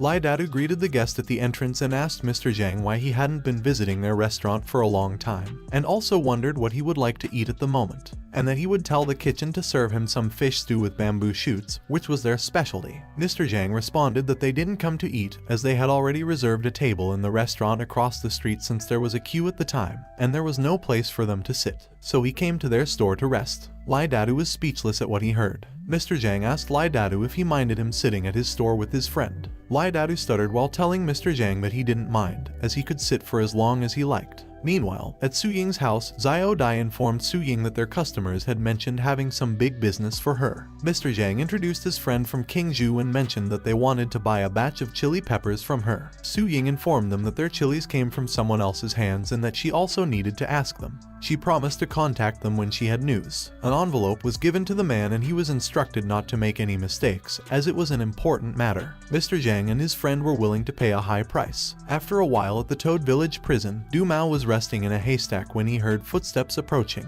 Du Mao asked for some wine and threatened that if they were even a moment late, he would blow their heads off. The man questioned him if he was really Du Mao. Gao Fei Bao told Du Mao that he would go back and talk to Gao Fei Hu. He suggested that Gao Fei Hu ask Cheng Dalei to release Du Mao and advise Du Mao to drink less in the future. Enraged, Du Mao yelled if Gao Fei Bao was insulting him. Gao Fei Bao asked Cheng Dalei how he did it. Cheng Dalei responded by telling him to read more books and newspapers, drink less cold water, and take more cold baths. He ordered Liu Jihan to bring him a basin of water. Moments later, he washed his face, thinking that he should always wash his hands and face, burn incense, and take a bath, as being diligent could change fate. Liu Jihan told Cheng Dale that she was going to sleep as she felt sleepy. Cheng Dale called the system, asking it to summon the general. The system appeared and informed Cheng Dale that he currently had a fear level of 20,000.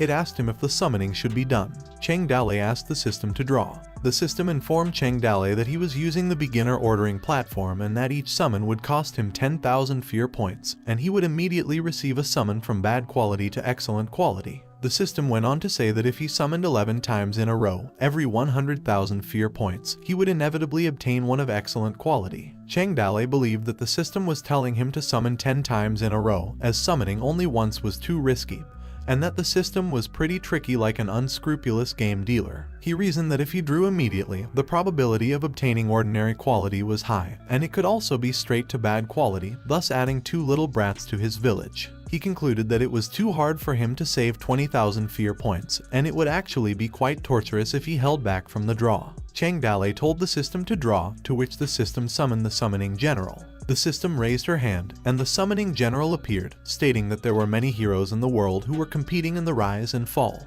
Cheng Dale laughed at the summoning with special effects. Suddenly, a man appeared to whom the system congratulated Cheng Dale on getting a bad brewer. The man's name was Zhang, and he was an unpopular and bad winemaker. Upset, Cheng Dale thought that despite the brewer's usefulness, his rank was bad and claimed that it was not good at all. He wondered if Zhang would be the one in his favor or would be a burden to him, and that he still had 10,000 fear points left, believing that he could try again. He clicked and mumbled that he was going to try one more time. A star burst, and another man appeared, after which again the system congratulated Cheng Dale on getting a normal military general. Guan Yu, the man whom Cheng Dale got, was an unpopular, normal military general. Cheng Dale, still disappointed, mumbled that he was, in fact, correct, and that after lowering expectations, happiness was much higher. After some time, Cheng Dale sat on a rock, eating bread. He thought that his men hadn't arrived yet and wondered why they were taking so long. Zhang and the others arrived at the front of the Toad village, which Cheng Dale noticed. Cheng Dale wondered why there were 3 of them, as it was supposedly just 2. Guan Yu asked him if they were in the Toad village. The other companion of Zhang and Guan Yu was named Liu Bei and sighed. Cheng Dale thought the arrival of the 2 was unsurprising, but he wondered how Liu Bei got there. He believed that it might be the recruitment skill of the village banner that had been activated. He tried to remember the 3 men's names and realized that they were the 3 sword brothers Liu, Guan, and Zhang, and that their quality was really degrading for the heroes. Liu Bei greeted Cheng Dale and told him that they came in admiration and hoped to join his Toad village. Cheng Dale introduced himself as the Toad village master and asked them who they were. Liu Bei introduced Guan Yu as his 2nd brother and Zhang Fei as his 3rd brother and informed Cheng Dale that they had been together since childhood in the Peach Garden. Cheng Dale reasoned that when they stood together, they looked alike. The system informed him that they were the sworn brotherhood in the Peach Orchard and that they met in the Peach Orchard for the common idea of life and death. Cheng Dale wondered if the 3 men didn't have any relationship with the legendary 3, as they had such names and attributes. He asked them where they were from. Guan Yu answered that they lived in Fanyang County. Cheng Dale realized something and asked them if they knew a person named Zhang Fei with the middle name Ida. The 3 men were puzzled by Cheng Dale's question. Cheng Dale asked them why they wanted to stay in his Toad village. Guan Yu answered that the government was looking for them because they had killed the village landlord, who was evil, and that they had heard about Cheng Dale's reputation, so they came to join him. Cheng Dale smirked and thought that he knew they had killed someone, and the legend had it that Guan Yu Cheng had killed the evil landlord and switched to selling green beans. He proceeded to ask them which one of them had killed the man. Guan Yu pointed at Liu Bei, to which he responded that it was not worth it. Shocked, Cheng Dale yelled in his mind that it was Liu Bei who had killed the man. Zhang Fei joined in and told Cheng Dale that he suddenly remembered that the person Zhang Zidai he mentioned was his great-great-grandfather. Curious, Cheng Dale asked him to tell him more. The 3 men couldn't remember the names of their ancestors, and it took them a while to recount the story of their ancestors. According to Liu Bei, his ancestor was a very idealistic person who had vowed to become brothers with the ancestors of Guan and Zhang in the Peach Garden. As they took possession of the 3 weapons, the Mandarin Duck Sword, the Green Dragon Crescent Moon Blade, and the Zhang 8 Snake Lance, they were determined to sweep the world of rebellion and support the Han Dynasty. However, things didn't go very smoothly as they were defeated while attacking the Yellow Turban Thieves, and later, during the 19 Nations Mixed War, they defected to whoever had more influence. In the end, Liu Da'er wandered through the chaos of the world for most of his lifetime, achieving nothing, and the 3 returned to Fanyang County when he was 60 years old to settle down. The young men were full of ambition, dreaming of breaking into the world with swords. But when they returned, they were already old and filled with the experience of change in their eyes. And every day, Jang Yi opened the door to sell pork, Guan Yun Cheng pushed a cart in front of his door to sell mung beans, and after half an hour, Liu Da-er, who sells straw sandals, came. And after sunset, the three would get together and drink day after day. Every day when Liu Da-er was drunk, he would always argue that he was the uncle of Han. If heaven could help the lonely one, how many people in the world would be worthy of being king, and some other topics. The village children often made fun of him as they often saw an old man with white hair and a beard shouting something. Liu Da-er would raise his cup to the heavens as he was drinking. Later on, he died at the age of 72. Guan Yun Cheng and Jang Yi also died one after another, and the descendants of the three continued to settle in Fangyang County. Who could have imagined that if he had been given a stage, the old man with white hair, half crazed and half mad, mocked by urchins, would have been the mighty Emperor Liu Bei of Han. And in their generation, Zhang Fei had learned to make wine, and Guan Yu inherited the legacy of his ancestor and liked to read military books. Liu Bei, however, learned the art of medicine from a man named Hua. Future generations of children and grandchildren were always sworn brothers in the Peach Garden. The descendants of the Liu family would always be the eldest. Cheng Dale wondered if those three could be like the legendary Liu Guanzhang in the future. Cheng Dale sighed and told them that they couldn't help the flood of the turbulent world. As he was walking away, he told them that in the future they would stay in the Toad Village and would call each other buddies, as there was no need for them to be formal. He turned around and asked them another question if they knew a man named Zhu Ji. The three were still confused by his question. However, they were interrupted as a letter arrived from Su Ying. Cheng Dale read the contents of the letter and thought that business was picking up since there was someone interested in his peppers. He realized that there were 30,000 pounds of peppers in Toad Village and some outsourced pepper seedlings. He concluded that it was the perfect time to harvest. He asked Liu Jian to write a letter for him as his own words were too clumsy. Cheng Dale mumbled that the price could be determined by Su Yin, as she didn't need to worry about the supply since they could provide as much as the customers wanted to buy. He went on to say that they also needed to draft a notice to begin buying peppers at £1 for a pound of origin. After Cheng Dale asked Liu Jihan to write a letter, Liu Bei was talking to a man concerned about his disease in Toad Village. Anxiously, the man asked Liu Bei if his disease was serious. Liu Bei responded that life and death are decreed by fate and that the man didn't need to worry about it. He explained that it wasn't worth it to be concerned about whether it was serious or not. Upset, the man told Liu Bei that he must find a solution for his disease. Liu Bei informed him that his disease was just a cold. The man asked if it was a bad cold. Liu Bei reassured him that it was just a normal cold, leaving the man speechless. The man turned back and mumbled that he still felt bad even though it was just a minor illness. Liu Bei called for the next person. Cheng Dale thought that Liu Bei was an extreme pessimist and worried that it would affect their army if they continued in that manner. Moments later, Cheng Dale confronted Liu Bei and asked if he would mind if he didn't let him work as a doctor in his village. Liu Bei responded that sooner or later, all those who had a life would die, and whether to see a doctor or not was still the same.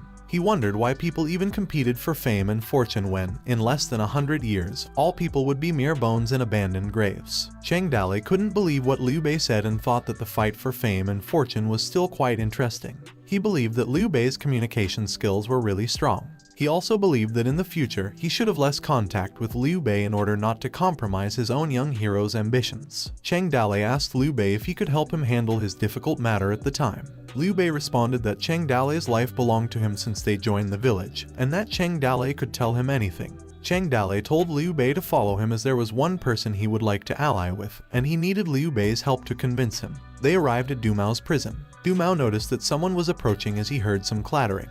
He asked Liu Bei if he had bought some wine again, which made Liu Bei sigh and mumble not worth it to Du Mao with a gloomy look. Du Mao was sweating as Liu Bei's look triggered a tingling inside him. Liu Bei sat down and told Du Mao to come near him as they were going to talk. Du Mao shook his head and told Liu Bei to get out as there was no one who wanted to talk to him. Meanwhile, on the front step outside the Toad Village, White Wolf noticed that a crowd was gathering in front of a poster. A man mumbled that a kilo of peppers was traded for a kilo of grain and inquired of his friend how many peppers he had planted in his village, to which his buddy replied, "Not a single one." Another man muttered that when someone finished planting, the yield of an acre of peppers would be more than 10 times that of grain. Another man asked him if he thought the poster was telling the truth. The man sighed and responded that it would be nice if it were true and reasoned that there were no such good things. He noticed White Wolf and inquired if her village had planted a lot of peppers, as he had heard. Another man told her that they were going to be rich, and one joined in, saying that they had nothing to worry about in the incoming winter as it would be comfortable for them without worrying about food supply. Annoyed, White Wolf pointed a knife at the man's neck and told him to shut up, and if he kept yapping, she would cut his head off. She walked towards the Toad Village gate and thought that if Cheng Dale dared to lie to her, she would have him prepared for his death. At the Toad Village, Zhu Linger was cooking, which made White Wolf think that the smell of peppers was quite strong. Zhu Shenji noticed White Wolf and asked her if she was off work, as they hadn't seen each other for a long time. White Wolf told him to call Cheng Dale as she wanted to settle up with him. Zhu Shenji believed that she might have wanted something romantic, as a woman looking for a man to settle a score was rare. He claimed that Cheng Dale was fast at such things and didn't even leave an opportunity for him. Zhu Shenji informed White Wolf that Cheng Dale was in the back. Cheng Dale greeted White Wolf and asked her if she had eaten. White Wolf asked him if he had forgotten what he had promised her. Liu Jihan was spooked as Zhu Shenji thought that Cheng Dale and White Wolf really had to spill some tea. Anxious, Cheng Dale asked her what it was. White Wolf assumed that the pepper field yielded 2,000 to 3,000 pounds, and the grain yielded only a few hundred pounds, believing that people would think they were insanely poor. She yelled at Cheng Dale if he had forgotten about his promise after the seeds that he gave her in the past. Cheng Dale blushed and told her that she had to be clear as the reputation of the two villages would be tarnished if word got out. White Wolf scratched her head and informed them that she was just talking about peppers. Cheng Dale replied that she scared him for a moment.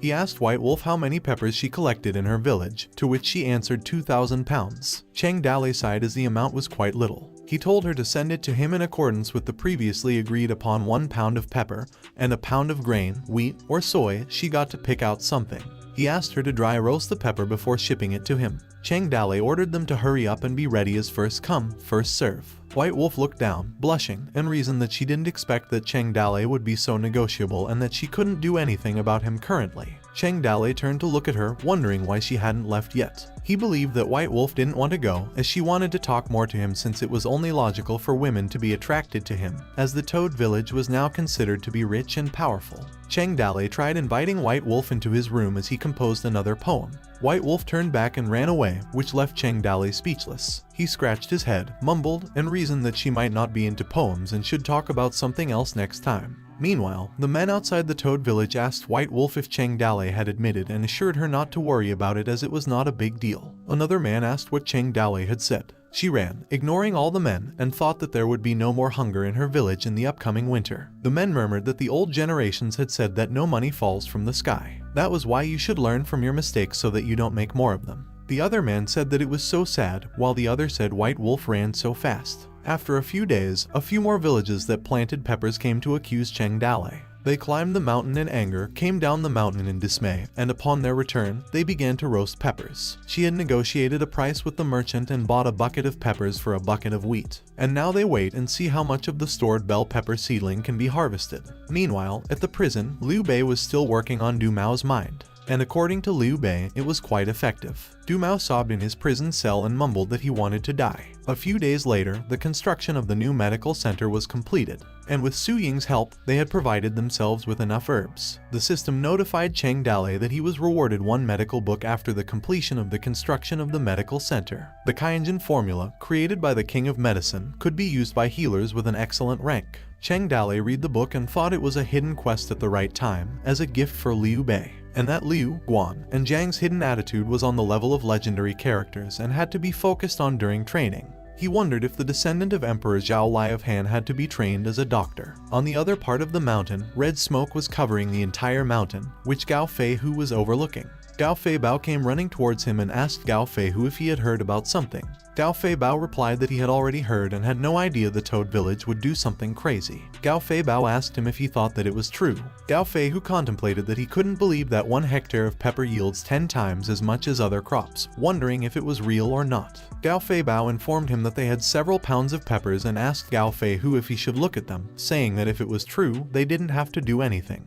But if it was fake, he would teach the Toad Village a lesson. Gao Fei Hu ordered Gao Fei Bao to go if he wanted to, as he would give up hope when he arrived, and scolded him that he had already told him not to plant. However, he wouldn't listen. Moments later, at the entrance of the Toad Village, a carriage was fast approaching. The people realized that it was Gao Fei Hu and wondered if the Tiger Village had also planted peppers. A man asked Gao Fei Bao what he was doing, as he remembered that it was he who had told them not to plant peppers and claimed that he secretly took seeds to plant. Gao Fei Bao retorted that he only wanted to expose the Toad Village lies and that he was transporting peppers to them at the time, and that if they didn't give grains, he wanted to see what excuse they would come up with. A man joined in their conversation and praised Gao Fei Bao for his smart move.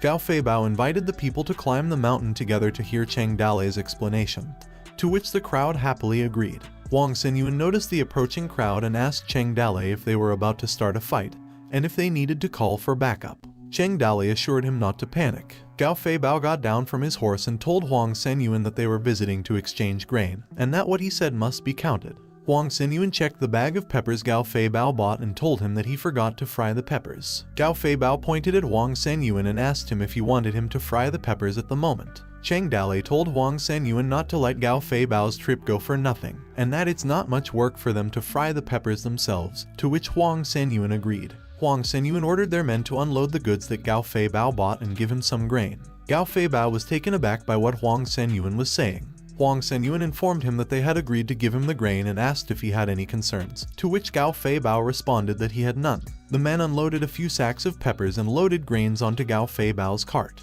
The crowd's mouths were wide open as they couldn't believe it. One man accused Gao Fei Bao of being the one who told them not to plant peppers before and claimed that the tiger village was deceitful. Gao Fei Bao asked the man if he didn't listen to what Cheng Dalei said, that they were only giving their village the grain because they were being honored. Gao Fei Bao also mentioned that they planted a few peppers, claiming that it was far better to satisfy them with a few £100 than to give everyone else grains. Moments later, another cart arrived, which made Cheng Dalei notice the arrival of White Wolf and her gang, bringing with them tons of peppers. A voice announced White Wolf's arrival and ordered their men to help them unload their peppers in exchange for grain. The enraged crowd lambasted Gao Fei Hu, asking him if the Xinghua rides were also honored by the Toad Village, as they also planted less pepper. White Wolf's subordinates admired Cheng Dalei, stating that he was handsome. Cheng Dalei was proud and told the girls that he had kept it for so long. He was surrounded by a lot of women who consistently complimented his appearance, asking him why he wasn't visiting their village, as many people wanted to see his face. Cheng Dalei giggled as he flirted with White Wolf's subordinates. White Wolf told her companions to go away as she had something to discuss with him. She asked Cheng Dalei if she could leave the grain with him first, as she would come back later when she needed it. Puzzled by the sudden question, Cheng Dalei asked her if she couldn't get it herself. White Wolf responded that she was afraid she couldn't defend the food in their village. Cheng Dalei thought about the sudden requests and eventually agreed, stating that she could take away a part of it for the time being, and that he would mark the others, so if she needed it, she would only need to pick the marked ones. White Wolf agreed to Cheng Dalei's suggestion. After Gao Fei Bao's appointment at the Toad Village, he returned to Tiger Village and reported to Gao Fei Hu to take a look at what he had bought. Gao Fei Hu asked him what there was to see, as there was no interest in pulling back the old things, and that he would talk to Cheng Dalei about his mistake some other time. Gao Fei Bao stabbed the sack he had bought, and grains poured out of it. Shocked, Gao Fei Hu couldn't believe that Cheng Dalei had really exchanged. Gao Fei Bao told his brother that an adequate amount of grain was sufficient because they did not profit at the expense of others, and asked him if it looked fake. He went on to inform that Xinghua Ridge exchanged at least 1,000 pounds of grain, and luckily he bought some seeds to plant back peppers, or they wouldn't have taken advantage of their situation. Gao Fei Hu never expected that it would be real. An enraged voice shouted at the entrance of their village, calling for Gao Fei Bao. Still yelling, the two brothers were left speechless. Gao Fei Hu yelled back, asking them if they didn't want to live, as they dared to run wild in his village. Gao Fei Bao stopped his enraged brother, asking him to calm down, as it was difficult for them to go against the anger of the people. The people outside were still complaining and yelling towards them. When night fell, the Gao brothers were sitting and discussing how annoying those guys were. Gao Fei Hu complained to his brother about why the people were swearing at them and why it was their fault if they hadn't planted any peppers. Gao Fei Bao told him that he thought the whole thing wasn't reliable, so he told the people not to plant. However, at that time, they didn't listen to him either, and following him was the right decision. Gao Fei Bao retorted that it should have been him who was the one to be scolded and wondered why he was dragged into the situation. A few days later, Cheng Dalei and the merchant from Qingzhou exchanged under the Toad Ridge. It resulted in a 10-to-1 exchange, where 1 pound of pepper was exchanged for 10 pounds of grain. And on that day, it was not known how many villages sent people to spy on the Toad Village. The spies reported seeing car after car loaded with grain going up the mountain to the Toad Village. There were even rumors that the stock of Toad Village was 500,000 pounds of grain at present. As time flew by, Su Ying wrote Cheng Dalei a letter telling him that the restaurant had become more regular, with customers every day, and they were already planning to open more restaurant chains. Cheng Dalei thought that Su Ying's restaurant was developing so fast and wondered if it was due to the strength of a merchant's daughter. daughter. The system notified Cheng Dale that the Rob the Village Lady mission was complete and that he was rewarded with 1 draw time, as insufficient conditions were unable to activate mission level 4, and asked him if he wanted to draw. Cheng Dale told the system that he would draw. The system summoned the lottery machine and mumbled to be more conscious this time around. The machine congratulated Cheng Dale on obtaining 1 secret book of swordsmanship, the Infinity Blade, the blade martial arts Lai Yao Chen once created for the Northwest Army's Great Blade Force, through which the Northwest Army became world famous in the Battle of Zai Feng Ku. At the front gate of Toad Village, people were gathering, telling the baffled Huang Senyuan that they were there to help them plant peppers. The people were desperately trying to win the good side of Toad Village. Huang Senyuan informed them that winter was coming and that they had to wait until next spring to plant. The people told Huang Senyuan not to forget them next year, and one of them stated that he would be the first in line and come to them as soon as spring starts. A dry leaf fell down where Cheng Dale and Liu Jihan were seated. When Cheng Dale was about to catch it, he exclaimed that winter was coming. Liu Jihan shivered in the cold. Cheng Dale asked her if she was cold, to which she agreed. He told Liu Jihan that he had to write to Su Ying to help him buy a pile of winter clothing for Toad Village and asked Liu Jihan what color she liked. Liu Jihan answered that any color was fine for her. At the same time, in Du Mao's cell, Cheng Dale asked Du Mao what was wrong, and if he wasn't resting well, he would have someone send him a bed and quilt. Shivering, Du Mao questioned Cheng Dale on how long he planned to torture him. Cheng Dale responded that it wasn't their principle to torture prisoners. They treated them well, offering good wine, meat, and someone to chat with. Du Mao fell into despair as Liu Bei's face popped into his mind with what Cheng Dale had said. Cheng Dale thought that Liu Bei was able to even invite Zhu Liang in the past. Even if Du Mao had only 1/10 of the power, with time, Liu Bei would be able to move his heart. Liu Bei arrived and called Cheng Dale. Cheng Dale stood up and congratulated Liu Bei for his hard work. Du Mao noticed Liu Bei, which made his face pale. He was shocked and yelled at him never to come over. At the training ground, Cheng Dale and Guan Yu sat together. Cheng Dale questioned Guan Yu and his brother, who never practiced martial arts. Guan Yu explained their elder brother's belief that martial arts are one-on-one combat, and thus not worth learning, or they should learn how to fight against a whole legion. Cheng Dale thought to himself, indicating that Guan Yu was bragging, as he was just at an ordinary level. Despite this, he suggested that Guan Yu consider learning some self-defense. Guan Yu hesitated, citing a lack of available teachers. Cheng Dale handed a book to Guan Yu, suggesting he see if it suited him. Guan Yu opened the book and briefly glanced at its contents. Cheng Dale asked if he could read it and offered assistance. Guan Yu expressed a partial understanding of the book, mentioning that it contained foot combat sword techniques but was not suitable for horse combat, which left him feeling disappointed. He closed the book with a slam and smirked, curiously asking Cheng Dale about the source of the sword manual. Cheng Dale cryptically responded, asking Guan Yu if he knew the origin of his own martial arts skills. Guan Yu replied that he had heard rumors of gods teaching Cheng Dale in his dreams. Cheng Dale proudly confirmed this, stating that the gods had bestowed upon him 8,864 ways of the sacred axe, making him unbeatable whether on horseback or on foot. He wore a satisfied expression while speaking. Guan Yu expressed his opinion, addressing Cheng Dale and stating that although there are more powerful martial arts techniques available, the sword technique is fine to be passed down. He personally finds it too easy. Cheng Dale remained silent, skeptical of Guan Yu's claim. In his thoughts, he couldn't comprehend how Guan Yu had effortlessly grasped the essence of swordsmanship just by a cursory look at the book. He knows Guan Yu is a genius, but he shouldn't be so freaky at the same time and also put himself down that he can't read, which makes him upset. This realization left him hollow. Cheng Dale walks away while instructing Guan Yu to familiarize himself with it first, as he envisions Guan Yu eventually training other villagers and passing on the Infinity Blade skill to them. Guan Yu remarks that he no longer needs to familiarize himself with it, questioning if there is a more powerful sword technique that is more difficult. As Cheng Dale walked away from the area, he couldn't understand why he had suddenly lost the desire to continue conversing with Guan Yu. After he made his way through Toad Village Gate, Sun Ju stopped him, expressing uncertainty about whether to share something or not. Cheng Dale humbly suggested not saying it, but Sun Ju felt he should tell him anyway. As Sun Ju relayed the information, Cheng Dale seriously listened to it. After a minute, he acknowledged the information and instructed Sun Ju to continue with his work. He smiled at Sun Ju, appreciating his openness. Before Sun Ju walked away, he reminded Cheng Dale to be cautious. As the midnight hour approached, Zai Yun walked toward Elder Liu Muyun's grave, overcome with grief. He mournfully addressed Elder Liu, expressing how the Liu family had lost their dignity.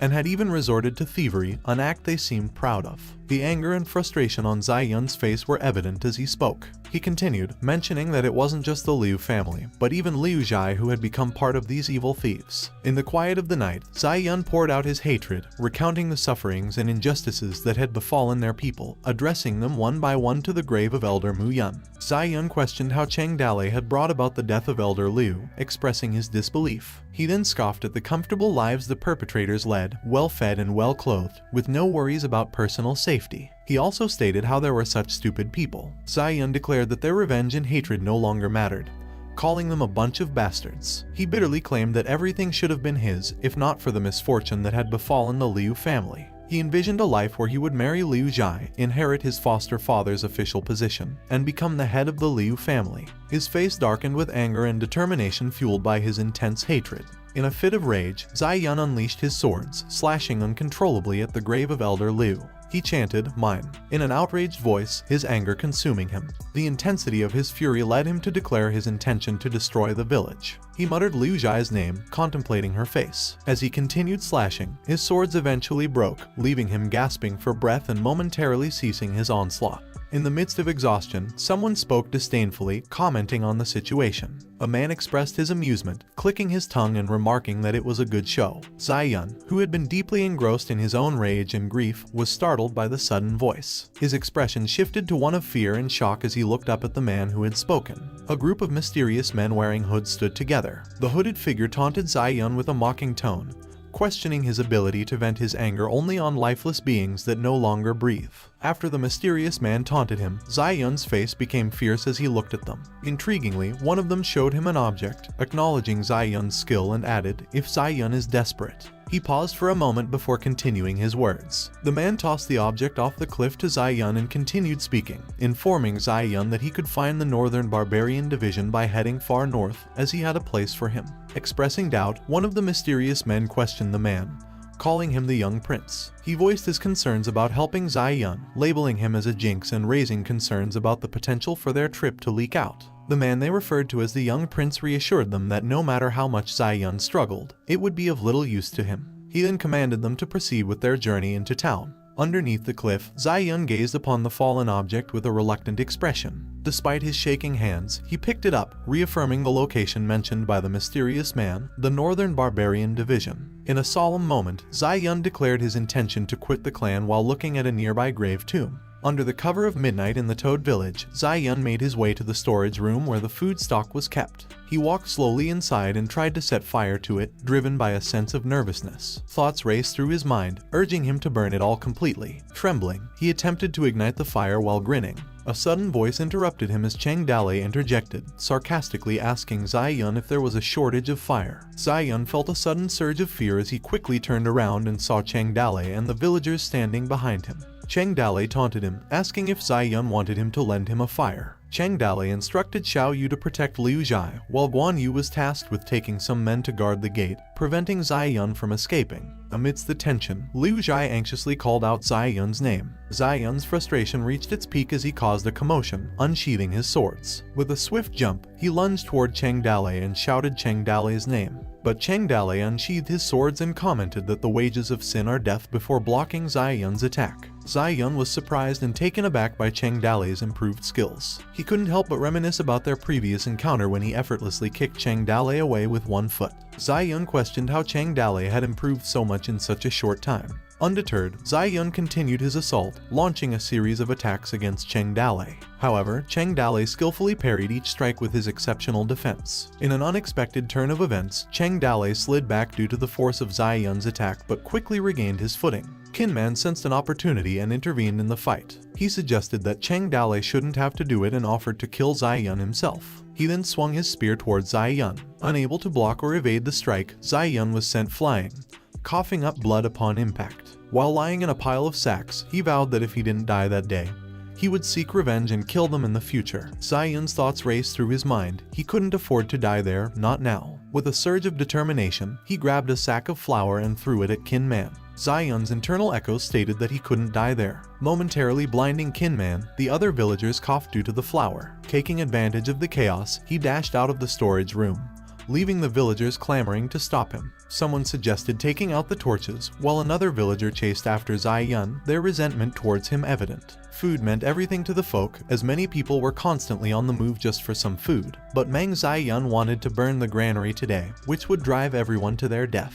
Between the flickering of the torches, even the Liu family hated him to the bone at that moment. In the prison of the Toad Village, Du Mao wondered about the commotion outside, questioning the noise filtering through the walls. At night, amidst the disarray of Toad Village, the search for Zai Yun was underway. Alone, Zai Yun carefully concealed himself in a secluded spot. He saw a guard looking for him. The guard spotted him and tried to defend himself, while Zai Yun was going to attack him. Suddenly, a scream elicited reached inside the Toad Village and through the ears of Qin Man and Cheng Dale. Upon hearing the sound, Qin Man's instincts kicked in. Calling Cheng Dale, he exclaimed urgently, pointing in the direction of the prison. Realization struck Cheng Dale, his expression morphing into one of surprise. The word prison echoed in his mind, filling him with a sense of dread. Cheng Dale acted swiftly, urgently calling out to the people. He urged them to move quickly and prevent Zai Yun from releasing the monster. His plea echoed through the village, filled with a sense of urgency. Meanwhile, Zai Yun picked up the keys that belonged to the guard. Purposefully, he began making his way towards the prison, his steps echoing.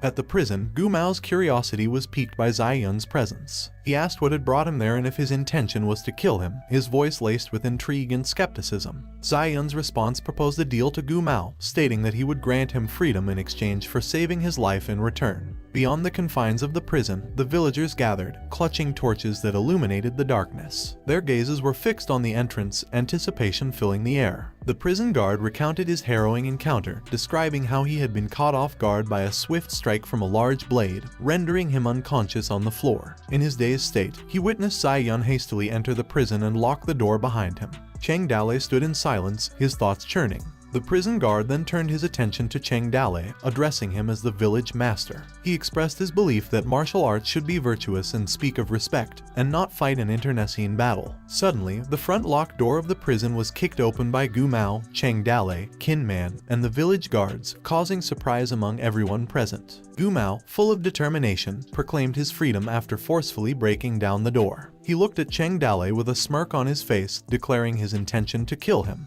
Cheng Dale reacted swiftly, ordering his comrades to spread out and urging them not to die in vain. Qin Man was recognized by Gu Mao, who effortlessly destroyed the prison door with a single hand. He declared that their previous fight didn't last long enough, so they would have another round this time.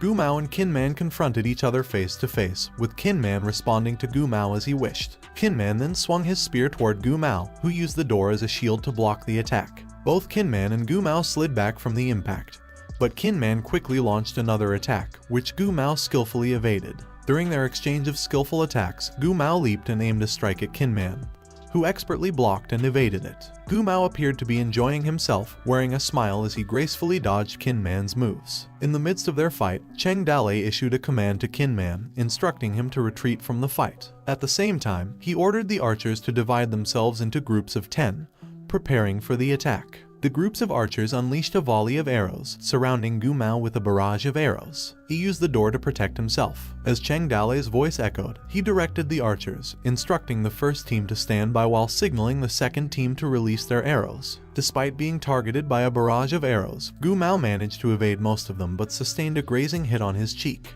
He quickly instructed Zai Yun to follow him. As Gu Mao and Zai Yun fled, using the door as a makeshift shield, the villagers pursued them relentlessly, encouraging one another to corner Gu Mao and Zai Yun near the cliff, effectively cutting off their escape down the mountain. They also moved to block the outside entrance, attempting to cut off their path. Despite being struck in the leg by an arrow, Gu Mao persisted, carrying Zai Yun towards the cliff. Under the shimmering moonlight, Gu Mao and Zai Yun arrived at the edge of the cliff, only to find themselves cornered by Cheng Dale's group. Cheng Dale spoke first, addressing Chief Du and suggesting that there was no way out. He proposed that Chief Du should join his village, where they could enjoy feasting on meat and drinking large bowls of wine together, promising it would be enjoyable. Filled with anger, Gu Mao rejected the proposal, declaring that he wouldn't fall for such tricks. Even if he became a ghost, he would hunt Cheng Dale down. Cheng Dale sighed and scratched his head, frustrated by the turn of events. He then commanded Liu Bei to assist in persuading Gu Mao, to which Liu Bei responded with a sigh.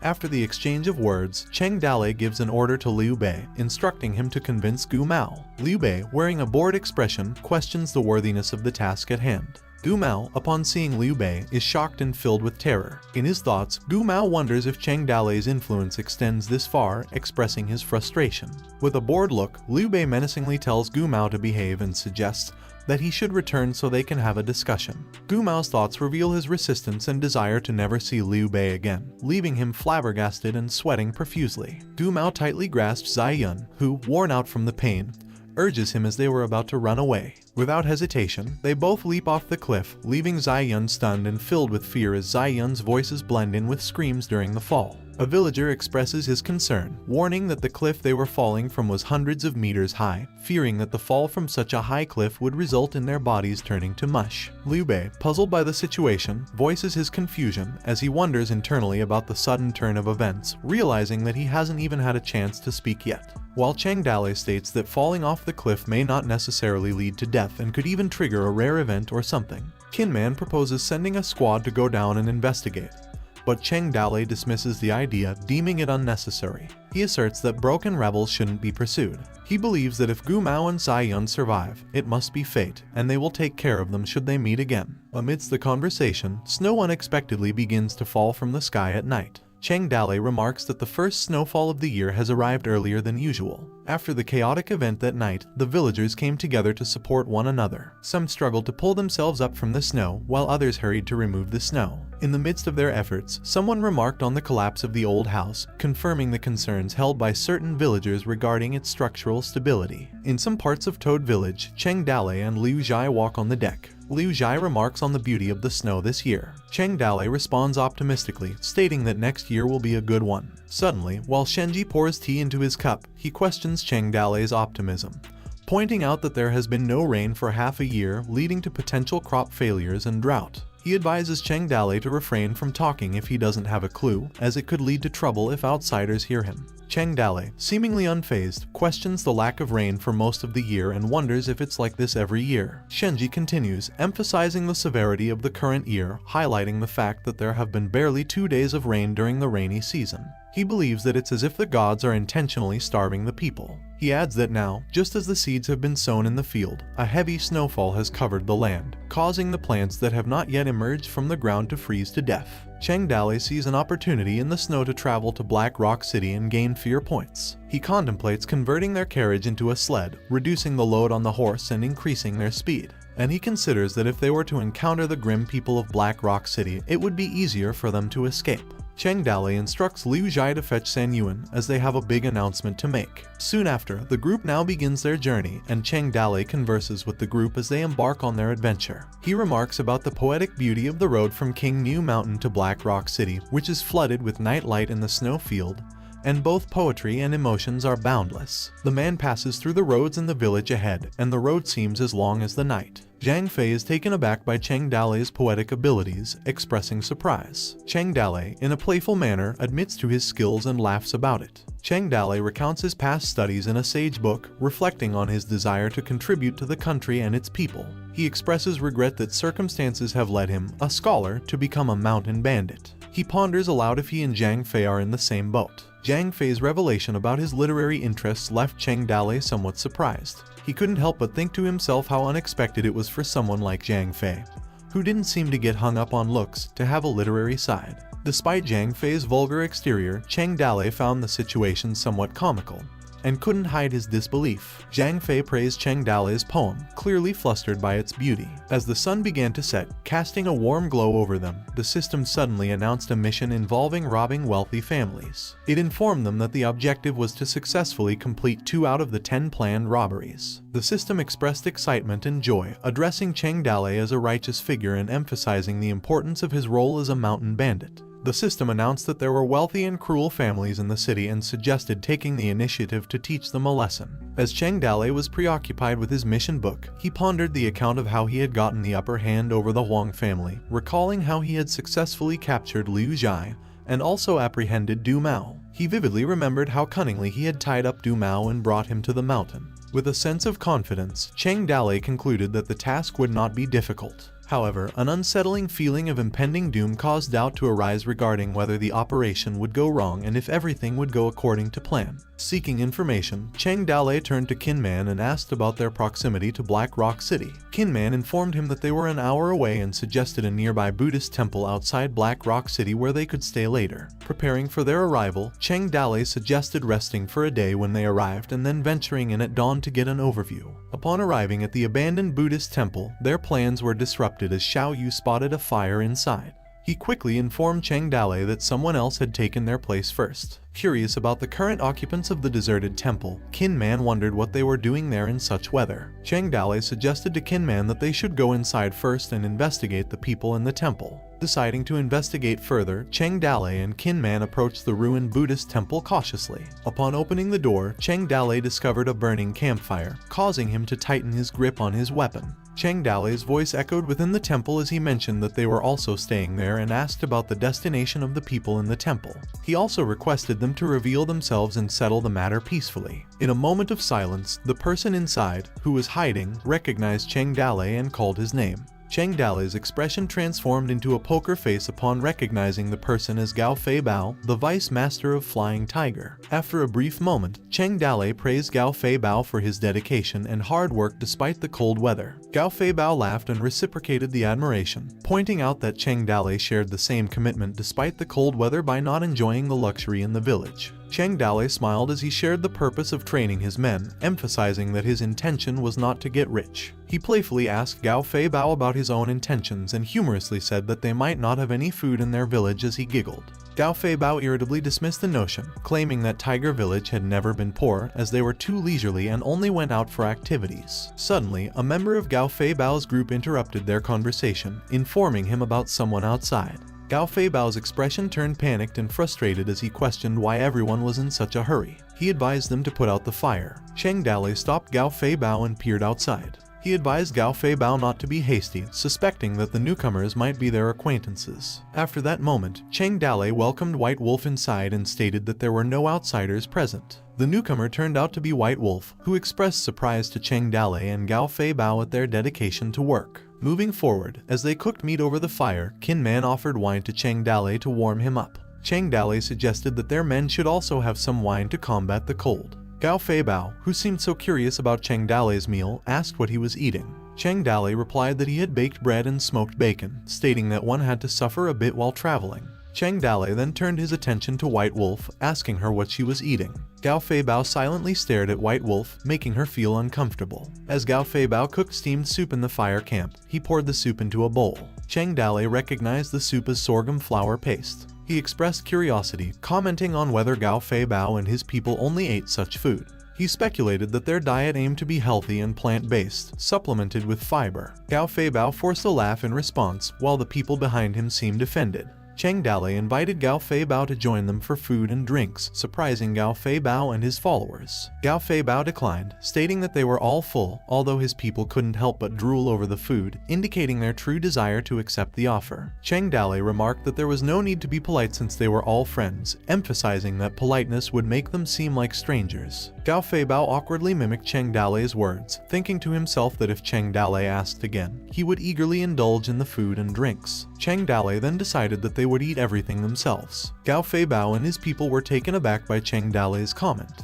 One member of Gao Fei Bao's group remarked that Cheng Dale had even invited them, but Gao Fei Bao had refused. Another member expressed disappointment at not having eaten meat for a few months. The people showed jealousy and sadness, and Gao Fei Bao wore a puzzled expression as he looked at their reactions. Gao Fei Bao tried to remedy the situation and told them that they just didn't bring good stuff. He then suggested they share the soybean cookies he had in his bag with their group. Meanwhile, Cheng Dale burped loudly. He then called Shenji, instructing him to feed the horses and thanking him for his effort, to which Shenji agreed. Seconds later, as Shenji looked through the sack of food, members of Gao Fei Bao's group engaged in conversation while checking one of the sacks. They expressed surprise at Bao's baking skills and asked if he could bake his own pastries. Bao quickly dismissed their comments, stating that his old mom had packed the pastries before they left. Meanwhile, another member eagerly requested to be given one of the pastries. Gao Fei Bao then turned to Shenji and asked what they fed to their horses. Shenji replied that they only had some dried cookies, lamenting that it wasn't the same as being at home and expressing sympathy for the animals. The shocked expressions on Gao Gao Fei Bao's face and his people's disbelief were evident upon hearing that they were eating the same food as the horses. A moment of silence enveloped the atmosphere. The next day, the three groups sent their own people to the city to explore the situation.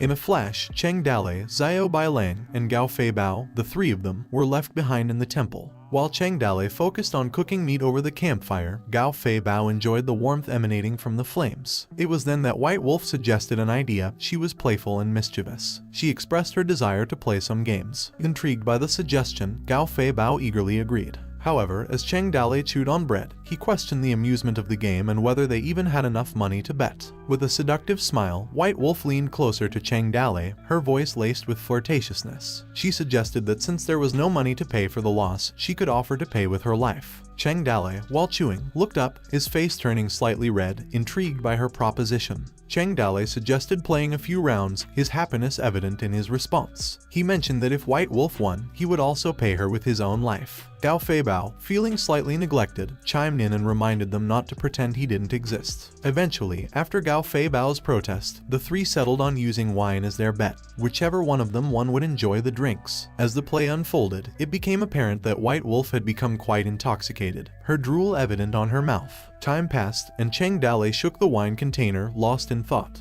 He wondered to himself if he had been losing every round and if the two, Gao Fei Bao and White Wolf, weren't working together to get themselves to drink. Just then, Shenji, a member of their group, interrupted, announcing their return. Cheng Dale warmly welcomed him and invited him to join them for a drink to warm up. Shenji proceeded to share the results of their exploration of the city, presenting a topographical map of Black Rock City. Impressed, Cheng Dale looked at the map and complimented Shenji's work, mentioning that he didn't know Shenji could draw. However, Shenji humbly replied that he didn't draw it. Curious, Cheng Dale turned his attention to Xiao Yu and asked if he drew it, remarking on Xiao Yu's hidden talents in both literature and martial arts, expressing his surprise. Xiao Yu humbly replied, stating that he found it more challenging to handle a pen than a gun, implying that he wasn't the one behind the map's creation. Cheng Dale pondered, trying to identify the map's creator, and then Zhang Fei stepped forward, revealing himself as the artist. He admitted that he was the one who had drawn the map. Zhang Fei shared a bit of his personal history, mentioning his late father's aspirations for him to participate in the imperial examinations in Beijing, during which the world became increasingly chaotic.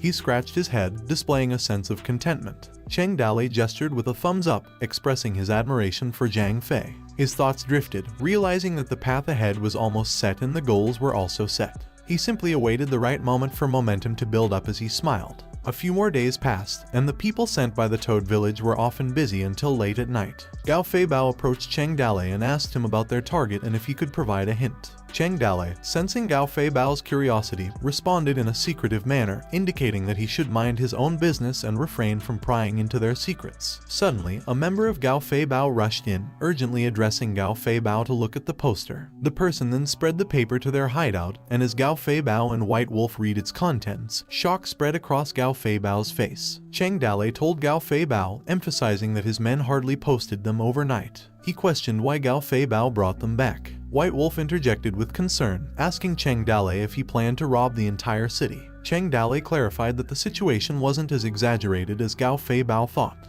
He explained that he was being cautious and his objective this time wasn't focused on money. Intrigued, Gao Fei Bao asked for clarification, wondering what Cheng Dale was really aiming for. Cheng Dale simply replied that he wanted fame. After that moment in Black Rock City, in a bustling restaurant, two men engaged in a conversation that seemed to carry a sense of intrigue as they read the poster. These two mysterious men were the barbarians previously encountered by Zai Yun. The man whom they called the young prince asked about the origin of the Toad King. The other man responded, sharing his findings and stating that the Toad King and his followers were mountain bandits from King New Mountain. He revealed their reputation for defeating 1,000 elite soldiers from Black Rock City, causing Zhu Banquan's forces to suffer defeat. The young prince calmly stated that the Black Rock City soldiers are considered elite soldiers, but he thought that those mountain bandits were interesting. He suggested that they should meet these mountain bandits if the opportunity arises. Amidst their conversation, Cheng Dale, who had been listening, interjected with a voice of skepticism. He addressed them as outsiders, urging them to refrain from speaking without knowing the facts and warned them not to speak nonsense when they knew nothing.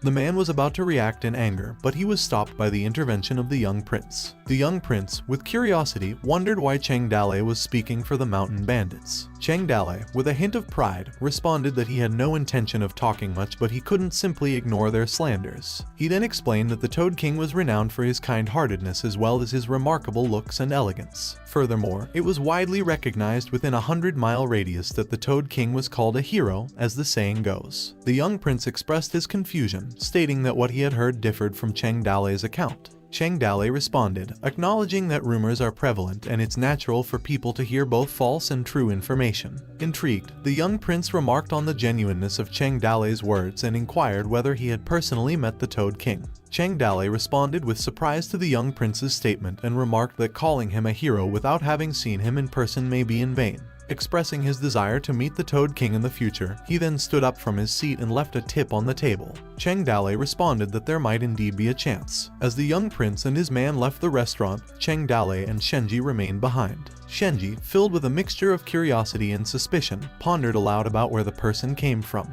He wondered if those people had powerful backing. Cheng Dale's expression grew solemn as he suspected that the Ring clan might be among those with high status. Outside the restaurant, Shenji couldn't contain his curiosity and asked Cheng Dale how he knew about them. Cheng Dale jokingly responded to Shenji's question, explaining that he possessed divine skills passed down to him by the gods, enabling him to tell certain things. He also made a request to Shenji, asking him to address him as young master while in the city. In the evening at Jia's residence in Black Rock City, a group of people gathered. One of them made a comment, remarking that on Jia's son's wedding day, even with just 1 or 2 pieces of silver, they could already immerse themselves in joy and witness a memorable ceremony. Shenji couldn't resist commenting about Jia's family having a big mouth. He questioned if there was once a famous official in their family. Liu Bai chimed in, acknowledging the truth in Shenji's statement. He noted that one member of the Jia family had indeed worked as a small official in the city. Liu Bai emphasized the current chaotic state of the world and highlighted that in the past, if the family displayed certain words on their door, it would have had the power to bring destruction upon the whole family. Cheng Dale, eager to join the event, suggested that they enter the venue. He expressed his belief that Qin Man was probably already inside. Shenji, aware of the bounty on Qin Man's head, voiced his concerns about the risk of him being recognized. Cheng Dale reassured him, stating that after being out of the spotlight for over half a year, there was no need for Qin Man to be afraid anymore. As they entered Jia's residence, the party was in full lantern lights. People were seated, and Cheng Dale's group found their table. Shenji ate a slice of meat, causing Cheng Dale to calmly scold him for his eating manners. He urged Shenji to calm down, reminding him that they had eaten similar meals countless times before. Cheng Dale expressed his embarrassment at how Shenji chewed, while also chewing food in his own mouth. Shenji retorted, dismissing Cheng Dale's comment. He pointed out that Cheng Dale's hands were just as quick as his own, and he questioned why he couldn't enjoy a hot meal for once, considering how many days he had eaten cold food. Liu Bai, observing their argument, intervened and jokingly claimed ownership of the leg of lamb. At another table, some men curiously asked about their names, sensing they were foreigners. Cheng Dale, with his mouth full of food and a piece of meat in his hand, responded in a disrespectful manner, asserting that it was none of their business. The group of men fell silent as they looked at Cheng Dale's eating manners. Suddenly, the room erupted with excitement as the bride and groom made their grand entrance. Escorted by their families, the couple approached the center of attention. The bride's face was veiled in a vibrant red fabric, adding to the air of mystery. Cheng Dale couldn't help but wonder aloud if the bride was beautiful or not, his eyes fixed on the couple. In an unexpected turn of events, a man suddenly screamed, interrupting the celebration. He yelled at them to slow down and declared that he wouldn't allow the bride to marry him. All eyes turned toward the man, startled by his outburst. The bride, with a mix of surprise and apprehension, uttered his name, Zai Kai. Someone in the crowd asked who he was, and a man recognized him, dictating his name as Luo Zai Kai. He explained that he was a close friend of the groom and even held a marriage certificate with the bride. However, the Luo family went downhill, and the Jia family took advantage of the situation and forced the woman into this marriage. Another person chimed in, expressing disbelief, wondering if such a thing could actually happen. Meanwhile, Cheng Dale and his group listened attentively, absorbing the unfolding drama. Zai Kai, seizing the moment, stepped forward with determination. He mentioned that he had a marriage certificate, called the bride's name Zulan, and declared that she couldn't marry the groom. The wedding is about getting married according to all the traditional rules, and other lengthy rituals are indispensable. If the marriage certificate is correct, then the marriage won't be possible today. Jia-woo, the groom, seething with anger, commanded the housekeeper to remove Zai-kai from his sight. Zai-kai, facing the wrath of the crowd, struggled to break free from their clutches, enduring punches and kicks as he refused to give up. The people crowded around him, mentioning that they should get him out of there and pushing him away. Someone smashed his face to the ground, causing him to be battered and bruised. Zai-kai lay on the ground, but he gathered his strength to shout at Jia-woo, expressing his deep betrayal. He accused Jia-woo of being a deceitful scoundrel, pretending to be his friend while forcing Mrs. Lan into the marriage. Zai-kai lamented that he had treated someone as cruel and unscrupulous as Jia-woo like a friend. Inside her veil, Zhu Lan, the bride, uttered Zai-kai's name again and was taken aback and began to cry. Jia-woo, fueled by anger at Zhu Lan's tears, shouted at her, demanding to know why she was crying. Further infuriated, Jia-woo ordered his people to attack Zai-kai, urging them to beat him mercilessly and dispose of his body in the mass grave outside the city. The onlookers watched as Zai-kai was subjected to a barrage of punches and kicks, while someone snatched the marriage certificate from him. Zai-kai cursed as he struggled to crawl towards the person who had taken the certificate. Zai-kai realized the dire consequences. His thoughts raced as he recognized the hopelessness of his situation. He only thought about the marriage certificate but felt the weight of despair settling in. In a menacing tone, Jia-woo taunted Zai-kai, questioning his worthiness to compete with him. Wielding a wooden stick, he blamed Zai-kai for his inability to keep a woman by his side and challenged his audacity for causing trouble in their place. Jia-woo swung the stick forcefully, striking Zai-kai's head and sending him flying. Zai-kai landed on the ground, barely conscious, and caught a glimpse of Zhu Lan rushing towards him, screaming his name. He also caught a glimpse of the man's mentioning of burning the marriage certificate among the gathered people. Some murmured with disdain, while others agreed to the act, clutching the certificate in their hands. Zai-kai, observing his surroundings, caught glimpses of the faces present as he lay supine, his gaze shifting upwards. With a mixture of resignation and sorrow, he thought of Zhu Lan. Struggling to articulate his words, he sought her forgiveness, acknowledging his failure. In the midst of this dramatic moment, he saw a glimpse of Cheng Dale waking him as he was about to close his eyes. On the other hand, Cheng Dale noticed Zai-kai's fading consciousness and made attempts to rouse him, calling out to him repeatedly. Cheng Dale examined the bruised and battered body of Zai-kai and posed a probing question to him, asking if he believed in justice. After Cheng Dale questioned Zai-kai, who couldn't seem to answer, Cheng Dale stood with a smile before forcefully knocking over the tables. He addressed the Jia family, stating that the Toad village was conducting its business and they were only targeting the Jia family, advising the others to leave if they wished not to be involved. In the background, Liu Bai muttered that he was not full yet. Suddenly, the crowd exclaimed in fear, shouting about mountain bandits. Amidst the panic of the people, some scrambled to flee the place, while Jia-woo and his companions confronted the bandits. Jia-woo questioned them as to where they came from, wondering how these petty bandits dared to cause trouble for their family. Meanwhile, Cheng Dale, Shenji, and Liu Bai found themselves surrounded by Jia's people. Jia-woo commanded his followers to beat them, while Shenji expressed concern to Cheng Dale about the larger number of people they faced. Cheng Dale, with a loud voice, shouted Qin Man's name and ordered him to take down their people. At another table, Qin Man, Xiao Yu, and Zhang Fei heard Cheng Dale's command. Qin Man responded with aggression, attacking the Jia people who were trying to stop them. Jia people were thrown aside by his onslaught. Jia-woo, commanding his people, urgently ordered them to stop Qin Man. As the Jia people contemplated how to subdue him, fear evident on their faces, Qin Man swiftly grabbed the head of one of Jia-woo's people. Qin Man intensely and rashly goes to Jia-woo, who points his weapon at Qin Man. In Jia-woo's thoughts, he acknowledged Qin Man's remarkable speed just before Qin Man forcefully slammed his head to the ground, making him unconscious. As someone intervenes and yelled stop, Old Man Ju showed up and called out Cheng Dale, addressing him as Master Cheng, seeking his attention. Old Man Ju, filled with desperation, pleaded with Cheng Dale, stating that they had no grudge against him and asking for mercy for his son's life. He promised to fulfill any of Cheng Dale's desires, assuring him that he would definitely be satisfied. In response, Cheng Dale questioned Old Man Ju's claim of no hatred, reminding him that he had asked for a share of their family's money, but he didn't do it. He then accused him of forcefully marrying a girl. Cheng Dale further questioned, mentioning that he was unable to let a woman stay with him due to his own inability. He asked if Old Man Ju would agree if someone tried to steal his daughter-in-law today. Terrified and helpless, Old Man Ju offered to give the girl to Cheng Dale if it pleased him but begged for his son's life. Cheng Dale clicked his tongue dismissively, contemplating the situation. In his thoughts, Cheng Dale realized the potential stress he would face if Su Ying were to discover that he had brought another woman back to the village. He also admitted his lack of interest in women who were already taken. Noting the apprehensive expression on the boy's face, Cheng Dale realized that soon he would be gone and the girl would become the object of trouble once again. Cheng Dale then unveiled the veil covering the woman's face and complimented her beauty. He concluded that her desirability was the reason two men had fought over her. He then decided to take both her and the young men with them. He remarked that the wind was tight and tugging, urging his group to follow him while emphasizing the urgency of their escape.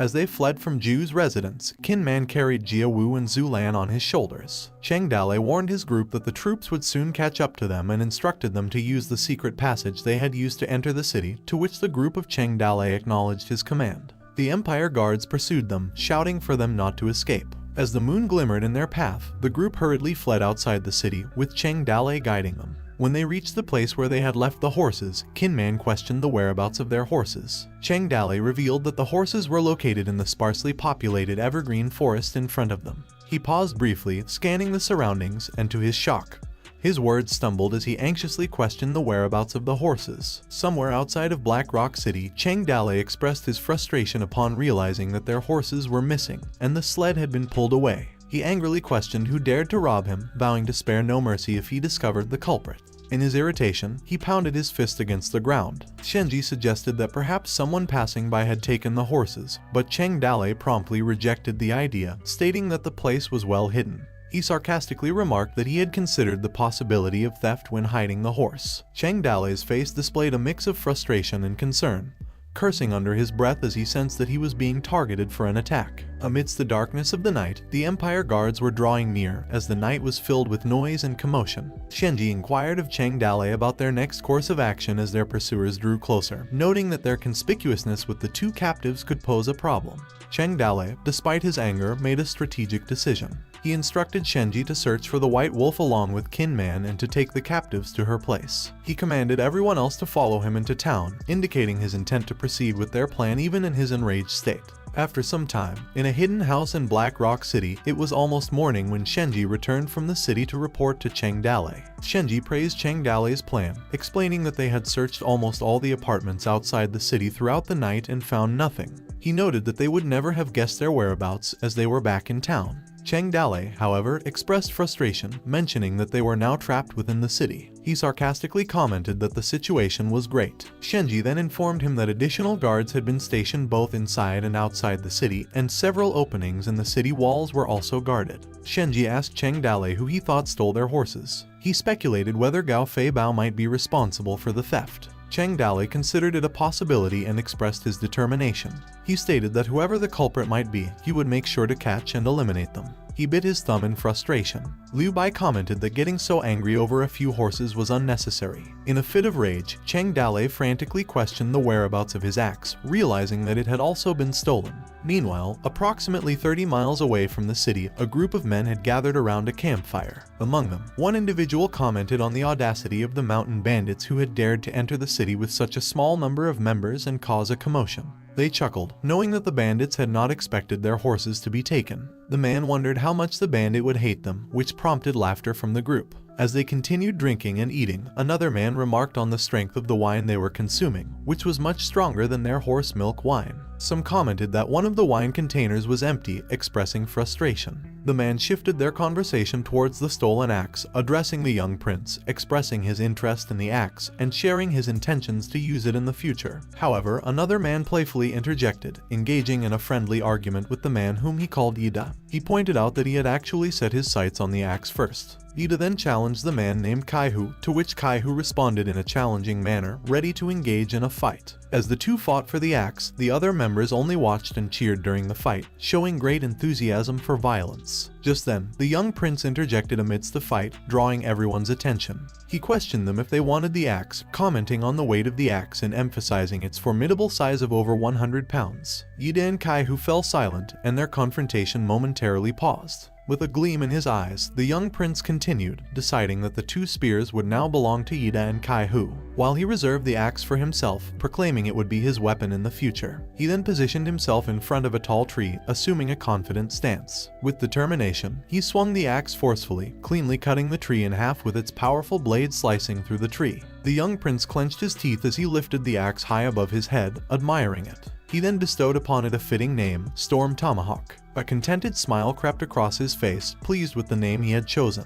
The young prince's name is Huerle, a prince of the northern barbarian tribe of the Ring. Despite his young age, he carried significant prestige within the tribe. The people of the tribe often praised him as a cold land wolf about to roar in all directions. Ida asked the young prince which name is Hule, regarding their situation, to which Hule replied, not to rush. He described a world full of desirable things like flowers, wine, tea, weapons, silk, and delicate women that they could possess if they had the power to grab them. He pointed toward Black Rock City from the cliff where they stood. With fierce determination, Hule declared that the tribe's warriors were on their way and proposed that they first blend into the city. Once their people arrived, they would make a good raid on Black Rock City. In the chilling embrace of Black Rock City's night, Cheng Dale's group discussed the situation they were facing. One of them remarked about the cold weather, feeling the chill in the air. Shenji, expressing concern, questioned Cheng Dale about the current tense situation, seeking assurance that they would not encounter any danger on their journey. Cheng Dale was determined to carry out their mission despite the tense situation.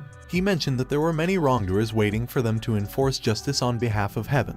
He specifically mentioned the Wang family and asked Shenji to share what he had heard about them. Shenji provided details about the Wang family, a 60-year-old man who had recently bought a 14-year-old girl, which enraged Cheng Dale. He declared that this single message alone is enough to quarter the man. Liu Bai and Xiao Yu expressed their support for taking action. Cheng Dale instructed Shenji and Zhang Fei to remain outside and wait for them. After the job is done, they plan to split up and move on to the next house. Shenji raised concerns about the heightened alertness of the city garrison after their robbery, and questioned whether they should continue to rob. Cheng Dale, however, believed that causing more chaos would work in their favor and used the chaos to escape the town. After that moment, the group then covered their faces with fabric masks and proceeded toward the Wang family residence. Kinman positioned himself on the wall fence, keeping watch over the inside of the Wang family's property. Cheng Dale called upon Kinman for assistance, to which Kinman responded without speaking. As they got inside the Wang residence, the group hid, and Liu Bai asked Cheng Dale where they should go. Cheng Dale directed them to find the old man's room, expressing his disdain for their actions and stating that they deserved to be punished. They whispered their plans while staying hidden behind the house. Meanwhile, inside the Wang residence, a man and a woman whose name was Mrs. San were engaged in a flirtatious conversation while lying in bed together. The man offered Mrs. San some leftover wine, and she responded seductively by urging him to put out the lights to avoid being seen. The man, seemingly unconcerned about being caught, mentioned that the old man in the house was currently engaging in intimate activities with a young girl. He seemed unfazed by others witnessing their intimate activities, stating that he wouldn't be afraid of them. Mrs. Sin expressed her attraction to the man's masculine side, like a bandit, further fueling their flirtation. The man boasted about his bravery, claiming that he would even kill a few bandits given the chance. However, their intimate moment was abruptly interrupted when Cheng Dale's group broke into the room, shouting and startling the man and Mrs. San. Cheng Dale confronted the man and Mrs. Sam, commanding them to stay still. He declared their presence, referring to themselves as the Toad Village. The man and Mrs. San screamed in fear upon seeing Cheng Dale and his group. However, Cheng Dale's group momentarily paused and became visibly distracted by Mrs. San's physical attributes, their faces turning red with a mix of embarrassment and desire. Xiao Yu, still slightly flustered, managed to mumble his words in a question. He asked Cheng Dale if the girl present was the 14-year-old they were looking for. Cheng Dale, attempting to regain composure, cleared his throat and reminded everyone about maintaining decorum. He faked a cough to divert attention from the awkward moment. Recovering from the distraction, Cheng Dale approached the man and pointed his sword at him, demanding to know who they were. The man, pleading for his life, identified himself as Wang Papa, stating that Wang Yuanwei was his father. Suspecting deception, Cheng Dale angrily accused the man of daring to take advantage of him, questioning why he had the same habit. He pressed the sword closer to Wang Papa's neck, displaying his disbelief. In a fearful tone, Wang Papa reaffirmed his identity and claimed to genuinely be Wang Papa, the son of Wang Yuanwei. Cheng Dale then turned his attention to Mrs. San, questioning her Wang Papa's name is real and asking her who she was. Mrs. San revealed that she was Wang Yuanwei's third wife, further complicating the situation and adding to Cheng Dale's confusion. He pondered the messiness of this large family. Cheng Dale's group gathered together for a brief discussion, leaving the two individuals behind. Xiao Yu, addressing Cheng Dale, acknowledged the mistake of breaking into the wrong room. He expressed uncertainty about their next course of action. Cheng Dale replied, determined to maintain control of the situation, and made a decisive command. He ordered his group to tie up the individuals who were not restrained. Holding their ropes and knives menacingly, they approached Wang Papa and Mrs. San. Xiao Yu, displaying a stern and unwavering demeanor, warned them to stand still and emphasized that his knife would not negotiate. Wang Papa, filled with fear and desperation, pleaded for his life, hoping to sway Cheng Dale's group's decision. After that moment, the silence of the night was broken by the sudden chaos that erupted in the Wang residency as Cheng Dale screamed that they were there. He accused the Wang family of committing numerous evil deeds, bullying and dominating the people, and expressed their belief that the Wang family deserved punishment. In a furious act, they set fire to the house before swiftly departing. Cheng Dale rallied the group, urging them to leave. Inside the Wang family, panic ensued as one of their houses burned. A desperate voice cried out for help.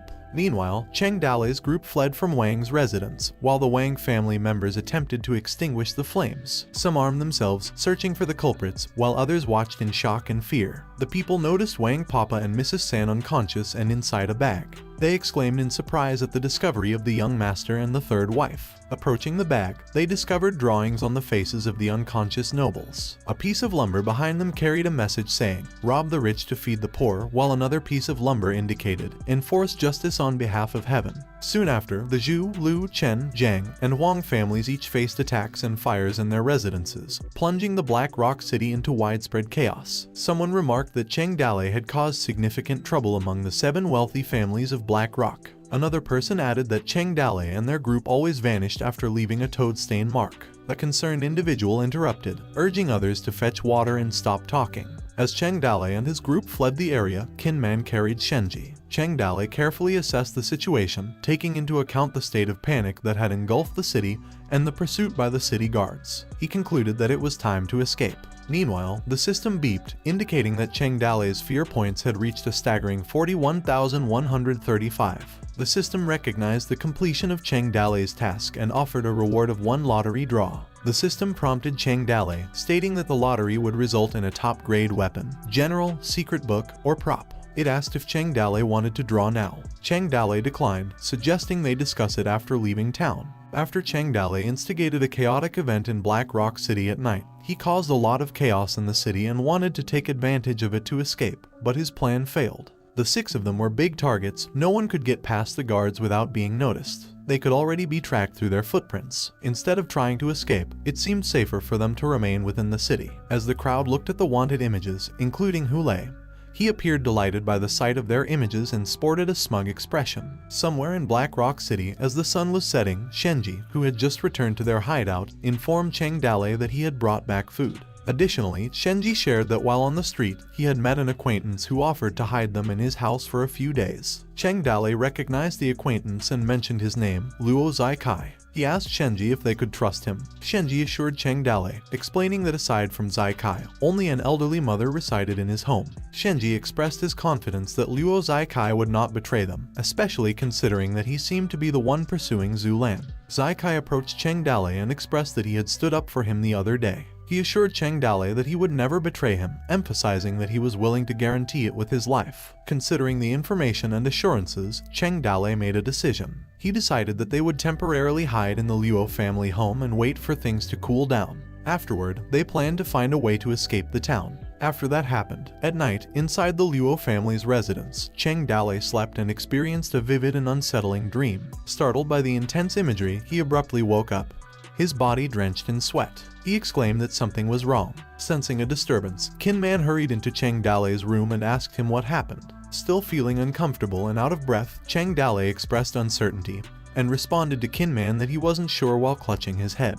Kinman pressed further, inquiring how Cheng Dale knew that something was wrong. However, Cheng Dale remained silent, lost in deep thought. In his thoughts, Cheng Dale contemplated the overwhelming surge of fear points and concluded that it was definitely not good. Eventually, he spoke up, suggesting to Kinman that he should rest while Cheng Dale took over the night watch. After some time had passed, in the early morning at the Luo family residence, Zai-kai, filled with anger and determination, screamed at the rooms where Cheng Dale was staying, threatening to fight him to the end. Cheng Dale, puzzled by Zai Kai's behavior, questioned what he was doing. Kinman, unsure of the situation, wondered if Zai Kai had been acting this way since he went out earlier that morning. Continuing his outburst, Zai Kai accused Cheng Dale and his group of being unscrupulous mountain bandits, vowing to report them to the guards and take them to court. Cheng Dale, yawning, instructed Kinman to restrain Zai Kai. Kinman clenched his fist before delivering a blow to Zai Kai, causing him to scream in pain. After a moment, they tied Zai Kai up and made him kneel before them. In an attempt to understand the situation, Cheng Dale calmly addressed Zai Kai, urging him to speak slowly and without rushing. Zai Kai expressed his outrage, stating that if he is afraid of death, then he'll study the books of the sages in vain. He then accused Cheng Dale of being responsible for the destruction of the entire Jia family and questioned whether Cheng Dale truly cared about his own life. Cheng Dale casually remarked on Zai Kai's scholarly nature before reacting to the news about the Jia family. He questioned whether he heard correctly, asking if the Jia family had indeed been wiped out. Zai Kai conveyed his dismay, emphasizing that Cheng Dale seemed unaware of the gravity of his actions. He then passionately explained that the previous night, the entire Liu family, consisting of 37 people, had been killed, regardless of whether they were old or weak, with no survivors and corpses all over the ground. He mentioned the presence of a toad painted on the wall in blood, implying that they were scared to take responsibility for what they had done. Shenji interrupted and called out to Cheng Dale,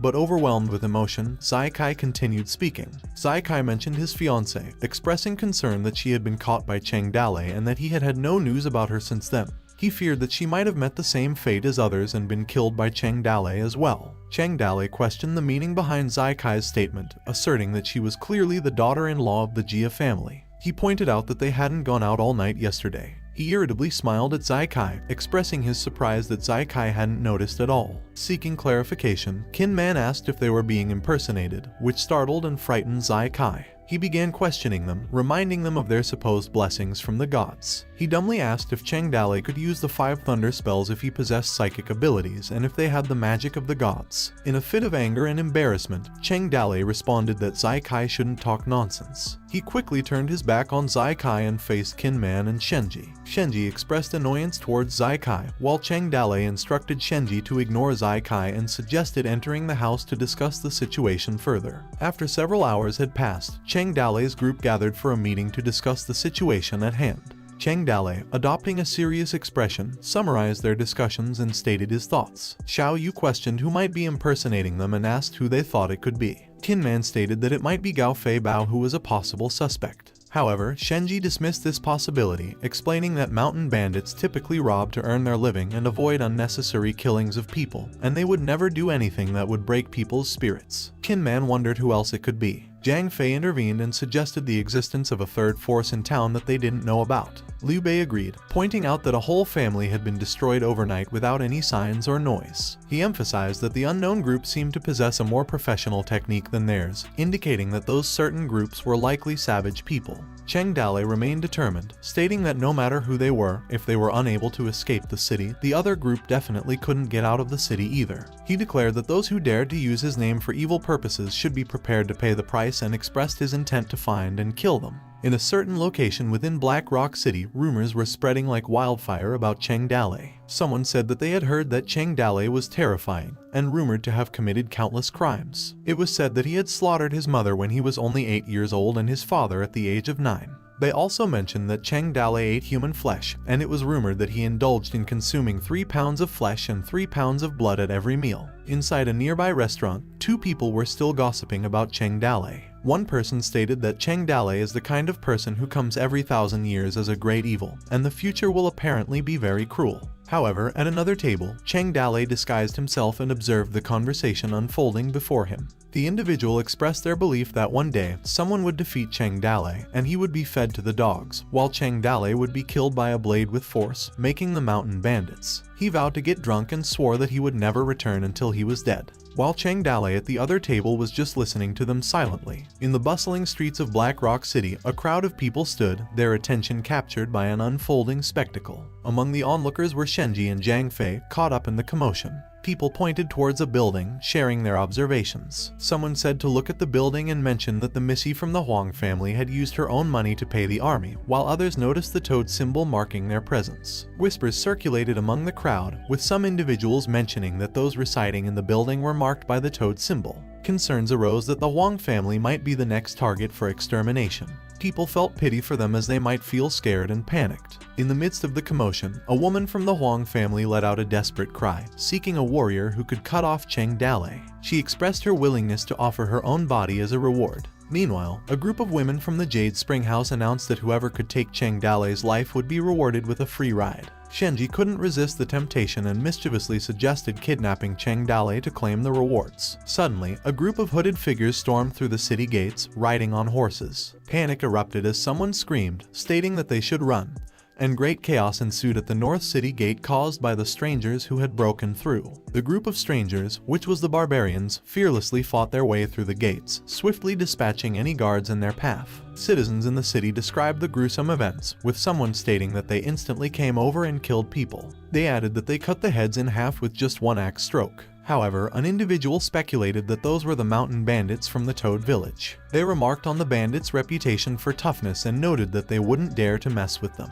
Meanwhile, Cheng Dalei and Liu Bei hid behind a nearby wall. Cheng Dalei's anger grew, and he indicated that he had found the group that was using their name, and that those groups were responsible for the massacre of the Jia family. As Cheng Dalei looked at them, he irritably said that the man was holding his axe. At that moment, General Liu Heng and his soldiers were seen preparing to confront the group, receiving expressions of support from the citizens. One woman approached General Liu Heng, urging him to return triumphantly while she would wait for him. Meanwhile, another woman approached General Liu Heng and expressed her unwavering belief in his heroism, stating that she knew he could never be wrong. In a separate message, another woman conveyed her well wishes to Mr. Zhu, urging her to take care of their journey. The man riding on the donkey happily sent a message to a woman in the crowd, promising that when he returned from killing bandits, he would propose marriage to her. He blurted out his words with excitement. Another man expressed his determination, assuring Zhaju that she need not worry. He confidently declared that today he would kill Cheng Dalei, emphasizing his words by making a hand gesture. While in hiding, Cheng Dalei couldn't help but express his disdain for the citizens who were riding donkeys, cows, and mules, questioning their intentions and wondering if they were going to war or what. A person in the crowd explained that the city's organized township warriors were all generous and righteous men.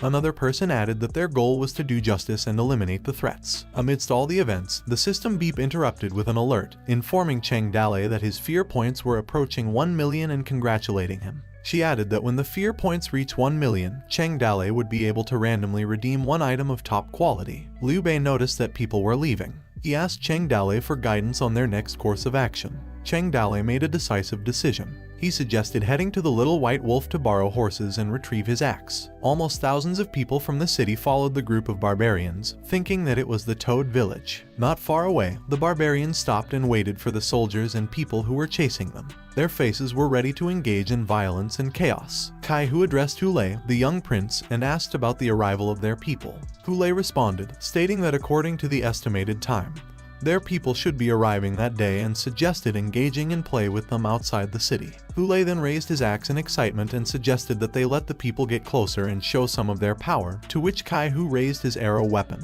confirming Hulei's plan. Kai Hu advanced forward and prepared to unleash his arrow towards the group of General Liu Heng. In his thoughts, he calculated the distance, counting 3 miles, 2 miles, 300 paces, and 200 paces. Then he released his arrow toward General Liu Heng's group.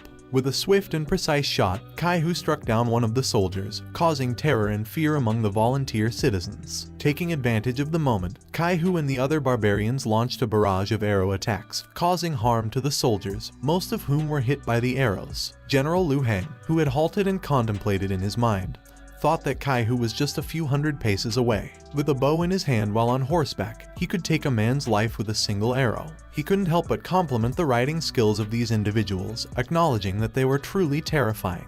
General Liu Heng then ordered his soldiers to get down and control their horses. Intrigued by the situation, General Liu Heng felt frustrated. He began to think that it didn't seem like the bandits were led by Cheng Dalei, but rather resembled the notorious Ring clan. The barbarian group continued their assault, engaging in fierce combat with the soldiers and the pursuing crowd. Hulei urged the warriors of the northern barbarians to play against the soldiers. Confident and daring, Kai Hu expressed to Hulei that he should do it. He then called out the group of soldiers, encouraging those who didn't want to live to step forward to pick up their death. General Lu Heng, determined to face the threat, shouted, questioning who would step up to fight Kai Hu. One of the soldiers volunteered, assuring them that he would defeat Kai Hu and bring an end to his menace within 3 rounds. A soldier expressed anticipation, contemplating whether Master Zhang, the soldier who volunteered, could successfully defeat the villain and eliminate him for the sake of the people. Another soldier responded, affirming that today they would witness the true extent of Master Zhang's power. As Soldier Zhang charged toward Kai Hu, a fierce battle ensued. The two combatants clashed their spears, with Soldier Zhang managing to block every strike. However, Kai Hu's agility allowed him to avoid Soldier Zhang's attacks. In a moment of vulnerability, as Soldier Zhang turned his back, Kai Hu swiftly pierced him from behind, leaving the onlooking soldiers in shock and terror. Kai Hu proudly raised his spear, dripping with blood. He called out challengingly to anyone else who dared to face him. In the midst of the intense battle, the savage warrior fought 3 times in a row and won each fight before withdrawing.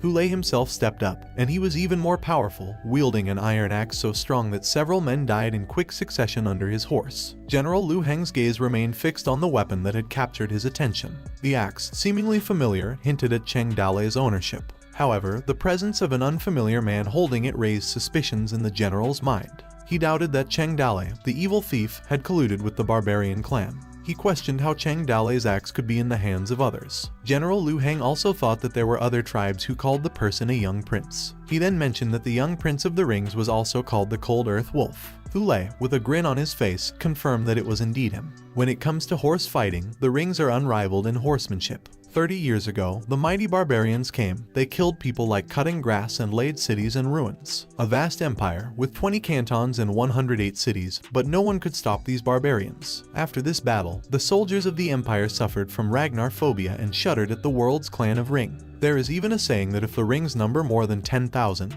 they cannot be beaten. Whatever the saying is, it's better to meet than to hear rumors. The young prince of the rings personally went to the battlefield and killed 11 people in a row.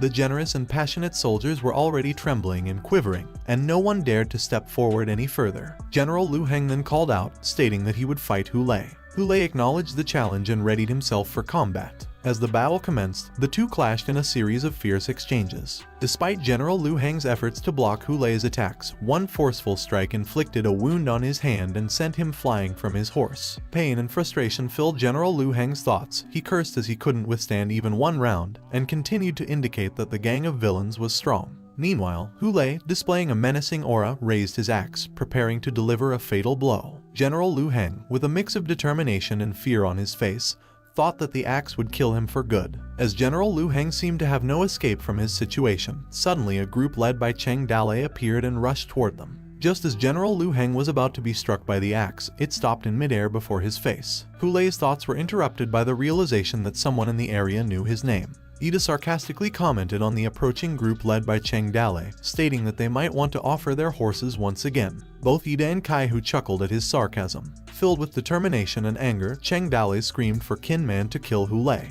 Qin Man approached, seemingly ready for the fight, and Hu Lei responded with a prepared statement. Hu Lei struck his axe effortlessly, destroying Qin Man's makeshift weapon with his own axe. Qin Man, who showed frustration, pondered in his thoughts, cursing the terrible quality of makeshift weapons. In the midst of the fight, General Lu Heng shouted to Qin Man, throwing his weapon for him to use. Qin Man, fueled by annoyance, retrieved the weapon thrown by General Lu Heng and prepared for another attack on Hu Lei. Confidently, Hu Lei announced that he would show him what he could do with his storm tomahawk, while Qin Man responded with a defiant yell. As they rushed toward each other, Hu Lei tried to get Qin Man's attention, while Qin Man responded that Hu Lei should go to hell. They engaged in an intense fight, exchanging blows with their weapons and their horses colliding into each other. The soldiers who watched the fight marveled at the terrifying power of Hu Lei's storm tomahawk.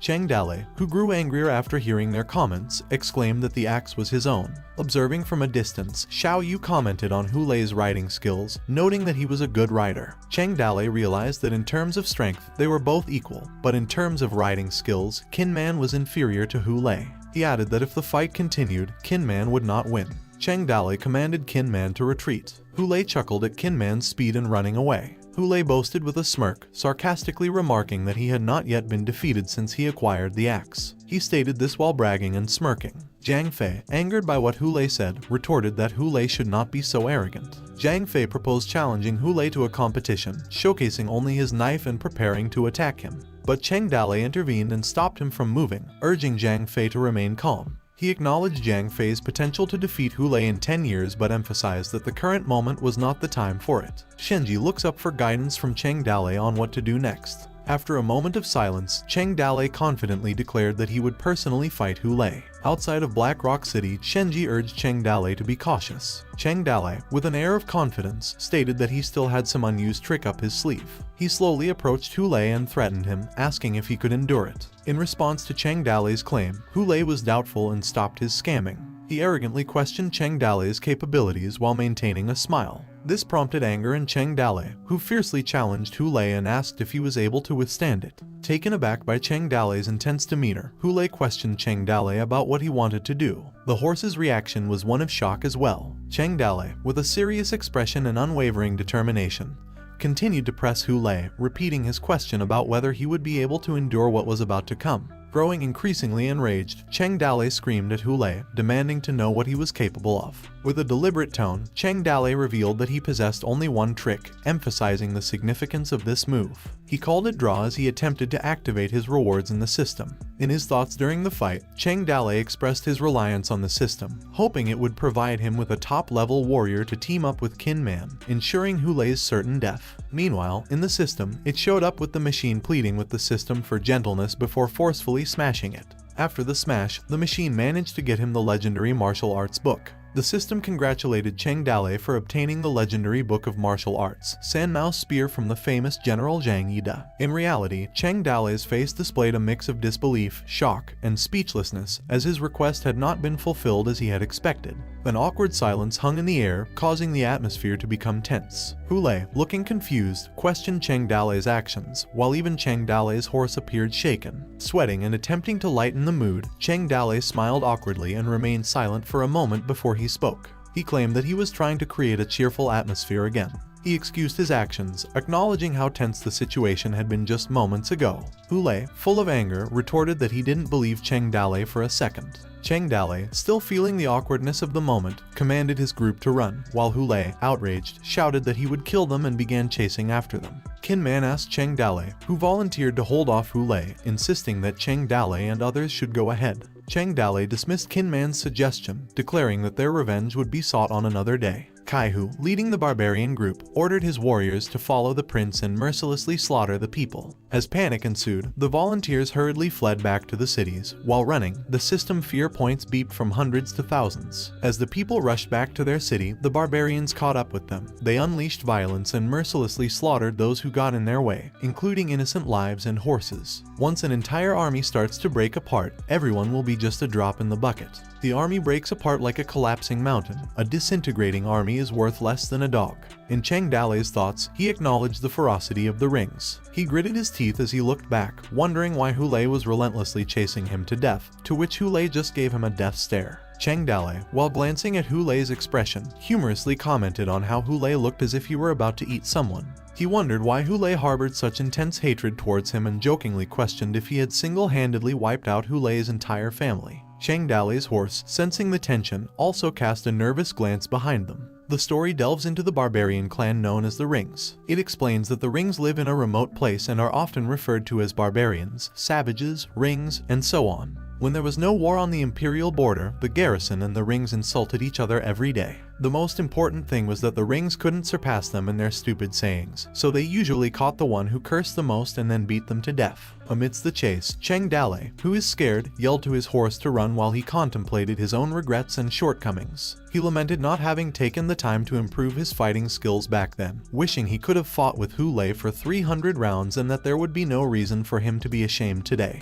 He acknowledged that his victory over Du Mao in the past was largely due to luck. In his thoughts, Cheng Dalei wished he could be stronger, repeatedly emphasizing the desire for increased strength. He expressed frustration at the current situation, feeling ashamed of being chased like a dog, panting and exhausted, with his tongue out. The humiliation weighed heavily on his mind. As the barbarians relentlessly chased other people, fear points continued to rise, indicating the escalating danger. The groups of barbarians relentlessly slew people on their way. Due to this, the fear points reached 831,553 points. Cheng Dale clung to a glimmer of hope, believing there is still a chance for him to succeed. He longed for a top-grade warrior to join forces with Qin Man, envisioning how they could defeat Hu Lei on the spot. Cheng Dale gazed back at Hu Lei with a fierce expression, causing Hu Lei to momentarily feel fear and speechlessness. Hu Lei questioned Cheng Dale's audacity to display his intent to kill, but quickly dismissed it, and his anger reaffirmed his determination to kill Cheng Dale.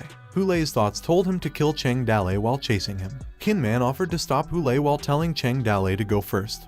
But Hu Lei fiercely attacked him, shouting for him to get lost, as he was still lost in his thoughts, still thinking about the idea of killing Cheng Dale.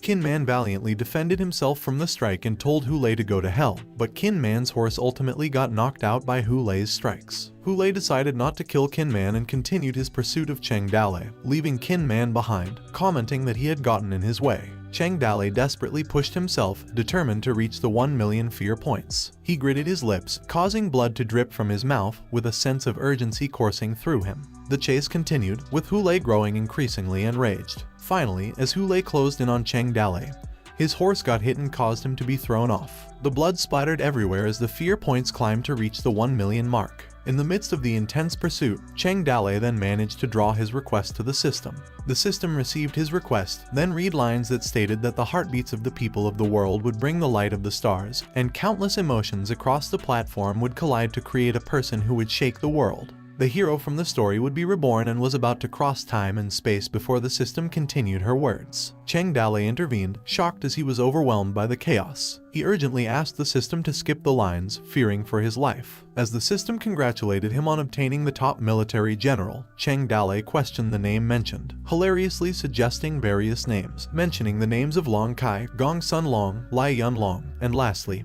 he questionably thought that it could be Cheng Long and asked who Long was and who he was. Cheng Dale got frustrated and accused the system of intentionally messing with him. With no knowledge of the character or how they would appear, Cheng Dale realized he had no way out. Despite his doubts, he stood up from his fall, gritted his teeth, and prepared to face Hu Lei, wondering whether he was destined to die under his own axe. After all the requests Cheng Dale had received, Cheng Dale bravely stood up to the approaching horse of Hu Lei and waited for his attack. However, Cheng Dale's thoughts raced as he made eye contact with his own horse, which was now ridden by Hu Lei, and begged for its assistance. Hoping for a timely intervention, Cheng Dale reflected on the moments when he had treated his horse poorly, despite their few months of being together. In that critical moment, he pleaded silently, yearning for his horse to come to his rescue and save his life. Suddenly, Cheng Dale's horse remembered their shared experiences, causing it to rear up and throw Hu Lei off its back. Surprised by the turn of events, Hu Lei looked on in disbelief as Cheng Dale quickly reached the horses. Enraged, Hu Lei demanded Ida's horse, but Cheng Dale had already freed himself and was now on horseback, looking at his surroundings. As Cheng Dale rushed to escape to the place, he saw a man on the bridge. The man then asked Cheng Dale to address him as the brave man.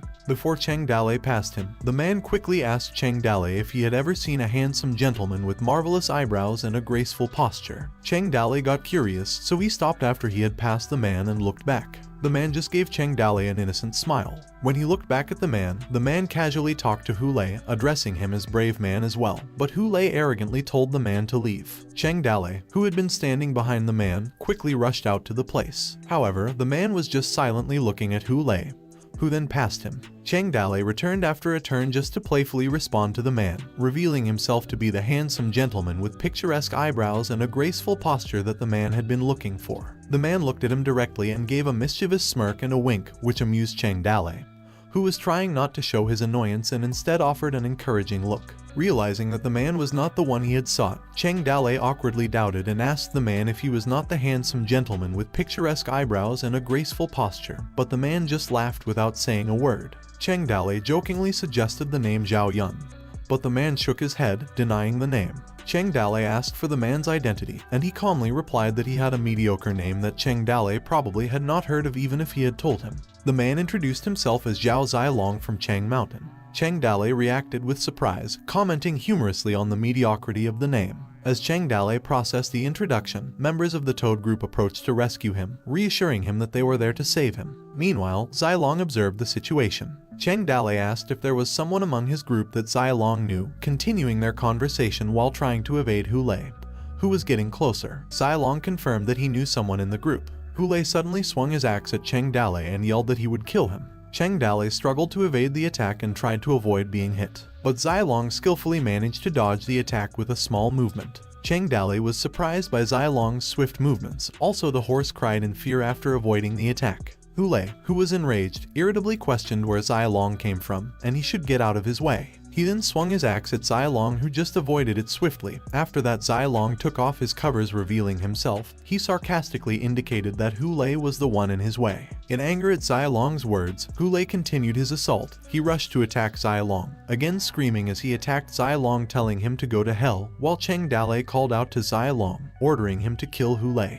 However, Zai Long remained silent, but Liu Bei chimed in, urging Zai Long to kill Hulei. Zai Long then reacted and revealed his spear, covered by a fabric, and confidently stated that he would cut off Hulei's head while displaying a smirk on his face. The system then displayed, introducing Zhao Zai Long as a new character, a debutant top-grade warrior at the age of 15, known for his skill with the White Bird Pilgrim's spear. On the other hand, the Rings had already routed Black Rock City's volunteer soldiers, scattering them in all directions. Kai Hu realized that Hulei had been surrounded by the mountain bandits, and he quickly instructed Ida to send some men to retrieve their troops. He then rallied the rest of the soldiers to go and support the prince. In the midst of the battle, on Hulei's side, chaos was raging. Zai Long, recognizing the weight and power of Hulei's axe, knew he couldn't fight him recklessly. While in a one-on-one battle with Hulei, Zai Long strategized in his thoughts, realizing that the only way to counter the relentless cavalry gallop of the Rings was to make the best use of their advantages and bypass the disadvantages, and that way to knock Hulei off his horse before he could launch his attacks. A fire glowed in Zai Long's weapon, and with a swift and intense move, Zai Long leaped toward Hulei, engaging him in a fierce fight.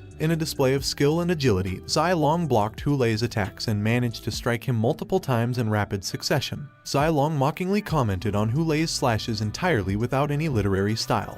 Hulei's face turned grim. Zai Long commented disdainfully on Hulei's type of attack, likening it to a beast. Zai Long unleashed a powerful attack known as the White Birth Pilgrim's Spear Wind Gust, enveloping himself in a blazing inferno and emanating intense power. He remarked that despite Hulei's wild beast, they were nothing compared to a hunter. Zai Long considered Hulei's efforts to be a futile waste of power and added a smirk after he said it. Zai Long's movement was so fast that it surprised Hulei. Hulei thought that Zai Long was very fast. In a decisive moment, Zai Long swiftly approached Hulei and struck him. Hulei gritted his teeth as he tried to avoid the attack, but a hideous blow from Zai Long caused him to fall off his horse with blood splattered. By now, Hulei's group had arrived and saw what had happened and were shouting Hulei's name, calling him the young prince. The barbarians rushed towards the battle, but Kinman and the others blocked their way. Kinman then commanded Xiao Yu that they would stop them. In their clash, Zai Long struck Hulei's shoulder, causing him to grit his teeth in pain and staggered from the impact. This was followed by a blast unleashed by Zai Long. Zai Long let out a sigh of relief, feeling triumphant, as he confidently declared that the person who had tried to block his way had been knocked aside. He expressed his intention to continue his search for a certain person. Cheng Dalei, who was standing behind him, reacted with disbelief, while even his horse seemed taken aback by Zai Long's words. Zai Long gazed at Cheng Dalei, displaying a hint of rudeness in him. He informed Cheng Dalei that he was not one of his underlings and that he had only intervened because of a request from Little Bai, who was Liu Bei. Cheng Dalei found himself lost in thought, realizing that top-grade characters like Zai Long wouldn't listen to one without reason, and added that it was probably the same as Qin Man. He suspected that there must be a hidden task that had to be completed. However, his musings were interrupted when Zai Long commented that Liu Bei and the others must be over there and wondered if they had gotten into a fight with a few people. Zai Long then abruptly turned his attention back to Cheng Dalei, rudely asking him to borrow his horse for a while. He added that the ring guy, referring to Hulei, had not yet been defeated and might seek revenge on Cheng Dalei. Zai Long warned Cheng Dalei that the Rings were unrivaled in horse combat, suggesting Cheng Dalei not give Hulei the opportunity to mount his horse. Since Zai Long had wounded Hulei's right arm and intended to take away the horse, he advised Cheng Dalei to help himself. Meanwhile, the dust and smoke swarmed Hulei's surroundings. He struggled to get back up from the impact of Zai Long's attack. He showed an outraged expression as he gritted his teeth and blood stained his mouth as he tried to regain his footing amidst the intense battle.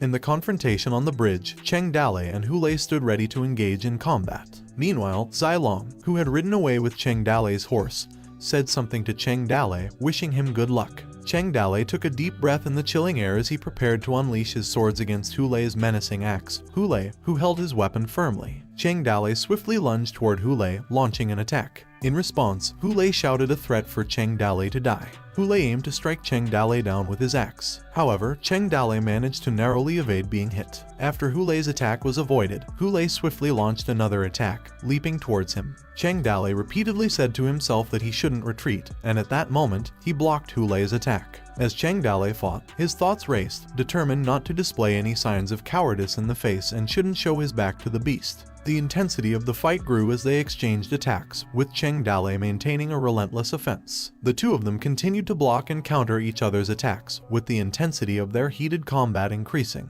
Hu Lei couldn't help but wonder why Cheng Dalei consistently wore that menacing look on his face. In response to his frustration, Hu Lei taunted Cheng Dalei, labeling him a dog bandit. Hu Lei then swung his axe, but Cheng Dalei swiftly ducked, avoiding the attack. In a moment of opportunity, Cheng Dalei landed a strike, causing Hu Lei to cry out in pain as his hands were cut by Cheng Dalei's swords. Bleeding profusely, Hu Lei fell onto the ground while Cheng Dalei pointed his sword at him. Hu Lei weakly called Cheng Dalei a bandit, struggling to sit up and gritting his teeth. Cheng Dalei firmly spoke up and questioned if he didn't know that stealing meant chopping off hands, and proceeded to insult Hu Lei, calling him a horse thief. In the distance, Hu Lei's barbarian groups witnessed everything, and one shouted Hu Lei's name. But before anyone could react, Zai Long charged on his horse, swiftly slicing through Kai Hu, to which Kai Hu puked some blood himself. Hu Lei, feeling helpless, cried out Kai Hu's name as he could do nothing but watch from a distance as Kai Hu was taken away. Seizing the opportunity, Hu Lei let out his frustration towards Cheng Dalei, and then threatened him to die as he was about to launch an attack. Cheng Dalei, unmoved, calmly struck a final blow, causing Hu Lei's blood to drip onto Cheng Dalei's sword, while Hu Lei unconsciously still called him a bandit. Standing over him, Cheng Dalei questioned Hu Lei if he believed in justice, and asked Hu Lei if he had never heard of a particular legend even though he had been in town for a long time. Hu Lei looked at Cheng Dalei with a frustrated expression, offering no response. Cheng Dalei continued to speak, emphasizing the importance of righteous people and the ultimate defeat of violent evil by even stronger acts of kindness. He expressed his belief that when the day of judgment arrived, the wicked would have nowhere to hide, and those who deserved to live would live, while there would be no place for evil to hide. Cheng Dalei questioned him back if he believed in justice, to which Hu Lei responded with a cough only. Cheng Dalei then told him to look at the sky, while pointing his sword to the sky. He asked him how high it was. He then proceeded to look to the earth while pointing his sword down, asking how white the snow on the earth was. He then concealed his sword in its sheath. Cheng Dalei directed his gaze towards the axe, while Hu Lei interjected, referring to it as his own axe and mentioning its name, the Storm Tomahawk. Cheng Dalei raised the axe high above, reminding Hu Lei that it had been his weapon, cursing him for claiming ownership. With anger in his eyes, Cheng Dalei swung the axe down upon Hu Lei, blood splattering in every direction even towards his face and clothes. Amidst the carnage, Cheng Dalei declared the sky's height, the whiteness of the snow, and the ownership of the axe as undeniable truths that should never be questioned. After a long day of fighting the barbarians, General Liu Heng surveyed the surroundings. He felt a sense of fear as he realized that Hu Lei, the young prince of the northern barbarians, had died there at the hands of a group of mountain bandits. General Liu Heng's gaze fell upon Cheng Dalei, whose body was covered in blood. They locked eyes, and General Liu Heng took a nervous gulp rising in his throat. Cheng Dalei addressed General Liu Heng, commanding him that the head of the horse thief, which was Hu Lei, would be given to him. Tin Man interjected, thanking him for the weapon and returning it to General Liu Heng as he threw the weapon to him. Cheng Dalei then announced to their group that they were ready to depart. As they traveled back home, Cheng Dalei suddenly realized that the military strategist was missing. Tin Man informed him that the strategist was hiding after providing the horses and was likely behind a tree stump in front of them, while General Liu Heng just watched them move on from a distance without intervening. After a couple of hours, they reached Shenji's location, where Cheng Dalei asked Zai Long if he had been searching for Liu Bei and his brothers. Zai Long confirmed, and Cheng Dalei further asked about how they had met in the first place. Zai Long responded that it was a long story, but according to Zhao Zai Long's own account, he explained that his surname was Zhao, and his first name was Zai Long and not Zhao Yun. He was born in Chang Mountain in Jianding country and had fled to Zhuo country because of the plague, and his parents had entrusted him to Zhang Fei's family before they died. Although he was ostracized by the locals in Zhuo country, he became close to Liu Guanzhang's three brothers because he grew up in the Zhang family, especially due to Liu Bei's admiration. Later, he was accepted as a student by a martial artist named Tong for 5 years. 5 years later, he returned to Zhuo country after learning the art but learned that the three had joined a mountain bandit group after committing a murder. He then followed them until here. After Zilong's narration, he expressed his intention stating that since Liu Bei had settled in the Toad village, he would be joining too and seeking advice from the others in the future. Cheng Dale welcomed this with pleasure. Kinman expressed gratitude to Zilong for saving them, acknowledging that without his help, they could not have cleaned them up. Zilong confidently stated that courage surpassed the fear of life and death. Xiao Yu praised Zilong's skills, tapped his shoulder, and stated that he had not expected Zilong to be such a good fighter at such a young age, and asked him how he had done it. Zilong responded that if Xiao Yu's heart was not afraid, he could achieve almost anything. Zhang Fei admired Zilong's bravery, remarking that he would dare to face even 1,000 troops, that he dared to break through. Zilong replied with confidence that the spear was like a thunderclap that shone through the liver and intestines. Cheng Dale observed Zilong, finding his words to be both strange and familiar at the same time. He blocked Zilong's path momentarily, silently contemplating his thoughts. Zilong apologized and mentioned that Cheng Dale had been in his way, causing Cheng Dale to change his expression and think that Zilong thought highly of himself. Eventually, Cheng Dale shifted the topic and asked about Xiao Yu's weapon, but Xiao Yu dismissed it. Cheng Dale should not worry about it as it had been just an ordinary weapon, and he could just get a new one. Cheng Dale's mind wandered as he reflected on the events of the battle.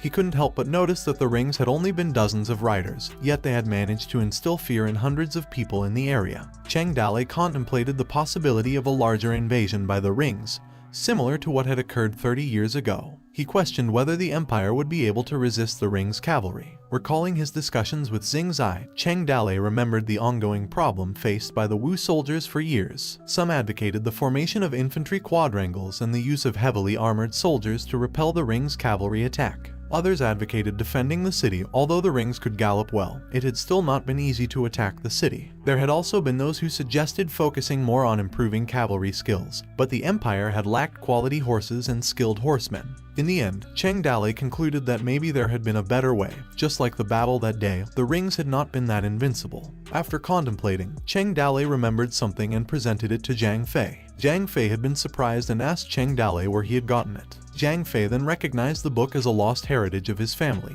Cheng Dale responded with a questioning tone, asking Zhang Fei if he had never heard of the gods who had bestowed their skills upon him. Meanwhile, outside in Black Rock City, the volunteered soldiers informed General Lu Heng that they had retrieved the last dead body of the barbarians. General Lu Heng ordered his troops to leave. However, their departure was interrupted by the approaching noise from behind. The sounds grew louder as Ide and the other barbarians launched an attack on their position. Panic and fear swept through the soldiers as they witnessed the arrival of the ringers. They screamed in terror as they mentioned the ringers. Some soldiers called for a retreat, but before they could escape, they found themselves surrounded by the barbarians. The barbarians slaughtered all the soldiers on their way, and despite their efforts, the soldiers from Black Rock City were overwhelmed. It was revealed that the grim outcome was that more than 100 members of the rings brutally slaughtered the volunteers from Black Rock City, and Hu Lei's body was recaptured. During the chaos, General Lu Heng managed to flee back to Black Rock City with only 30 riders. In the King Mu Mountain, White Wolf confronted Gao Fei Bao, questioning his intentions. Gao Fei Bao, not one to mince words, retorted by asking why White Wolf bothered asking when she already knew the answers. He declared to leave the stuff, and they would spare White Wolf's life. The two parties were engaged in a confrontation as Gao Fei Bao and his accomplices had successfully trapped the Apricot Blossoms bandit.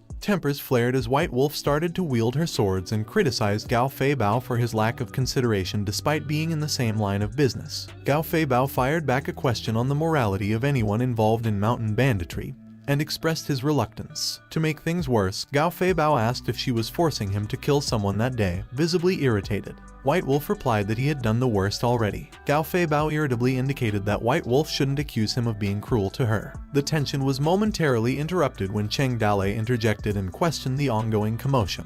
Gao Fei Bao, frustrated by the interruption, irritably told them that Tiger Village was doing business there. Before he finished his words, his threats were stopped as he realized that it was Cheng Dale. Suddenly, Gao Fei Bao, shifting the topic, expressed his surprise at Cheng Dale's presence there. Cheng Dale, scratching his face nonchalantly, explained his need to return home. In an unexpected turn of events, White Wolf sought assistance from Cheng Dale, leaving Gao Fei Bao and his group bewildered by this sudden alliance. Cheng Dale, however, reminded Gao Fei Bao of the potential consequences and rule-breaking associated with a rushed decision, speaking it with a blank expression. Gao Fei Bao, feeling caught off guard, could only awkwardly stare at Cheng Dale. He then defiantly declared that there would be no more robbery. After a moment of silence, White Wolf expressed her gratitude to Cheng Dale for his intervention and promised to repay his kindness some other time. Cheng Dale stated to give her body, but before he finished, he then attempted to change the subject and asked how White Wolf ended up being robbed by Gao Fei Bao. White Wolf, with a coy expression, hesitated to continue her explanation. Gao Fei Bao, who was growing increasingly suspicious, angrily expressed his ignorance of how she managed to rob the son of the Jia family and acquire a significant sum of money. He showed his frustration and highlighted the daily struggle, talking about the time when they only ate vegetables within the city and struggled to find targets. He emphasized that they were constantly blocked and chased by soldiers. His frustration was evident as he clenched his teeth while speaking. Additionally, he mentioned that they could barely get out of the city. However, his irritation escalated when White Wolf started to boast, leading him to question Cheng Dale about the misfortune of robbery due to White Wolf. Meanwhile, back when they were in the Black Rock City, White Wolf cunningly used her mesmerizing charm to rob them. She asked Gao Fei Bao about the amount of money he had made, leading other members of the Apricot Blossom Bandit group to comment on the valuable items they could acquire. Returning to the present, Cheng Dale criticized White Wolf for making irresponsible and sarcastic remarks and noted that Gao Fei Bao was already unhappy. White Wolf responded by laughing uncontrollably, appearing somewhat bashful. Gao Fei Bao dismissed Cheng Dale's attempt to appear righteous. He accused him of pretending to be a good person. He then questioned Cheng Dale about their results this time. Cheng Dale confidently responded that they had made a full profit. Gao Fei Bao scoffed as he expressed skepticism and implied that Cheng Dale was exaggerating their success. Meanwhile, in the Toad Village, San Yuan stood in the watchtower as he observed the situation, when suddenly an arrow struck the tower, startling him. He then screamed out to the intruders. San Yuan, who was feeling irritated, addressed Gao and expressed his frustration at resorting to violence instead of having a discussion. Standing beside San Yuan was Guan Yu. Gao calmly replied, urging manager Huang to understand that they were all trying to make a living and requesting him to open the door, promising not to harm anyone. San Yuan proposed waiting for Cheng Dale to return before continuing the discussion. Gao, who was lost in his thoughts, dismissed the suggestion, knowing that if Cheng Dale were present, then he would not be able to take down the Toad Village. Meanwhile, all the villages from King New Mountain, including the Tiger Village, the Wild Boar Forest, the Bald Slope, the Dog Head Ridge, the Double Bear, and the Apricot Ridge, attempted to attack the Toad Village. San Yuan, realizing the gravity of the situation, became scared at the thought of all the mountain bandits converging on their village. Gao warned San Yuan that he only had 10 seconds to open the door and surrender, or they would engage in a fight against them. As Gao started to count down, San Yuan turned to Guan Yu and expressed his fear while seeking some advice. Guan Yu, seemingly unimpressed by the bandits, likened them to dogs and cats as he displayed his confidence in facing them. San Yuan mentioned to Guan Yu that Gao Fei, who was the word king on his forehead, who rode the black horse. Gao Yu responded, seeing Gao as a marker selling his head. Gao was just silently watching over them in the distance. San Yuan questioned and sensed the same familiar feeling while looking at Guan Yu while Gao continued to count down. He suspiciously asked Guan Yu about his skills and urged him to show them.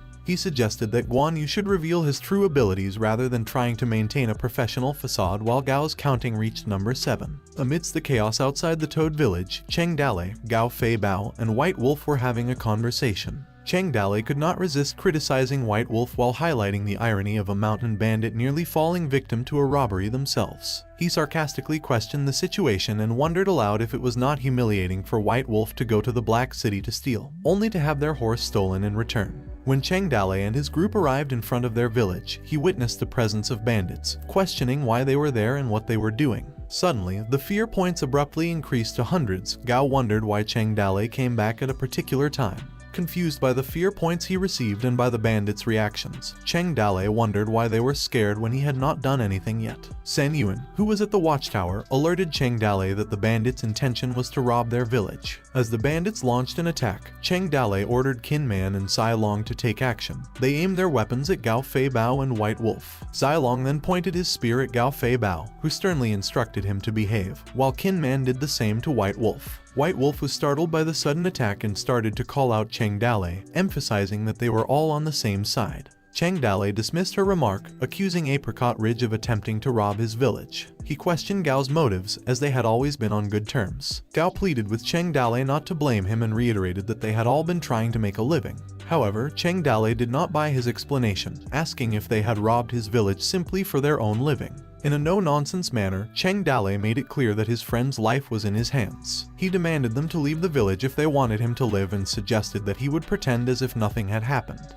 If they chose to disagree, Cheng Dale threatened to stab their friend with a spear and tell him that they could fight along with it as well, asserting that he had no reason to fear them. At the outskirts of Toad Village, Gao's mind raced with worry as he wondered how his brother Gao Fei Bao had ended up in the hands of Cheng Dale. Qiran stated to Gao that no gentleman had a petty mind, and no true man was without venom. Things had reached a point where they could only be ruthless to their hearts. In response, Gao frustratedly rejected the idea of ruthless action, emphasizing that it had been his brother. While Gao Fei Bao, who had just heard what Qiran said, irritably cursed him and threatened Qiran to be punished when he got back. However, Qiran remained impassive, blankly looking at Gao Fei Bao. Sensing Gao's hesitation, Cheng Dale interjected and offered to help him out. Raising his finger, he made an announcement to everyone present, announcing that whoever could bring him Gao's head should come forward. Zhang Fei, filled with pride, boasted about his ability to take the head of a general from a massive army of 10,000 people as if he had reached into his own pocket. Growing irritated by Zhang Fei's arrogance, Cheng Dale attempted to calm him down. Meanwhile, Zilong stepped forward. He stated that he would take Gao's head.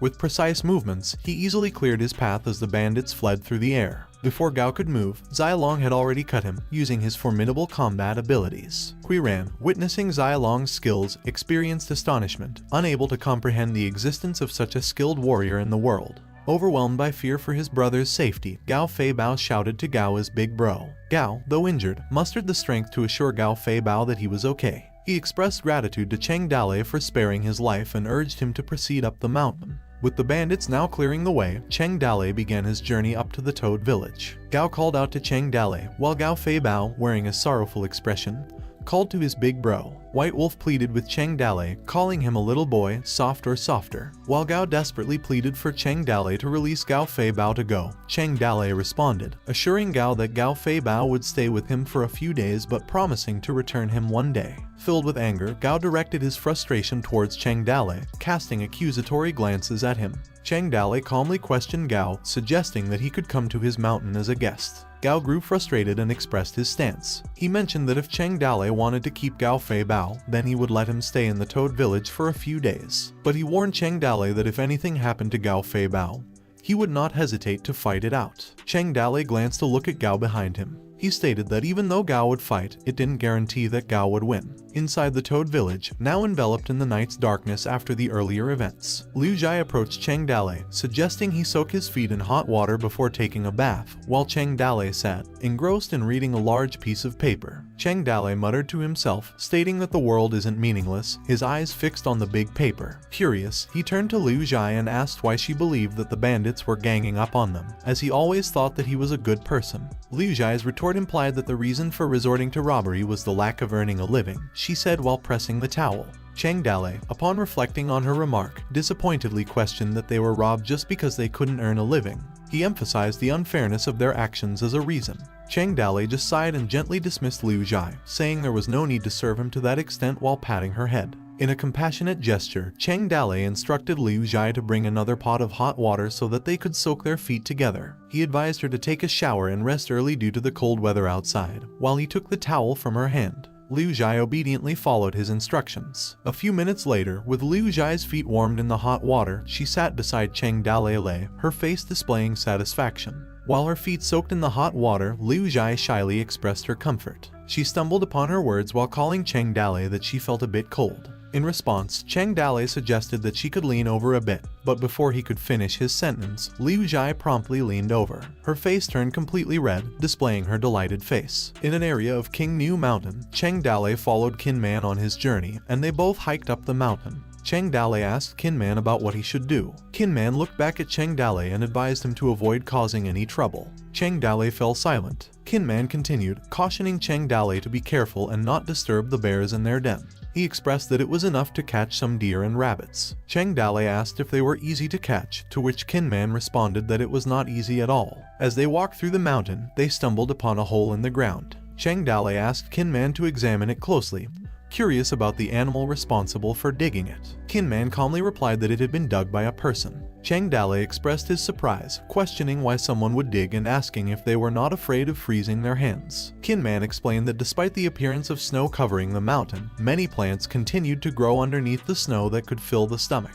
He mentioned that he used to dig for food in the past but no longer needed to do so. Cheng Dale asked if they were searching for ginseng, to which Kinman clarified they were looking for grassroots. As they continued their journey, Cheng Dale and Kinman encountered a homeless kid and a mother. Cheng Dale questioned them, asking if they were the ones who dug the holes. He asked them where the village they came from. Moved by their situation, Kinman offered the homeless individuals a loaf of bread. The kid eagerly received it and bit it. She then showed it to her mother, and they split the bread in half, embracing each other. Cheng Dale and Kinman proceeded with their exploration, leaving behind their footprints in the area. Cheng Dale glanced back towards the homeless individuals, who expressed silent gratitude without uttering a word. The young child began to eat the bread. Cheng Dale's expression hardened, his determination growing stronger. After that moment, in the prison of Toad Village, White Wolf and Gao Fei Bao engaged in a lively game of dice. White Wolf eagerly called for bigger numbers, while Gao Fei Bao preferred smaller ones. With excitement, White Wolf celebrated her victory. She stated that she always chose the bigger numbers. Gao Fei Bao, with a smirk on his face, acknowledged the outcome,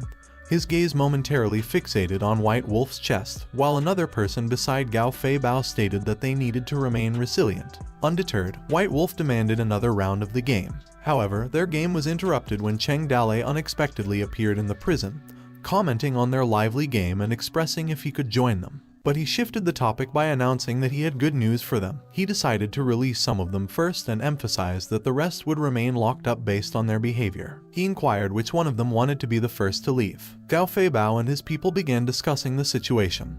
But Gao Fei Bao erupted in anger, stating that he should not pretend to be nice and that he wouldn't give in to him. He expressed his determination to stay, willing to face any consequences together. One of Gao Fei Bao's men commented on his speed in expressing their sentiment, feeling that they would have said the same. Another man criticized the unfairness of Gao Fei Bao's actions. Cheng Dale contemplated the sudden change in Gao Fei Bao's attitude, his face reflecting confusion. Cheng Dale insisted that he had to go that day, urging them to discuss among themselves who would leave. Gao Fei Bao jokingly wrapped his arms around Lai and threatened him.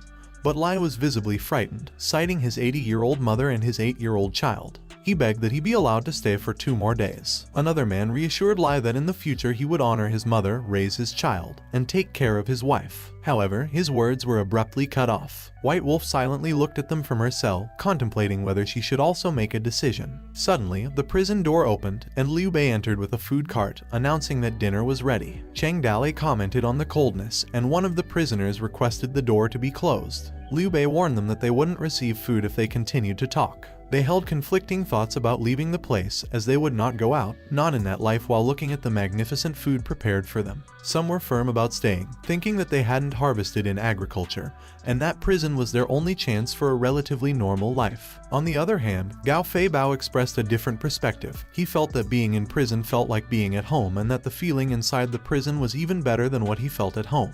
Also, he admired the talented and pleasant conversations of people there, and he particularly enjoyed the delicious food provided by the prison. White Wolf, in particular, had a happy expression on her face as she savored the thought of the tasty meals. Cheng Dale and Liu Bei left the prison, and Cheng Dale asked Liu Bei about the group of people they couldn't drive away. He wondered if they could receive psychological care. Liu Bei remained silent for a moment before inviting Cheng Dale to follow him. They arrived at the highest point of the Toad Mountain range, known as Toad's Mouth, located at the back of Toad Village, from where they could see King New Mountain in full size. Liu Bei invited Cheng Dale to see the view. He remarked that the mountain was like ice, the forests were like snow, the magic of the sky and the earth, nothing more than this, and expressed his appreciation for the majestic sight that was not perceived by ordinary mortals. Cheng Dale acknowledged Liu Bei's appreciation of the mountains and river, to which Liu Bei asked what he meant. Liu Bei then revealed that he just wanted to show Cheng Dale that only the Toad Village in King New Mountain had smoke from kitchen chimneys. Cheng Dale responded, they were, to which Liu Bei confirmed with a sigh, out of food.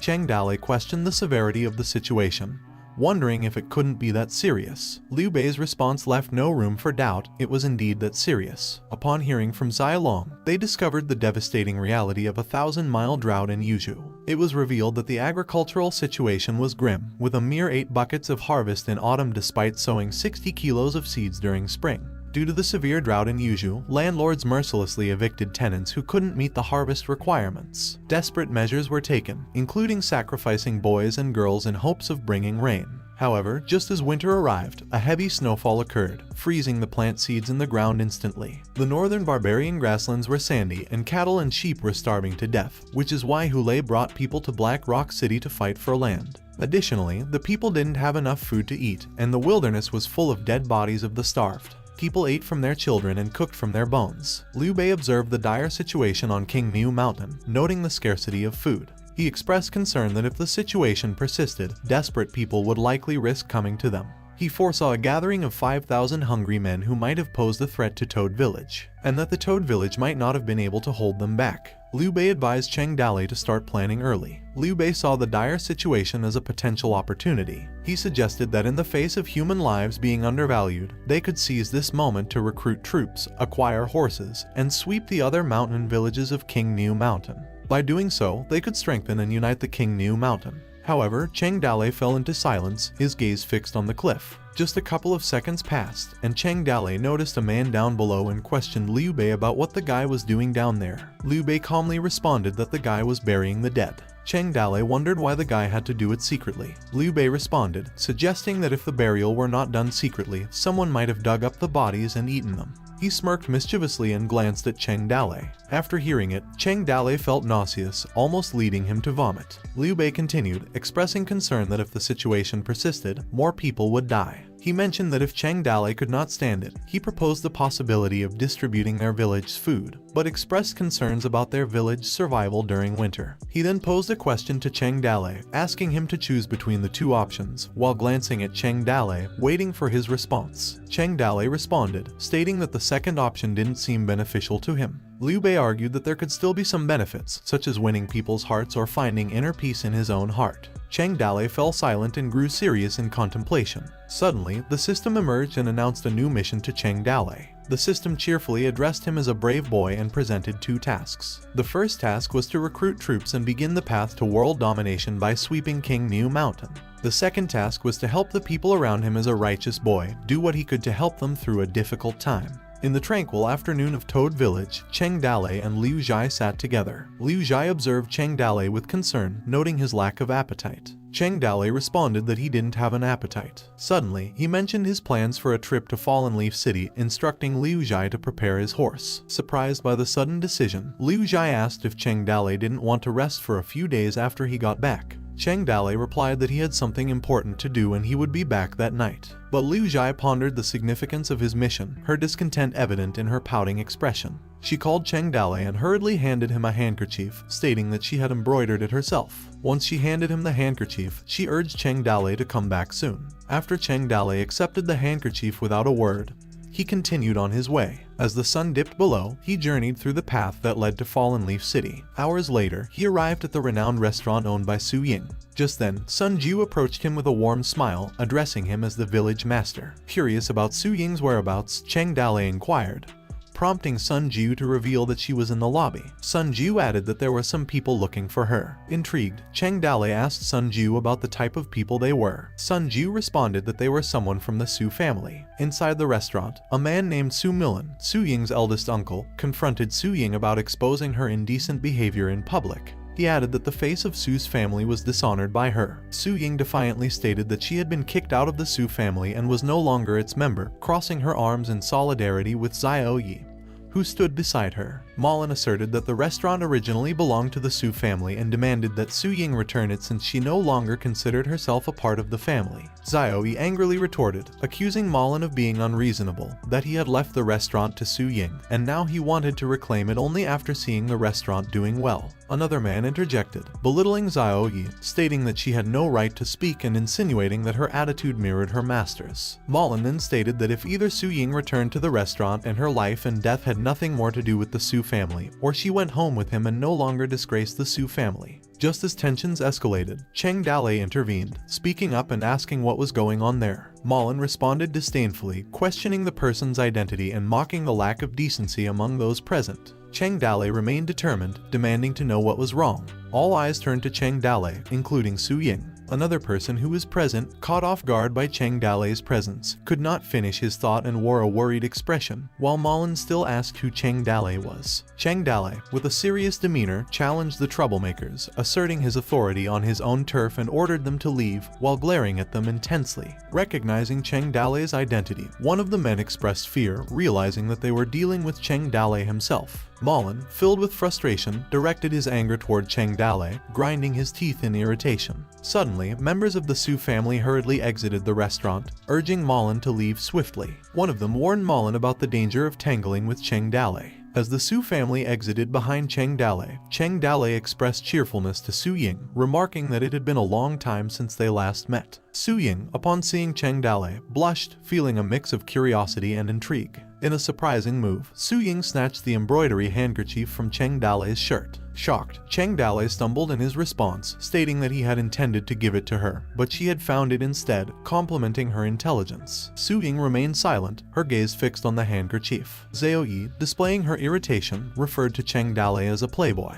Cheng Dalei, pretending innocence, chose to remain silent, leaving the atmosphere charged with unspoken tension. After a minute of silence, Su Ying, with Zhao Yi still resting on her shoulder, inquired about Cheng Dalei's purpose for being there. Cheng Dalei replied that he had come to buy grain from her. Su Ying expressed surprise, questioning why he would concern himself with such minor matters. Cheng Dalei explained that witnessing people die every day in front of his eyes, he stated that it didn't matter much if Su Ying didn't see it, but he couldn't pretend that he didn't see it. Su Ying responded, letting him know that Fallen Leaf City didn't have the grain he wanted. Cheng Dalei interrupted, seeking clarification about the absence of grains. Nevertheless, Su Ying continued speaking while pouring water into a teacup, mentioning that the whole Yuzhou province was experiencing no food and that food prices were skyrocketing. Even though Cheng Dalei was rich, he couldn't afford it. Cheng Dalei casually suggested robbing the grain, while Su Ying dismissed the idea, questioning the feasibility of stealing 100,000 or 200,000 pounds of grain. Cheng Dalei acknowledged that it was unrealistic. Su Ying chuckled in response. He then questioned if it was truly impossible, to which Su Ying explained that while there were methods, only a normal person wouldn't be able to do it. Cheng Dalei humorously remarked that he was a completely unusual person, except for his somewhat handsome appearance. Su Ying responded with a silent gaze. Su Ying suggested that Cheng Dalei's village could trade peppers for food. She explained that Fallen Leaf City was small in the context of Yuzhou, which itself was a small province in the empire. The eastern part of the empire was poor, while the west and the south were wealthy, and the north was rife with thieves. Su Ying suggested that if Cheng Dalei wanted to exchange food, he would need to travel to the south where he could obtain it from Yangzhou. As Su Ying marked the names of Yangzhou on the table, she explained that Yangzhou consistently had a bountiful harvest, providing enough food to sustain the entire country. Throughout history, it had always been the breadbasket of the world. Cheng Dalei inquired how far Yangzhou was, and Su Ying mentioned that by traveling through Jiazhou, Yanzhou, and Yuzhou, she foresaw that he would arrive in 3 to 5 months. Cheng Dalei expressed concern, noting that by the time he returned, most people would already be dead. Su Ying maintained a normal expression as she listened to him. Su Ying then suggested an alternative. She explained that since Fallen Leaf City was located by the sea, Cheng Dalei could take the water route, which would only take about 5 days with favorable winds. A complete round trip would likely take around half a month. Cheng Dalei reacted with surprise, repeating 15 days. Su Ying warned him about the potential dangers of the sea route, including turbulent waters, fast-changing conditions, pirates, bandits, and powerful locals. She explained that one disaster could mean no turning back. Many people had taken this route before, but they narrowly escaped by a hair's breadth. Accepting that it was his only viable option, Cheng Dalei wrinkled his nose in resignation. He stated that it was the only thing left to do. He declared that it was settled, and requested that Su Ying prepare a big boat for him, expressing his desire to leave tonight. While standing up from his seat, he indicated his readiness to depart. Sun Ju, surprised by Cheng Dalei's sudden departure, asked if he didn't want to stay a while. Cheng Dalei replied that it was time for his departure and that he couldn't afford to rest now. In Flying Tiger Village, a person voiced their hunger and another person inquired if there was any food left. He then asked if the Toad Village had tens of thousands of pounds of grains. The person lamented their starvation and expressed a desire to live in Toad Village. Unmindful to them, Gao, a bystander in the distance, overheard their conversation. Qiran approached Gao with an idea. Gao, addressing Qiran as a military strategist, repeatedly asked Qiran if he had an idea and questioned if he had a way to acquire food. Qiran proposed sending a few of his men to sneak into Toad Village under the cover of darkness. Gao questioned if they were planning to steal food, to which Qiran replied that stealing would be difficult. Instead, he proposed setting fire to the granary of the Toad village, vowing that if they were to die, they would die with them, and they would no longer let them go wild. He spoke with determination. Gao, looking at Qiran's distressed expression, remarked that Qiran was cruel. Qiran countered, stating that a gentleman did not possess a petty mind, and a true man was not without venom. He questioned why everyone should starve while the Toad village survived. Gao expressed his disapproval of burning someone else's granaries, calling it an immoral act that could lead to the extinction of Qiran's family line. Suddenly, someone from the village interrupted their conversation with good news. He urged everyone to quickly go to the Toad village, as they had an important announcement to make. Qiran wondered what Cheng Dale was up to, while Gao determinedly declared his intention to go and witness the situation for himself, stating that if Cheng Dale caused trouble again, they would burn his granary. After the announcement, people from Q New Mountain gathered outside Toad Village, and Gao's name was mentioned, stating that Gao was there. Gao inquired about the intentions of the Toad Village. A person responded, stating that they had just arrived and were unaware of the current situation, but guessing that the Toad Village had come up with some bad ideas again, while murmurs of people behind circulated. Someone suggested joining forces with him to take down Toad Village. Just then, someone announced that the Toad Village gate had opened. White Wolf appeared and addressed Gao Fei Bao, reminding him that he owed her a few meals. Gao Fei Bao responded confidently, indicating that it would be easy to handle, while Liu Bei irritably urged them to leave, mentioning that they had nearly eaten the village dry. Gao's worried expression met his brother, and he asked Gao Fei Bao if Cheng Dale hadn't done anything to him. However, Gao Fei Bao reassured him that everything was fine and even remarked that he had gained weight, joking about Gao's weight loss. Gao was taken aback, realizing that his worries had been unnecessary, considering the abundance of food in the Toad Village. Later, Cheng Dale emerged and addressed the crowd, catching Gao's suspicion. Gao angrily questioned Cheng Dale's motives, wondering why he had done that. Cheng Dale announced that they had good news for them. He happily announced that they would begin distributing oatmeal on that day. The crowd fell silent for a moment before erupting into noisy questioning, expressing doubts about Cheng Dale's earlier statements. Someone questioned if they had heard correctly. Doubt lingered as they wondered if Cheng Dale was trying to deceive them or if he had been simply bored.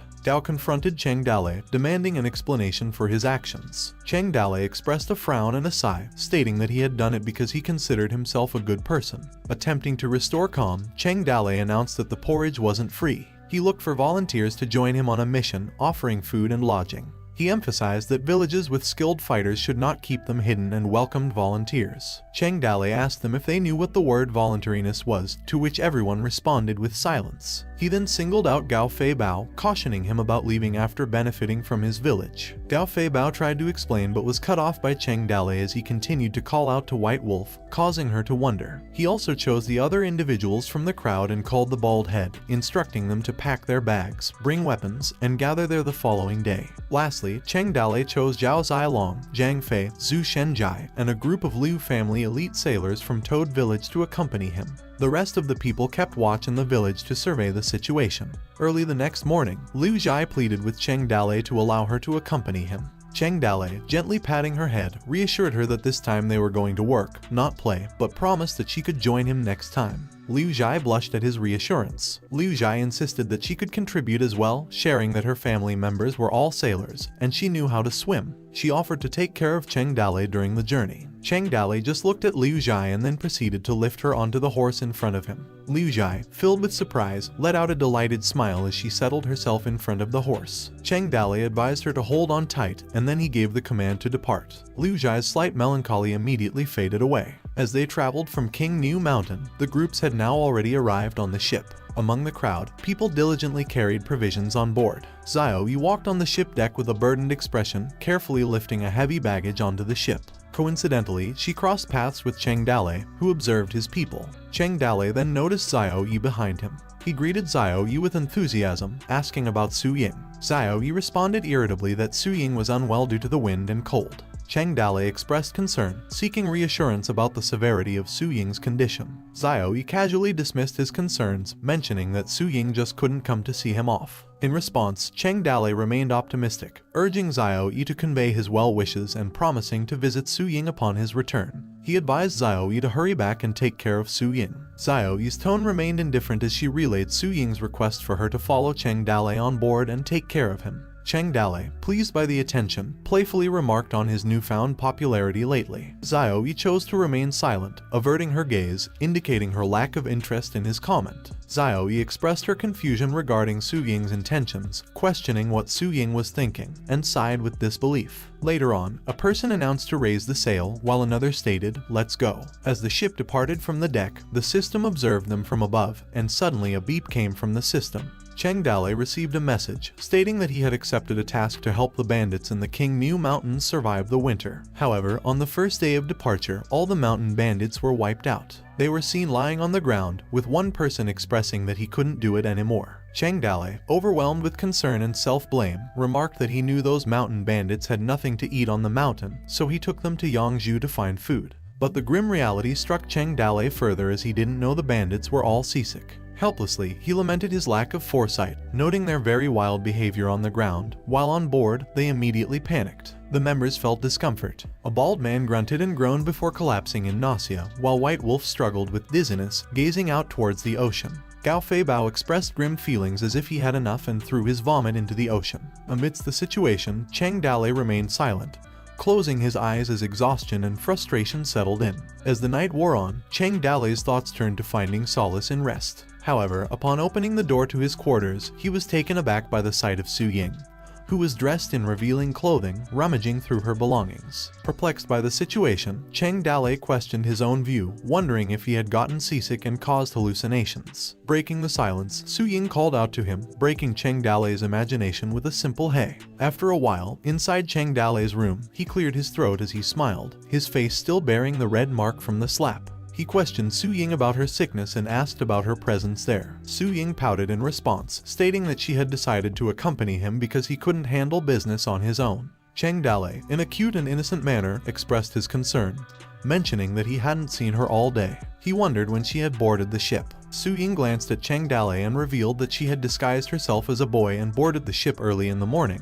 which was why he hadn't noticed her. Speaking of Yangzhou's wealth and many messy rules, Su Ying emphasized that wearing old clothes would lead to being looked down upon by others and just not wanting to do business with him. She handed Cheng Dale new clothes, stating that he needed to wear them when he arrived. Curiosity piqued, Cheng Dale touched the fabric of the clothes and inquired if she had embroidered them. Su Ying maintained silence, avoiding eye contact. Cheng Dale admired embroidered clothes, realizing the incredible amount of time and effort that must have been put into creating them with thousands of needles and threads. Meanwhile, Lu Zhai happily approached Cheng Dale's room, calling out to him in excitement, but she fell silent when she saw Su Ying. Su Ying and Cheng Dale both turned their attention toward her. Su Ying greeted Lu Zhai warmly, acknowledging their long time apart and asking about her well-being. But Lu Zhai responded with a snobby attitude, stating that she was now Cheng Dale's servant and couldn't be addressed as Miss. Su Ying maintained a friendly smile, asserting that they knew each other when they were young. She also expressed gratitude to Lu Zhai for taking care of Cheng Dale.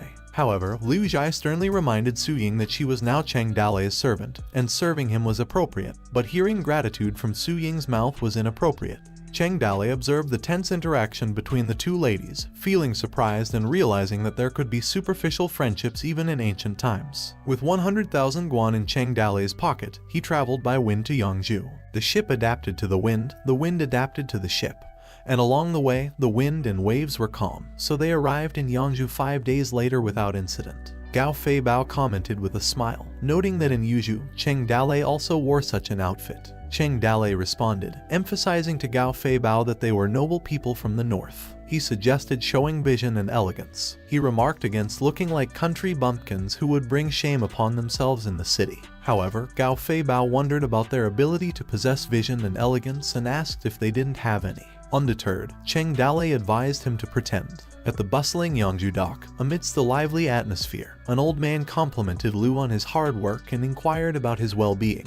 But Lu brushed off the old man's concern and aggressively demanded money from him, accusing him of not paying for the month. He insisted on knowing how much money the old man had earned that day and forcefully wanted to get it. The old man defended himself, explaining that he had already made the payment yesterday. He questioned why Lu was demanding money again. However, the other man joined in, dismissing the old man's statement and wearing a wicked smirk as he insisted on the money being handed over. When the old person explained that he didn't have a single penny with him, Lu and his companions ignored his words and forcibly dragged him away. Lu responded with annoyance, calling him a poor bastard and telling him to leave and not get in his way. Meanwhile, Cheng Dale reminded his group to address him as a prince once they left the ship, emphasizing that they were noble people from the north and needed to shed their banditry habits from the mountains and adapt to the civilized and polite atmosphere of Yangzhou. Noticing Cheng Dale and his group heading down from their ship, they were confronted by Lu and questioned upon their arrival. He asked if it was their first time in Yangzhou and if they were familiar with the rules of the city.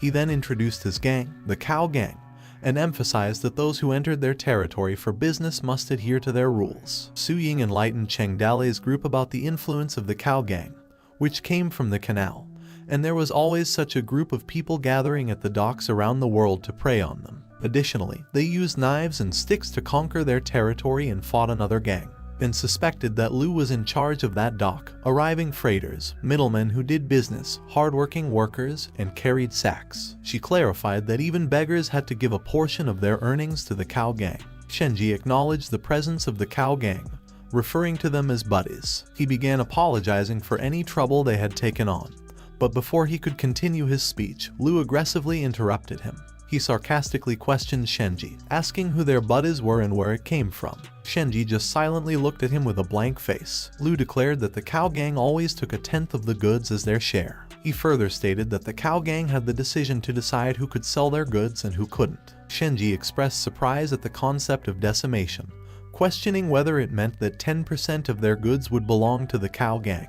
However, Cheng Dale interrupted and fiercely questioned what would happen if he refused to follow these rules. Lu justified the rules by claiming that people and goods could not be allowed to get off the boat without following the rules. He expressed suspicions that there might be something hidden underneath their boat, such as mountain bandits or pirates. Lu further asserted, with a grin on his face, that the Cow Gang provided protection and stability. Cheng Dale responded confidently, brushing off the rules as a mere desire for money. He claimed that he could easily provide enough food and drinks for a lifetime with just a few dates from his fingertips. With a smirk on his face, Cheng Dale invited Lu to take a closer look, promising to show him a treasure. Lu commented on Cheng Dale's appearance, noting that he was dressed like an overnight millionaire, but he expressed surprise that Cheng Dale seemed to be familiar with how things were going there. With a smile on his face, Lu stated that he didn't care if Cheng Dale knew the rules and asked him what he had with him. Cheng Dale invited Lu to take a closer look with a smile on his face. In a surprising turn of events, Cheng Dale unsheathed his swords and swiftly attacked Lu, slashing him in an instant on his throat. Lu fell to the ground, shocking both his gang members and Cheng Dale's group.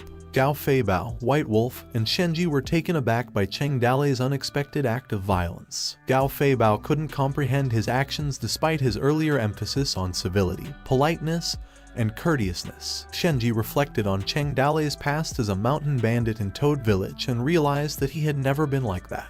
Cheng Dale confidently announced his arrival, proclaiming himself Prince Appa and declared his authority to set the rules for the area. He responded to Lu's comment about his attire, expressing his indignation and revealing that the robe he wore was embroidered by his wife. Su Ying, curious about Cheng Dale's wife, questioned him. Suddenly, the shocking news of Lu Zai's murder spread quickly among the people on the dock. People asked who died, and others responded that it was Lu Zai from the Cow Gang who was killed. Some expressed disbelief that someone would dare to kill him in the Cow Gang's territory, while others rejoiced, feeling that Lu Zai deserved it and should have died long ago. As chaos ensued, the remaining members of the Cow Gang arrived at the dock and encircled Cheng Dale's group. Liu Zhai, who stood behind Cheng Dale, trembled with fear, but Cheng Dale reassured her not to be afraid. One of the Cow Gang members confronted Cheng Dale, questioning where he came from and criticizing his act of killing someone before even leaving the ship, deeming it savage. In response, Cheng Dale defiantly challenged the Cow Gang member, demanding to know who he was. The Cow Gang member, Lai Jiaming,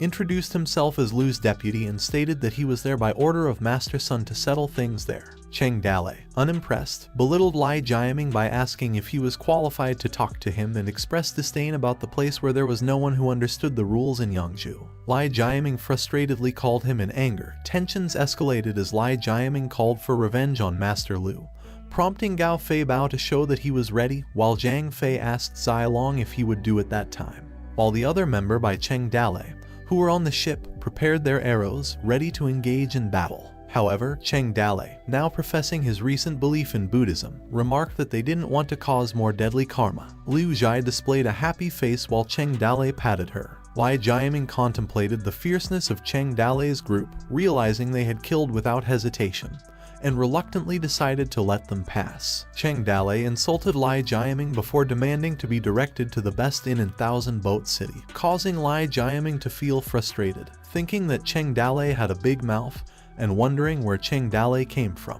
However, Lai Jiaming directly responded that it was in Yuyang Tower, asking Cheng Dalei why he had asked. Cheng Dalei calmly replied to Lai Jiaming that he would rest in Yuyang Tower that day and instructed Lai Jiaming to have their leader come to him that night. Though enraged, Lai Jiaming recognized the dress and mannerisms of Cheng Dalei that matched with nobles from the north, and the battle-hardened soldiers accompanying Cheng Dalei. He reluctantly allowed them to pass, but one of the gang members expressed disdain about Master Lu's death. Cheng Dalei then announced to his group that they would disembark. However, Lai Jiaming halted Cheng Dalei for a moment and expressed that Cheng Dalei had killed someone from their cow gang, and someone would speak to him about it. He then inquired about Cheng Dalei's name. Cheng Dalei introduced himself as Appa U Fade, leaving Lai Jiaming to recite his name. One of Lai Jiaming's members asked him what they should do and frustratedly questioned whether they should just let Cheng Dalei go like that. Lai Jiaming instructed his members to report the encounter to Master Sun and expressed a determination not to let Cheng Dalei's group off the hook. Most Lu soldiers stayed on the ship to guard it, and the people who left the ship went to the Yuyang Tower to settle down. Everyone was split up to find traders who could negotiate with them for grain. Cheng Dalei, Zhang Fei, and Sai Long were walking. Cheng Dalei showed interest in Yangzhou, stating it had been a flourishing place for thousands of years and the dream of many talented poets. He compared the flowing water under a small bridge to the beauty of a woman. As they strolled, Cheng Dalei expressed his knowledge that Thousand Boat City was not the wealthiest city in Yangzhou. He pondered about the capital of the Yangzhou prefecture. Engaging in conversation, Sai Long remarked that the place was renowned not only for its rich literary culture, but also for being a hub for rare and high-quality weapons, known to be difficult to find elsewhere in the world. Intrigued, Cheng Dalei called upon his system to provide information about Yangzhou City. The system shared that Yangzhou had indeed been a hub of talent, listing various skilled individuals, including those with excellent manners, renowned painters, skilled tailors, exceptional matchmakers, talented woodcutters, and proficient fortune tellers. Reflecting on the system's information, Cheng Dalei realized that the number of extraordinary talents seemed rare among the millions of ordinary people. Meanwhile, Zai Long's attention was captured by something they spotted as they walked, prompting him to express curiosity with a questioning look on his face. While Cheng Dalei was still thinking about the situation, the village now had 4 people with legendary potential. He felt hopeful about the future, believing that things were heading in a good direction. Amidst his musings, a person suddenly announced that it was Wu Tianjai's 50th birthday, the owner of the Golden Dragon Security Company. In celebration, the company organized a 10-day event known as the Golden Ring. The purpose of this event was to enhance the reputation of the Yang Golden Security Company, and to host a party where individuals from the business world were invited. He further announced that regardless of the outcome of the performances during the event, there would be a reward of 1 or 2 fees for all participants who appeared on stage. The announcer informed the crowd that surviving 10 rounds against the Ring Guardian would grant them entry as a guest in the Golden Dragon Security Company. Furthermore, the victorious challenger would be rewarded with 200 taels of snowflake silver. A person in the crowd remarked that the ring keeper was their chief security guard, Luo Yinshan, and wondered who could possibly defeat him. In the intense battle inside the ring, Luo Yinshan, as mentioned by the person in the crowd, delivered a powerful punch to his opponent's face. He then forcefully grabbed the man's wrist and applied such pressure that the man's hands were broken, causing him to vomit blood and lose consciousness. Amidst the battle inside the ring, another person remarked that Luo Yinshan was renowned as the Iron Claw Eagle. With his iron whip, he had dominated the business world for many years without ever losing a bodyguard. Upon hearing this, someone suggested bringing him down and using the promised reward money to treat his injuries. Yinshan, who had just won the battle, addressed the crowd, emphasizing the dangers of the ring and inviting those with real talent to challenge him, thereby forging friendships through martial arts. With determination, he warned those without skills to avoid making fools of themselves and risking death with his iron claw. Seizing the moment, Cheng Dale instructed Zai Long to cripple one of Yin Shan's arms, which Zai Long accepted with a smirk. Zhang Fei, laughing hysterically, showed a determined expression and suddenly ran into the ring area to fight Yin Shan, surprising Cheng Dale, who called Zhang Fei in horror. Yin Shan sternly questioned Zhang Fei's intentions, criticizing his reckless behavior and emphasizing that the ring was meant to be a martial arts event, not a platform for causing harm to others. Zhang Fei dismissed Yin Shan's concerns and expressed his eagerness to engage in the fight. He confidently proclaimed that he would assume the role of Yin Shan's teacher and demonstrate the true essence of martial arts. Yin Shan challenged Zhang Fei to choose between fighting with fists and kicks or using weapons. He pointed to the weapons available nearby, specifically mentioning the iron lasso he had chosen as his weapon.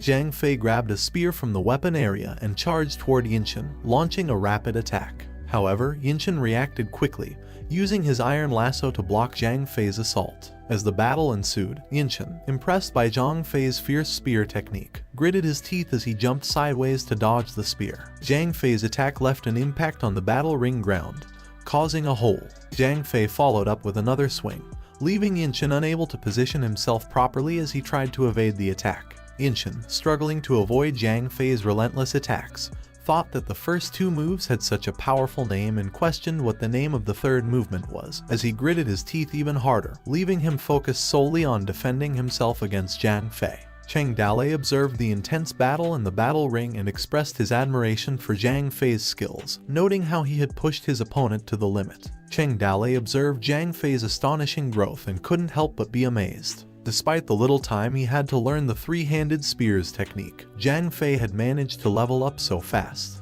When Zhang Fei was about to attack, Yin Shan found an opening and delivered a strike to Zhang Fei. Zai Long commented on Yin Shan, stating that he had forced Zhang Fei to take less than 3 steps, noting that Zhang Fei's spear could no longer be used. Yin Shan managed to grab hold of Zhang Fei's spear, leaving Zhang Fei unable to use his moves effectively. Zhang Fei realized the disadvantage he was in. Meanwhile, Yin Shan, revealing a sinister grin, took out a hidden knife from his iron lasso and aimed to stab Zhang Fei. However, before Yin Shan could deliver the fatal blow, Zai Long intervened. With a swift and powerful technique, Zai Long jumped into the battle ring, separating Yin Shan and Zhang Fei and creating a cloud of dust. Zai Long then confidently spoke, telling Zhang Fei that he could watch the battle and assuring him that he would handle Yin Shan while smirking. Upon witnessing Zai Long, the crowd, especially the girls, were captivated by his charm. They cheered for him, expressing their admiration and finding him incredibly handsome. Somewhere in Yangzhou City, the battle between Zai Long and Yin Shan took place. Now, Zai Long was the one who faced Yin Shan in an intense confrontation.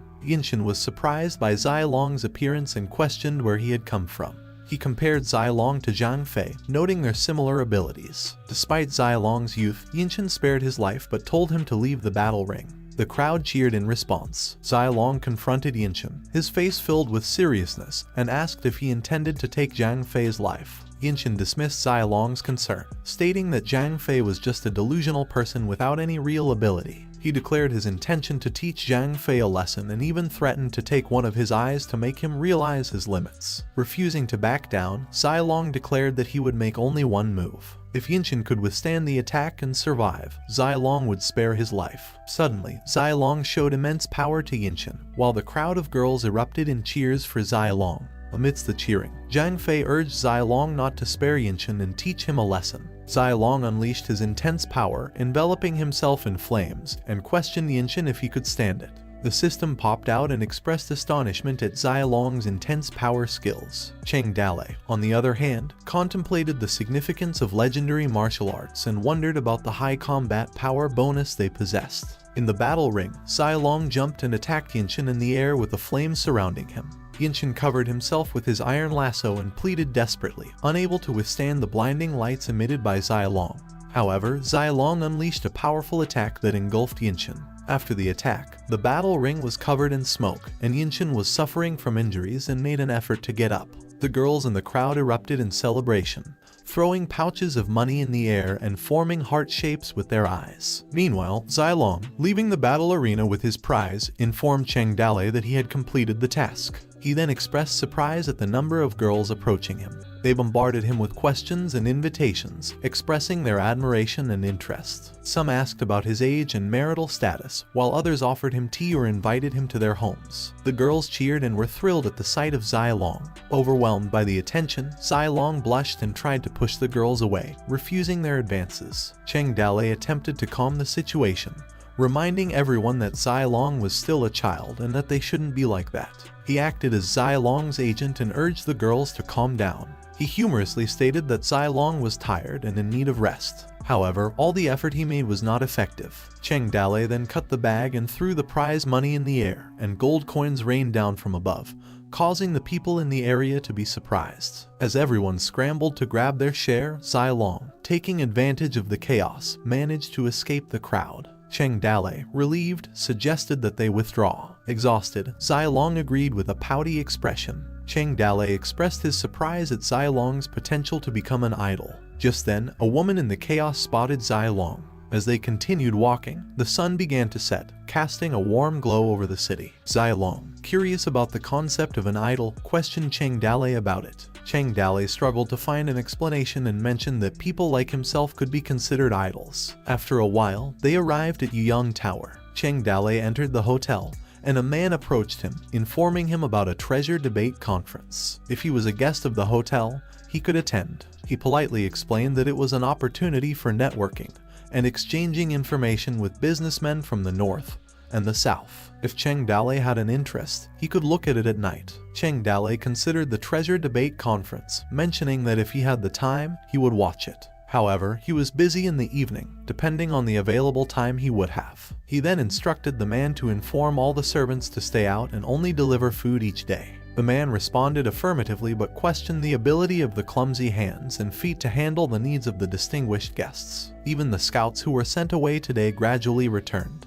Liu Zhai and the little white wolf shopped all day long, but they only bought some brushes and powder from Yangzhou. While Shenji and Gao Feibao walked around, they went to the pub to drink wine. Cheng Dalei sighed as he touched his forehead, feeling a headache coming on as he thought about his group that didn't do their job. Cheng Dalei informed the group that they wouldn't be going out to scout for information the next day. He suggested that they gather information from the merchants in the Yuyang Tower, as it would be a convenient place for inquiries. He emphasized the need to acquire grain quickly and leave because they did not have much time left. Later, in Cheng Dalei's room with Liu Zhai, they discussed the treasure debate conference. Liu Zhai explained that it was organized by a wealthy businessman who had invited people to gather, drink tea, and discuss. There were traders from the West who sold exotic females, clothes, and novelties. Cheng Dalei expressed his interest and responded that it was worth visiting. Liu Zhai shifted the topic and suggested that Cheng Dalei should wash his face and take some rest, considering he must have been exhausted from the trip.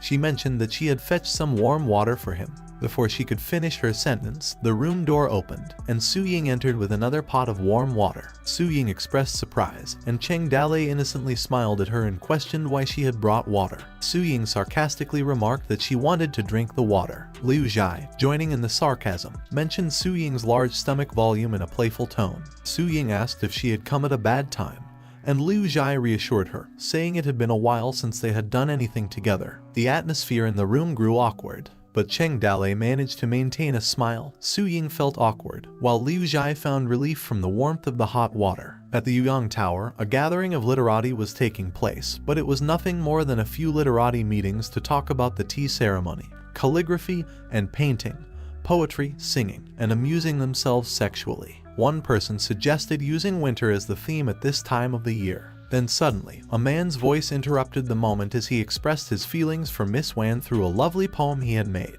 Miss Wan seemed to be amused and told the man, whose name was Prince Tang, that he was a talented poet. They began to exchange compliments with each other as Prince Tang said that the poetry of the world could not compare with Miss Wan's beauty. They started to become flirtier with each other as Prince Tang suddenly laid Miss Wan on her back and asked about how her lipstick color would taste on her lips. As they were about to engage in the deed, sudden footsteps were heard outside, and Prince Tang was surprised to find out that there were two men watching them. Zhang Fei then introduced themselves as they were also guests in the house. They had heard about the gathering, so they decided to pay a visit and write poetry with their friend.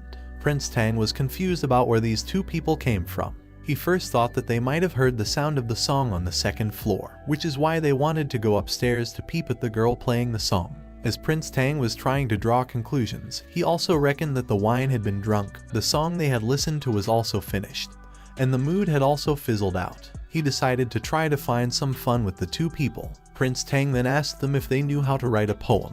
Gao Fei Bao then replied that they had little knowledge about it. This one then joined the conversation and suggested that they should be served with pen and ink to admire the masterpiece of the two. Prince Tang agreed with the idea and set them up. He even volunteered to sharpen the ink for both of them so he could admire their literary skills for once. He added that if it was a poem or a lyric, if Miss Wen sang it, then it would certainly be a sensation in the city tomorrow. Zhang Fei and Gao Fei Bao seemed to be doomed as they thought the people around them were underestimating them. They were determined and promised themselves to write a poem that would shock the people around them and would hit them hard in the face. They seemed to be confident as they had read so many books in their spare time, and that day, they would apply the knowledge even if their minds went completely blank. Zhang Fei suddenly stood up and announced that they had been careless and had disturbed their pleasure. He started to sprint outside as he asked for everyone's forgiveness, thinking they had been rude to them. Prince Tang told Zhang Fei to stop running and asked if he really wanted to leave already. He then told him that they must have been bandits. Zhang Fei replied that he and Gao Fei Bao were too uneducated to do that.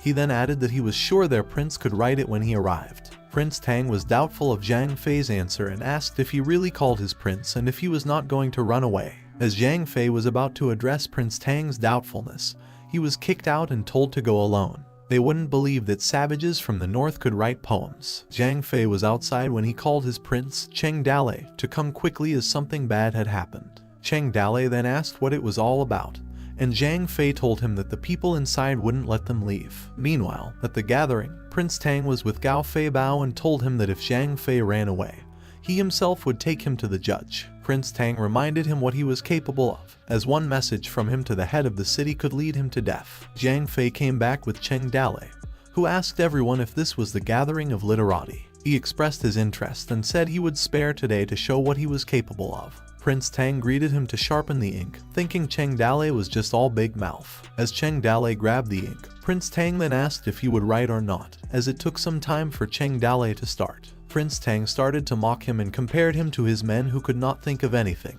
But in Cheng Dalei's thoughts, he was just trying to decide which poem he should copy. His options were a Tang poem, a Song poem, or a Yuan poem. He had too much in his stash. Cheng Dalei started writing down, and Prince Tang tried to distract him and asked if his handwriting had not been taught by a teacher, to which Cheng Dalei totally agreed. Prince Tang could not believe what he had just seen as Cheng Dalei created a masterpiece. Looking at the Great Wall and beyond, there was nothing left but a vast expanse, up and down a great river, the loss of the monstrous. Prince Tang was debating in his mind, telling himself that it was only when he felt the mountains in his chest that he would be able to feel the mountains in his poems. The mountain was danced by silver snakes, the plain was walked by wax elephants, confronting heaven in stature. Prince Tang was surprised by what he had just witnessed. He became curious about Cheng Dalai's heart as he wrote such wonderful poetry. It felt like a great mountain lay on it. Everyone in the building was in awe as they witnessed Cheng Dalai's work. On a sunny day, look at the enchanting red dress. The rivers and mountains were so beautiful, and they attracted numerous heroes to climb on them. Cheng Dalai then halted his work as he realized that the next part couldn't be written by him. The following were the Qin Emperor, the Han Emperor, the Tang Emperor, and the Song Emperor. There was no such thing as a Tang Emperor or a Song Emperor in this world. Cheng Dalai also mentioned the further generation of talent. He copied the wrong works and felt embarrassed. Cheng Dalai decided to copy another poem that could not be copied and edit it out so that it would be less embarrassing to rewrite. Prince Tang was wondering why Cheng Dalai stopped writing, but instead of asking him, he just outright told him that that was enough. Cheng Dalai then looked at Prince Tang and asked what he meant when he said that was enough. Prince Tang clarified that the upper part was enough to shock the whole Jiangnan, and the whole piece would also shock the world, so it was better to stop. Cheng Dalai then asked Prince Tang if they were now clear to leave, to which Prince Tang totally agreed. Prince Tang expressed his admiration for Cheng Dalai's work as they were about to leave. As they left, Prince Tang was a bit surprised when he no longer saw the poem. Prince Tang was furious as one of the people who had gathered had hidden the poem Cheng Dalai made. At night, outside Yuyang Tower,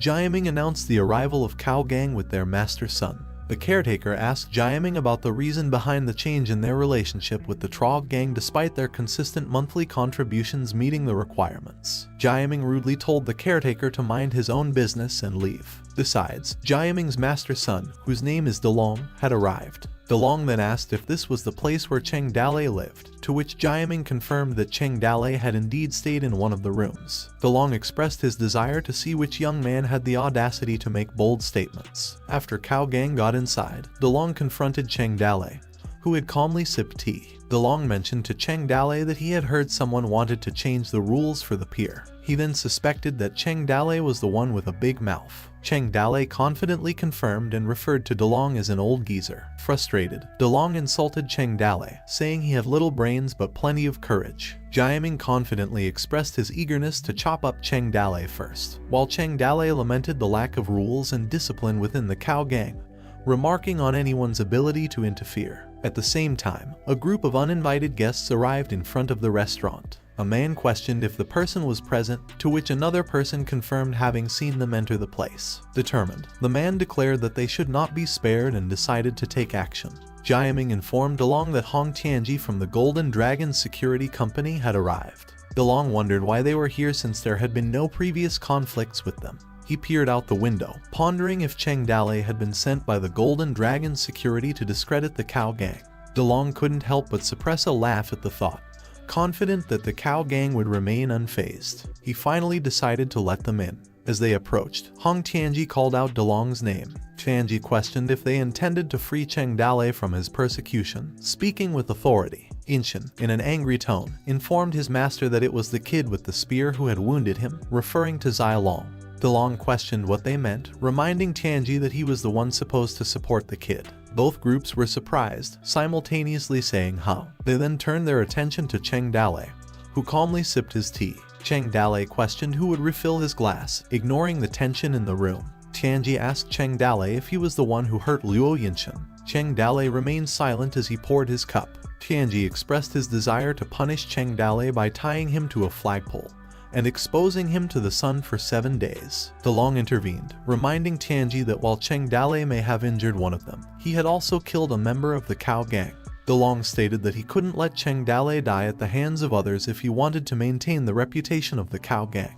He then turned to Lai Jiaming and asked him about the punishment according to the gang's rules for such people. Jiaming replied that 3 blade strokes would have killed him and his body would have been fed to the dogs. Cheng Dale, still sipping his tea, listened to their conversation. Tianji objected, insisting that Cheng Dale should be handed over to the Golden Dragon Security, emphasizing their authority. Cheng Dale grew annoyed with their prolonged discussion, feeling frustrated and clenching his teeth in frustration. He then unsheathed his sword and challenged anyone to make a move, pointing his sword toward them confidently. Delong was taken aback by Cheng Dale's actions, as he was at the end of his rope and got surprised when he looked closely at Cheng Dale's swords and asked for Cheng Dale's name. A collective look of confusion spread across the faces of both Delong's gang and the group from Golden Dragon Security. Cheng Dale responded with his last name, Wu. Delong, sweating a bit, asked if his full name was Gaijung. Cheng Dale, annoyed by their questions, asked if they still wanted to fight. Delong quickly backed down, claiming he didn't dare. Tianji was confused by Delong's sudden change in behavior. Delong advised Tianji to leave, stating that the security issues related to Prince Wu were the Cao gang's responsibility. He emphasized his commitment to protecting the prince's safety. Tianji questioned Delong about his statement, expressing confusion.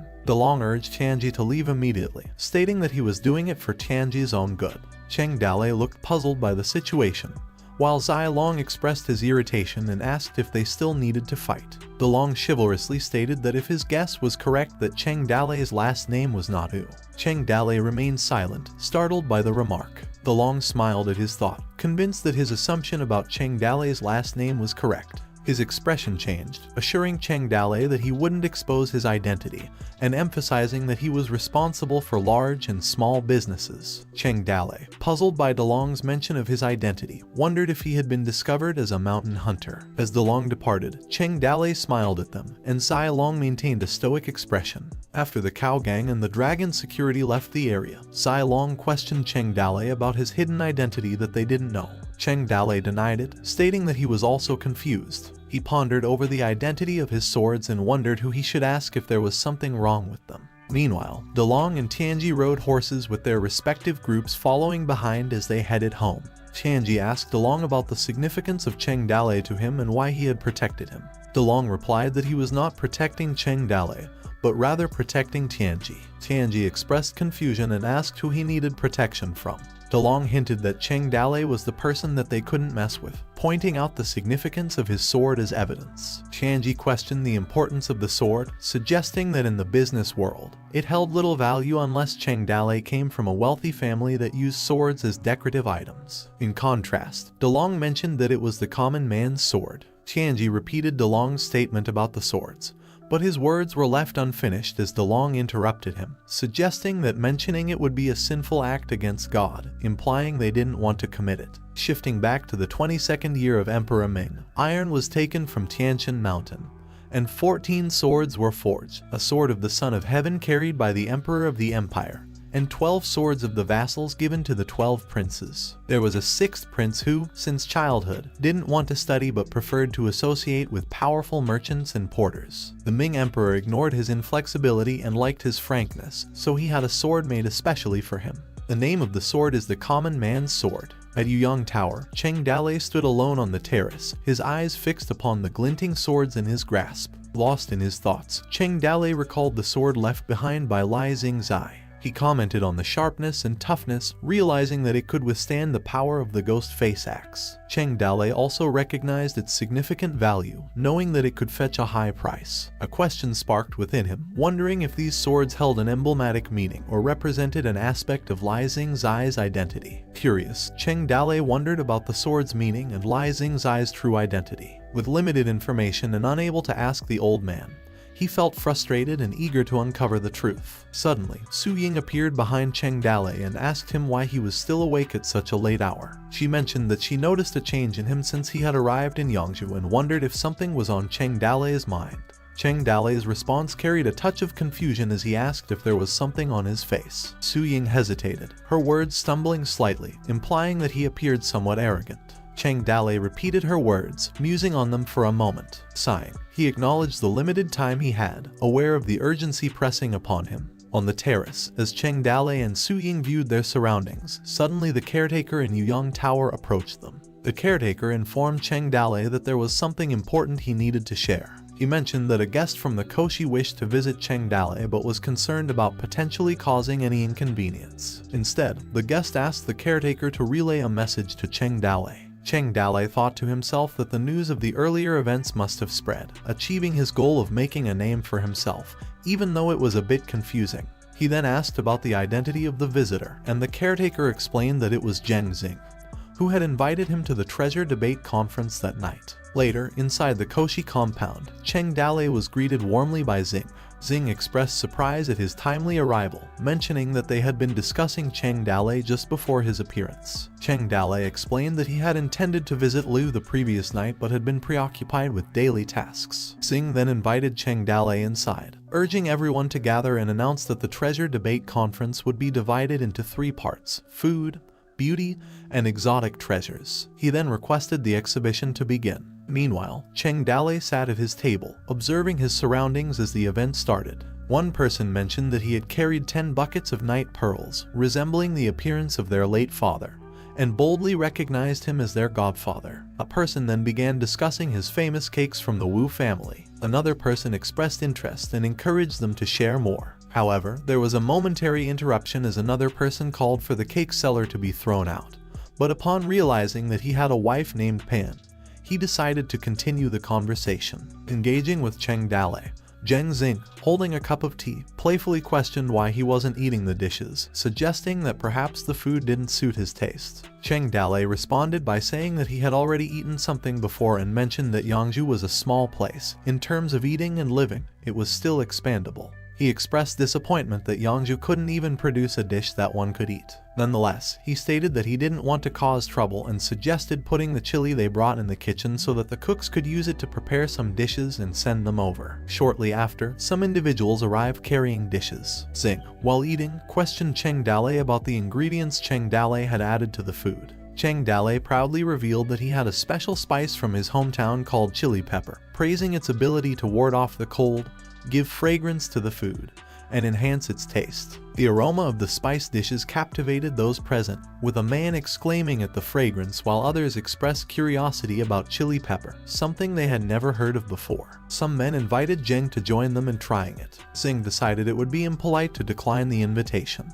Zheng coughed briefly, finding the food too spicy. However, he realized that spicy food could be traded for a good amount of money. Zheng mentioned to Cheng Dale that he had heard about the load of peppers he brought. Cheng Dale confirmed it. Zheng then proposed a deal, offering to buy the peppers for a price. Cheng Dale stated that he didn't want money but rather grain. Zheng suggested a quantity of 300,000 pounds of rice to be delivered in 7 days. Cheng Dale expressed his impatience, and Zheng suggested a shorter time frame of 5 days. Cheng Dale expressed that he would have liked to accept the deal, but he didn't have enough time and could only wait until the next day. Zheng acknowledged this and remarked that it would be challenging to find someone who could provide 300,000 pounds of rice in a day. Cheng Dale agreed to wait a little longer and mentioned that if he couldn't find a deal tonight, he would visit Zheng again. Zheng then shifted the conversation and stated that he had shown the beauty segment of the Treasure Debate Conference. He then called for someone to bring it up and revealed 2 pacifiers he had bought from a Persian dealer at a high price, emphasizing their potential value as virgins that could fetch a high price in the capital.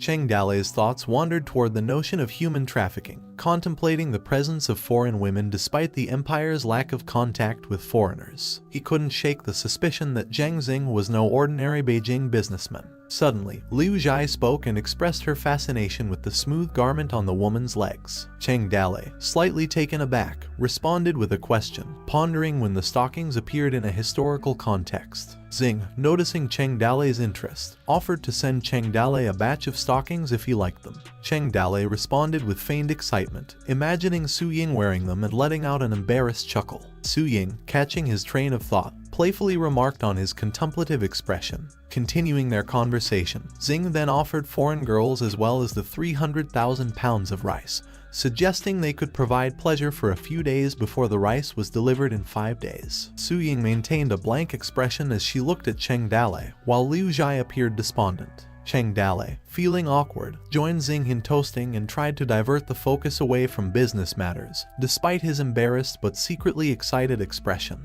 Zheng suggested that Cheng Dale could hug one woman on the left and cuddle with the other on the right to enjoy all the blessings, stating that a normal vulgar woman would be boring. Cheng Dale awkwardly laughed in response. Zheng offered a drink to Cheng Dale and suggested they continue drinking. Amidst the drinking, Liu Zhai, who had been observing, suddenly displayed surprise. She clutched her chest, appearing worried. Su Ying, puzzled by Liu Zhai's actions, looked at her with concern. Liu Zhai's worried expression prompted her to call out to Cheng Dale. Liu Zhai called Cheng Dale, who responded to her, asking what was wrong. She then whispered something in his ear. Cheng Dale listened attentively as Liu Zhai conveyed her concerns. Zheng noticed and asked if everything was all right. Cheng Dale reassured him, attributing Liu Zhai's discomfort to having eaten too much chili and experiencing some stomach upset.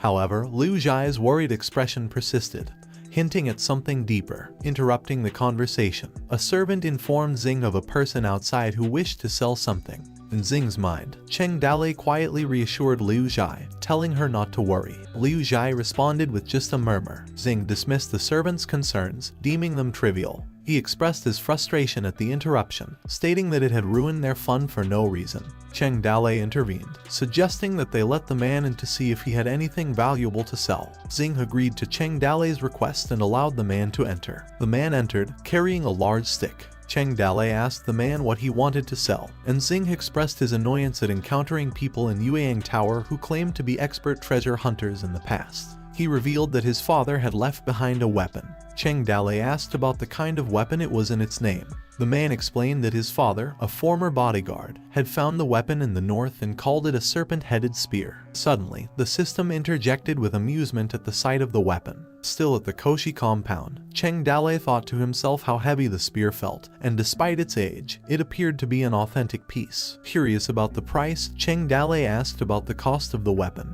The man responded, asking for a mere 100 coins. Cheng Dale was taken aback, considering it surprisingly cheap. He glanced at the man before asking further. The man quickly lowered his price, stating that 10 silver coins would be enough for him. Cheng Dale was confused by the drastic reduction. The man pleaded, asking for any form of compensation so as not to leave empty-handed.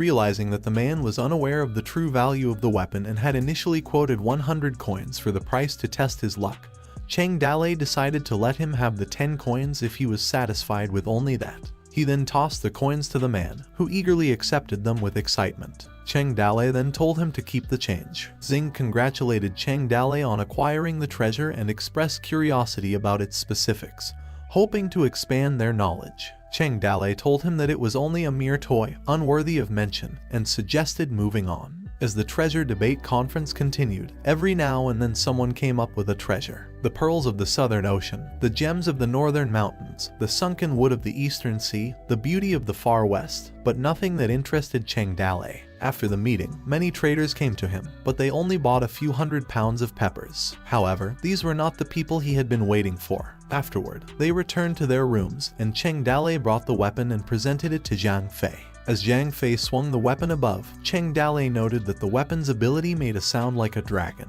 Zhang Fei expressed his gratitude to Cheng Dale, saying that the weapon was good to handle despite being a little old. He thanked Cheng Dale, referring to him as the village master. The next morning, Cheng Dale told DeLong to sit, but DeLong humbly refused, stating that as a prince, Cheng Dale deserved the honor of having him serve even while standing. Confused by DeLong's visit, Cheng Dale asked him why he had come. DeLong, using a cryptic gesture, questioned Cheng Dale if he had paused midway in the sentence as he hinted using hand gestures. Puzzled by the gesture, Cheng Dale mimicked the hand gesture, saying 666. DeLong smiled slightly, indicating that Cheng Dale had understood correctly. DeLong reassured Cheng Dale, referring to him as the sixth son, as an old servant who would never disclose his true identity. This made Cheng Dale suspicious, wondering if DeLong had somehow discovered that he was a mountain bandit. Cheng Dale made it clear to DeLong that it was enough for him to understand and emphasized not to tell it to anyone, to which DeLong readily agreed, showing respect by bowing. DeLong's emotions overwhelmed him, and he tearfully expressed how it had been 30 years since he had left the capital. He admitted that he hadn't expected the sixth son to have grown so much during that time. Cheng Dale was puzzled by DeLong's reference to him as the sixth son and questioned who the sixth son was. Avoiding the topic of the past, Cheng Dale urged DeLong not to dwell on it, describing life as stormy. DeLong, wiping his tears, acknowledged his emotional response. DeLong, on the other hand, openly acknowledged that he, the old servant, was overwhelmed with emotions while wiping away his tears with puffy eyes. DeLong's thoughts were filled with emotion as he reminisced about the past, feeling as if he had been transported back to that eventful autumn 30 years ago. 30 years ago, after the death of his parents, DeLong faced extreme hardships and starvation. Desperate to survive, he entered the government and became a eunuch, where he learned martial arts as a palace guard. Over time, his skills improved, and he eventually became a member of the Emperor's personal guards. When Emperor Ming fled the capital due to the invasion of the Ring clan and military chaos, DeLong was separated while hunting through the rings and found himself in Yangzhou.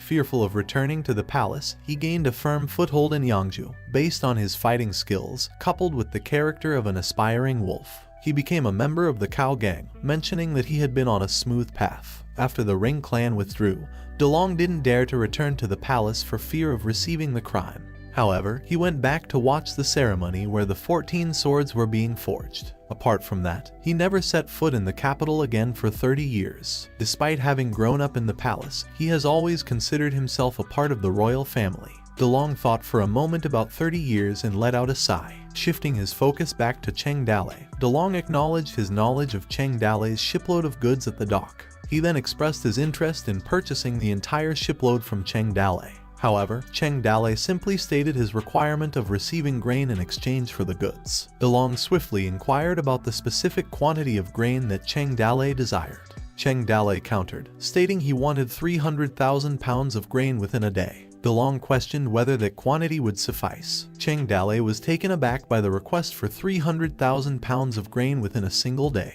He pondered the feasibility of such a demand and couldn't help but wonder why DeLong had the audacity to make such a bold request, especially considering that even Zhang Xing couldn't fulfill it. Skeptical, Cheng Dale asked DeLong how much he could gather in a day. DeLong reassured him, expressing confidence that with the assistance of his Cow Gang, Cheng Dale would be satisfied with the quantity by the next day. Cheng Dale remained unconvinced and displayed an awkward expression.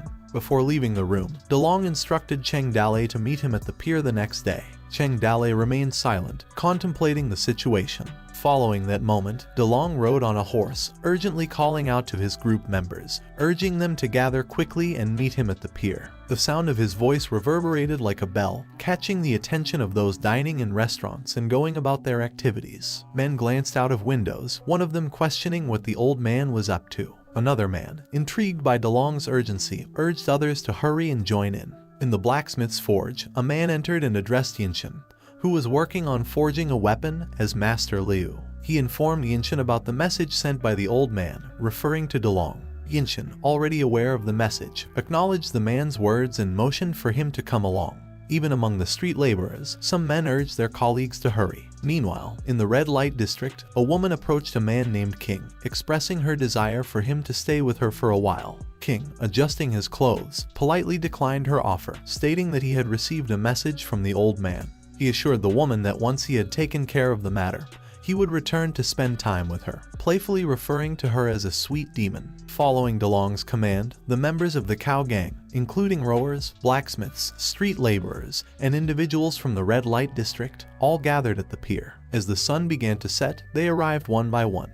coming from various places in Yangju. DeLong confirmed the arrival of the 10 tigers and 8 dogs, and his men raised the red flag and confirmed their arrival. A bald man asked DeLong about their tasks with a serious expression, while another man inquired about who they killed and how many. DeLong made it clear that he wanted rice, emphasizing the need for a substantial amount. DeLong showed a smirk on his face, referring to his followers as monkeys and instructing them to get to work. In response, all the men respectfully acknowledged the orders, bowing to DeLong in a show of obedience. The Cow Gang was a spider that had taken up residence in the Thousand Boat City. For 30 years, it had been spitting spider silk and weaving a great web. Today, the Cow Gang network was fully operational. The rice supplies in the city were swept away by the Cow Gang.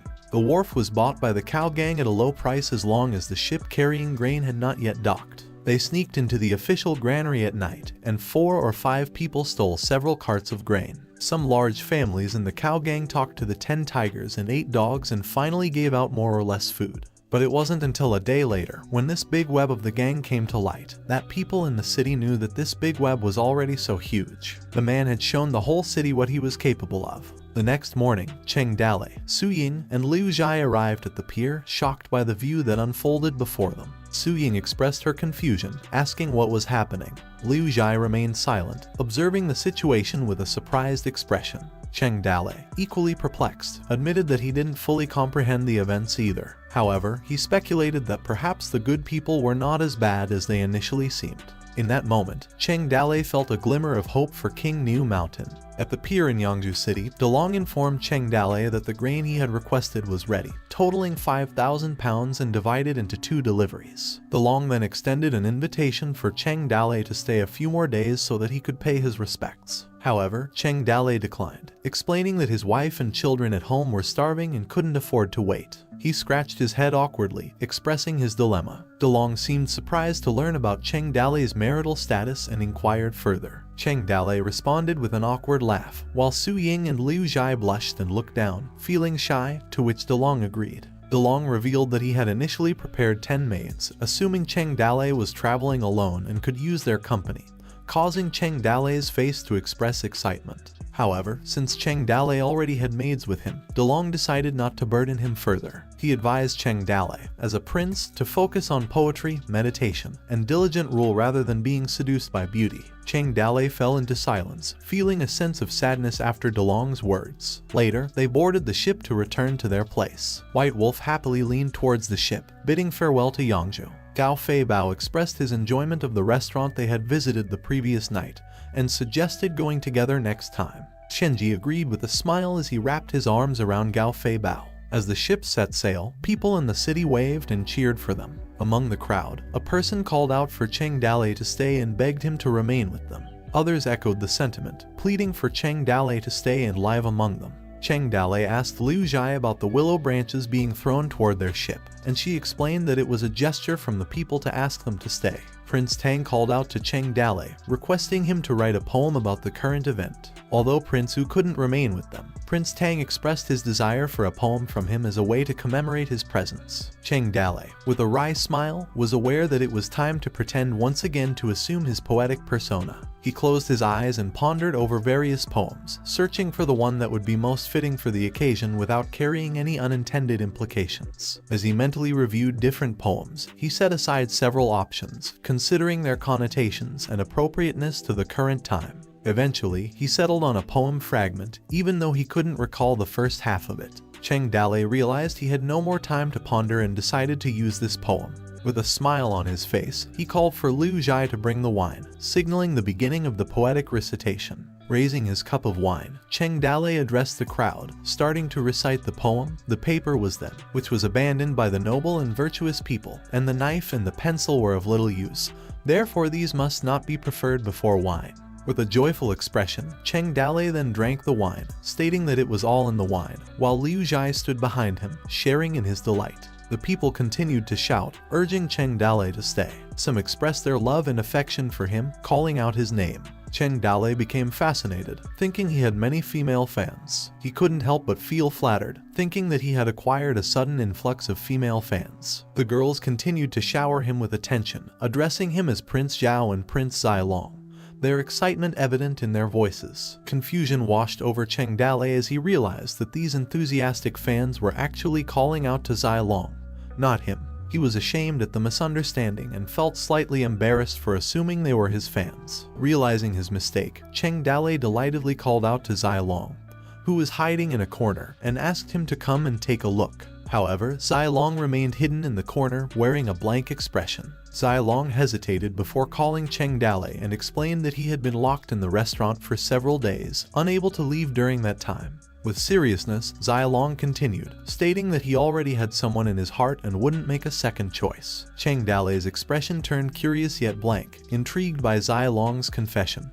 Couldn't help but want to know more about the person. Liu Zhai, joining in the conversation, playfully suggested that it could be a girl from their village, wondering which girl could have that luck. Her smile hinted at a hint of mischief. Zilong frantically denied it. Cheng Dale, mischievously teasing Zilong, speculated whether the person he had feelings for could be a girl from Apricot Hill. He playfully suggested that the White Wolf could assist in bringing them together. Liu Zhai jokingly mentioned Liu Bei, adding to the lighthearted atmosphere. Zilong, feeling a bit embarrassed, revealed that the person he had feelings for was actually his senior female fellow student and pleaded with Cheng Dale not to interfere in his personal matters. As the ship sailed, DeLong watched them from a cliff in the distance. His men approached him, offering a coat due to the strong wind on the water, and suggested to him that they should go back. DeLong agreed to return. The man mentioned the boatload of goods and asked him what they should do with it while putting the coat around DeLong. He instructed his man to sell them if possible, but if not, to come up with a plan to dispose of them.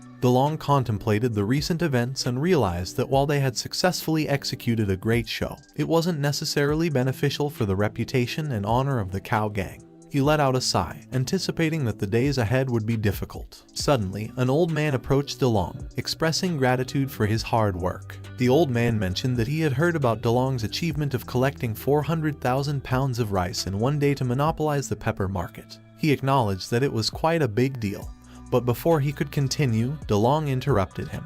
DeLong questioned whether the old man had approached him just to mock him. The old man expressed admiration for DeLong's courage and requested to purchase some of his pepper. He mentioned having the silver ready for the transaction and awaited DeLong's confirmation for the sale. As other people gathered around DeLong, they expressed their desire to buy the chili pepper. A young man pleaded not to be left behind and insisted on having a share. A woman also joined in, expressing her interest in purchasing the pepper. Even the old man reiterated his request, stating his intention to buy some. DeLong, shocked by the overwhelming response, remained speechless, unable to respond to their requests. He cried as he asked Cheng Dale, addressing him as the sixth prince, to have mercy on him. One of DeLong's men alerted them to the strong wind, signaling that it was time to return. DeLong's gaze shifted towards their ship in the distance, realizing his earlier doubts about Cheng Dale were unfounded, sincerely apologized to him. Meanwhile, at the Saidi tribe of the Rings, a man dressed in a hoodie sweater sat near a crackling fire, cooking meat for his meal. The sound of the fire crackling reached his ears as he prepared to eat. Suddenly, he sneezed, causing him to question whether someone was thinking of him or if he had simply caught a cold.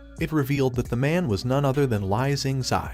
As the sun set and cast its fading glow on the ship, Cheng Dale sat calmly at the mainmast, sipped his tea as Shenji approached him, expressed his concern about the strong headwind, and informed him that the ship would only be able to travel in a zigzag line. He further added that it would take approximately 10 days to return back. Addressing the information shared by Shenji, Cheng Dale remained composed and calmly responded, expressing his hope that nothing would go wrong. Shenji confidently reassured Cheng Dale, stating that with the support of the Cow Gang, there was no reason for anything to go wrong. He emphasized that pirates or river bandits were no match for the Cow Gang, indicating that Cheng Dale worried too much. Cheng Dale, however, responded sternly, telling Shenji to shut up. Hours later, under the moonlit night, a group of pirates gathered in the middle of the vast ocean. A pirate asked if the two-legged sheep had arrived, to which another pirate informed the second boss that they were locked in the cabin. Another pirate informed the second boss that the captives were locked in the cabin. The big boss instructed them that they should go to Peking to unload the goods there, as the great personalities there liked the goods. However, the pirate asked about the two fat sheep. Another pirate relayed the news from their big boss sent from Yangju, stating that the target ship would arrive soon, and the boss had already sent the sister-in-law there. The pirates discussed their plan to attack the ship once it entered their encirclement, intending to kill the people on board while leaving the ship intact. Another pirate reassured the second boss, mentioning that there were over 50 people on the ship, including a nobleman as their leader. They anticipated the nobleman's fear when faced with a sword. Confidently, the pirate asserted that nothing had ever gone wrong when Skull Island was involved. They urged everyone to get to work. Back on Cheng Dale's ship, Shenji approached him, bringing news of several survivors rescued from the water and claimed to have been attacked by pirates, seeking refuge on their ship. Doubtful, Cheng Dale decided to check them himself. As Cheng Dale and others looked at the survivors, a woman among the group pleaded for Cheng Dale, referring to him as a graceful man, and requested his help to save them. In response, Cheng Dale asked them about their situation, questioning why they had been on the sea. The woman explained that they had intended to return to their hometown with their master, but encountered pirates along the way. Tragically, their master and his wife were killed by the pirates, and only a few of them managed to escape. She humbly pleaded with Cheng Dale to show mercy and to save them. Cheng Dale sighed, acknowledging the dangers that existed at sea and the importance of helping one another in times of need. The woman expressed her gratitude to Cheng Dale.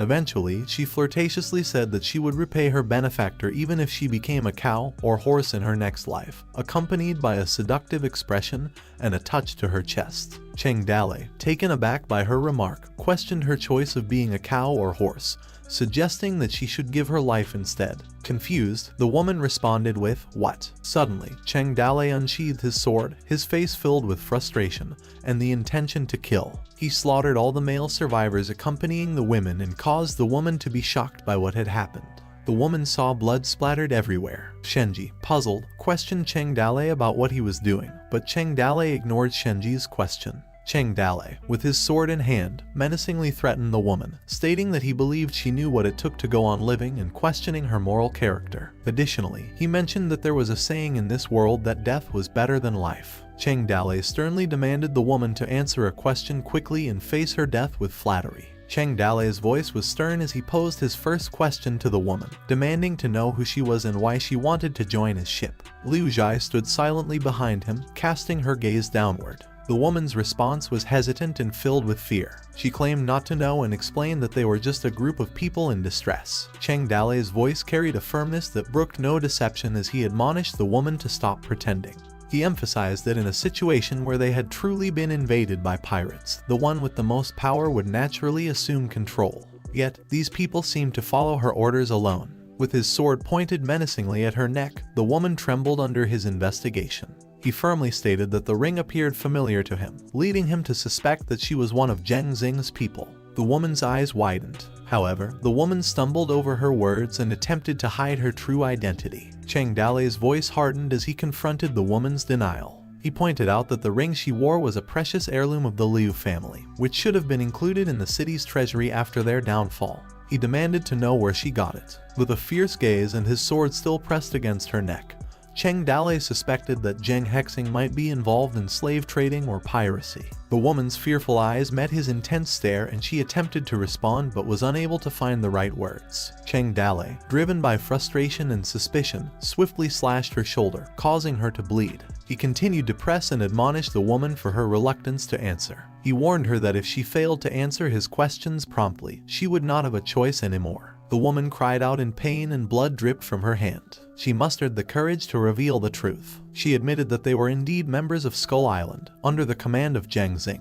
Curious, he questioned the number of pirates lying in wait, seeking to gauge the magnitude of the potential ambush. The woman revealed that there were 200 men under the command of the second boss from their village. Liu Zhai, who had been silently observing, asked if the downfall of the Liu family was connected to the woman. The woman recognized Liu Zhai and exclaimed in shock, realizing that she was from the Liu family. Upon realizing Liu Zhai's identity, the woman's demeanor changed dramatically. She cursed the Liu family and regretted not having killed them all before. Liu Zhai, frightened by her outbursts, backed away. The woman blamed Liu Zhai, expressing her anger and frustration that they could have made a fortune if Liu Zhai hadn't interfered and blocked their way. She gritted her teeth, directing her frustration towards Liu Zhai. Continuing her rant, she blamed City Lord Fang Boshan for their current situation and expressed frustration that if he hadn't been concerned about others, they wouldn't be facing such consequences. She shouted in anger while Liu Zhai kept her gaze lowered. The woman unleashed her anger, revealing that they had not wiped out the entire Liu family but had left Liu Zhai as an orphan.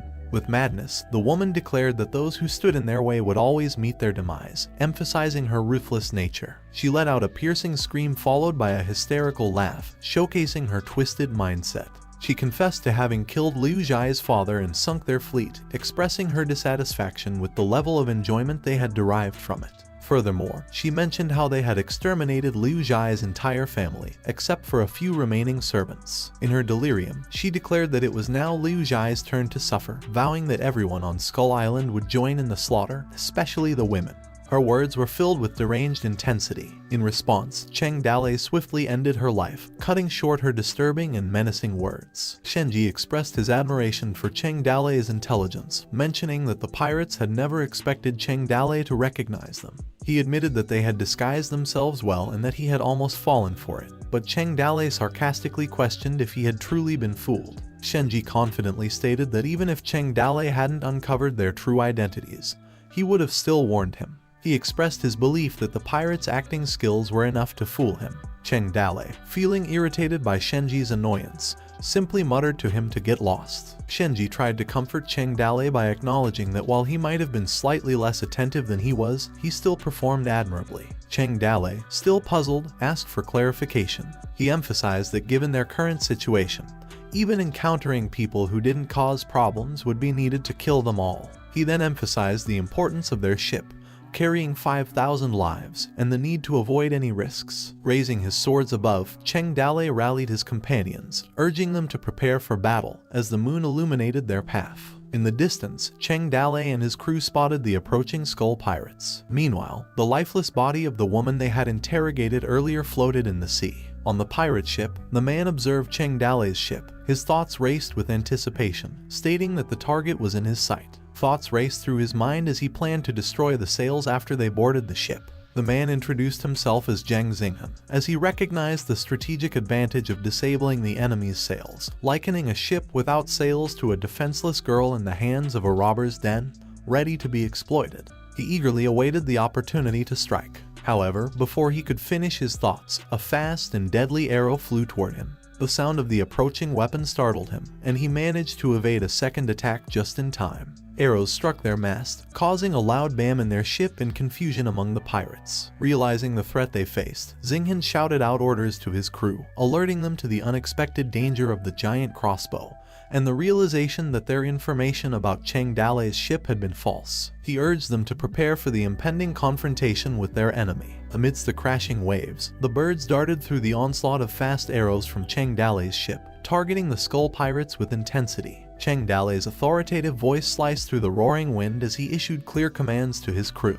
With a pointed gesture to the northwest, he directed their focus and signaled the direction of their coming attack. The arrows launched by Cheng Dalei's group hit each of the pirates from the skull pirate ship. Jiang Xinghan swiftly ordered his crew to turn the rudder fully to the left, maneuvering their ship to evade the incoming arrows. With determination in his voice, he shouted, "Kill," as they charged toward Cheng Dalei's ships. On Cheng Dalei's ship, He asked Zai Long about how far he could shoot at sea. Zai Long, confident in his abilities, responded without hesitation, stating that he could shoot within 100 steps. Cheng Dalei ordered Zai Long to provide cover from above with his bow and arrow, ensuring that for every one of their people who fell, one of the enemies would fall too. Zai Long acknowledged the command and got ready to launch his attack. Frustrated, he issued orders to Su Ying, Liu Zhai, and Xiao Yi to retreat to the cabin if they were unable to fight. He noticed Shenji holding a knife and instructed him to also retreat to the cabin. He raised his voice and expressed annoyance at Shenji's action. Cheng Dalei gave the command to prepare the arrows. As the Skull Pirates ship approached, one of Cheng Dalei's men started beating a drum, signaling the attack. Arrows rained down from the ship, expertly aimed by Zai Long and his fellow archers. Many pirates died as they were struck down by a significant number of pirates manning the enemy boat. Xinghan commanded his men to fire a barrage of fire arrows at Cheng Dalei's ship. Cheng Dalei's crew swiftly raised their shields to defend against the fiery assault, protecting themselves from the blazing arrows. Chaos ensued as their ship caught fire from the flaming arrows striking the gaff sail. Cheng Dalei swiftly commanded the crew to haul in the sails and stop the ship, allowing the pirates to get close. The two ships neared each other, and Xinghan urged his crew to board Cheng Dalei's ship and urged his members to kill Cheng Dalei's people. The battle unfolded with swords clashing, arrows flying, and the sound of metal meeting metal. The fight for survival intensified as the two crews engaged in a fierce and deadly struggle. Enraged, Cheng Dalei commanded their people to draw their swords and urged his men to draw theirs as well, preparing for a fight to the death. The pirates managed to breach Cheng Dalei's ship, stabbing two of his crew members. Some pirates on the boat threw a rope towards Cheng Dalei's ship, successfully securing it above,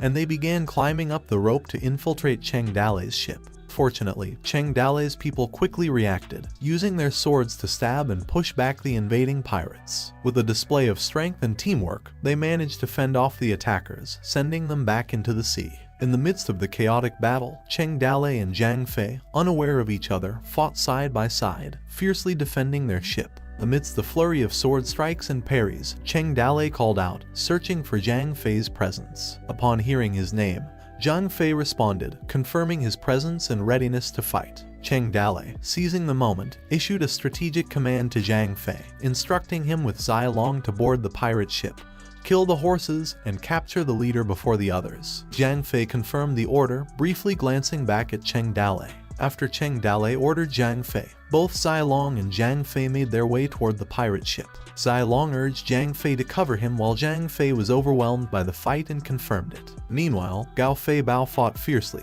taking down pirates left and right, and suddenly screamed his name. However, before he could finish his words, a pirate strike flew from behind, sending him flying as well. While White Wolf utilized her agile fighting skills, killing pirates surrounding her. One pirate who attacked her ordered his comrade to kill White Wolf. Undeterred, White Wolf responded by coming her way with kunai in her hands as she was ready to fight. However, their fight was momentarily interrupted by a sudden and powerful explosion, causing White Wolf and the others to pause and turn their attention to the source. Surprised, White Wolf looked up to see Zhang Fei and Zai Long clearing their path, causing all the pirates to fly as they attacked them. Then they jumped on the pirate ship. Zhang Fei announced his arrival, and a group of pirates surrounded them. Zhang Fei dared the pirate to fight with him to the death while showing a smile with determination. The pirates, taken aback by Zhang Fei's fierce appearance, taunted him as a gorilla-faced man and shouted for others to kill him. The pirates rushed, attempting to attack him, but Zhang Fei's combat skills kept them at bay, preventing anyone from getting close. He swiftly defeated the pirates, leaving them defeated on the ship's floor. Frustrated, Xinghan stared, asking Zhang Fei who he was. In response, Zhang Fei proudly announced his identity as the top general from the Toad village on the Toad Hill, his face beaming with confidence. Zhang Fei then questioned Xinghan about who he was. Xinghan responded with a hint of confusion, mentioning the Toad village, but quickly shifted his focus, stating that he would remember Zhang Fei. He proudly declared himself as Zhang Xinghan, the second leader of Skull Island, and swiftly launched an attack on Zhang Fei, wielding his two three-pronged spears. In the midst of their intense battle, Zhang Fei skillfully utilized his techniques against Xinghan. Observing the duel, Zai Long advised Zhang Fei to prevent Xinghan from getting any closer. As the fight continued, Zhang Fei successfully blocked Xinghan's attacks. With a powerful blocking move, Zhang Fei forcefully threw Xinghan away, remarking his combat skills catchphrase "catch the pigs." Zhang Fei launched an attack on Xinghan, shouting with intensity. In response, Xinghan couldn't help but think about the weird name Zhang Fei had yelled. However, just as Zhang Fei's attack was about to land, a massive and powerful explosion erupted, shaking the ship. Zhang Fei's formidable skill was known as Grounded Pierce. Without giving Xinghan a chance to catch his breath, Zhang Fei relentlessly continued his assault, utilizing his skill known as Catch the Pigs. Meanwhile, Zai Long silently observed the battle, his mind filled with contemplation. In the midst of their clash, Zhang Fei announced his final attack, confidently proclaiming his last strike of Catch the Pigs. Xinghan, growing frustrated, cursed Zhang Fei and told him if he was finished. However, Zhang Fei pressed on, not giving Xinghan any chance to retaliate. He used the technique Poke in Heaven instead of Catch the Pigs he had said a while ago. He executed a piercing attack that struck Xinghan with such force that blood spewed from his body, leaving him in a state of shock. Tears formed up in Xinghan's eyes as he struggled to comprehend why Zhang Fei's attack, which he said was Catch the Pigs, used a different attack instead. He gave Zai Long a thumbs up and smiled at him, stating that Xinghan was pretty hard to handle. Zai Long, however, asked Zhang Fei who had taught him those moves. Zhang Fei confidently revealed that Cheng Dalei had taught him the move, emphasizing its effectiveness in targeting the heart and its usefulness. Zai Long looked unsure and didn't know how to respond. After a night of fighting, Toad Village lost 5 men, and the others were wounded more or less. Skull Island lost more than 50 people. The main ship was occupied by Zhang Fei, and the rest of the people could only take a small boat and flee in fear. As the sun rose, illuminating the aftermath of the battle, the group of Cheng Dalei celebrated their hard-earned victory. Suddenly, the system updated, showing the achievement of completing the hidden mission related to the Liu family. The system chimed, praising their victory. Back on the Thousand Boat, Yuyang Tower, Zheng Xing was deeply engrossed in playing his instrument, absorbing the enchanting vibrations it emitted. Suddenly, his concentration was shattered as his man approached him. The man stuttered as he conveyed a piece of news from the sea. Xing, surprised by the sudden interruption, asked about the status of the second boss and if he had completed all the tasks that he had instructed. The man's response was filled with distress. He revealed that their mission had ended in failure, resulting in the death of over 50 members of their group, including the second boss. The shocking revelation caused Xing to break a string on his instrument. Unable to comprehend, he exclaimed his disbelief aloud. Seeking to make sense of the situation, Xing questioned how their 200 men could have lost to a group of only 50, led by a drunkard. He yelled at his man, demanding answers. Nervous, the man explained that the people who escaped back reported that the opponents from Toad Village, particularly Toad Hill, had fought unexpectedly hard against them. Xing's eyes filled with tears of disbelief as he listened to the man's words. Xing muttered to himself about Toad Village while furrowing his brow in deep thought. Back at the ocean, White Wolf informed Cheng Dalei that the sails were being repaired and they would be ready to set sail in half an hour. She went on to share news about the capture of the enemy's main ship by Zai Long and Zhang Fei. They were in the process of transferring the captured goods, which included some gold and silver scraps. Notably, the main catch included foreign female slaves intended for delivery to influential figures in the capital. White Wolf then asked Cheng Dalei about their plans for the group of female slaves. Cheng Dalei deliberated on the matter, stating that they weren't sure if there were people from Skull Island among the captive slaves and noting that they didn't have time to save people. He proposed 2 choices, leaving them on the ship or killing them all. Expressing her objection, White Wolf, being a woman herself, couldn't fathom the thought of letting the girls die. However, Cheng Dalei emphasized the significance of their mission, which involved carrying life-saving food for 5,000 people in King New Mountain, and if something happened, it would result in the loss of more than just a few lives. Overwhelmed by the weight of the situation, White Wolf found herself at a loss for words, unsure of how to respond. Cheng Dalei contemplated the actions of Skull Island, recognizing their cunning tactics as he considered the rescue of the group. He thought of the potential consequences, which might have been another ambush, and that would have led to their destruction if they hadn't taken care of those people. He recognized it as purely the trolley problem. Understanding the gravity of the situation, White Wolf proposed a compromise. She offered to watch over the captives and suggested not letting them out of the cabin, stating that if there were a problem, Cheng Dalei could blame her for it. Reluctantly accepting her proposal, Cheng Dale agreed to assign additional guards and promised the captives their freedom once their journey was complete. White Wolf, relieved, expressed her agreement. After a couple of hours, one of Cheng Dale's men approached him with news of the ship's repair. Cheng Dale then commanded that they set sail. However, the return trip didn't go smoothly. On the way, they kept encountering alleged victims who had planned robberies on small boats. Halfway there, they found themselves in the middle of a storm, and although they eventually weathered it safely, they lost 2 days in vain.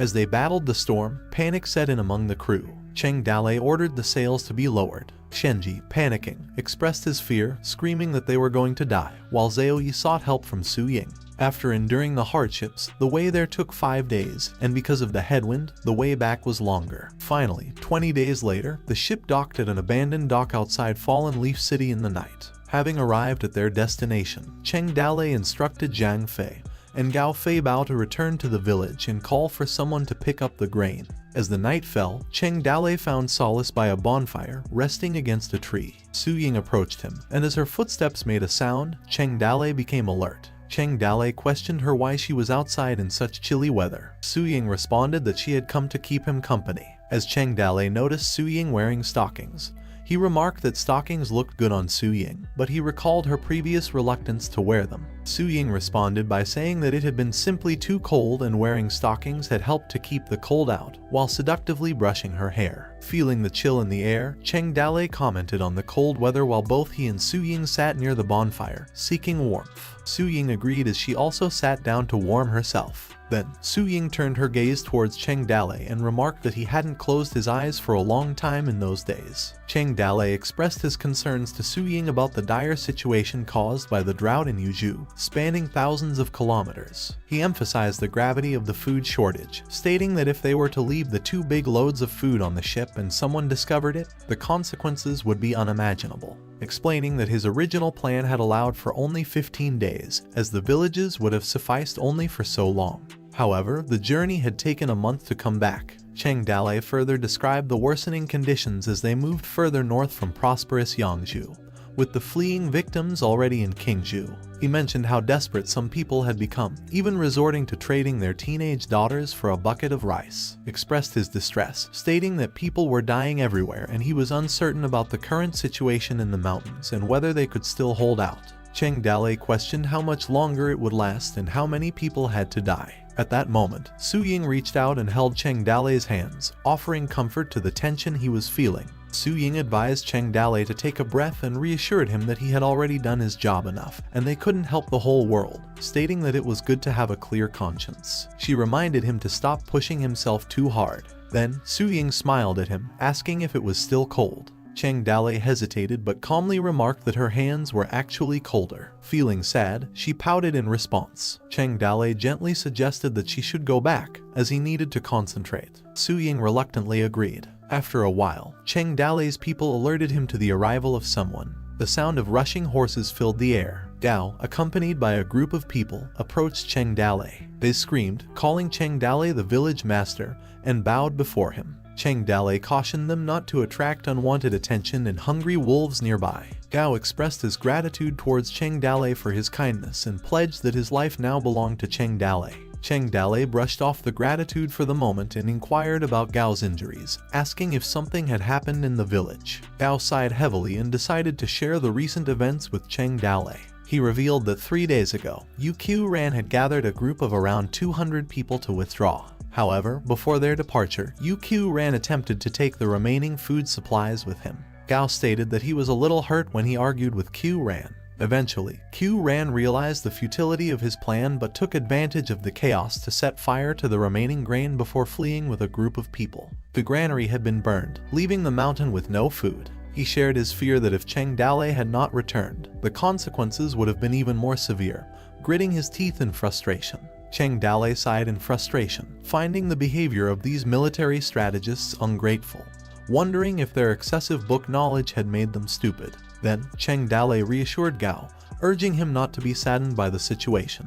He emphasized that the time to get even would come when the opportunity presented itself. Gao responded that he was too hungry to feel sad anymore and asked Cheng Dale how much food he had brought back. Cheng Dale, rubbing his head due to a headache, simply responded that he had brought 500,000 pounds. Gao, overwhelmed with disbelief, questioned whether Cheng Dale was joking or not. Irritable, Cheng Dale responded that he had no time to fool around, explaining that 2 ships had transported it. Overwhelmed by the news, Gao couldn't contain his excitement and screamed that Cheng Dale had indeed brought 1,000,000 pounds of grains. However, Cheng Dale cautioned against celebrating just yet, emphasizing the importance of safely transporting the food back to the mountain. With enthusiasm, Gao reassured Cheng Dale that he would personally carry the grain back to the mountain, even if it meant shouldering the load himself to ensure not a single grain would be dropped on the ground. After that moment, the bandits swiftly began unloading the grains from the ship, aware of the urgency to transport them back to the fortress before dawn.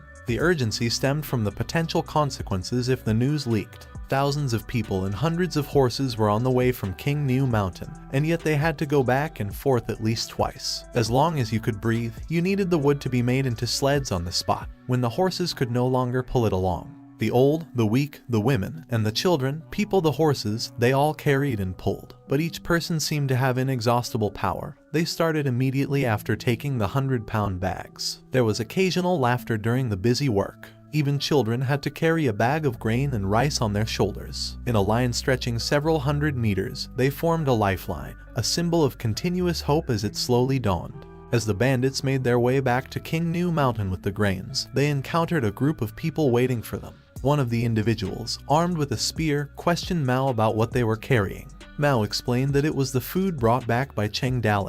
He recognized the man who was Huzi and expressed surprise that he was still alive. Mao advised Huzi to seek forgiveness from Cheng Dale, noting that he was known for his soft-heartedness and thought that they would surely forgive him. Huzi, however, remained defiant, stating that he had left when the food supply was cut off, and now that there was food in the village, he questioned Mao how Cheng Dale would forgive him. He believed that taking 1 or 2 bags of grain wouldn't make a significant difference. He demanded that Mao give him the grain. Frustrated, Mao refused to give in, asserting that everyone needed to survive the winter, and he couldn't allow Huzi to take even a grain of rice. Growing desperate, Huzi argued that they would starve if they didn't receive the food. Threatening to take it by force, he prepared to attack. In a swift and decisive move, Cheng Dale, without hesitation, intervened, cutting down the individuals attempting to rob them. Huzi's companions grew nervous, calling out his name in alarm. Cheng Dale, firm and resolute, demanded action from his comrades. He ordered them to kill anyone who dared to rob them, showing no mercy. The bodies of 4 individuals lay on the ground as evidence of his swift actions. Aware of the urgency to proceed, Cheng Dale urged his group to move quickly, singling out Fei Bao and eliminating the remaining companions of Huzi, ensuring their safety. Fear points accumulated for Cheng Dale as the intense situation unfolded, causing a beep of fear points he achieved.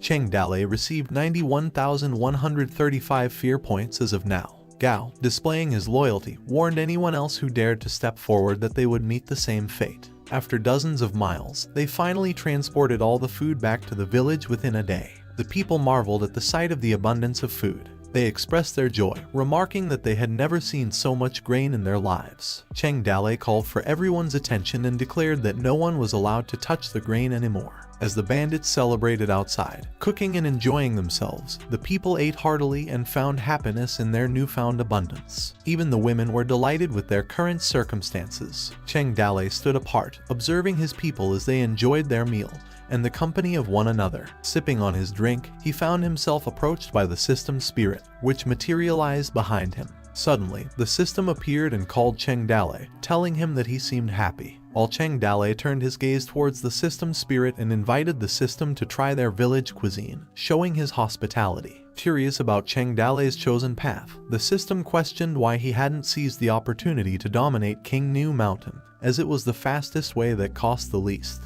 In response, Cheng Dale emphasized that there was always something to do, but for peace of mind, it was best not to dwell too much on the future. The system spirit burst into laughter, expressing delight at Cheng Dale's wise words. It congratulated him for successfully completing his mission and assured him that he would receive his reward. Cheng Dale received a level 3 construction blueprint for his village. As Cheng Dale examined the new construction drawing he had received, he thought to himself that, unlike the defensive drawings he had received previously, this one was a complete construction drawing.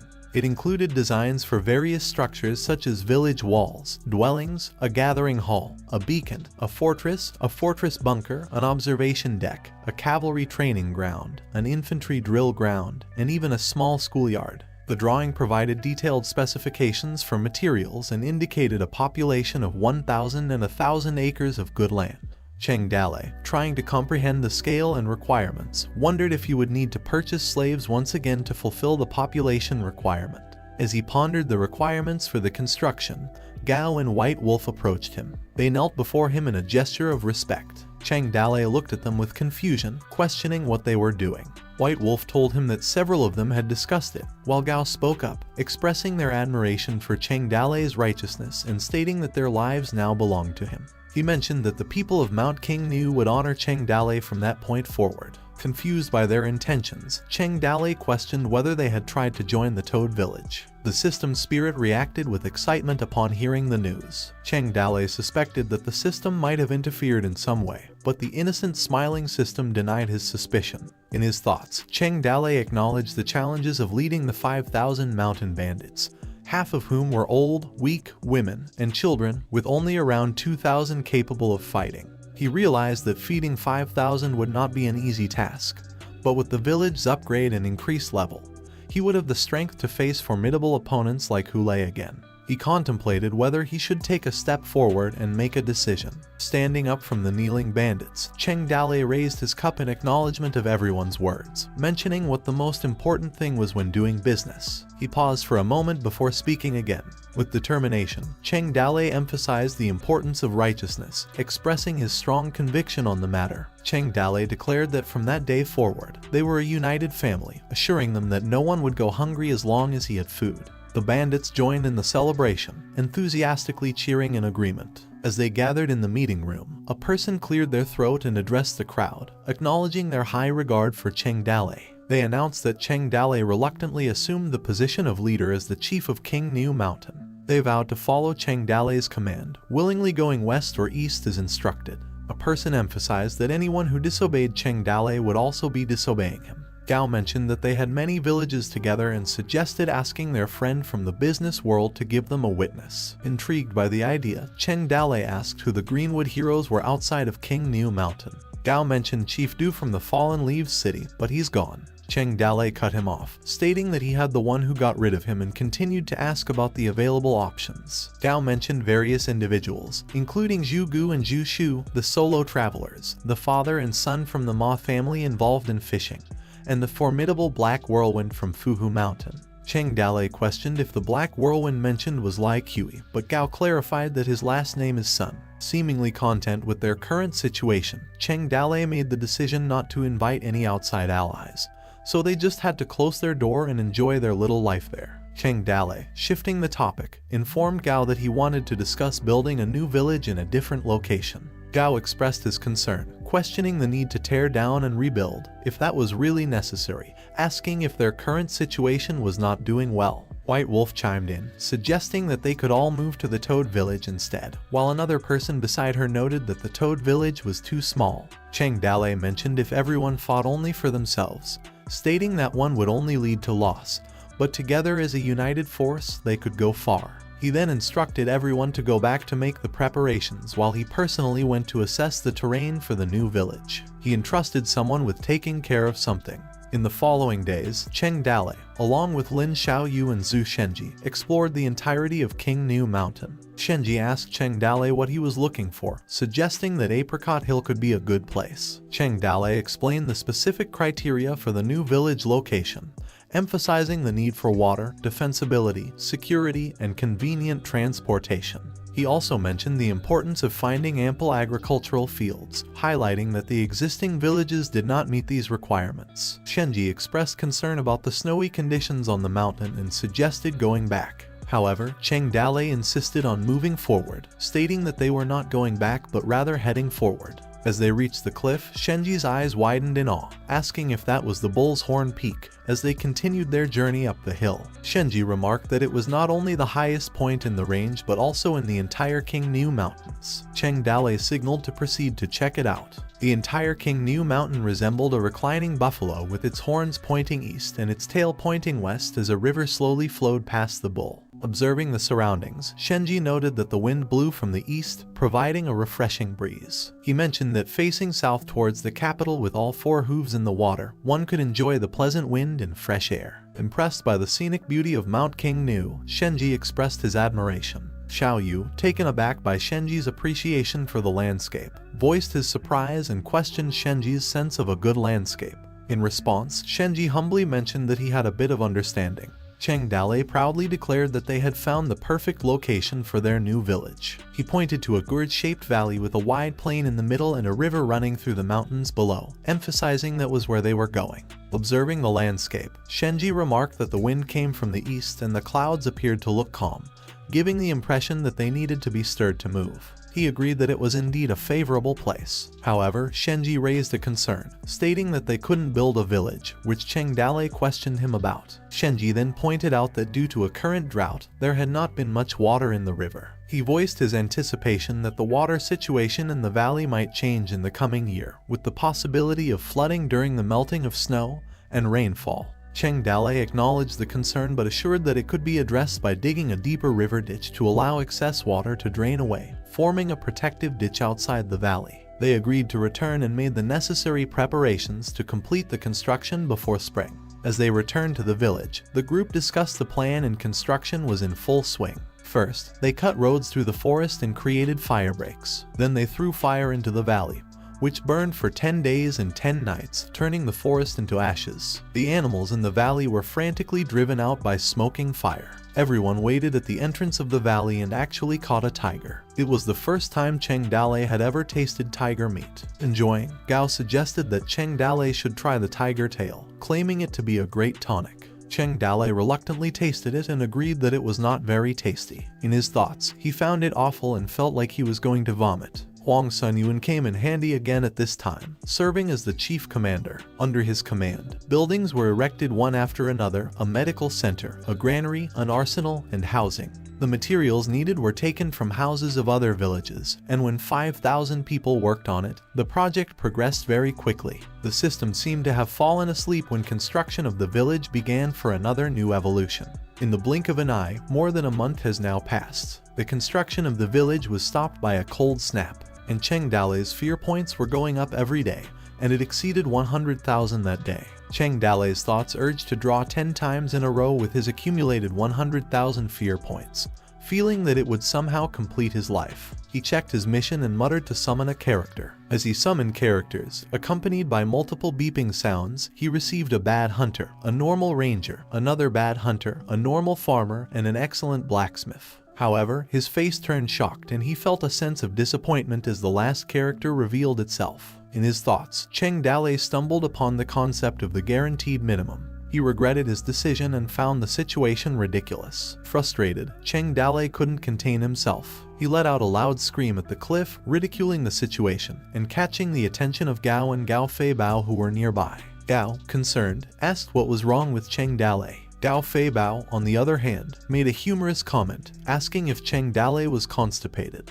On a peaceful day in the Toad village, a man approached Cheng Dale with news of a group of migrants who wanted to join their village. Cheng Dale listened attentively and inquired, asking if there was a blacksmith among them. If so, he asked them to bring the blacksmith to him. Inside Cheng Dale's room, he was immersed in reading numerous papers when another person approached him. Looking up, Cheng Dale acknowledged their presence. The person introduced herself as Zhu Yu, a blacksmith. She wondered what Cheng Dale could possibly want from a blacksmith like her. Cheng Dale's thoughts raced as he realized she was a rare hidden NPC. Curiosity was piqued. He mentioned that he knew her master, Blacksmith Nu from Magia Village. Zhu Yu expressed surprise, wanting to know more about her master. Cheng Dale explained that he hadn't heard from the blacksmith and said that he had her master forge a weapon. Just wanted to inquire about it. He placed his weapon on the table, stating that he got the haunted axe by chance. He expressed his belief that the blacksmith who could forge such a divine weapon must not be an ordinary person.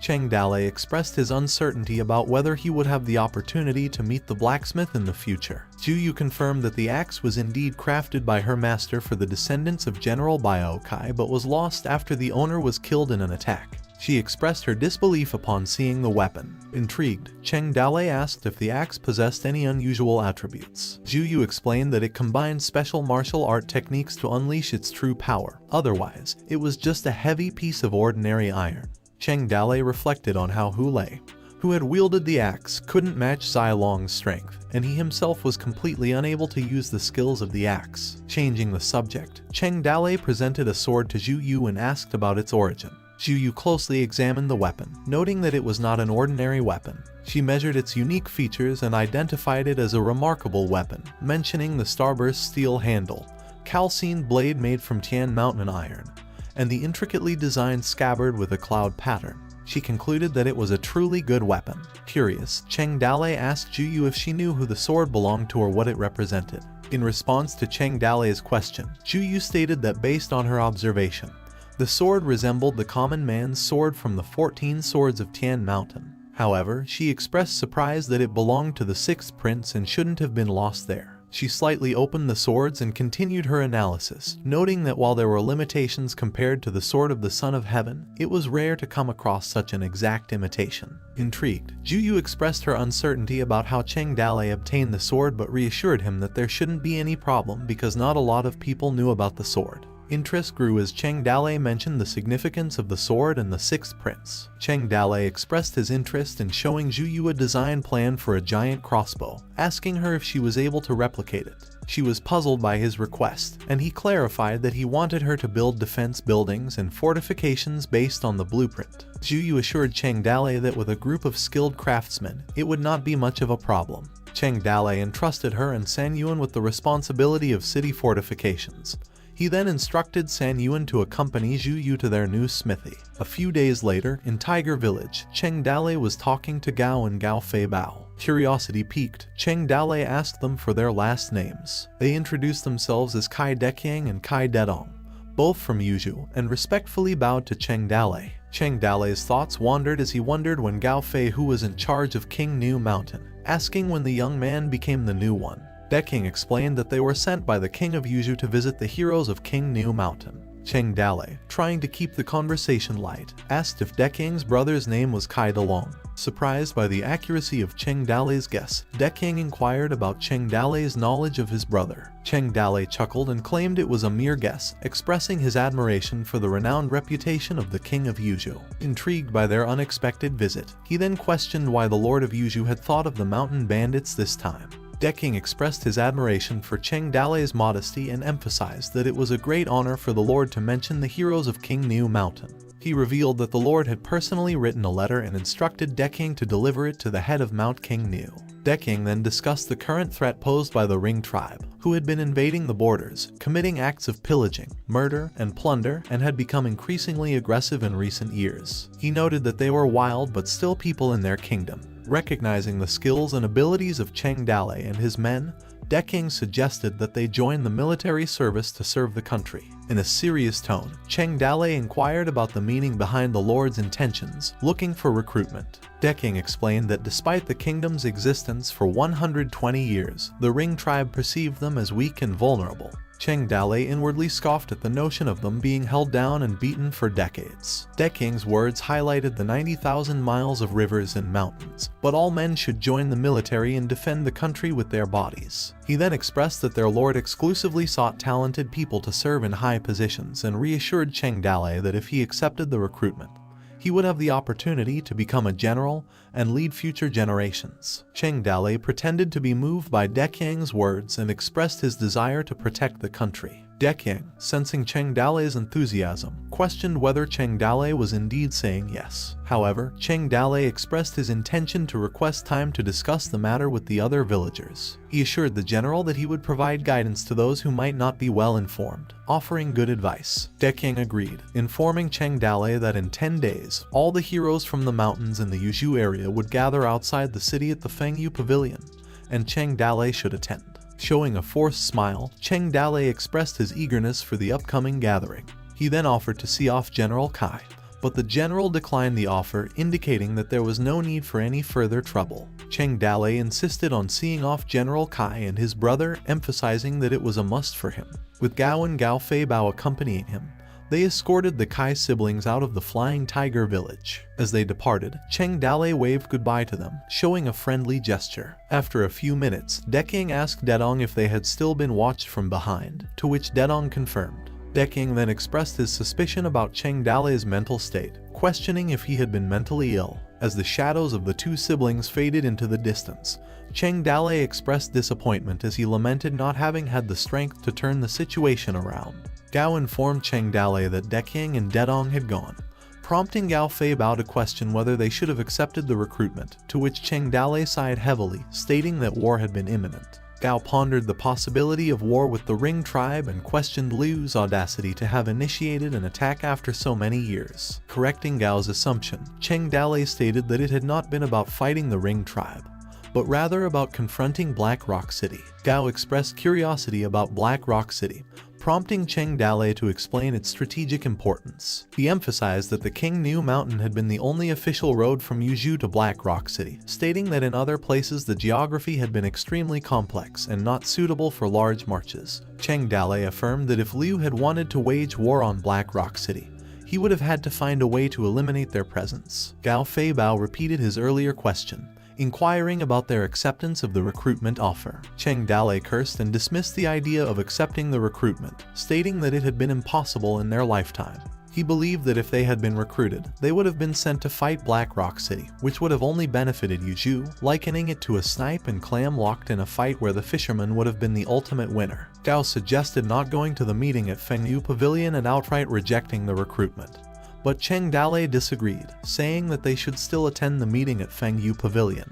He saw it as an opportunity to observe others in similar situations. He explained that if they had rejected the offer directly, they would have become immediate targets. Cheng Dalei then tore apart the recruitment paper and scattered it in the wind. He expressed his concern about opposing the Lord of Yuzhou, emphasizing that they had still been in the process of recovering. As Cheng Dalei scattered all the torn paper, Gao asked about their next course of action, to which Cheng Dalei replied that they should focus on their work and quickly build the village before spring. The scene transitioned to 10 days later at Fengyu Pavilion. In Yuzhou City, inside the city lord's palace, a man sat solemnly among the gravestones, addressing his fallen comrades. He spoke to Han, expressing his sorrow over the loss of their mutual friends who had all served in the same battalion. Reflecting on their past, he mentioned Chang Feng as the first to die, emphasizing their status as mere pawns at that time. Sighing, he mentioned that he had become a higher-ranking officer and had more soldiers under his command, but fewer buddies around him. The man also mentioned taking care of Luo's son, acknowledging the son's lack of talent and arrogance but promising to raise him well.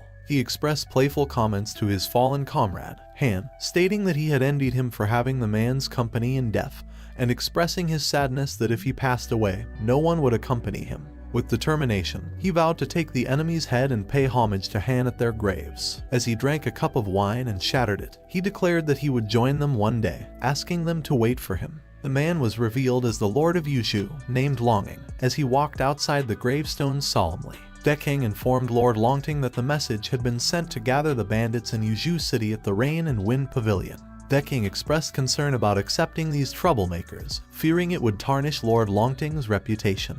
Lord Longting dismissed the concern, stating that even garbage could be useful if properly utilized. He acknowledged the rampant banditry in Yuzhou and saw them as a means to sharpen his forces. He mentioned King New Mountain, but Deking cut his words before he could finish talking. Deking mentioned that he had been on King New Mountain and told Lord Longting that Cheng Dalei, the current master, seemed willing to serve him. Lord Longting considered Cheng Dalei a wallflower, recognized his ability to get things done, and expressed that if he proved to be useful, he could be given a task. However, if the bandits failed to make any progress, Lord Longting instructed Deking to find a reason to eliminate them all. Lord Longting decided not to attend the Rain and Wind Pavilion personally, and left the task to Deking. Deking, showing his loyalty, responded affirmatively to Lord Longting's instructions, bowing in agreement. At that moment, a man suddenly arrived, calling Lord Longting his adoptive father. He suggested wiping out the bandits instead of bothering with them.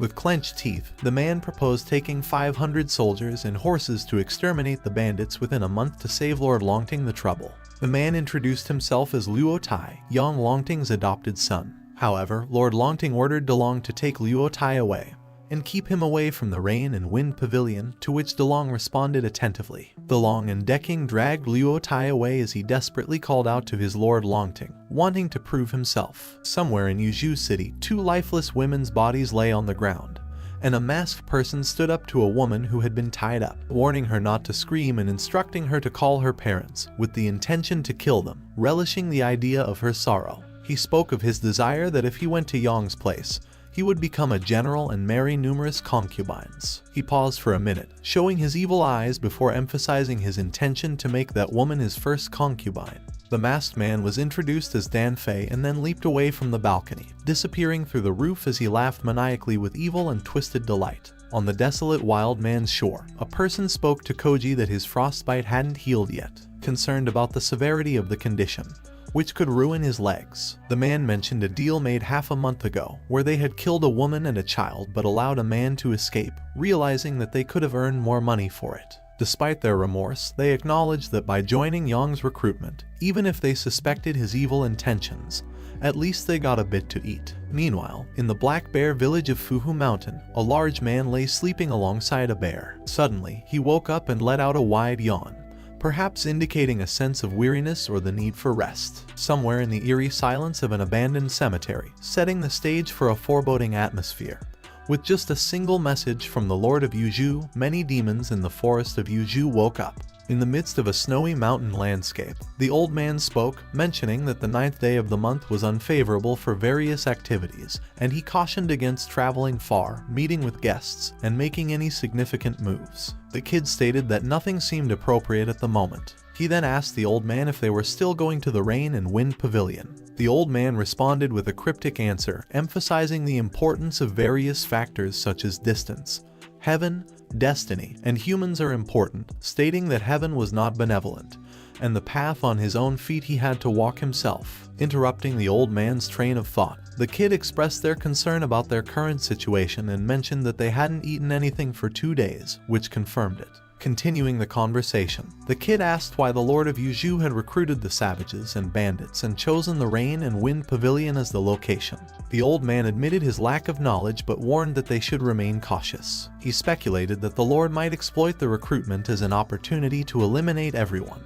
The old man explained that the pavilion's openness provided little opportunity for an ambush, reflecting the Lord's desire to convey a sense of sincerity. The kid questioned whether they were going to the pavilion to secure 2 days' worth of meals, prompting the old man to admit. He asked the kid what the most important thing in the world was. In response, the kid's answer was to act fast. The old man further asked about one of the 36 rules, and the kid answered that if all else failed, they should retreat. Impressed by the child's cleverness, the old man praised his quick thinking. With their discussion concluded, the old man determined that they should proceed. The place was set in the Rain and Wind Pavilion, where a gathering of all kinds of heroes from different places met in there. The bandits gathered at the Rain and Pavilion, discussing how the people who had come were all well-known figures. They then exchanged greetings as they recognized one another. A man was confused as to why Yang Longting had only prepared a few seats when there were so many people expected. Another man explained that there were only a few seats because the master sat in the center, and the left side was at the top, while the right side was at the bottom.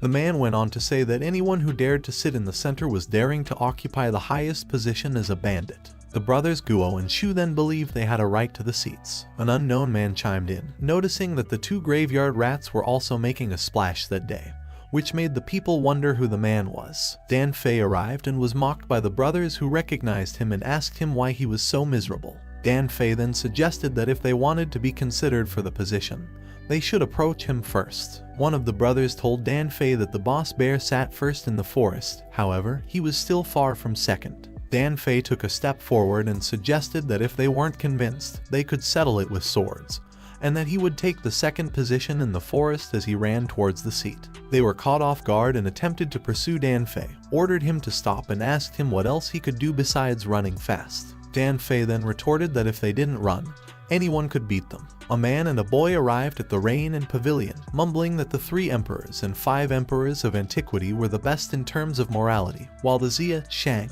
and Zhou dynasties were the best in terms of merit. He went on to say that for many years, the 7 heroes of the warring states and the 5 hegemons of the spring and autumn periods had been in strife and had undergone rise and fall and change in a short period of time. The old man then asked the boy what the most important thing in the world was, to which the boy answered that it was peace. The bandits noticed the two and recognized them, asking the old man what he had to say. The old man informed them that they were all allies from the forest who had gathered and asked them if he could help determine their position, assuring them that he would be fair. Somewhere at the top of a cliff, Yang Longting and his advisor watched the bandits from a distance. The man asked Yang Longting what the reason was for fighting over a few chairs, as they were only a bunch of troublemakers. Yang Longting explained that if he thought the bandits were fighting for status, as there was no first place in literature and no second in martial arts, they fought over every centimeter when a group of wild people got together. Lai Shanyan, the military strategist of Yang Longting, asked him if he wanted him to take charge as he was afraid chaos would arise. Yang Longting then told Lai Shanyan that there was no need for it because he just had to let them fight and didn't care if a few of the bandits died, because all he wanted to know was who would become the leader of the bandits under his jurisdiction.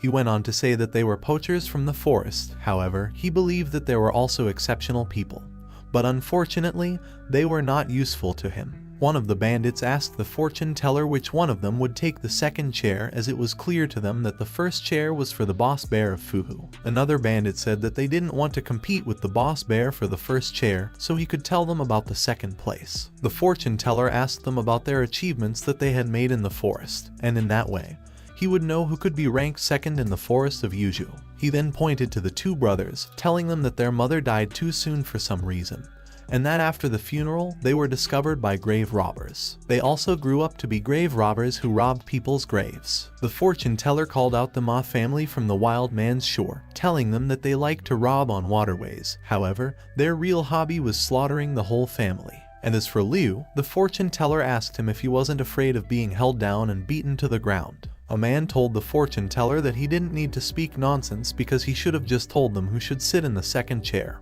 and that if he said anything wrong, he would have cut his neck. The fortune teller then informed them that as for the second seat, according to the ancient Tao, they did not deserve to sit, as there was one person in the Yuzhu forest who deserved it. The people asked who it was as they noticed Gao Fei Hu and some others were coming. They greeted Gao Fei Hu, and a man approached him, saying that the last time he had been a guest in the Tiger Village, he didn't have enough wine, while another man chimed in, saying that he had been thinking about doing a deal with him and asking him if he was interested. Zhu Shenji informed Cheng Dale that they needed to find shelter because the winds were strong.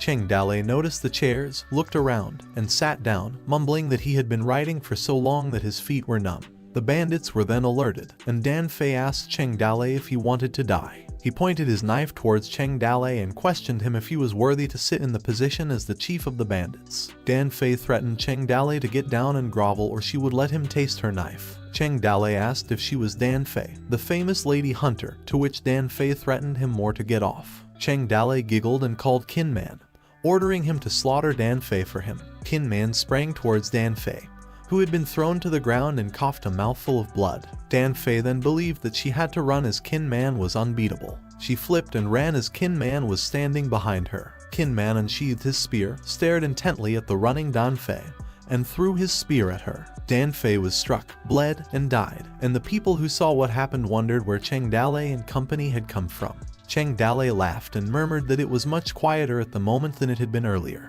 The fortune teller mumbled while sitting and eating that the few lines of names in history books had created countless burial mounds, and that the subsequent generations had seen the foundations created by earlier dynasties taken over by later generations, while the parties themselves thought they were engaged in a tiger fight. He then asked him if he was Cheng Dale of the Toad Village. Cheng Dale asked the fortune teller what his name was, to which the old man answered that his last name was Guo. Cheng Dale took a guess that his name was Guo Jedang. Guo suggested that he should just call him Mr. Beidou, as his real name was pretty annoying. Cheng Dale told Mr. Beidou that he was mysterious because he thought it was not his real name.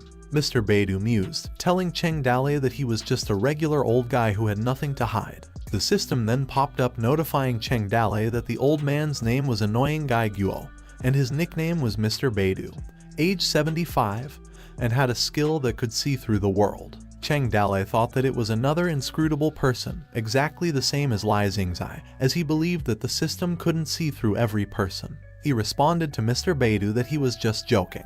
The bandits realized that it was the devil of the Qingniu mountain, while others said that they heard a rumor that Du Mao was killed by Cheng Dalei, and that he had also burned Black Rock City and slaughtered people, while the others saw him as an ordinary person. A bear roar alerted the people that Boss Bear was on his way. A huge man riding a bear arrived, and the system informed Cheng Dalei that the man was named Sun Du and was nicknamed Black Whirlwind, age 38, and the master of the Fuhu Mountain.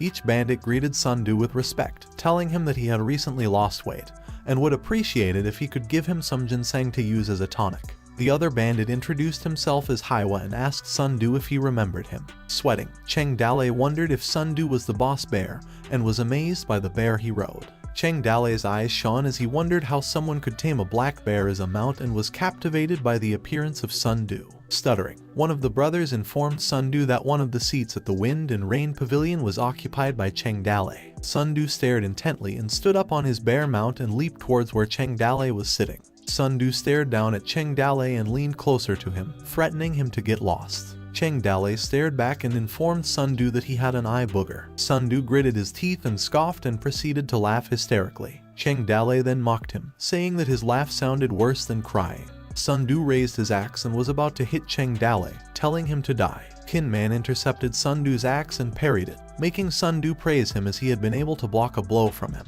Cheng Dalei ordered Qin Man to block another of Sun Du's attacks as he would summon the thunder to kill him. Sun Du yelled at him, asking Cheng Dalei if he still wanted to harm him. Cheng Dalei raised both of his hands and told Sun Du to look at the thunder in the sky. With a grim expression, Sun Du stepped back, readying himself for Cheng Dalei's attack. However, there was no thunder that struck, leaving them completely speechless. Gao Fei Hu and the bandits murmured when Cheng Dalei started to laugh like crazy, asking Qin Man if he had seen their expressions. He then mumbled that Sun Du was really stupid. Enraged, Sun Du threatened Cheng Dalei that he would rip him apart. General Kai arrived, asking for Sun Du and Cheng Dalei to wait as he advised them not to do it as it would violate the peace between the two sides. He then informed Cheng Dalei and Sun Du that Yang Longting had recently caught a cold and that he would be hosting the event. However, Yang Longting was watching them from a distance, so he requested them to mind their manners. Sun Du scoffed and told Cheng Dalei that if it hadn't been for General Kai, he would have chopped him up.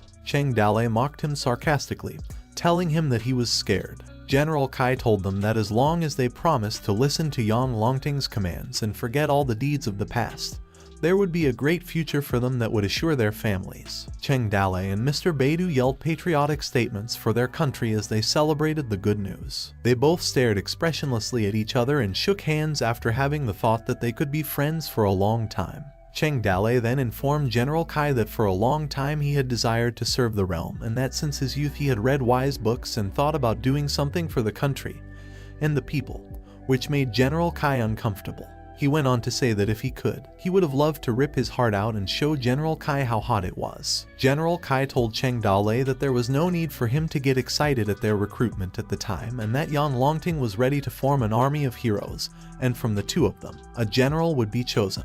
Cheng Dalei claimed that he had accepted the official position of general and would keep his promise. Surprised, General Kai told Cheng Dalei that he hadn't said that he was the one who was chosen. Cheng Dalei held General Kai and convinced him that if he still didn't believe him, he would show him his heart. Sun Du questioned him if he was worthy of it. General Kai then told them not to hurry to argue as at the moment they wanted to leave behind not only the past of the bandits but also weapons and equipment, assuring them of Yang Longting's sincerity. While Yang Longting was watching them, he told Lai Shanyan that he found the bandits amusing because they were so excited about getting a few benefits. Lai Shanyan claimed that the one from Qingniu Mountain was reasonably disciplined. However, he couldn't say the same for Sun Du. Yang Longting ordered him to keep testing the bandits and provoke them a little, as he was fine with a few more deaths. His gaze was disrupted as Luo Tai arrived, humiliating the bandits and asking them if they still called themselves humans. Sweating, General Kai was puzzled and asked Luo Tai why he had come, and Luo Tai answered that he was helping him with his work. Yang Longting was angry, telling Lai Shanyan to bring Luo Tai back. General Kai asked Luo Tai not to make trouble for him and to go back. Luo Tai responded that he wouldn't cause problems and that he would show the whole country with his sword. He then told the bandits that as long as they won against his swift sword in his hand, they could stay or do as they wished. Cheng Dalei asked Luo Tai how fast his swift sword was. Luo Tai tossed some coins and told Cheng Dalei that it was very fast. He focused on the coins, took a swinging stance with his sword, and swung, cutting the coins in half. He smirked and sheathed his sword, and the system informed Cheng Dalei that the man's name was Luo Tai, and he was 25 years old and a top swordsman. The bandits were in awe after Luo Tai cut with 3 cuts in one sword. Believing that he was indeed powerful, Luo Tai laughed and told the bandits that even if one of them could cut 3 copper coins, he would let them go. Cheng Dalei was unimpressed and informed Gao Feihu that they were leaving, to which Gao Feihu responded by asking him if he didn't want to watch the show. Cheng Dalei then asked him what he wanted him to watch because it wasn't a sideshow, and the wind was starting to get tighter. General Kai asked Cheng Dalei why he wanted to leave. Cheng Dalei responded that he still had some work to do in the village and assured General Kai that his heart would always belong to Yang Longting, and that if given an order, he would not hesitate to walk through the fire. General Kai and Luo Tai agreed with Cheng Dalei, telling him that he had a good point while a strange man lurked on their back. The 2 soldiers dragged Luo Tai, which made him throw a tantrum asking them to let him go as he did his duty for Yang Longting. Cheng Dalei asked General Kai who those people were and asked if he could introduce him to them.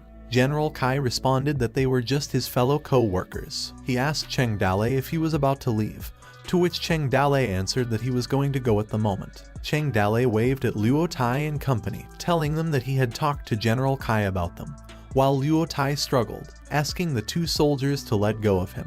Cheng Dalei then told them that he had heard a lot about them and that General Kai's buddies were also his buddies, and he knew them like the back of his hand. He suggested that they pay tribute to each other, which surprised General Kai. One of the soldiers informed General Kai that they were soldiers and were incompatible with the bandits. He also reminded him that he had to think about his future and not get close to the bandits, which left General Kai speechless. Meanwhile, on their way back, Cheng Dalei told them that Luo Tai seemed crazy, and that he also seemed to have no regard for the people in the Yuzhu forests. Qin Man responded and told Cheng Dalei that he hadn't given his order, or he would have made Luo Tai's life hell. Cheng Dalei told him to let Luo Tai be crazy as he had nothing to do with them. Gao Feihu chimed in and informed them that Luo Tai was the adopted son of Yang Longting, who was headstrong and not willful enough to be feared. Cheng Dalei mumbled that it was hard to say that Luo Tai had some real skills and that Yang Longting was indeed surrounded by a wealth of talent, as several powerful people were claimed to be watching them at the time. Zhu Shenji asked Cheng Dalei if it was okay for them to leave and that Yang Longting wanted to recruit generals. He expressed concern that if they were not there, the position could be snatched away by Sun Du.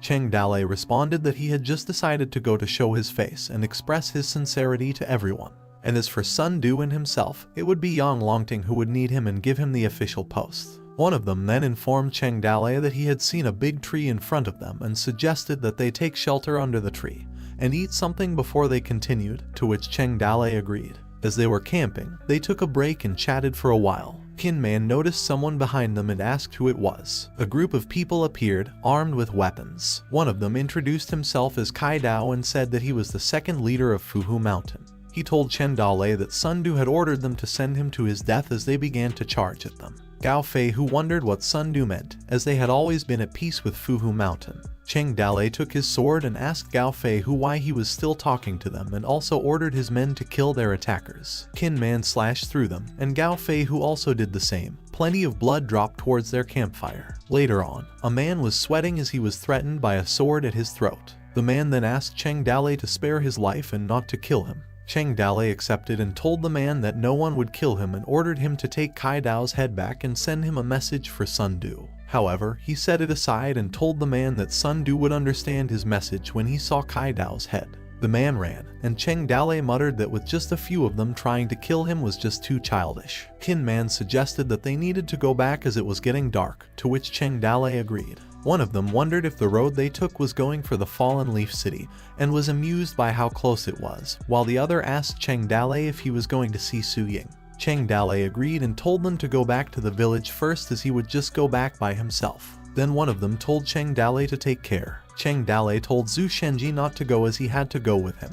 After their arrival at Fallen Leaf City, Zhu Shenji asked Cheng Dalei why he had taken him with him. Cheng Dalei told him the reason was that he was resourceful, and he couldn't do what he needed to do without him. He suggested that Zhu Shenji call him Prince Apa'u, to which Zhu Shenji agreed and told him that he would do his job as well. Cheng Dale then asked him what he had to do. Zhu Shenji giggled and told Cheng Dale that he was going to drink flower wine. Cheng Dale let Zhu Shenji go and reminded him not to miss his task of meeting him at Su Ying's restaurant the next day, to which Zhu Shenji told him that he got it. As Zhu Shenji was leaving, Cheng Dale thought that he had run fast. However, Cheng Dale took a pouch from his pocket and mumbled about how Zhu Shenji would drink flower wine without money. Night arrived, and Cheng Dale knocked on someone's door. He placed his hand on the door and noticed that it was locked from the inside and heard someone crying. He then leaped onto the roofed gate and landed inside the house. Xiaoda was holding a knife, asking who the intruder was. She realized that it was Cheng Dale and asked him why he had to go over the wall instead of going through the door. Cheng Dale asked Xiaoda why she was crying and about Su Ying's whereabouts. Teary-eyed, Xiaoda informed him that Su Ying's father had died and that Su Ying wanted to pay her last respects to him. But she was kidnapped. Cheng Dale questioned her and asked her to tell him more about what had happened. Xiaoda explained that Su Ying's father had died 3 days before, and Su Ying wanted to pay her last respects to him but was thrown out several times. However, Su Ying's family was targeting their Huli restaurant's business and said that if the restaurant was not returned, she would not be allowed to say goodbye to her father. Crying, Xiaoda proceeded to tell Cheng Dale that in the afternoon, the Su family had called Su Yin to discuss the matter, but she didn't return. Cheng Dale patted Xiaoda's head and comforted her, telling her not to cry as they would go to the Su family. Xiaoda was worried about Cheng Dale's identity and would get arrested. Cheng Dale, however, told her that they would go. They then arrived at the Su family's household, and Xiaoda stood in front of the door. Xiaoda knocked aggressively and yelled to open the door. A man opened the door, asking what all the noise was about and if Xiaoda was visiting to mourn. Xiaoda asked Su Zhong if she had been there for Su Ying. Su Zhong yelled at her, telling her to get lost as Su Ying had left before it got dark and hadn't seen her return. Xiaoda retorted, telling him that she didn't believe him and that she had waited for Su Ying who hadn't come back at all. Su Zhong argued back, saying he didn't know and that she must have gone to find a wild man, which wouldn't be unusual for her as she had been the wife of a bandit. Xiaoda was annoyed and told Su Zhong to watch his mouth, believing that Su Ying must have been locked up by them, and asked him to let her in to find out. Su Zhong slammed the door in her face, telling her to get lost as she had no discipline and asking her if the Su family was the kind of place she could enter whenever she wanted. Angry, Xiaoda gritted her teeth. Cheng Dale asked her if she was sure that it was the Su family that did it, to which Xiaoda answered that Su Ying had no enemies in the city, and that there was no one else other than the Su family who had done it. She suggested to him that they go inside by climbing the wall, and find Su Ying and see what the Su family wanted to say. Cheng Dale told her to knock again as he wanted to use the door. Xiaoda knocked and yelled again to open the door and cursed at Su Zhong. She went on to say that if he fell into her hands she would spank his ass until it turned red and added more curse words. Su Zhong opened the door and yelled at Xiaoda, asking her if she wanted to die. However, it wasn't Xiaoda who greeted him but Cheng Dale, who was about to attack him. Su Zhong was hit in the stomach, causing him to fall to the ground, and as Xiaoda watched, Cheng Dale asked her where she was most likely to get locked up. Xiaoda told him that the Su family had a cellar where sometimes a few subordinates were locked up who had committed mistakes, believing that Su Ying must have been there as well. Cheng Dale then told her to hurry up as they would go to the cellar. Meanwhile, at the funeral, a woman was paying her respects. Lai Dado informed his little sister that they had locked Su Ying up and asked her if it really didn't matter. The woman responded that at the moment they had to keep Su Ying in the cellar for a few years, and when the wind died down, they were going to betroth her to a subordinate, and that she could do anything but resign to her fate when she gave birth. Lai Dadu questioned her, saying her plan was a little harsh. The woman clenched her teeth and told him that she had been with Su Sehai since she was 18. But when he died, he left Su Ying his entire family fortune without giving her a single coin. She went on and said that in Su Sehai's eyes, she would always be his concubine, and she believed that a concubine was a slave. She asked Lai Dadu how she could tell him how much she had suffered, as if they both came from a bitter background, and that her parents had sold her at the age of 13. Angry, she added that they had lived until that moment, and they should have understood that if they did not fight for what was theirs, they would get nothing. Lai Dadu reminded her that Su Ying had connections with the mountain bandits and worried if they would retaliate. The woman then told him that rumors said that even if she followed the mountain bandits, she had certainly been played with enough, and that she would have been dragged back to the mountain village, and she asked him if there were any gentle and respectful mountain bandits in the world. The woman stood up and told Lai Dadu that he could go now and ordered him to look for some physically talented people for her in the next few days and recruit them, as there were some things that she was not comfortable doing as a woman. Lai Dadu assured her that he was already working on it and had some leads. A man shouted that the bandits were coming inside, which shocked the two siblings. A group of men, the Su family's servants, alerted everyone that the mountain bandits were on their way, while others sought assistance. They then realized that the mountain bandit was from the Toad village, as they heard rumors that Cheng Dale had done nothing but evil, from 8-year-old children to 99-year-olds. He had killed all kinds of people. Cheng Dale informed them that he didn't want to kill them as they were from the Su family. With a serious gaze, Cheng Dale ordered them to hand him over Su Ying as he didn't want to kill them. The men from the Su family were scared, causing Cheng Dale to gain fear points. As they trembled from fear, they told each other to go first. Cheng Dale then told Xiaoda that they were going to find Su Ying first. As they were running to one of the Su family houses, Xiaoda was calling for Su Ying's whereabouts. She told Cheng Dale that they arrived at the Su family basement, believing that Su Ying must be inside. Xiaoda proceeded to announce that they came to save her. Puzzled, Xiaoda was confused why the basement was empty and wondered where Su Ying was. Cheng Dale thought to himself and claimed that Su Ying was taken away as there were traces of movement on the floor. A woman appeared and called Cheng Dale. Cheng Dale turned to look at who called him, and the woman introduced herself as Su Lishi and told him that she had met him before. Agitated, Xiaoda inquired of Su Lishi as to where she had hidden Su Ying, pleading with her to release her. Su Lishi ignored Xiaoda and told Cheng Dale that they were also worried about Su Ying's disappearance. However, she informed Cheng Dale that Su Ying was not in the house as she had left at dusk. She went on to say that if Cheng Dale didn't believe her, he could search the house, and every door of the Su family was open to him. While Cheng Dale threatened her with a sword at her neck, he asked Su Lishi if she wasn't afraid of him killing her. With a calm expression, Su Lishi responded that she thought of him as a heroic person who would not put a weak woman in trouble. Doubtful, Cheng Dale wondered if Su Lishi was stalling. He then sheathed his sword, and as he walked, he told Xiaoda that they had gone to search for Su Ying outside. Xiaoda kept calling for Su Ying around the Su family household, asking where she was. They arrived at the funeral room when Xiaoda told Cheng Dale that there was no one around either and asked him what they were going to do at that time. Cheng Dale responded that it was easy to hide one person as the Su family's property was so big. Frustrated, he mumbled, believing that Su Ying was not in the area after all,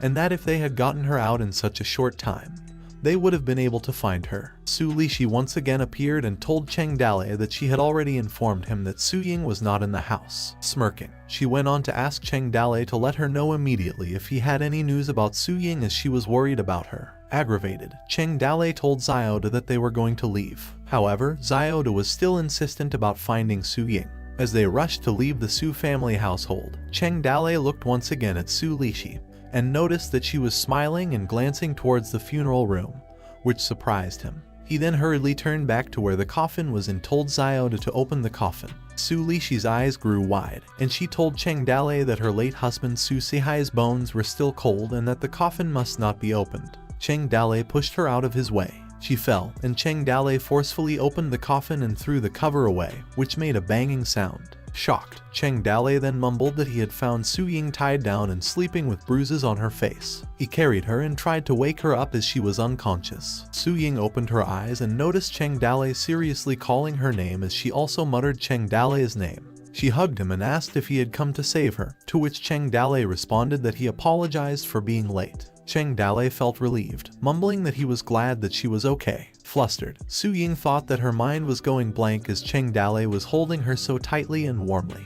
And while her heart was beating so fast, she wondered what was wrong with her as her face turned red. Her eyes twirled and she fainted, prompting Cheng Dale to ask her why she had fainted again, assuming she had a fever. Cheng Dale then carried Su Ying and threatened Su Lishi that he would deal with her some other time. While Su Lishi was kneeling on the ground, Su Lishi stood up and watched Cheng Dale and the rest leave, and with a grim look on her face, she mumbled the names of Cheng Dale and Su Ying, stating that she wouldn't spare any of them. After a while, Cheng Dale assured Su Ying that they were fine. Blushing, Su Ying responded and told Cheng Dale that he was a good person.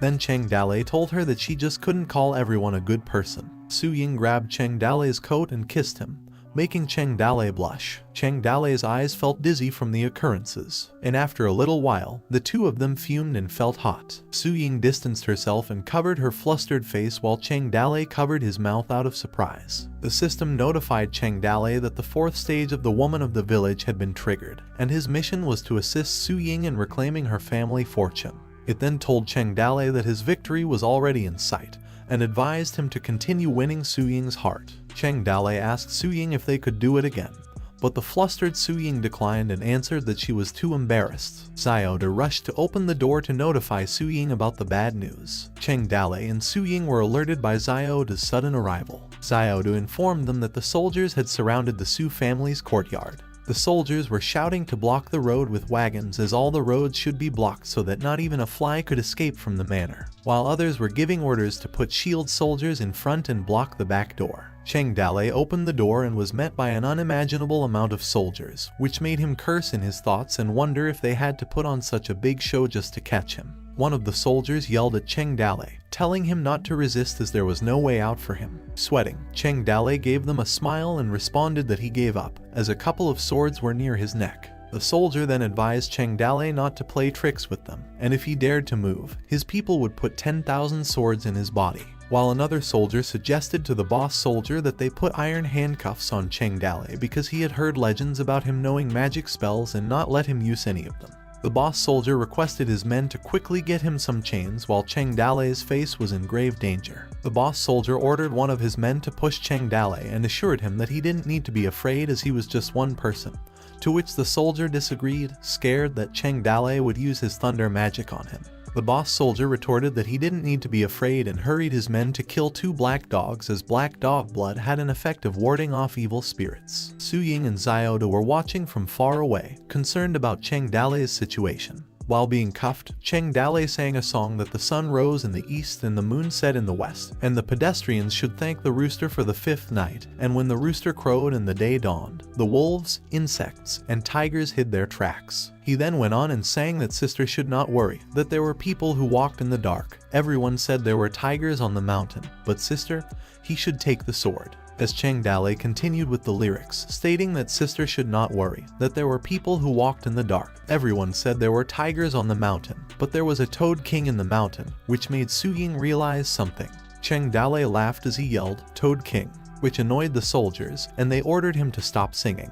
While another soldier asked Cheng Dale if he still wanted to sing even if he was on the verge of death. Xiaoda asked Su Ying what they were going to do, to which Su Ying responded that they were going to the Huli Fish. After a little while at the Hualoi restaurant, Zhu Shenji had been kicked out by a man cursing at him and telling him that he was in the wrong place to fool around. Zhu Shenji retorted and mocked the man, telling him that he had to wait until he had the silver, and then he would let him lick the soles of his shoes. While walking, Zhu Shenji was fuming, believing that Cheng Dale must have stolen his wallet, as his wallet couldn't possibly have fallen to the ground, assuring himself that he had tied it up so tight. He then cursed Cheng Dale for going to a girl and stealing his wallet instead of forcing him to go drinking. Zhu Shenji thought about messing with Cheng Dale's mood as he had messed up with his own and wondered when he had become so good at being a thief. As he walked, he thought of Cheng Dale as a flying thief who couldn't possibly be apprehended by a soldier. However, as he passed some soldiers accompanying a criminal, he wondered why there were so many of them mobilized at night. He hid and thought about who the thief was that was powerful enough to cause such a stir in the Fallen Leaf City. And no matter who he was, he believed that he was unlucky. As Zhu Shenji stared at them, Cheng Dale yelled that he would come back. Zhu Shenji's eyes grew wide and his jaw dropped as he realized that it was Cheng Dale who had been held as a prisoner. Moments later, Zhu Shenji rushed towards Su Ying's restaurant, and when he encountered the Liao brothers, he told them that there was bad news. Cheng Dale had been arrested by the soldiers in the city. Agitated, the Liao brothers asked Zhu Shenji what they were going to do. Zhu Shenji then told them that they must not let him fall into the hands of the soldiers, as Cheng Dale had treated them well, and that their only option was to raid the prison. Su Ying and Xiaoda arrived at the restaurant, telling Zhu Shenji to hold on and disagreeing with his idea that a prison raid was the worst scenario, as with the number of people they had, they would get caught easily. She asked Liao Jia to hurry to the Toad Village immediately to send a message. The next day, the soldiers ordered the civilians not to rush and warned that if they cut in line, he would pierce them with his lance. Liu Bei sighed when he was asked by one of the soldiers what he had been doing. With a gloomy look, Liu Bei responded that he had been just a shoe seller and had been having a hard time making a living. He sighed again. The soldier felt sunken as Liu Bei continued to tell him that as a person, he had been born into a rocky career and had been oppressed by some higher officials. Liu Bei kept sighing. While staring at Liu Bei as he entered the gate, the soldier wondered why there had been so many people coming into town that day. As the soldier turned around, Guan Yu and Zhao Fei were behind him, shouting that they had been selling green beans for 30 copper plates per 1 pound and 10 copper coins for 4 pounds. Kinman and the White Wolf entered the gate next. The soldier looked at them and wondered why there had been so many people coming that day. He mumbled that he had seen 2 brothers selling weapons and a strong man carrying firewood, claiming that he had been handsome and had looked like a pagoda when he had stood in front of him. The soldier also noticed that there had been people who did small business and a hunter, while there had also been a nobleman with a servant girl, which he had hated as they had had some big money. He then thought that on that day everything had been the same, but he felt that something had been wrong. As a rule, not so many people would come to the city in the winter. Later that day, someone informed Zhu Shenji that among them that day there had been more than 50 people who had mingled with the locals and that the 2,000 brothers in the village had been ready and waiting for the beacon. They could enter the city at any time. Zhu Shenji responded that Cheng Dalei had been willing to save his life for them to get food and that it had been the time for them to walk through fire for him if they had to. He then told them that they would break into the prison that night and free Cheng Dalei. The men cheered, and Zhu Shenji ordered them to mobilize all the men as they would conquer the Fallen Leaves city and save Cheng Dalei. Liu Bei chimed in and told them that the prison might have been heavily guarded, and even if they could save Cheng Dalei, many of their men would have perished. He believed that Cheng Dalei wouldn't have wanted to see something like that, and they couldn't have done it recklessly. Zhu Shenji asked Liu Bei for his suggestion. Liu Bei responded that they had to first send people to investigate the area around the prison and also send people out to protect Su Ying. He went on to believe that they had already considered all the things he had come up with. Zhu Shenji answered that he was correct and that he had been just about to send someone out for that. Liu Bei then said that the most important thing was that Cheng Dalei must not be allowed to suffer in prison. He mentioned that it had been said that if you entered the prison in the Fallen Leaves city alive, you would come out dead.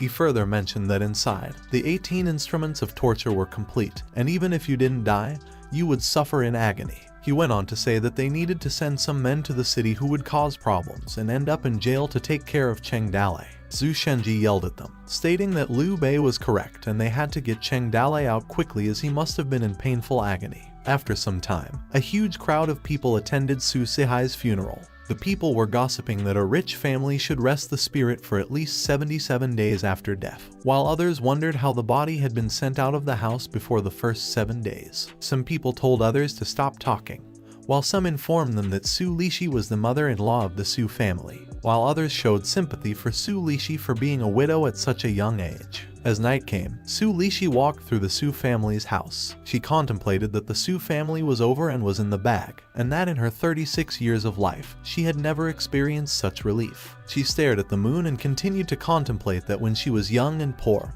her parents hadn't cared much for her, and that while other people's daughters had worn new clothes, she had only worn old ones. While others had decorated themselves with flowers, she had only tied ropes around herself, and only her older brother had used his hard-earned money to buy her a piece of candy. She then believed that she had nothing except her beauty that God has given her, and that during famine at the age of 13, she was sold by her parents to human traffickers and was deflowered. And after that, she was given into the hands of several wealthy families. She seemed to look beautiful, more delicate than the March pear blossom. However, no one knew how exhausted she was inside. And at the age of 18, she fell into Su Sihai's hands, and once a concubine, she would always be a slave. Even other lower servants pushed her around. And because her own body couldn't compete, she could not give birth to a male child, so she couldn't enjoy any benefits. Su Lishi went on, saying that now that she was 36 years old, everyone in the whole Su family had to call her madam. She had tons of family wealth and 1,000 hectares of land, and no one was able to compete with her. She mumbled that in 36 years of her life, she had never experienced such refreshing coolness, and the bright moon in the sky had never been so enchanting. She would no longer be dispossessed and would no longer have to look up to others. Su Lishi stepped forward and continued her contemplation that in 63 years as a human being, she could finally lift her head and take a deep breath of the cool, pungent air. She then spread her arms as it was the first time for her in 36 years, and as another day passed by, Su Lishi was eating grapes in the yard. Lai Dadu arrived and informed her that he had found some people she had been searching for. Su Lishi asked him if they were good and proceeded to advise him not to be like last time when he found her some losers who couldn't do anything. Lai Dadu told her that the people he recruited were all tough guys with blood on their hands. However, he asked Su Lishi as he was wondering if they really wanted to deal with those kinds of people. Su Lishi responded that they needed to, and if there were some tough people in their house, Cheng Dale wouldn't be able to come freely. She then ordered him to call his people over. Lai Dadu called the people to come in and introduced them to Su Lishi as they were all famous personalities, and the ones who were skilled were usually in a bad mood. Su Lishi told him that only those who were skilled had temperament and were hard to find in the world. She told Lai Dadu to be cautious as she believed that Cheng Dale's people had sneaked inside the town, and that he could command the men that he had gathered. Su Lishi went on to say that as long as Cheng Dale was not dead, everything could go wrong. She noticed that there was a child among the men and asked Lai Dadu why the child was there. Lai Dadu informed her that the child's name was Gong Yongai, and that he had neither father nor mother. He also mentioned that the child was not simple as he had also been sold to a trafficker a few years ago, and that as a result, all traffickers died overnight, and all the traces were also burned afterward. He continued informing Su Lishi that when they found Gong Yongai, they had to get him out of the pile of corpses as he was still strangling the trafficker's neck with both hands. Su Lishi leaned closer and held Gong Yongai's chin and told him to look up at her. She also asked how old he was, to which he answered that he was 16. She then told him that he would be with her from that point forward and asked him why he was still wearing old clothes, and that they would take him to make 2 new cloth sets in a few days. Stuttering, Gong Yongai responded that she didn't need to. Su Lishi laughed and told Gong Yongai that he had been one of them from that moment, and that she had to treat him better. Evening arrived, and the drunk General Kaio strolled down the street when he was complimented by a woman who asked him not to forget them after his promotion, to which he laughed. General Kaio laughed again and walked away, and the 2 women gossiped, telling each other that General Kaio had hit his stride lately, and that his concubine was pregnant with a child, while the other smiled and repeated what the other woman had said. General Kaio arrived at his home and knocked on the door, asking the people inside to open it. The door opened, and he then called out to his wife, and he noticed that no one was there and wondered where everyone had been and why they hadn't lit up in the middle of the night, while an unknown man stood beside him, staring. A hand appeared and covered General Kaio's mouth, and a knife was placed on his neck, which sobered him up. The unknown man ordered him not to move. General Kaio was cornered and was told by one of the men that he had been busy lately, that he had been coming home so late at night. General Kaio responded and asked them not to take the lives of his wife and child, and if they wanted silver, they should just ask. The man asked him how much silver he could own in his account as he had some borrowed loans from his love of gambling. Dejected, General Kaio asked the man why he had come to his house when he had been investigating so thoroughly. The man then informed him that they had come to visit him not to ask for money, as they were there to give him some money, and he poured a huge amount of silver. General Kaio stared at the silver and told the man that he would not dare to take the money without having done something for it. The man pointed his knife at him and told him that they had come to make a deal with him, and that if he promised, they would offer 1,000 taels of silver, but if he did not, they would exterminate his entire family, while the other man held a knife to General Kaio's wife. Enraged, General Kaio asked them if they were from the Toad Village, to which the man answered that he was really smart. General Kaio responded that even with more silver, he could never have released Cheng Dale not because he didn't want to, but because he couldn't. The man squatted and pointed his knife at General Kaio's wife, telling him that Cheng Dale had gotten lost and stuck in the Fallen Leaves city, and that as a soldier, he had to catch a bandit, and that they couldn't blame him. He went on to say that their master's body wasn't made for hard work, so he would ask General Kaio once again to be gentler in prison. General Kaio told the man that Cheng Dale was not in his care, so he couldn't help them even if he had wanted to. The man clapped and assured General Kaio that the 1,000 taels were for him, and another 1,000 taels would also be his. 2 boxes of silver taels clattered on the floor beside General Kaio, which made him wonder if the Toad Village was rich. The man stood up and told General Kaio that they would talk on another day as their journey would be long, and bid him farewell. And as they were about to leave, General Kaio asked the man if he wasn't afraid that after they left, he would betray them and take the silver without doing anything. The man looked at him and replied that if he took the money and did nothing, they would have to take something away from him the next time they visited, and threatened him that it was difficult to protect against bandits in the long run. General Kaio trembled as he wondered what the man would take away, and began mumbling some body parts before concluding that it was the heads of his entire family. The man then told his men that they would get going, as General Kaio was staring at the scattered tails of silver. General Kaio thought that his choice didn't seem to be difficult. The next day, Su Lishi was talking to General Kaio, asking him when he would kill Cheng Dale and eliminate evil for human beings. General Kaio responded and told Su Lishi that the matter was not his responsibility. Su Lishi opened a box and was about to bribe him. However, she was stopped by General Kaio, telling her that he declined as he couldn't accept her money. Su Lishi then wondered what was going on and when General Kaio had become so clean. Meanwhile, at the Toad Village camp, Gao Fei Hu informed them that he had looked at the area around the prison. And when Cheng Dalai was arrested, a lot of troops had been deployed outside the prison. He then told them that it was not realistic for them to storm the prison unless they did it on the way when they took Cheng Dalai somewhere else. Zhu Shenji questioned Gao Fei Hu if he had taken care of everything in prison. Gao Fei Hu continued to report that the money had been sent to Kaio, believing that he would be careful after taking the money, and that Cheng Dalai could have an easy time inside the prison. Concerned, Zhu Shenji mumbled that given Cheng Dalai's behavior, he was worried that they would execute him on the spot, claiming that it couldn't be ruled out. Gao Fei responded that, based on the head of the cell, Cheng Dalai was in a separate cell and was not currently sentenced, and that the head had promised to take care of him. Su Ying was depressed, while Zhu Shenji asked Gao Fei Hu how much silver they had left, to which he responded that there was not much left. Gao Fei Hu then told them that when he met with the head of the prison, he had heard a message from him that someone was trying to bribe him. Su Ying stood up and told Xiaoda to follow her, and as she walked out, Xiaoda asked Su Ying to wait for her. Concerned, Gao Fei Hu instructed White Wolf to bring 2 fighters with her and to keep an eye on Su Ying, to which the White Wolf agreed. He also wondered where Su Ying would go. A little while later at the Su family household, Su Lishi told Su Ying that she had missed her and was about to send someone to look for her, and after that, she invited her to have a mother and daughter conversation with her. She went on and said that although Su Sihai didn't recognize her as his daughter, she had always treated her as her own. Su Lishi smiled and told Su Ying that she had never come to see her, and as a mother, she could hardly come to her. Su Ying stood straight in front of Su Lishi and asked her if she thought that it was funny. They then stared intently at each other. Su Lishi closed her eyes as she was about to drink her cup and asked Su Ying the reason for her visit. Su Ying straightforwardly told her that she didn't want the Su family property, and what she wanted was a sum of silver. Su Lishi asked her what she meant by Su family properties and told her that from what she knew when Su Sihai kicked her out, Su Ying was already not part of the family. Su Ying retorted that she had known for a long time that Su Sihai had given her all the Su family's fortune before he died, and that the reason she had visited her was not to divide the property, but to give it all up to the Su family property, as she only wanted a sum of silver. Su Lishi then reminded her that her restaurant was also a property of the Su family, to which Su Ying responded that she couldn't give it up. Su Lishi asked her how much silver she wanted, and when Su Ying told her the number she wanted, Su Lishi kept declining.